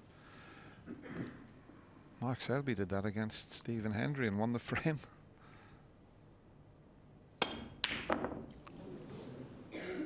Shh, keep quiet.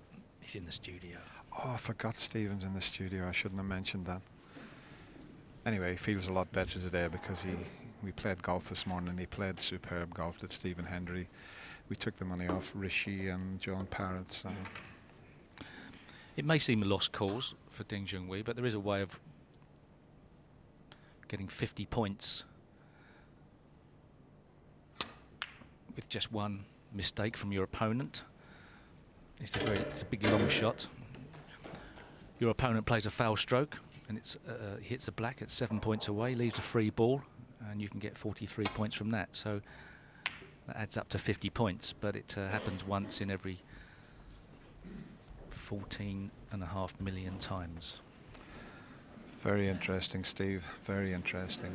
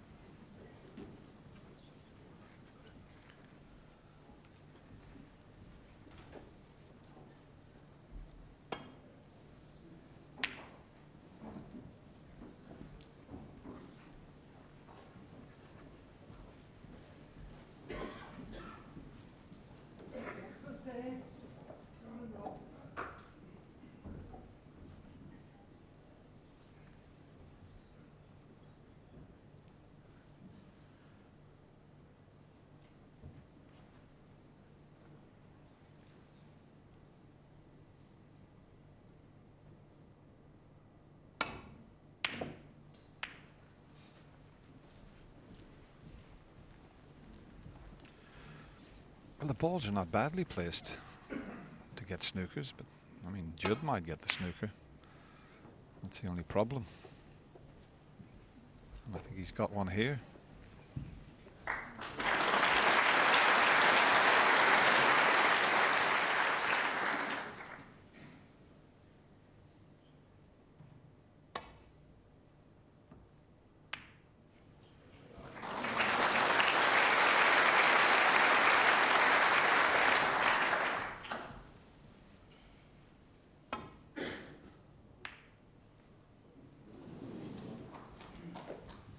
I don't blame Ding for this, even if he doesn't get the snookers. I mean, Judd knocked in that 74 break. You know, it's a chance to maybe just knock him out of his stride and slow him down a little bit. Not that Ding would want to do that. He's an attacking player also.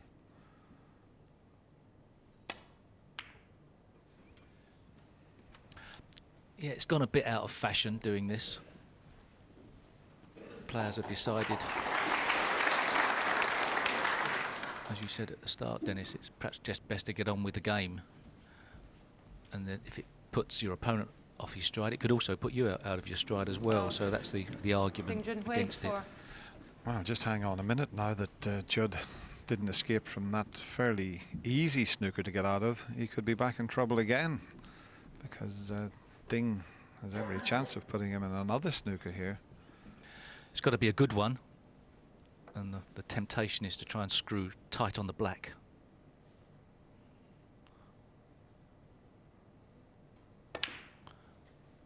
That was the temptation. The trouble is that this is a relatively easy snooker to get out of.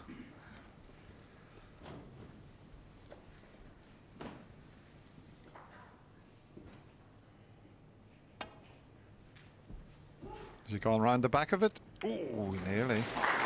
But look where the red's gone. The next snooker's not going to be all that easy to get out of if he can get tight in behind the yellow.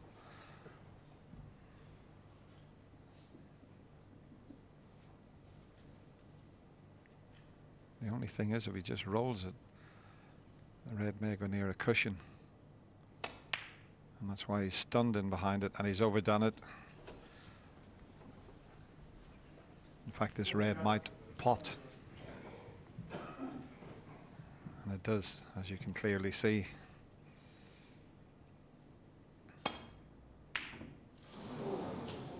And he's fluked the snooker here. But he missed a pot, so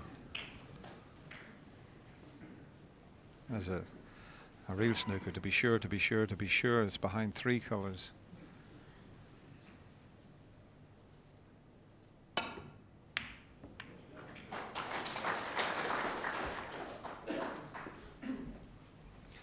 Now Judd should just roll this red in or over the left corner pocket. I know he likes to play some flash shots, but I think he'll just roll this and make sure it goes in or just stops right over the pocket.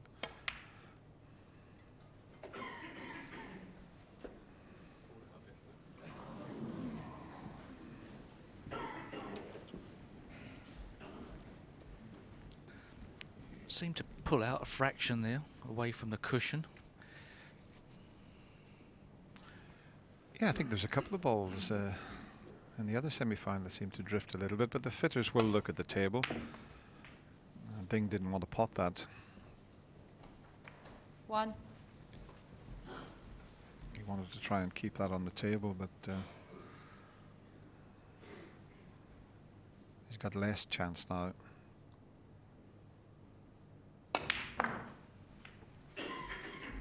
Where's that cue ball going?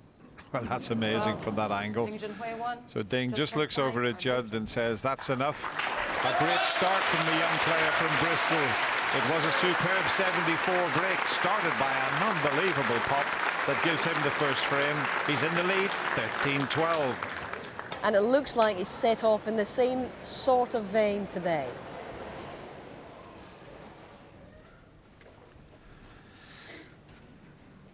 Hasn't covered the red here, but the black won't pot into the right corner, so this is a risky one if Ding was to take it on.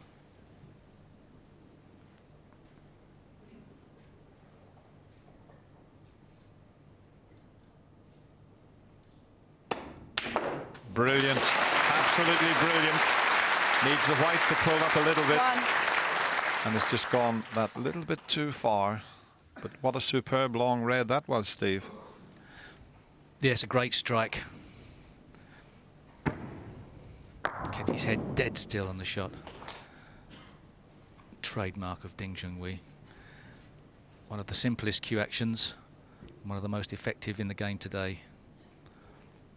The slow roll up, this is difficult on these cloths across the slate. Decided against it. Ding Junhui. You know that years ago that would have been given to just slowly roll up. You just can't do it these days.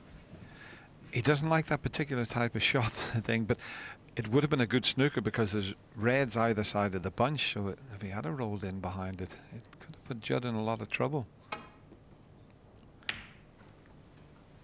There's 5 pieces of slate make up a snooker table, and the first slate, the line, the join between the two is just the far side as we look of the balk line. So sometimes when you're playing along that line you can catch the join.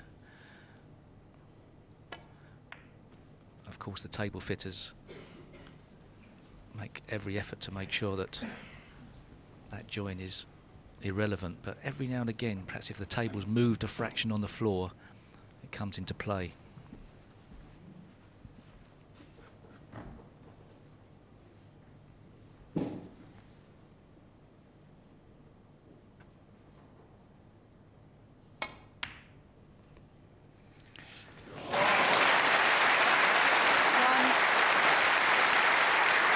Is there a ball safe on a snooker table when this young man's around?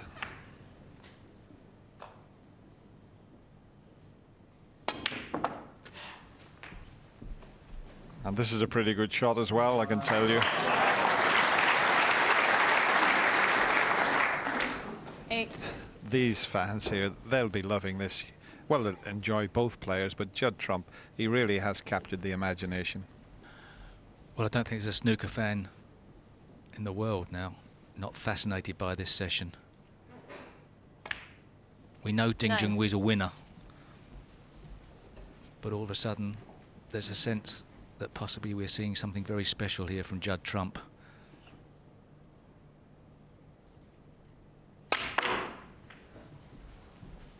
Looks to have hit that beautifully. He really does deserve to be on a red. 14.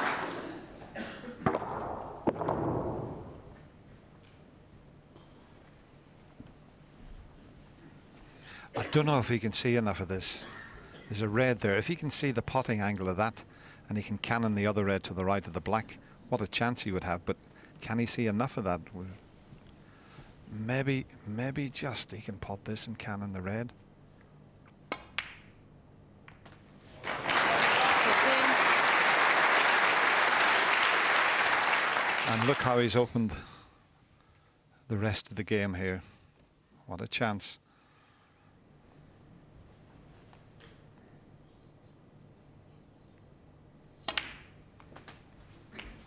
Of course, the game is massive in China, and Judd won his first ranking title in China, so he will be very 22. popular with the Chinese audiences. Ding is well, he's just a national treasure and hero out there.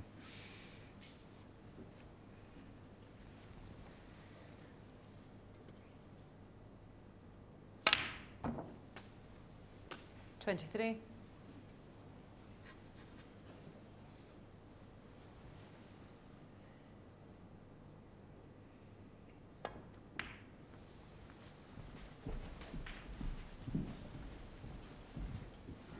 Not clear cut 28. as yet with that red to the right of the black, but I'm sure he'll work out a way to get the black in open play, although it's just got to run a bit. 29. Yes, it's got there.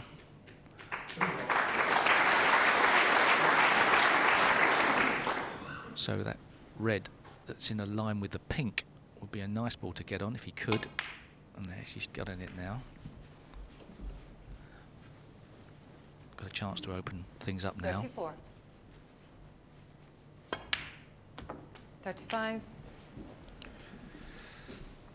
He'd like to get on that red that you mentioned, Steve, but he's got plenty of options.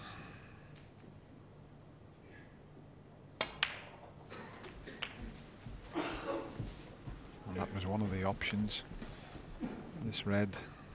42. And maybe this clears the path for the black into that pocket. I know the other red is blocking it, but this one probably is also.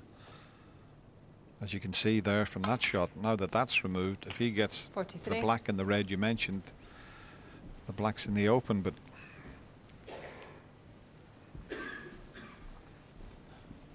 I'm not sure if he can actually just stun and leave himself nicely on the red. He may have to screw back. It's hard to know. Well, he can. He actually created a fraction of an angle there. It's a bit tight doing it this way, but I think he's okay. He's going to be 50. queuing her slightly awkwardly.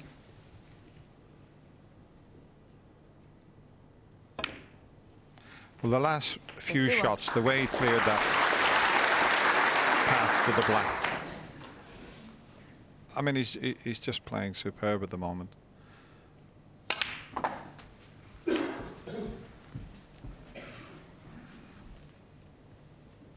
$58.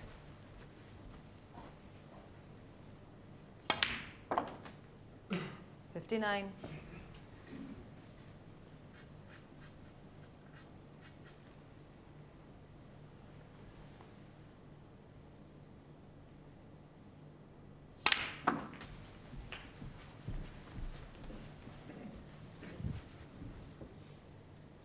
$66.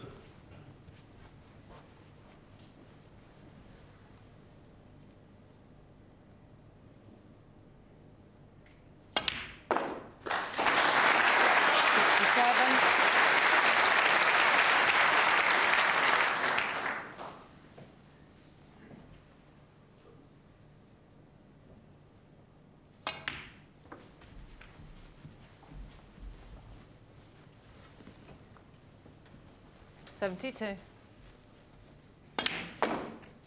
73.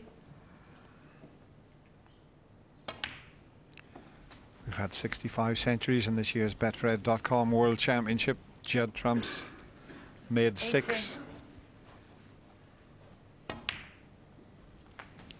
81. He's had 28 centuries this season, and in his career he's made 103.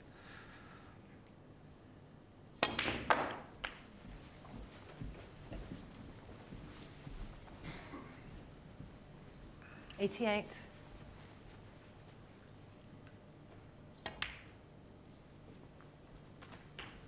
89.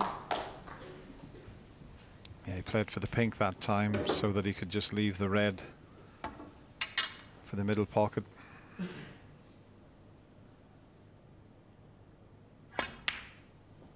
Oh, no century break, but he won't be too concerned about that. The family's delighted. That's another one chance, and he's took the frame. That 89 break puts him 2 ahead at 14-12.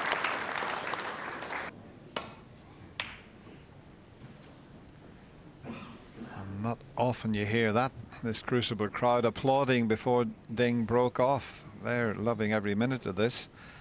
And now Ding has been asked a question, but don't write this young Chinese sensation off. There's a lot of snooker to be played here in this semi-final.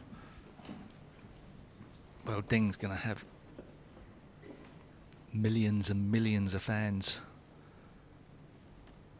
supporting him, but actually in this Crucible, as you would imagine, the vast majority, I feel, are on the side of this young whippersnapper.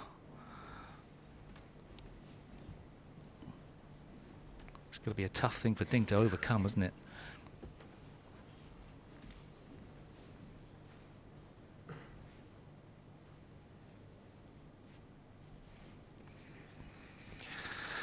Well, we're going to have a pulse question for you. Who's the better tactician between these two great young players? Just vote on bbc.co.uk/ and click on the pulse. That'll be interesting. Well, if Judd played that shot, then he is.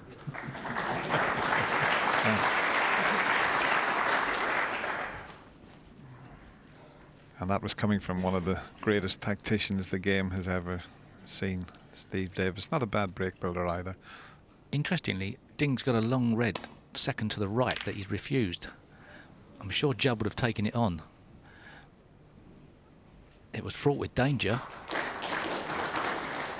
I'm sure Ding had a path through between the yellow and the blue.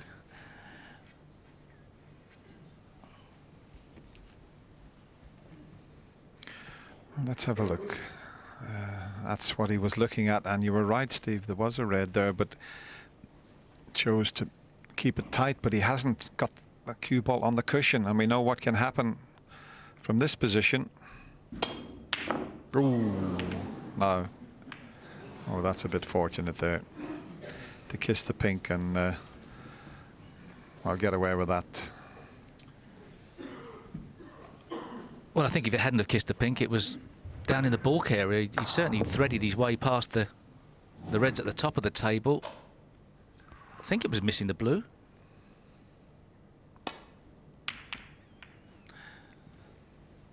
Is Hawkeye that clever that it could work out if it missed the blue? Have we got Hawkeye? Something he doesn't do very well. Let's see what the answer is to that. Interesting. Who is the better tactician? 64% think that Ding is well ahead of Judd Trump. So we'll see who wins this mini tactical battle here.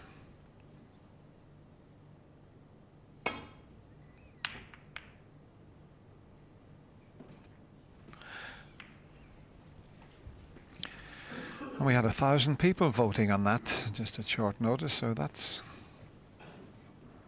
very interesting. I wonder who his brother Jack, you know, Jack, who's the better tactician? Do you think Judd's as good as Ding, or would you give Ding a well, you say everything for your brother. You say you can beat him at snooker, you beat him at golf. You're a better safety player than him as well, I suppose. No. There's not a full pocket to go for should Ding play this red. Second to the left. off the table on the right. Yeah, that makes sense, doesn't it? Second to the left.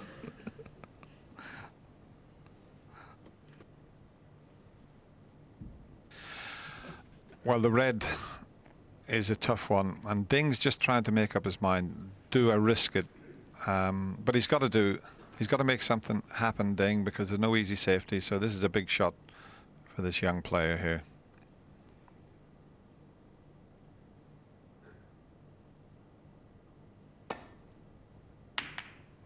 No. And he hasn't got away with it. He hasn't got away with it. Tried to roll it in. Went full-blooded for it, but slight miscalculation there. Well, looks like Judd's got a problem positionally here. Obviously the red's potable. Be some sort of shot to get the cue ball out into open play. Thin cut. Ew.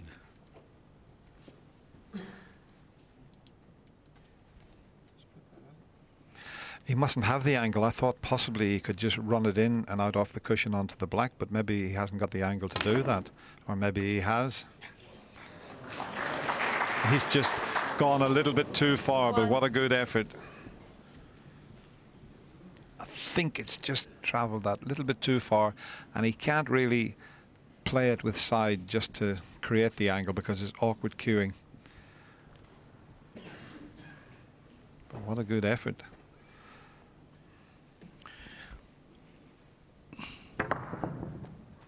Just ran on a fraction more than he wanted. It's easy to talk yourself into these shots. It's going to be very hard. Well, it looks like he's hitting the red there, doesn't it? Oh, and a miss. Well, that was amazing because if he was going to try it with a touch of side, he didn't seem to put any side, and he just thought he could pot that. What a misjudgment that is. Wow.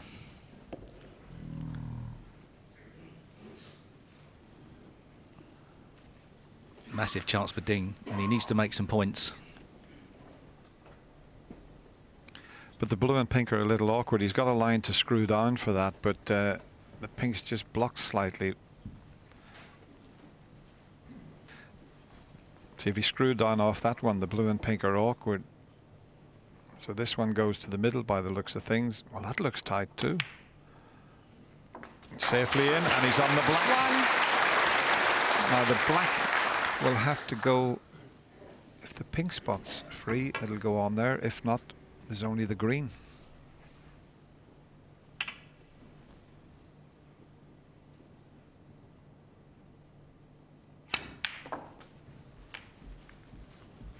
That's okay. He's got reds to the middle pocket. Now is the pink spot clear, and the black may pot into the right corner when it goes onto the pink spot.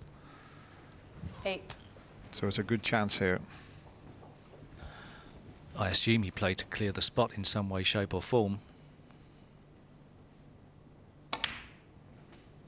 9. But you wouldn't exactly say that was lucky. That was just clever on all his options.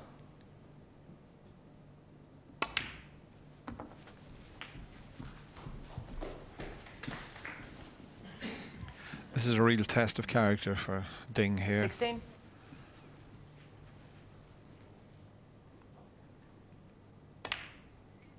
He proved against 17. Stuart Bingham when he was 12-9 down. He won the last 4 frames. We've always talked about him being a good front runner. He proved in that match that he can play well from behind.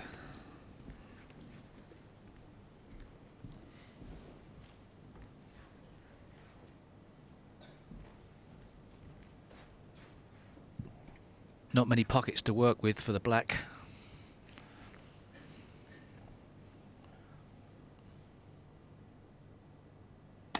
I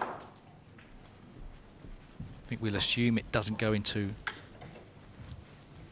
3. It may do. 24. 4.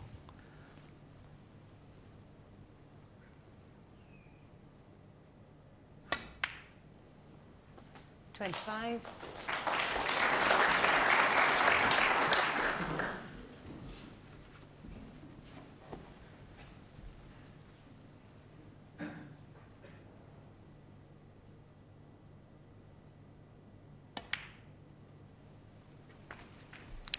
He's having to be very precise here because this black, I think, only goes in 2 pockets. You see, it won't go in this 32. left corner, just the middle and right corner, but he's making a good fist of staying on it.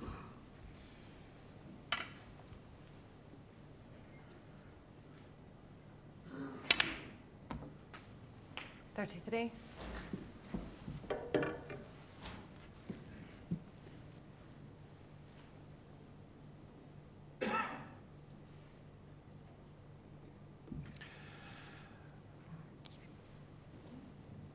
It's a little bit awkward. If he runs through, he could slide off the reds there if he catches them.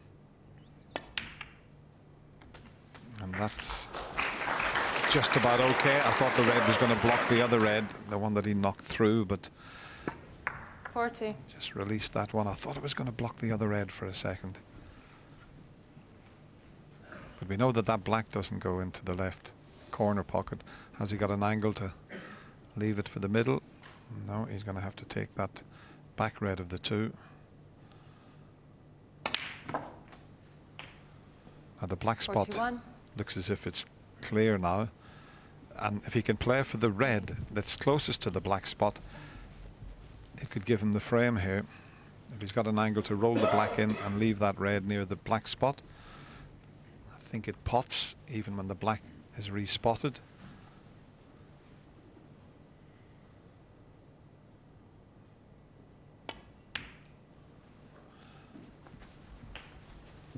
I could have done maybe with just another fraction. Can he screw this in? 48. Now, what sort of angle has he got? He doesn't want to catch the black here, but he may have to cannon the black. He'd love to cannon the 2 reds, but he had to play just a 49. little nudge in the black, and now he's running away from the reds. I don't think he can. Just didn't get the cannon as he anticipated, and now difficult to get a little cannon here, Steve, from that angle, isn't it? Yeah, it's a very sharp screw back.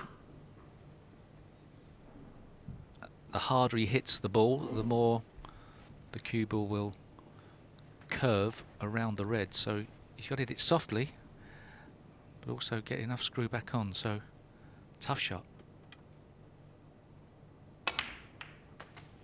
He played it well. He hit it softly, as you suggested. So that little minor 56. stumbling block has gone.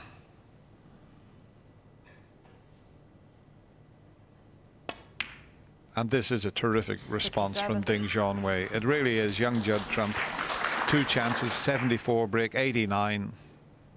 This is brilliant from the Chinese player. 64. 65.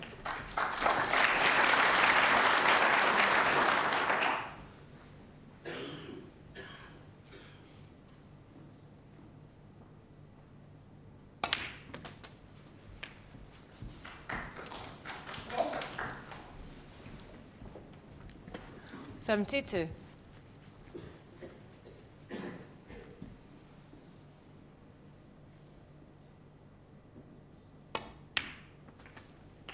73.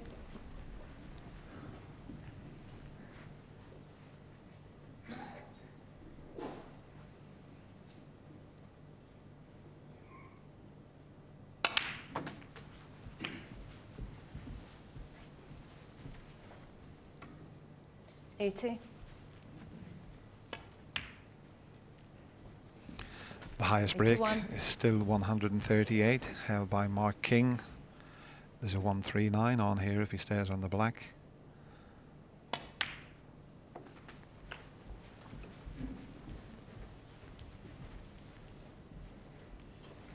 $88. Well, I don't think he can get on the black now. I wonder, does he realize that he could have took the high break prize? He can tie 89. now that he's taken the pink. As I mentioned, £10,000 for the highest break, and our sponsors have put up £20,000 for the player who makes it for his charity, 95. his choice of charity, which is a nice gesture. 96.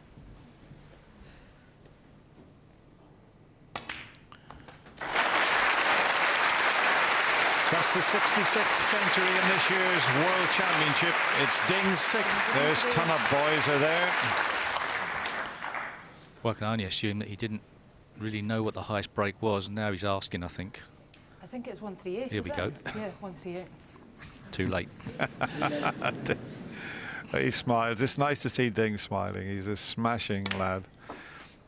I was out in China about 6 weeks ago, and I went out to dinner with him and his sponsors. There was 12 of us. I sat next to Ding, and he's a delightful young man, and his English is improving all the time.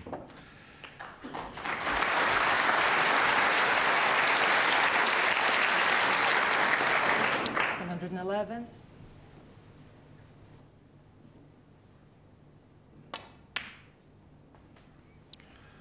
$113. So Mark King sitting back at home in Braintree, Essex, starting to twitch a bit.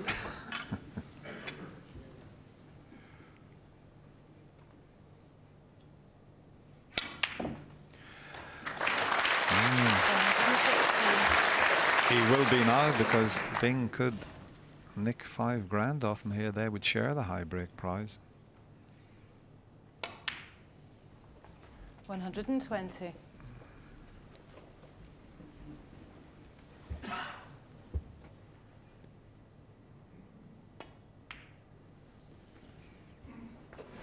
$125. What a standard. 74.89 by Judd Trump. The question 131. was asked, and Ding Junhui, well, he's come up with an answer here, hasn't he? In goes the black, and Ding Junhui equals this year's highest break, 138. What a response from the young Chinese player. That was superb, and he's back just 1 frame behind now. What a match we've got here, 14-13. Judd Trump.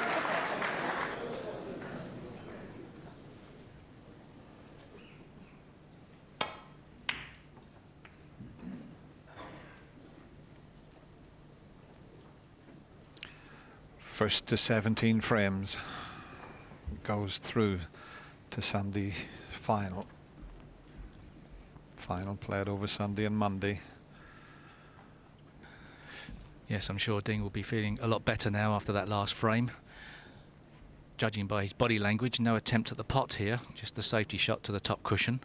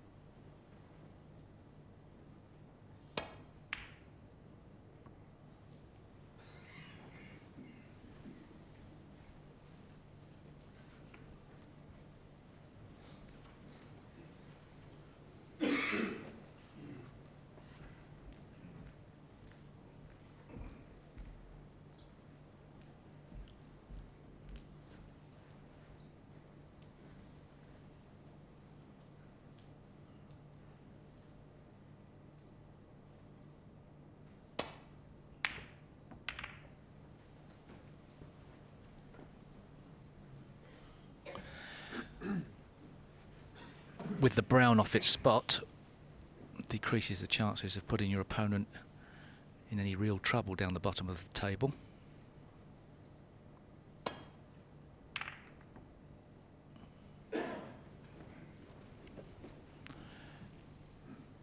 may have got Ding in a bit if he's stopped him from seeing this red on the right, but I think there's an edge sticking out.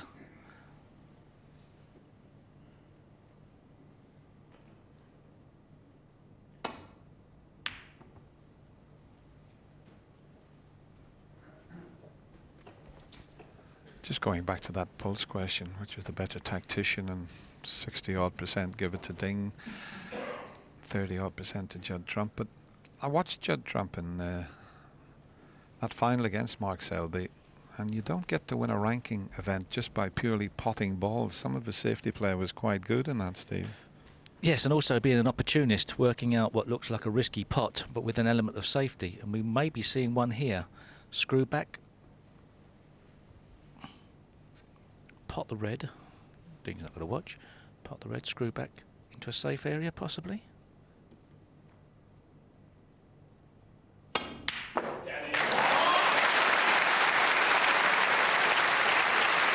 Well, that was a lot riskier. What a great shot. What a pot.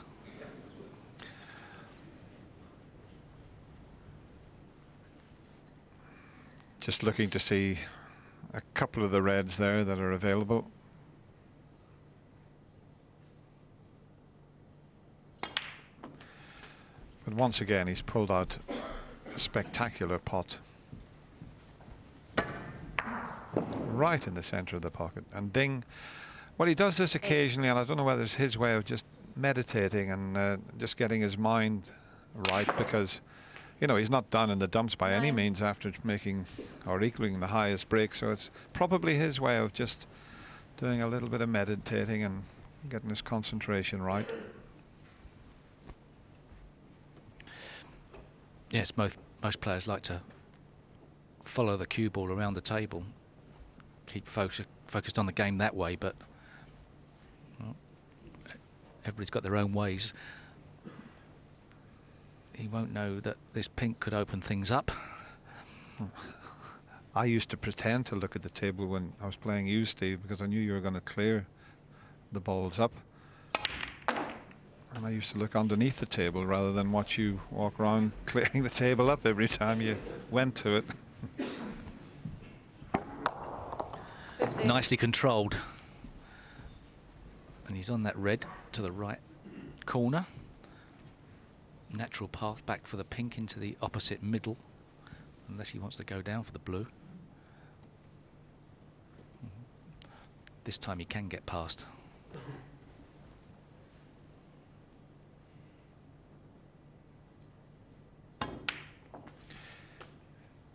He seems to 60. prefer to punch the ball rather than just roll it. He could have rolled that in and left the pink for the middle pocket, but I think Judd prefers to just punch the ball rather than just roll it.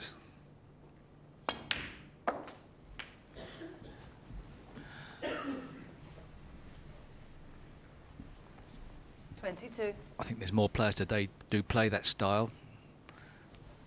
It's Mark Williams, one of the few that doesn't. 23. Well, if he could make a frame-winning contribution from this situation, it'd be excellent session and fantastic for Judd Trump.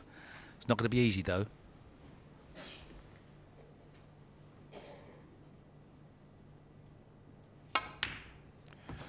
Well, these two players have performed remarkably well. We thought the final session, semi-final of a World Championship, maybe they'd be under a little bit of pressure. We'd see a few mistakes and misses. We've seen nothing like that. One chance and you lose the frame. And so far, such a high standard of precision.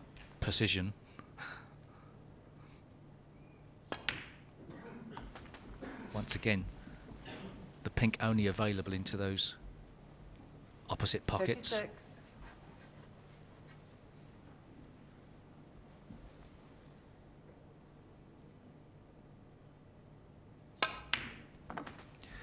Keeping himself nicely on the pink because the black's up on the brown spot. But against Mark Selby, there was one of the frames, I think he potted 9 reds and 9 blues, and his position was absolutely superb to do that. He's concentrating on the pink here, and he could quite easily win this frame just with pinks. There's the pot success rate. He's just coming up to the 90% mark, but Ding at 92, and he could well be 2 frames behind.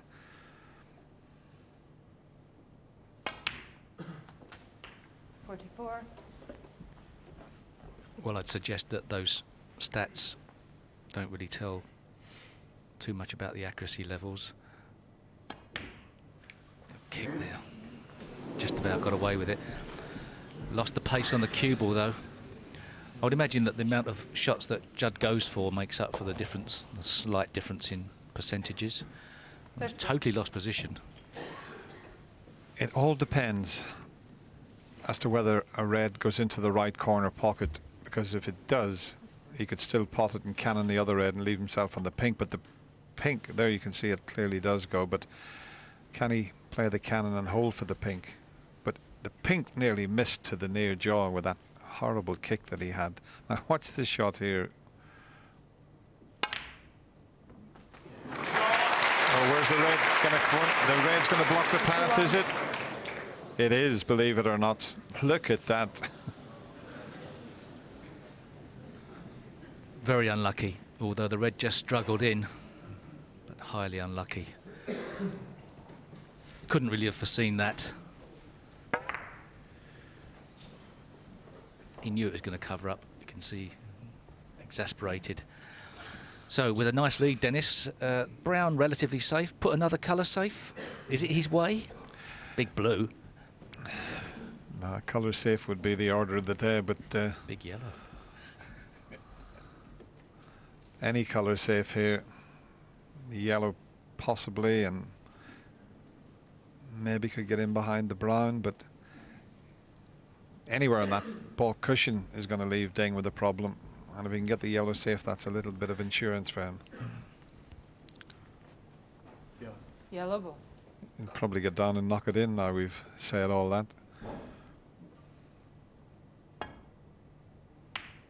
Now that's the shot, and he's played it superbly well.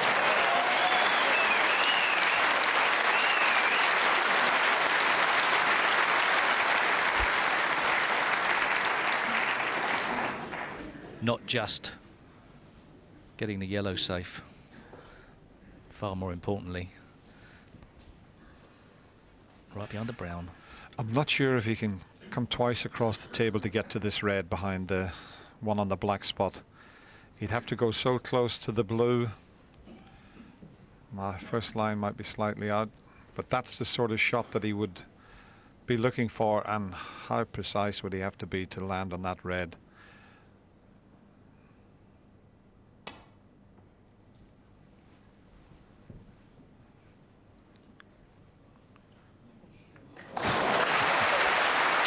What a shot. Brilliant escape from Ding Junhui there.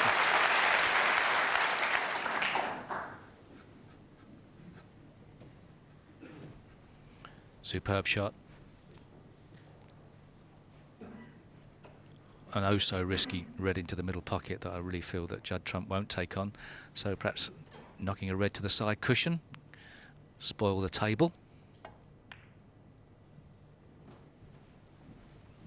Just about.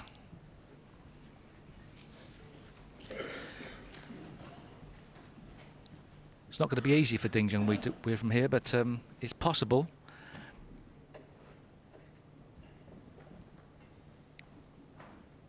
Like one more colour safe, wouldn't you? I think Ding would like one good safety shot here.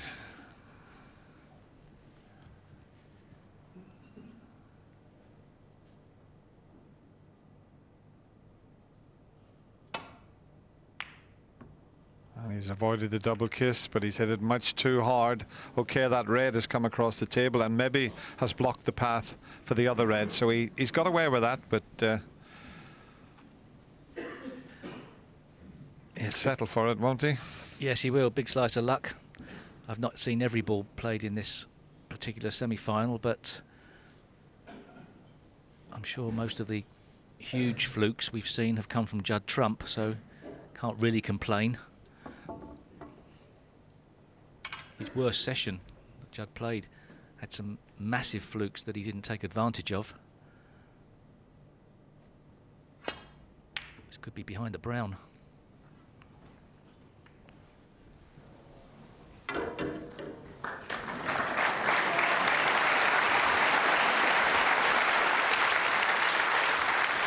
Well, with a few of the last tactical shots that young Judd Trump has played, if we put the pulse question to them now, I think his percentage would have gone up quite a bit. Another little thin snick, and he's got to make sure he doesn't double kiss the red. They could collide there as the red comes off the cushion and the cue ball.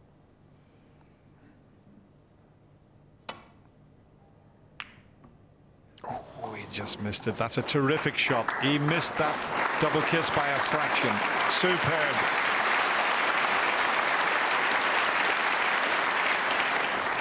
Have a look at this. Whoa.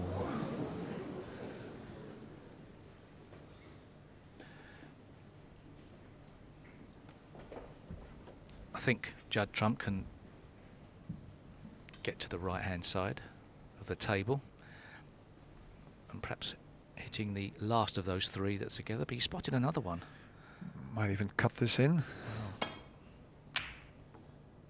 I spotted another route anyway.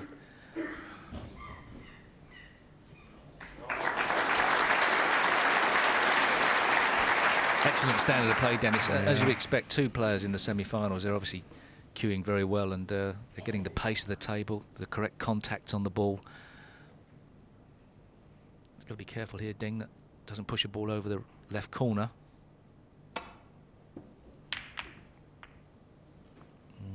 Not good on pace there. An attempter for Judd, perhaps. Maybe brother Jack was right. Maybe he knows something that the Pulse viewers don't know. He said that he thought Judd was a better tactician.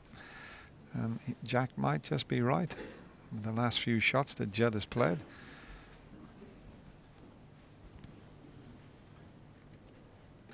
Well, I think if Judd could get past here, he'd be going for it immediately, so it's tight. Well, Judd will know.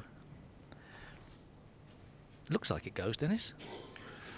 Oh, there can't be a lot of room past the blue, but we've seen the red he knocked in when there was very little room. This white will be coming back down the table, but there we go again. One.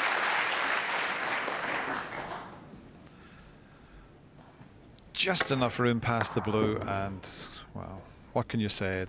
It's just quite amazing. Well, to be quite honest, it doesn't matter too much about tactics when you're continually knocking those in. You've still got to be careful in this frame.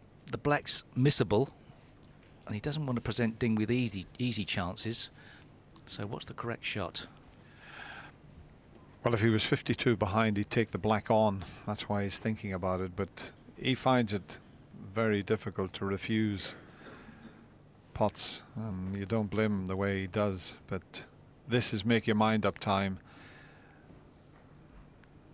I mean, he could quite easily push that black onto the side cushion, get a reasonably good cue ball, and there would only be the pink and blue for Ding to work with.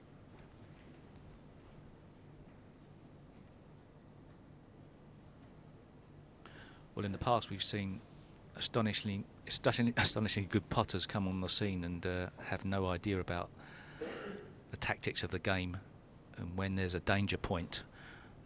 But Judd Trump's worked out this is a danger point. Rambo.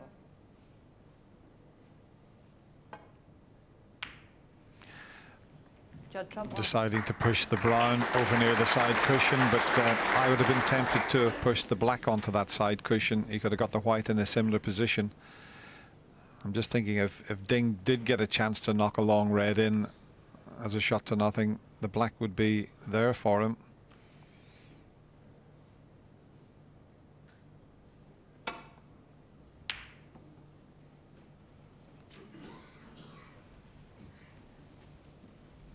That's a good return from Ding.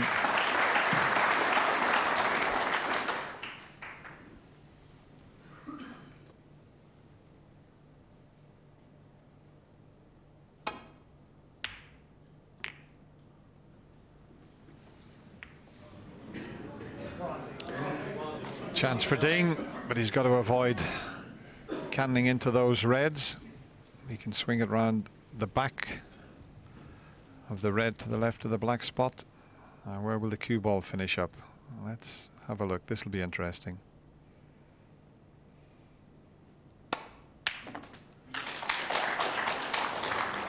One. Didn't want that cannon on the red there. Big pink to take on.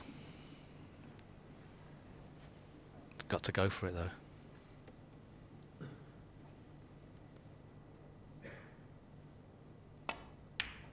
Good shot under pressure there. Well done, Ding. And he's got an angle to hold for the pink again. 7. Oh, the brown's going to be a slight distraction. That can just put you off.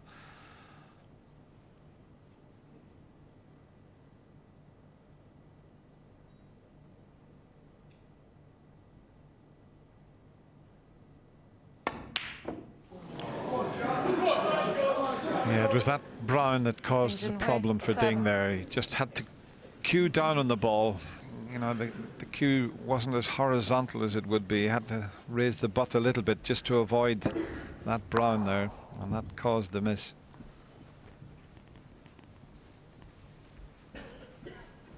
Advantage trump. But Ding did have a chance there. It'd be interesting to hear what the lads in the studio thought, whether it was the right shot to refuse the black. Stephen Hendry, one of the most attacking players in the modern day game. That may make it irrelevant now. Where's that cue ball going? Oh, it's going in behind the brown. That's where it's going now. Mum and Dad and brother a bit anxious there as the white ran up the table.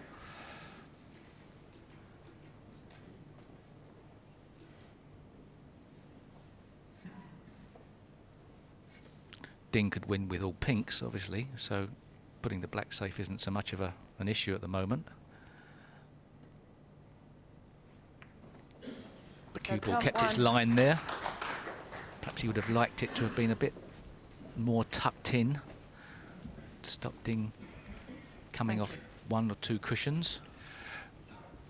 Might not be a snooker, you know, the way Ding's looked at it. He's let the referee have a look at it, so that's an indication that they might be able to just get past the brown to snick the red. And I don't know if he can snick it enough to maybe put it into the pocket. It's a bit of a guide there. It looks as if it would hit it maybe too thin. But don't forget that brown is on, or the black is on the brown spot. So if he could snick this in, but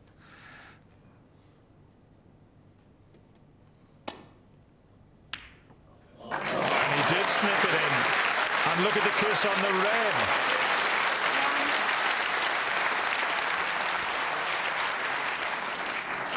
That black that's sitting on the brown spot, a little shake of the head from Judd there, but I mean there was only that little bit sticking out and it was a guide for Ding. Big mistake by Judd Trump to have allowed Ding a sniff at that.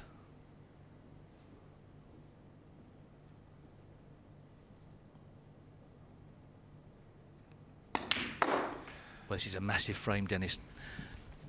Ding doesn't have to win in one visit. Got the black back up on the spot where he needs it for those 2 reds. I'll just go back to Judd's choice of shots. A few shots ago, I definitely would have pushed the black onto the side cushion, and that wouldn't have been available there after that terrific pot that Ding pulled off. If Ding could have played the red up the table and shifted the brown, would have been an ideal situation, but don't really think he's got the angle. More importantly, he gets it safe, and a great safety shot as well. This is turning out into a fascinating frame.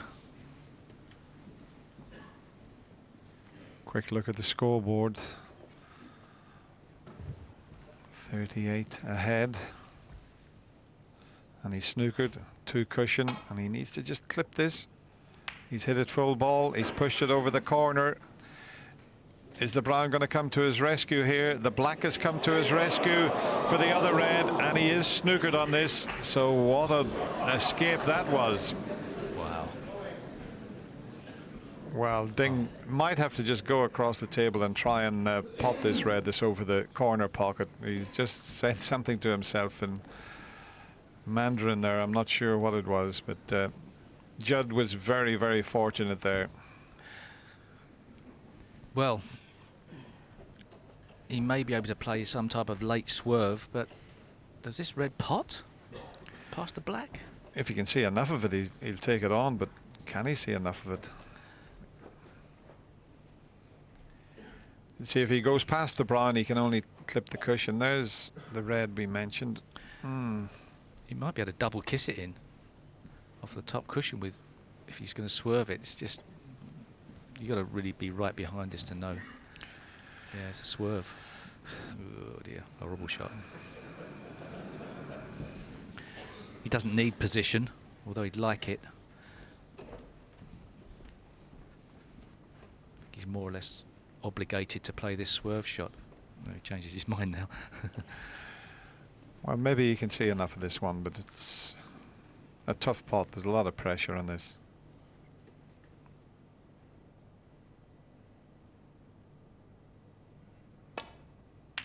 Now, what about that for a shot?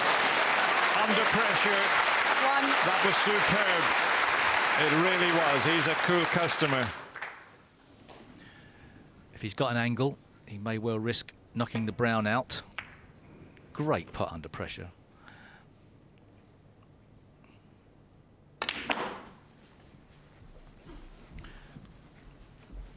Just a bit too straight there.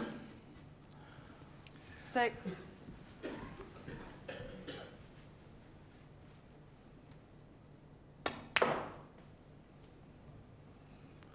7. Maybe a bit too much pace. Is he just about okay? It's a delicate little one, but I think he can stun up past the pink here. You know, I really think he can hold this.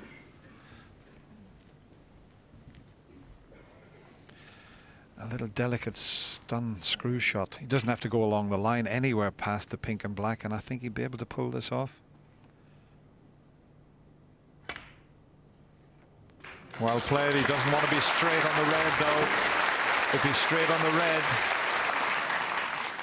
he may have to just pot this and run in behind the black. There's a slight angle, but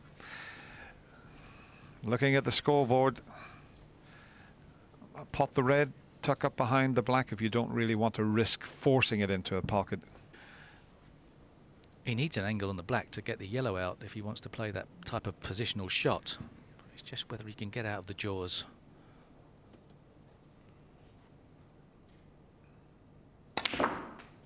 What a great shot. That was a great shot, and he's got the angle you said, Steve. To hit the ball into the pocket at that pace, with a little touch aside, watch it off the cushion, out onto the black. Superb.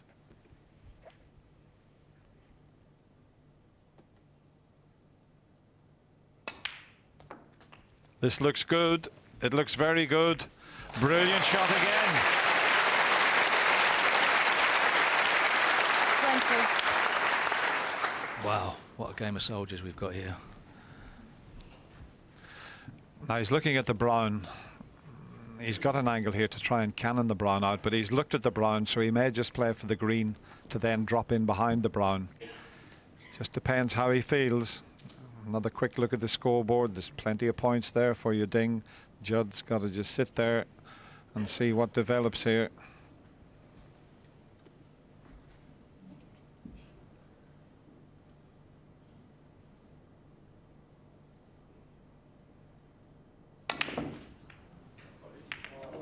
He's tried to move the brown, and he has done. That was a very brave shot. Calculated risk there. Didn't really know where either ball was going, but he's got a sniff at the green. It's a more acute angle than it looks on our TV screen. It is missable. Hasn't got to do a great deal with the cue ball.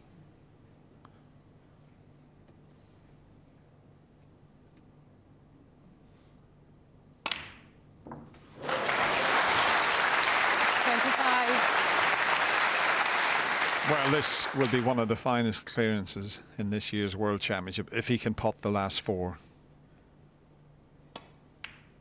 under the circumstances. Judd made a break of 29. 51, and really, he can't believe what he's watching here.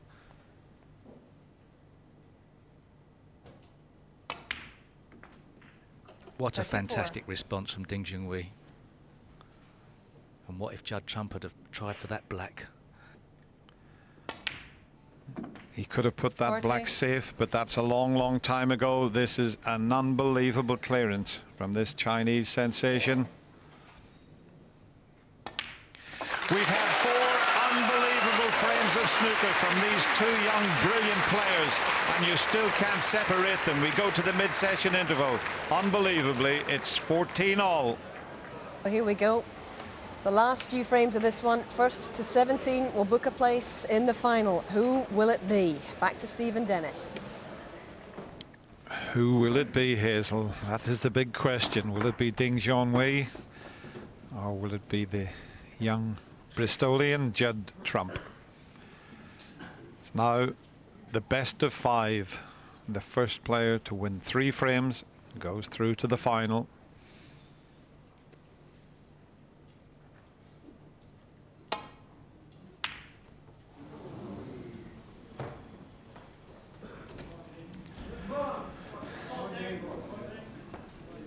It's just hard to describe how these 2 players will be feeling now. They're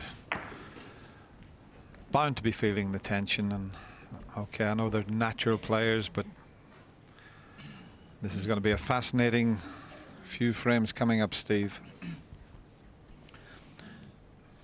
Yes, let's see how the interval affects things. Can get on the black if this goes in off the side cushion.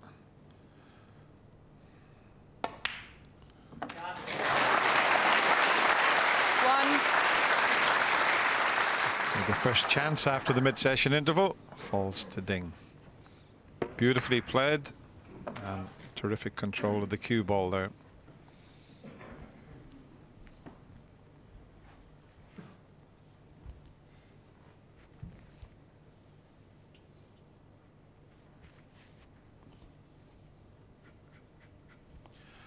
Hasn't quite got the angle to screw back for the one there, just to the right. Well, he arced the cue ball. Look where the white is finished up now. You have a look at this. He's potting the black off the spot, and look where the white's finished up. And it's caught a red, and 2 reds, and look at that.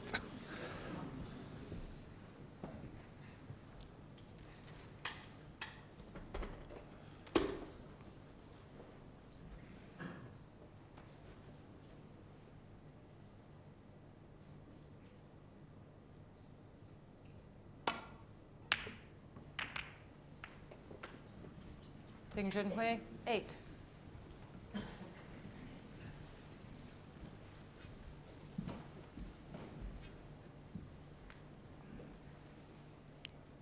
He hasn't got the cue ball sufficiently far into bulk. Judd spotted a plant. Good chance of getting this as well.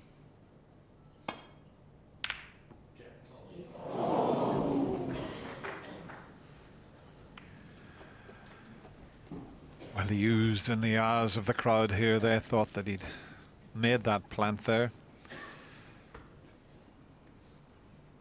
I love this shot here, this camera angle. And as they come in, they were oohing and eyeing when they thought the plant was going in.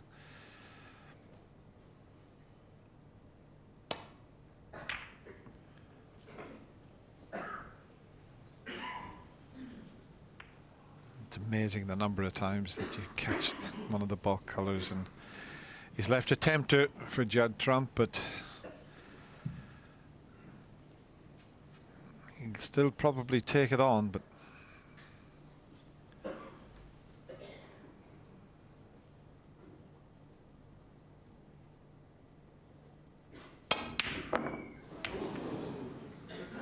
where's that red going to finish up? Where's the white going to finish up?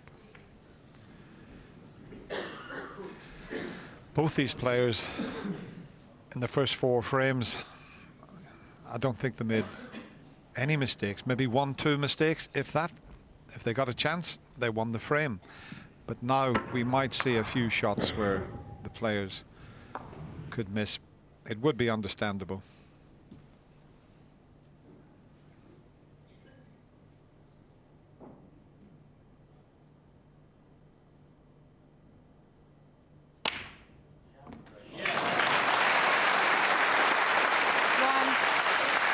It's a good opener from Ding.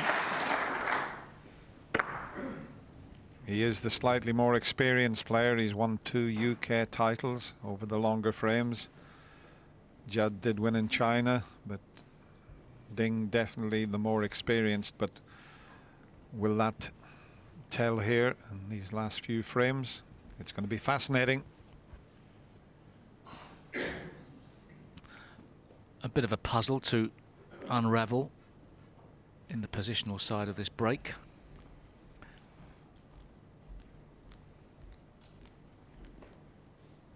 Players always looking to get the black ball into play. It's going to be awkward at the moment.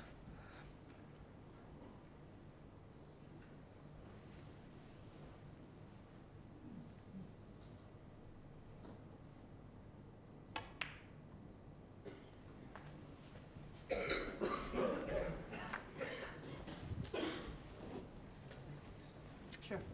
4.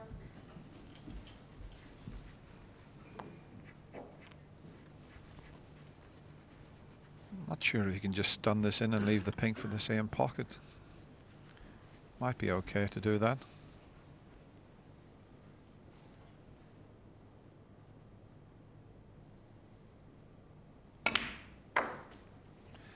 He 5. couldn't, but he's made a pretty good job of it to get back onto the pink. And the pink will be in the open even when it's respotted. That was a good shot there because he hadn't got the angle to leave it just with a soft little screw shot. Very little to do with the cue ball here. And red to the right of the bunch is available.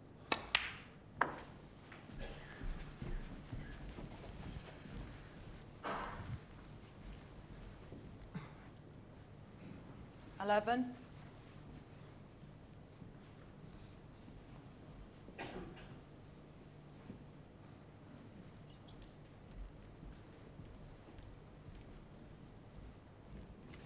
The last time Ding led in this match was 11-10. He made a break of 61. In fact, Judd made a break of 61 and Ding won that. 12.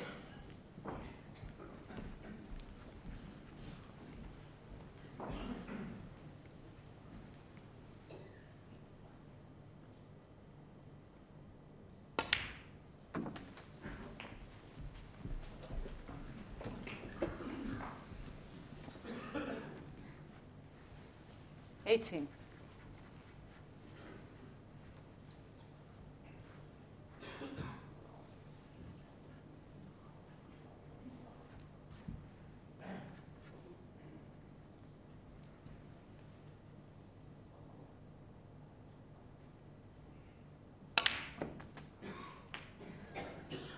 Nineteen.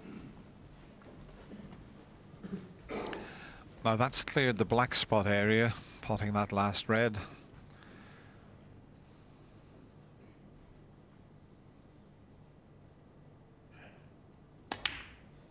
He could possibly stay on pinks here.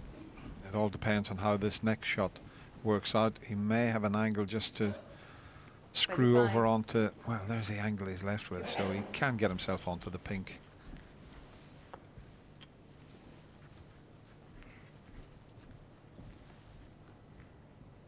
It was an excellent last shot Junhui played to keep easy position on a red.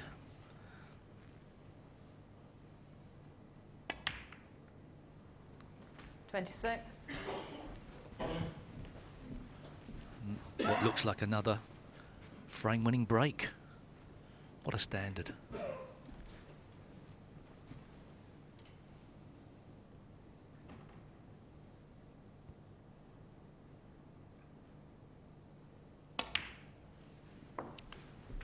And he can score enough just staying on the pink here. Doesn't have to worry about trying to bring the black into play. 32. Here are the breaks since frame 17. 64, 61, 71, 77, 61, 102, 123, 87, 74, 89, 138, 51. 33. A 50 break in every frame. I thought you were practicing to be a bingo caller the way you were going on there, Steve. A little smile from Ding there.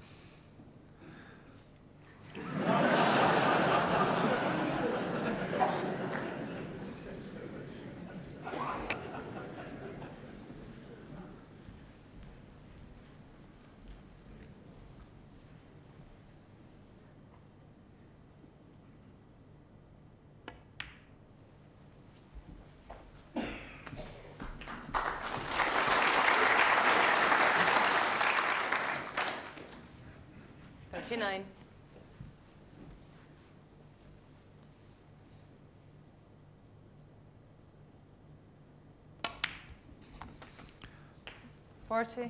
Series of little stun and screw shots. Played superbly well. Little glance at the scoreboard.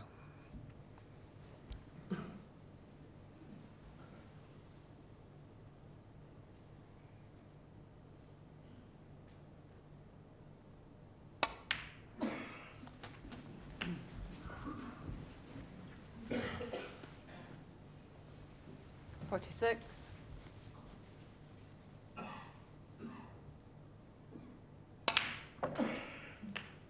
47.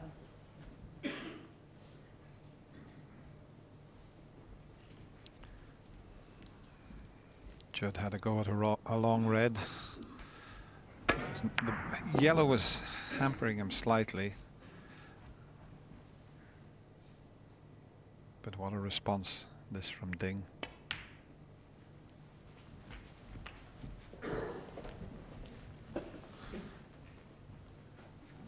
53.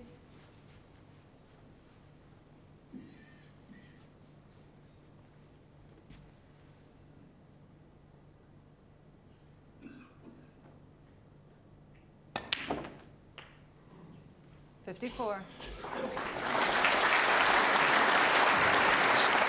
Still a possible 67 on the table. He only needs the pink to leave Judd needing a snooker.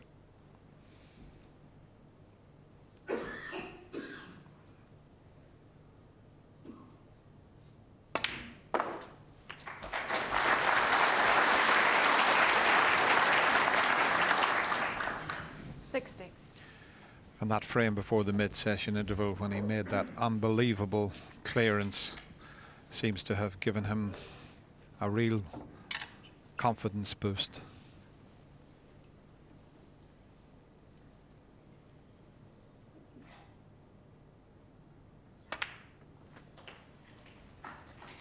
Thank you.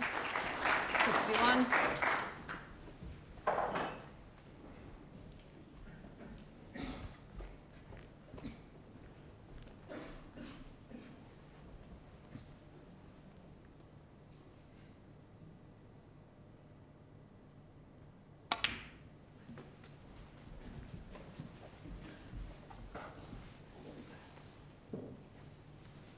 67.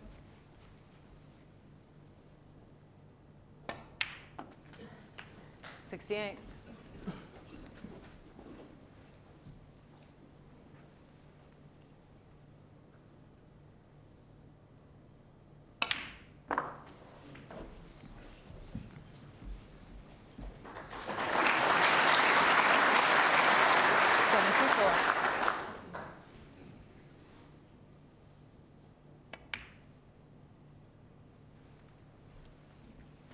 75. Possibility of a century break, even though that red's safe. You can take the red out now when he pots this. He's got the perfect angle to do that. 81.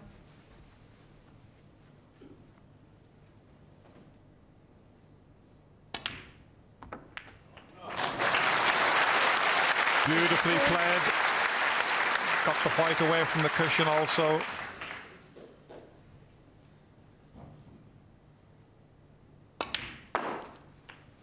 Ding's had 6 centuries so far this year. We've had 66 in the 88. tournament.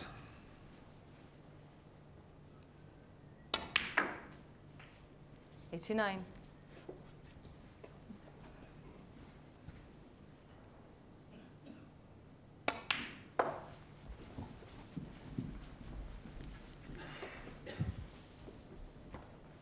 '92.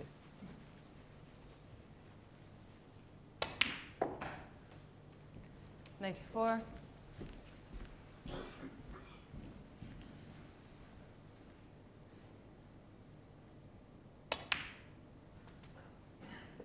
97.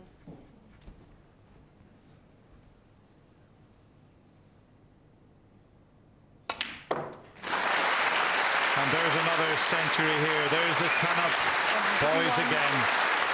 67 centuries we've had this year. Ding's 7th.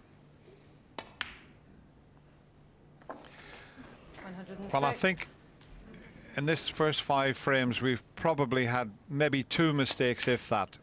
The standard has been unbelievable. 112. And Ding in his last 2 frames has been outstanding. In goes the black. You can't do any better than that. Judd had to go at 1 long pot. He didn't get it, and Ding cleared the lot, and he gets himself into the lead for the first time since the 21st frame. It's 15-14. We're now in the 30th of a possible 33 frames. Steve Davis and Dennis Taylor are enjoying this in the commentary box. Are we ever enjoying it, Hazel? It's been unbelievable. And you haven't missed a pot. Ding just had 1 go at a pot, and he wasn't too far away. Would have been on the black.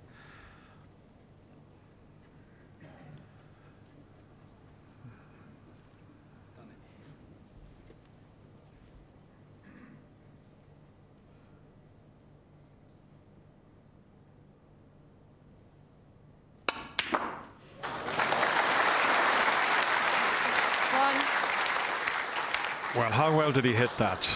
I mean, that was a superb pot. But watch the action he got on the cue ball.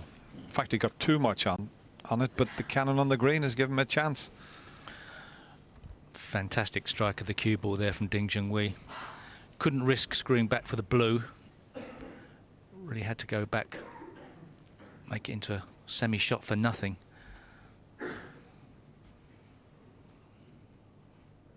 Once again, the balls are not ideally placed at the top of the table.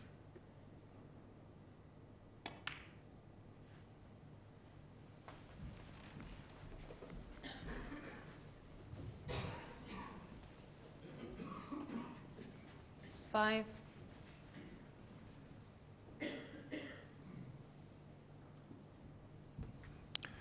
It's all a little bit tight there, isn't it?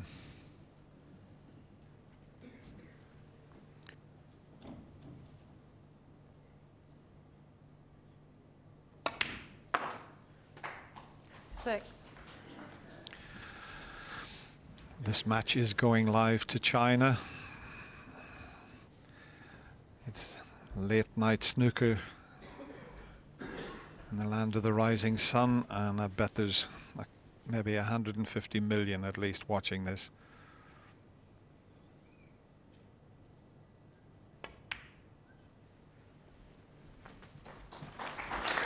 And their player in the last 2 frames has been unbelievable, and he's 12. off and running again.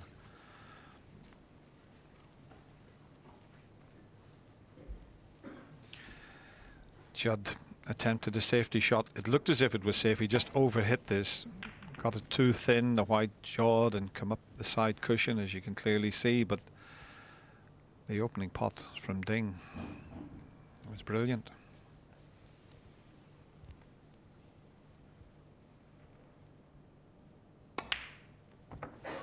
$13. 4 or 5 loose reds before the 2 difficult ones around the black spot.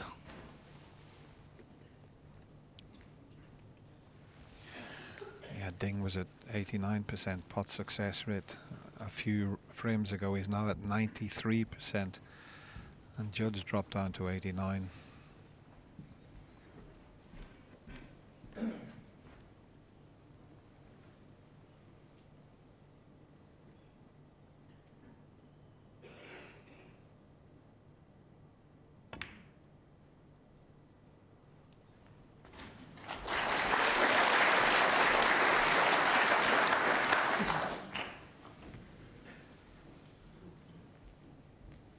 19.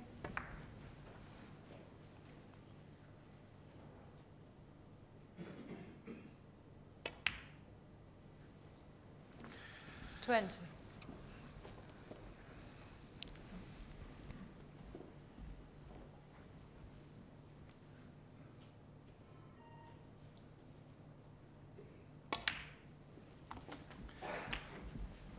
It does appear that Ding is turning up the heat. 26. He's getting very clinical, very efficient. He looks very much in control of himself as well as the balls.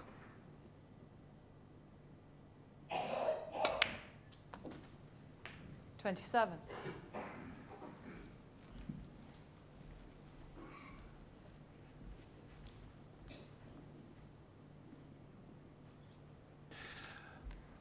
I did mention Ding coming from China, the land of the rising sun. Of course, it's Japan that's the land of the rising sun.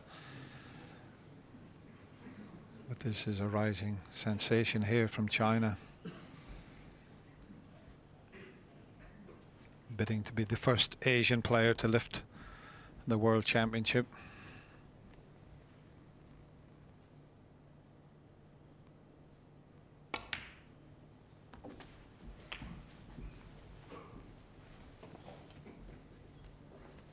$33.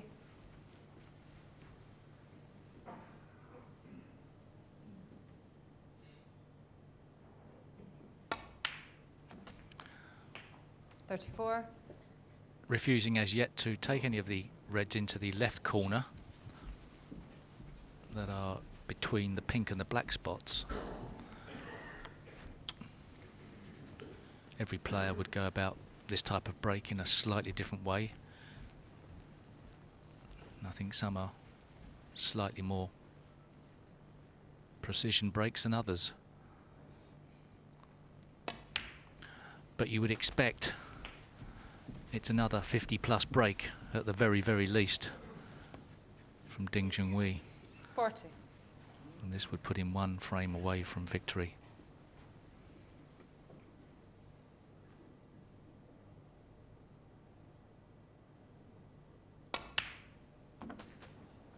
$41.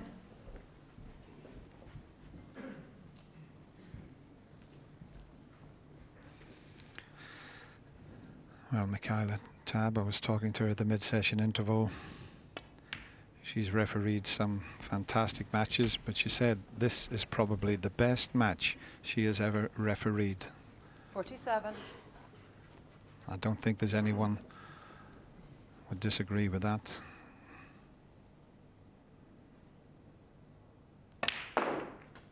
It's gone wrong just 48. when he was about to go on to clinch the frame. He's just slipped up with his position. Well, Ding felt that he needed to shift those reds apart and that he had a good chance to do that and get position on the pink, a guaranteed position, but it's gone wrong. A small opening for Judd Trump.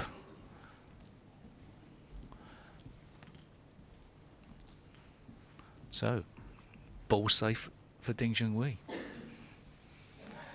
Yellow on the side cushion.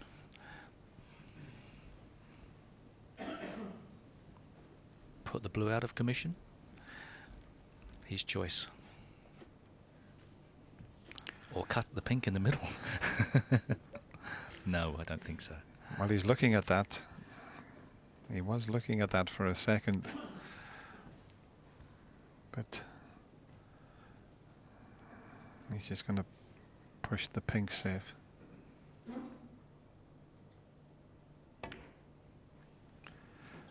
And he's got a good cue ball, but he didn't quite get the pink on the cushion. But what a good start. 48. And if he had have got his position correct, he probably would have gone on to take the frame. Has Judd spotted a 3-ball plant? Don't tell me. Did Ding know it was on? Oh, it's not really on, is it?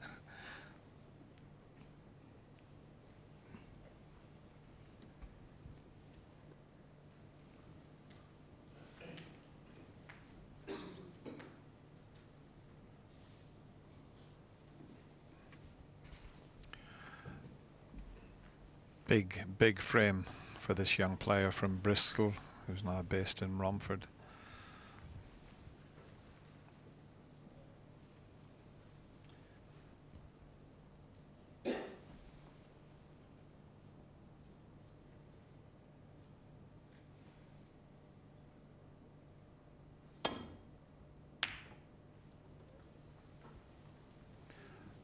Very good from that situation. That wasn't easy.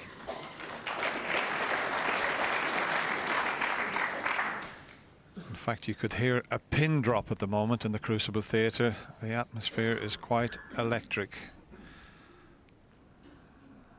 And as we zoom in over the crowd, down to the table where all the action is. Ding spotted a plant as well in the opposite corner.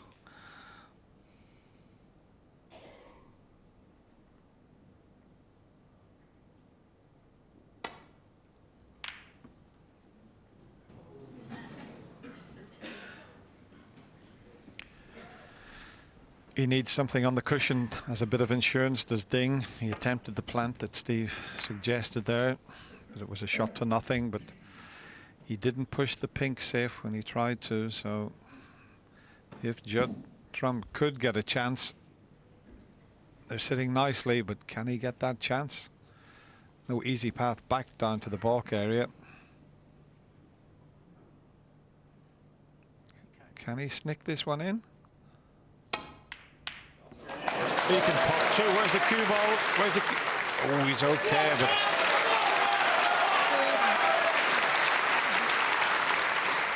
well, that was a great cut into the middle pocket, and it was a trick shot to knock the other one in.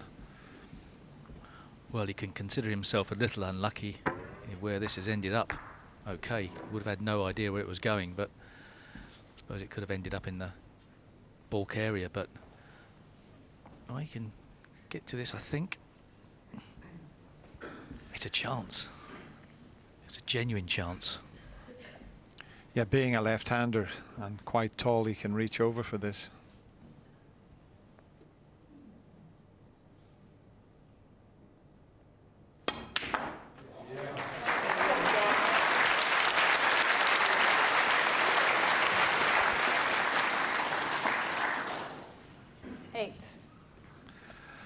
Getting tense up there, mum, dad and brother, and his friend doesn't want to look. 9. This is the biggest clearance of his career so far.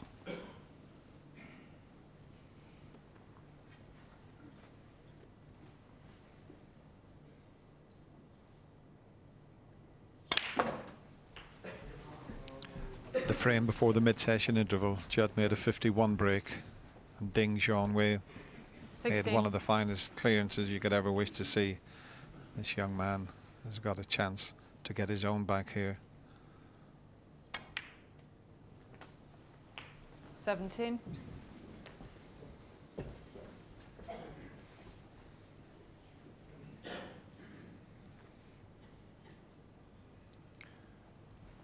Better to leave these two reds for the right corner because of the situation of the pink, and that's what he's done. Now that one near the middle, he's now looking at that just to see the angle. That's for a few shots time. Take these two first of all. Well, he's back looking at the one for the middle pocket, but that's quite an acute angle.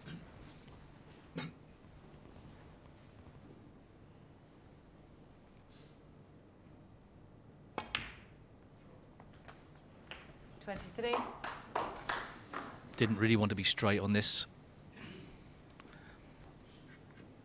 That red on the side cushion, he'll probably try to play in the opposite middle. He's doing very well so far. This red is so tempting, but it's missable into the middle. It's a very acute angle. He needs this red, a black, and one great positional shot. 31. He's got to screw back to the side cushion.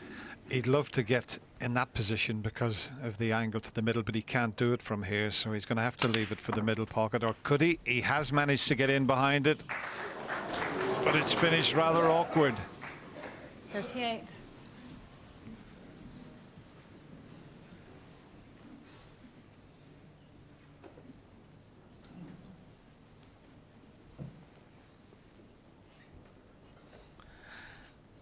Just a little bit of adrenaline, just hit it a fraction too hard. Well, it looks unpottable. It's too risky. Surely it's too risky.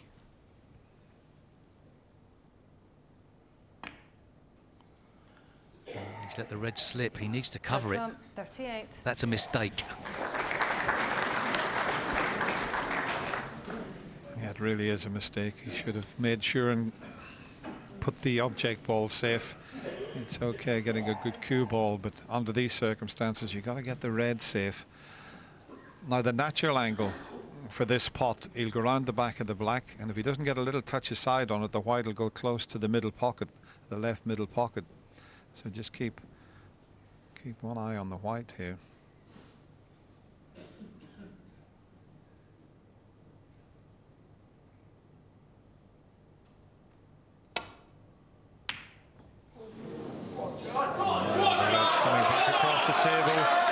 Is the brown going to hamper him? This now is quite a tough pot because of where the cue ball is finished up. He might just be able to cue past the side of the brown. Well, there's an angle on the pot, so Judd Trump doesn't have to do that much with the cue ball to get it out into open play for the black. It's critical if he can hit the centre of the cue ball. I think he can without too much difficult bridging.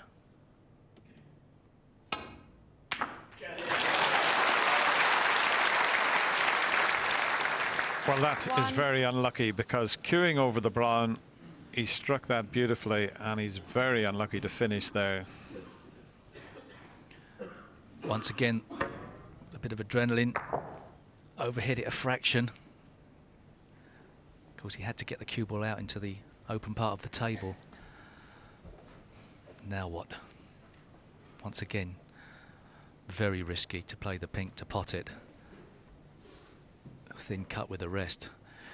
Options of all types of safety shots. But he is back in the game. See, if he could reach it, he could just roll onto the pink and leave him very awkward indeed, but he can't quite reach round to do that. And if he tries to get over behind the black, he's got to make sure he gets it close to the cushion. A thin snick behind the blue. That's pretty good, that. Pretty good.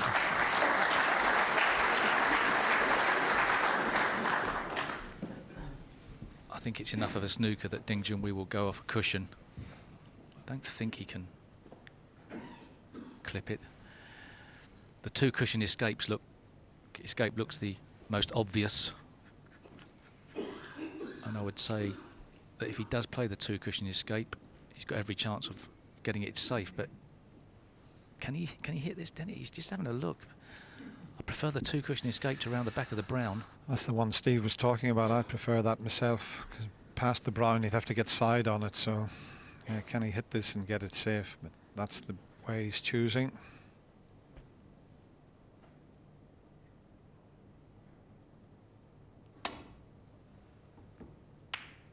Or is he going to knock it over the corner? If it bounces, it'll be potable. And it has bounced. And he's got a great angle here to get onto the green.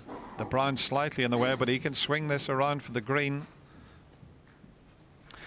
He could go up and down or play it with a touch aside and come off the two cushions. But he's got to be careful where that brown is. He's got that or in and out of bulk. Depends if he wants to play it with or without side.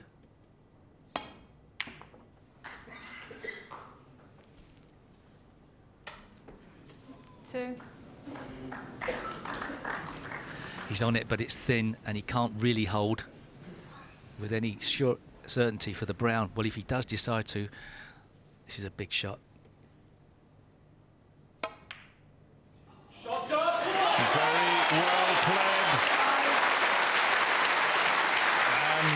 enjoyed that. What a great green that was. He was too thin on the yellow and he played your shot, Steve, but he's just overscrewed that a little. Smile. He needs the blue and he needs the pink, so he may have to run this in, leave it. A little bit difficult with his left hand, and you can see him just stretching his arms there. That's just a little bit of tension, quite rightly. So, well, he's screwing it back. And you would have thought, being a left-hander, he would have left it the other side, but it doesn't matter. It's all about this pink now. Could he knock this in and go level again?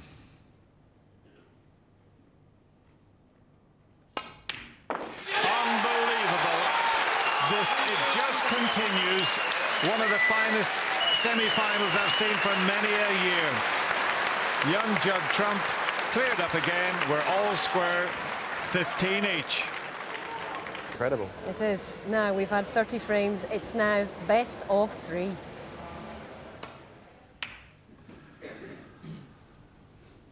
Yes. Ding Junhui makes a pretty good break-off shot. And as Hazel said, it's now the best of 3. It started out the best of 33. What a great match. And Ding, well, he almost got himself up 2 frames with 3 to play. Just one little shot that Stephen Hendry was referring to. This little cannon, had he have slipped on another few inches, been on the pink, he would have had that 2-frame advantage, but that's all history.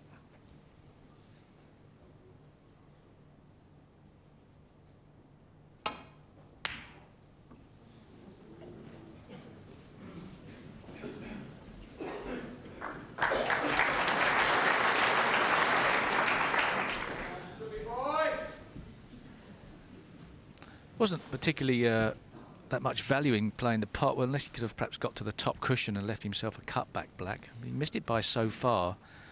Not so sure he didn't play the safety shot.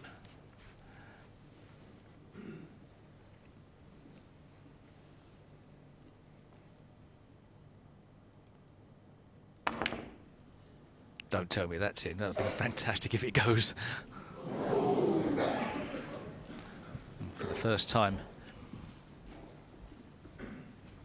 the possibilities of a different pattern of play. 2 reds in the balk area. Safety shots now to the black cushion. Unless you can sort something else out, Judd.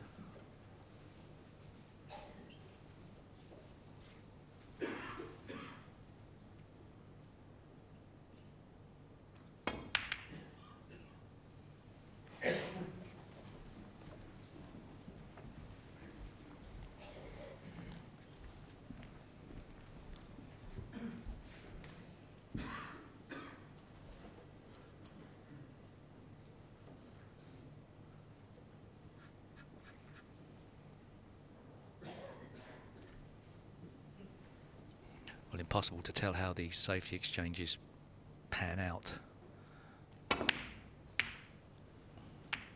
But rarely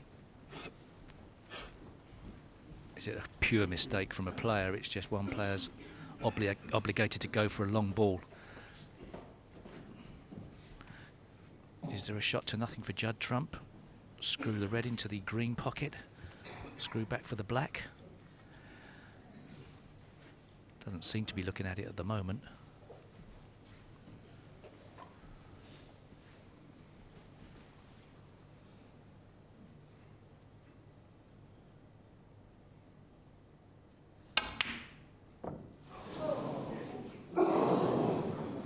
Well, he did look at it, Steve, and he wasn't too far away from it. That was a good call.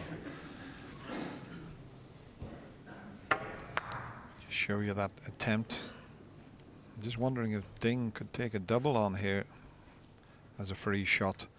He wouldn't leave anything, and he's usually pretty good at judging a double. Will he have a go at it? Quite easy to drop in behind the black, but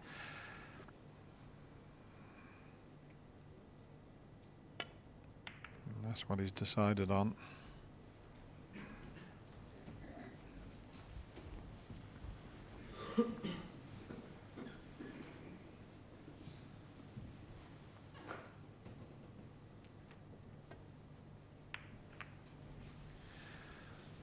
There's a possibility that we could finish up with a re-rack, but it's a touching ball, so I think we've had 12 breaks over 60 in the last 13 or 14 frames. The standard has been quite amazing. And a couple of centuries, 4 centuries included in that.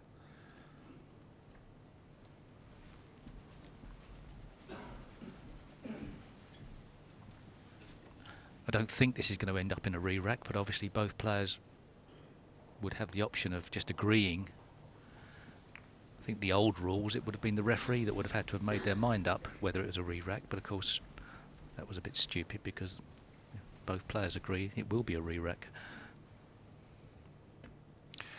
Yeah, in the old days they used to say, we'll give you 3 more shots, and if it's not resolved, we'll have a re-rack.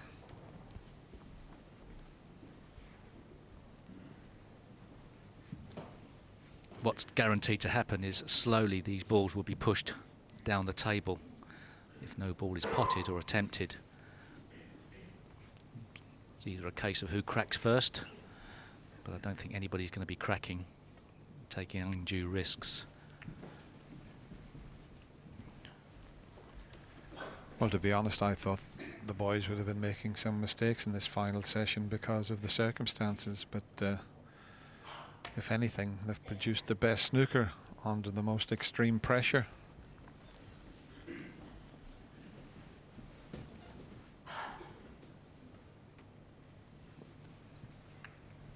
I mean, the referee could ask the boys if it gets to a little bit of a stalemate, what do you think? But I think because of the situation and a semi-final, 15 all, I think she'll let them carry on and see what develops here. Well, this won't be a stalemate unless the players decide they want a stalemate. And they may decide that. Do you want a re-rack? Yeah. Yeah. Yeah, she's asked both players and both players have agreed. So we do have a re-rack, and that was a pretty good decision.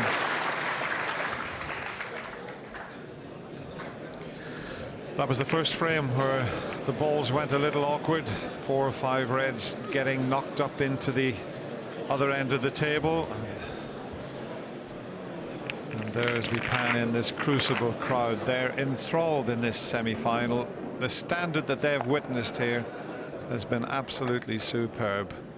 You can hear a pin drop when the players are at the table. They respond when the player plays a good shot. It just doesn't get any better than this.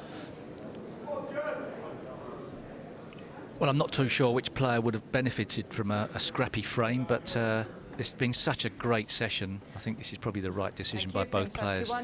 They've both been slugging it out.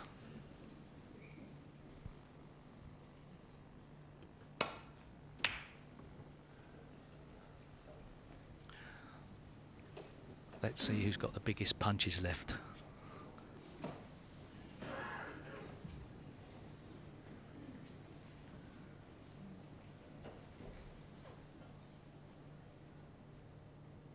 Oh, can he see? He can't see enough of this to take the pot on. Well, he could. And he played a safety shot, but look with the reds coming. So the first chance falls to Ding. He thought he could see enough of the red. He must have been able to. Just a bit too thickish. 1.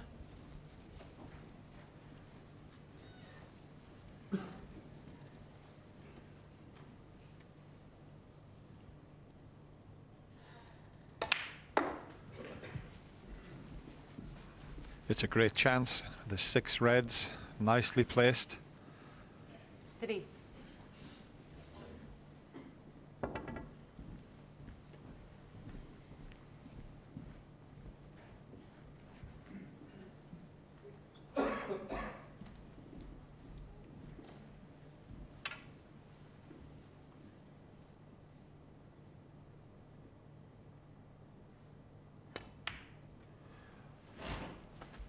Ding did have a look to see if a red would pass into the corner, and I think it does, so it's a straightforward little stun shot.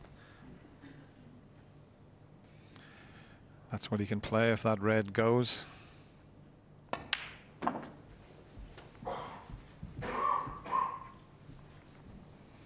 This will clear another red for the opposite corner pocket. 12. Both reds will pot into the right corner, and he's got an angle to drop on both of these reds. It's a great performance by Ding Junhui. It really is. By both players. Neither player has cracked at all in this session.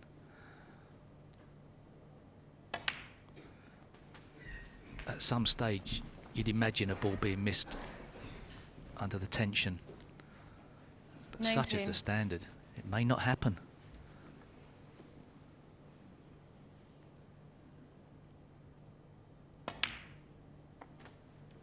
$20.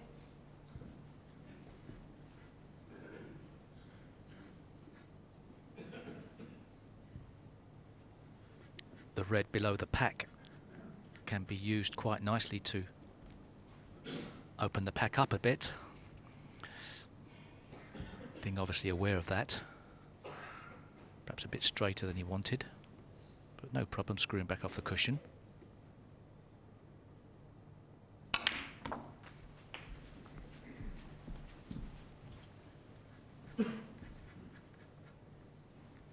$27. Screwed back in such a way. If he was a bit too hard for the one above the black, he had the one to the middle pocket. Oh, he's going to move a few more here. But he's... How often have we seen that? 27. And that's the first mistake, really. He took his eye off the pot. He was thinking about the cannon onto the reds, because that pot is such an easy pot, and he just took his eye off. So the tension grows.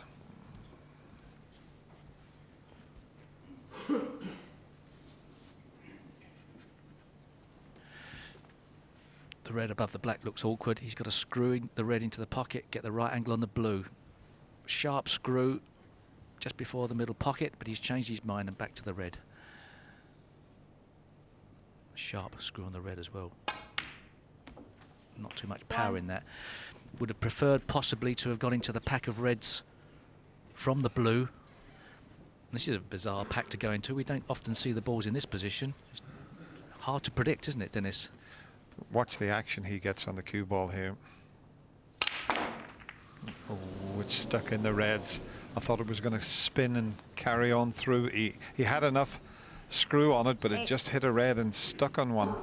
Might go to the middle pocket, this. Yes, even with Judd Trump's fantastic cue power, he couldn't get those reds apart. This is both gettable and missable. Made more difficult because he needs position as well.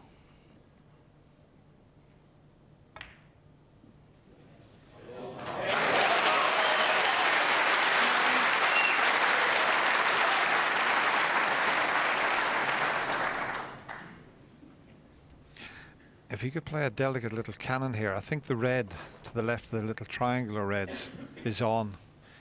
If it is, he could play that shot. If it's not, he's got options. Just having a little think about it, and that's the right thing to do. Yeah, perhaps this is a time to go into them a bit firm.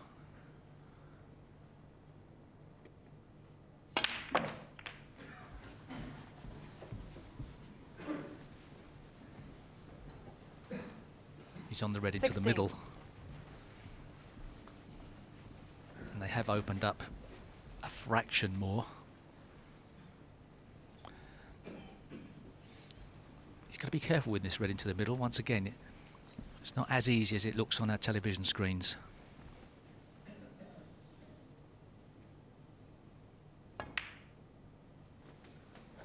$17.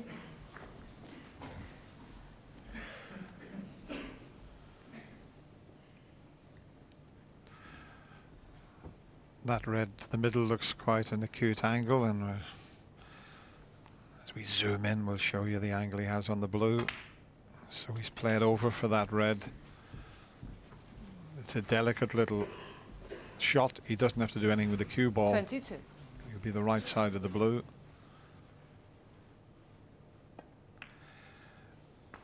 And if that red in between the pink of 2 reds is on, he can drop the blue in and finish on that, because when he played the previous little cannon, it tied the reds up for the right corner. It obviously is available. He's one more positional shot 28. away from making this a frame-winning opportunity. One good positional shot.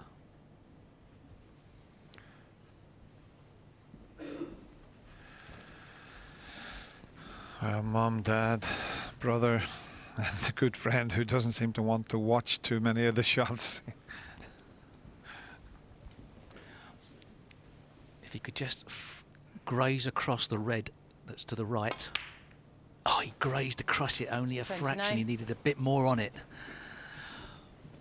Oh, quarter of an inch even. Just tried to nudge that and move it so they both potted.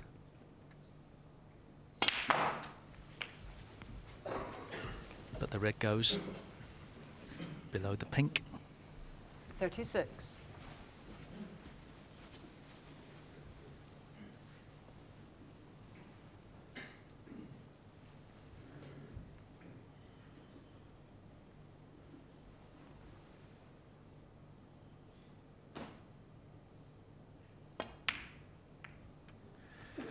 Well, he's nudged it again. He wanted those 2 into play. And if the pink goes, he's okay, because he was playing through for the black here. And the pink, well, the pink didn't go, but when he nudged it, it's now available. You could see clearly it wasn't on. Well, he totally mishit that. Wasn't expecting to clip the red by the pink. Bit of luck, really.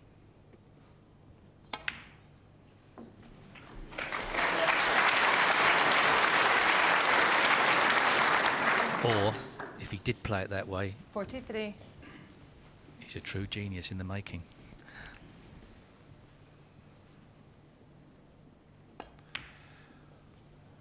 Well, Ding 44. was in, and he missed the easiest of reds because he was concentrating on the cannon onto the side of the pack. Is that going to cost him this frame? Just have a look at this. Just 51. nudging the reds out and took his eye off the pot. 52.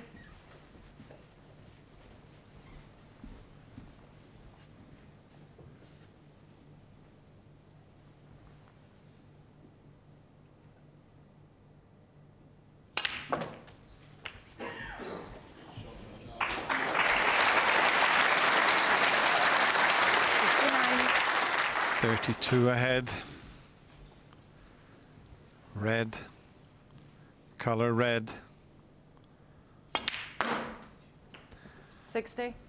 And he can stun in behind this red and leave it for the middle or the same pocket as the black. Needs to slip past it.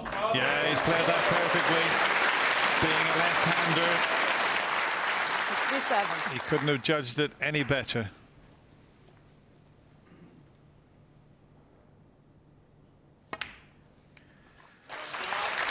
At this stage of a semi-final of the World Championship, this young man under pressure is producing some of his best snooker. Judd Trump, 68.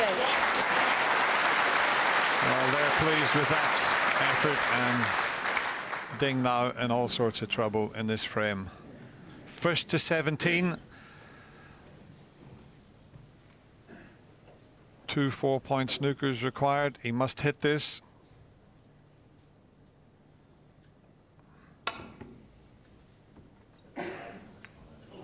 Foul. Judd Trump, 4. Okay, the balls are nicely placed for snookers, but Ding having a glance at the scoreboard. 45, so he needs 3 4-point snookers at the moment.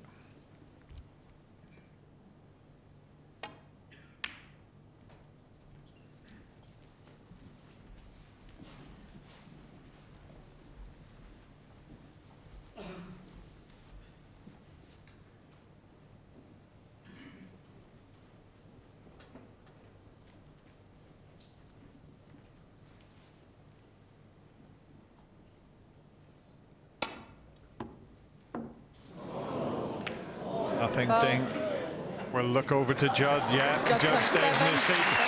What a performance from Judd Trump. And his family are absolutely delighted. This young man only needs one more frame to get through to the final of this year's World Championship. Ding needs 2.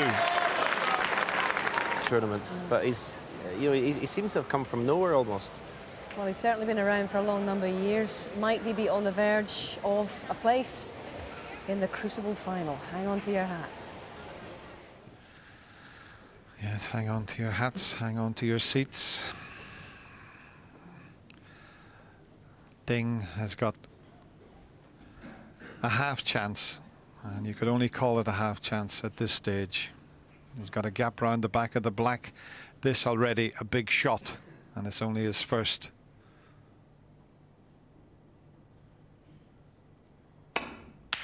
Brilliant, absolutely brilliant pot there.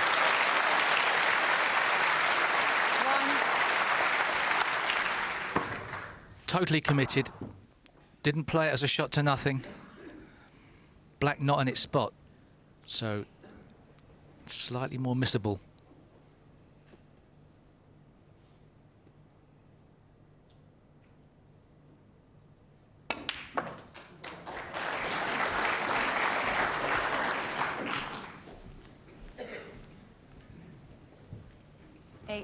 Well, both these players have, as we see, have served their apprenticeships in the game now. I'm sure it's not the last time these two will be locking horns at the Crucible. I think they both deserve a place in the final. Only one, though. Who's it going to be?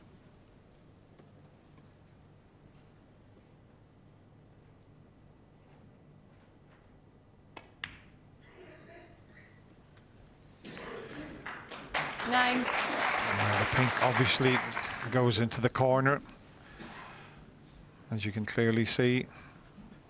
I mean, the match has been unbelievable.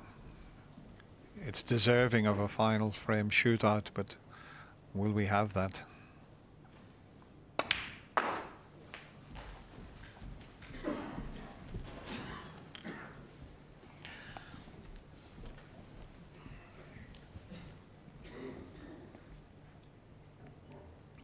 The pack is tightly bunched as it's been for a while. A couple of reds poking their nose out into various pockets.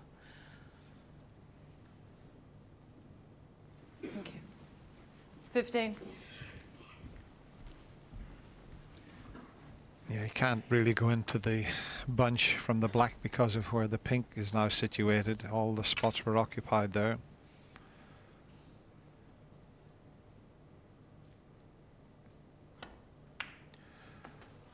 So in a couple of shots time, he needs to get himself up onto the blue and then go into that bunch of reds. Steve said there's 2 reds available, one to either corner pocket.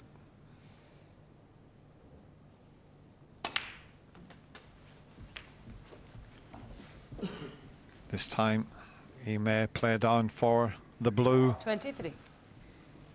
Depends on the angle he has on this red. Just checking to see if the pink would pot, but that would be another way of opening the reds, but it looks pretty tight.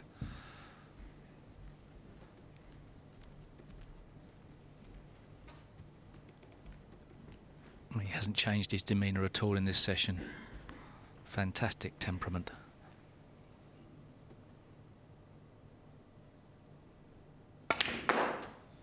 Oh, he got a kick, 24. An awful kick. Destroyed the screw back on the cue ball. Probably chalk. There's one shot he can get on the red if he can screw in between the yellow and brown. Oh, he's caught the brown and that spoiled the position. He would have been on that red for the right corner. 29. So it's just a safety shot. If he misses the brown, he'll drop on that red.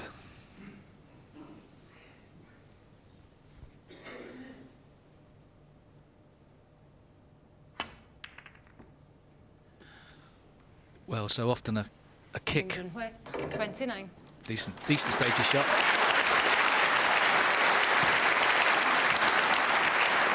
So often a kick means you miss the pot, but it can still play a massive part in a frame.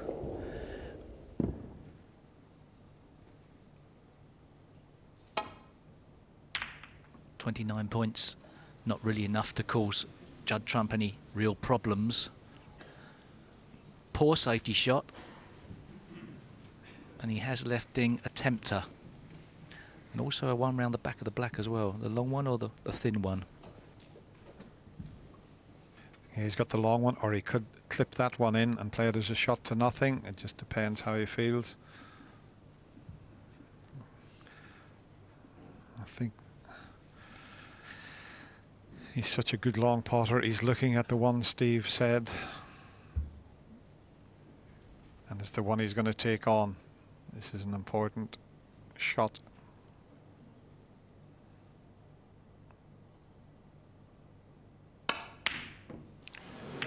Now, how are they going to finish here?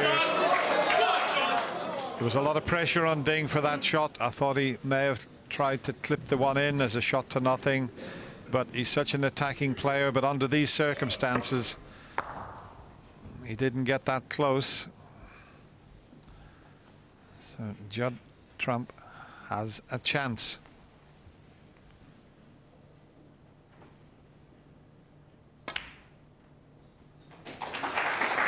One. Not as he played it. He's on it.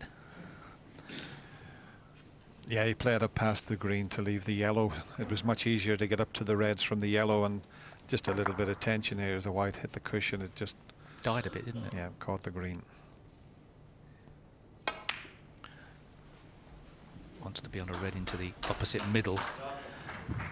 It looks nice enough, and he can pot this red into the middle. 5. Screw down for the black. Tense times.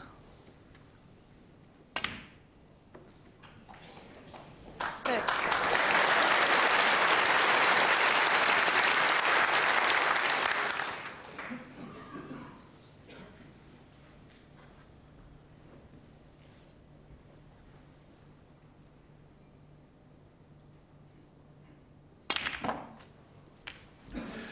Well, he's took the chance to open the reds, and he's opened them beautifully.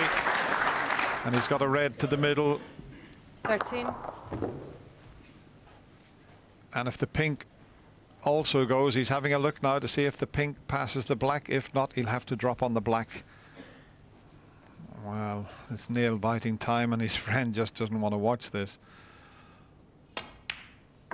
All about pace, this shot. 14. Has he got enough? That's good enough. Ding Junhui must be fearing the worst. He's done everything he possibly could. It's now down to Judd Trump. And that's okay. 21.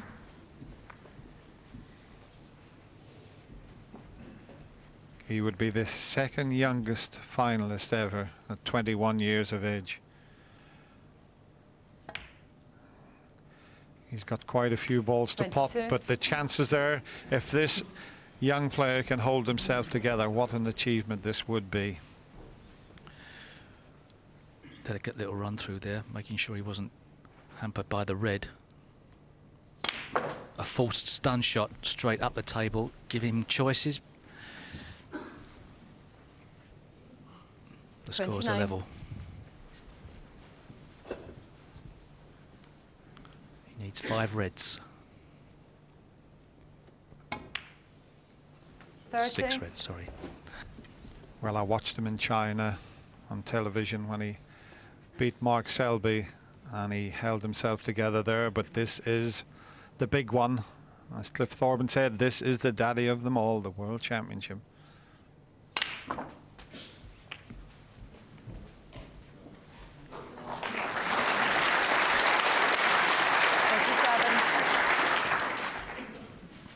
Five more reds.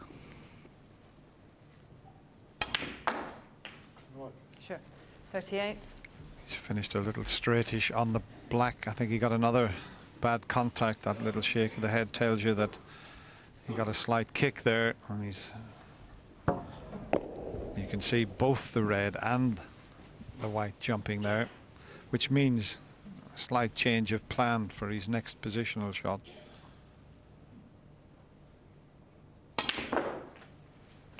And he's played that beautifully. Well, it's come up a little bit short. All of a sudden it pulled up a little short, and the blue's not there 45. because the red's slightly awkward. Might be able to get on the blue, but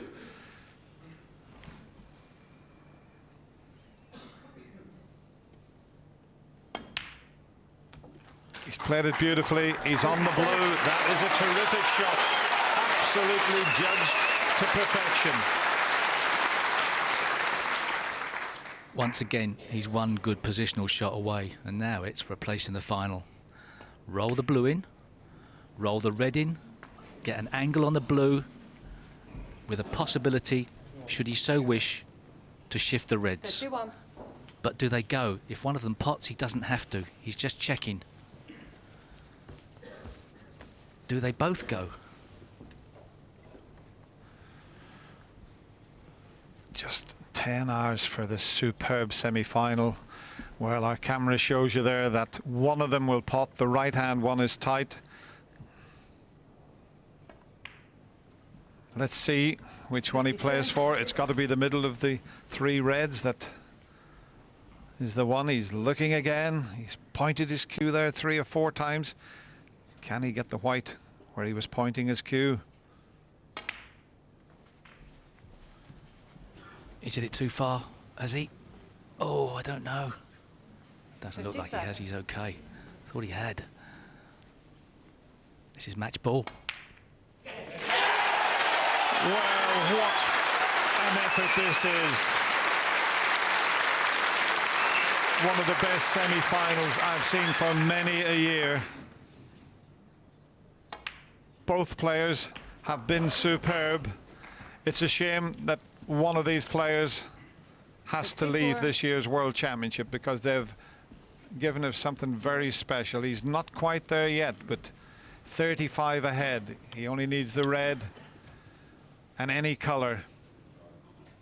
Ding knows that. Well, Judd just smiling there. That's excitement, adrenaline, but you're not quite there yet, Judd.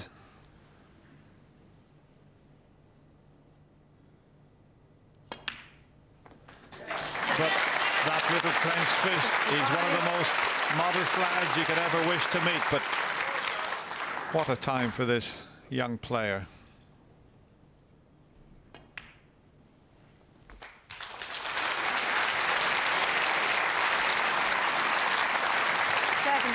What an absolutely brilliant performance.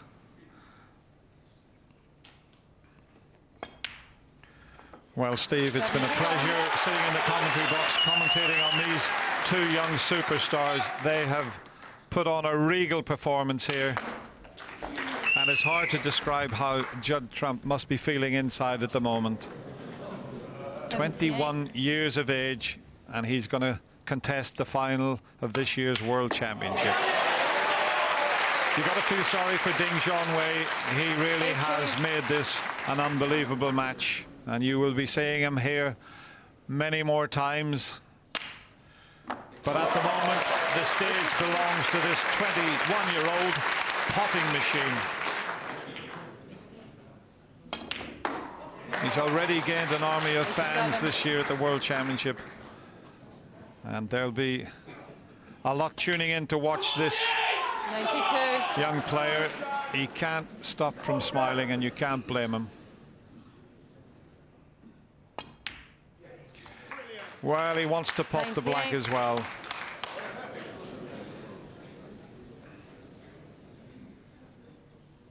Unbelievable. Well done, Judd Trump. In fact, well done to both players. They've given us a superb semi-final, and they deserve the standing ovation that they're getting. It was an incredible semi-final. I've enjoyed every minute of it.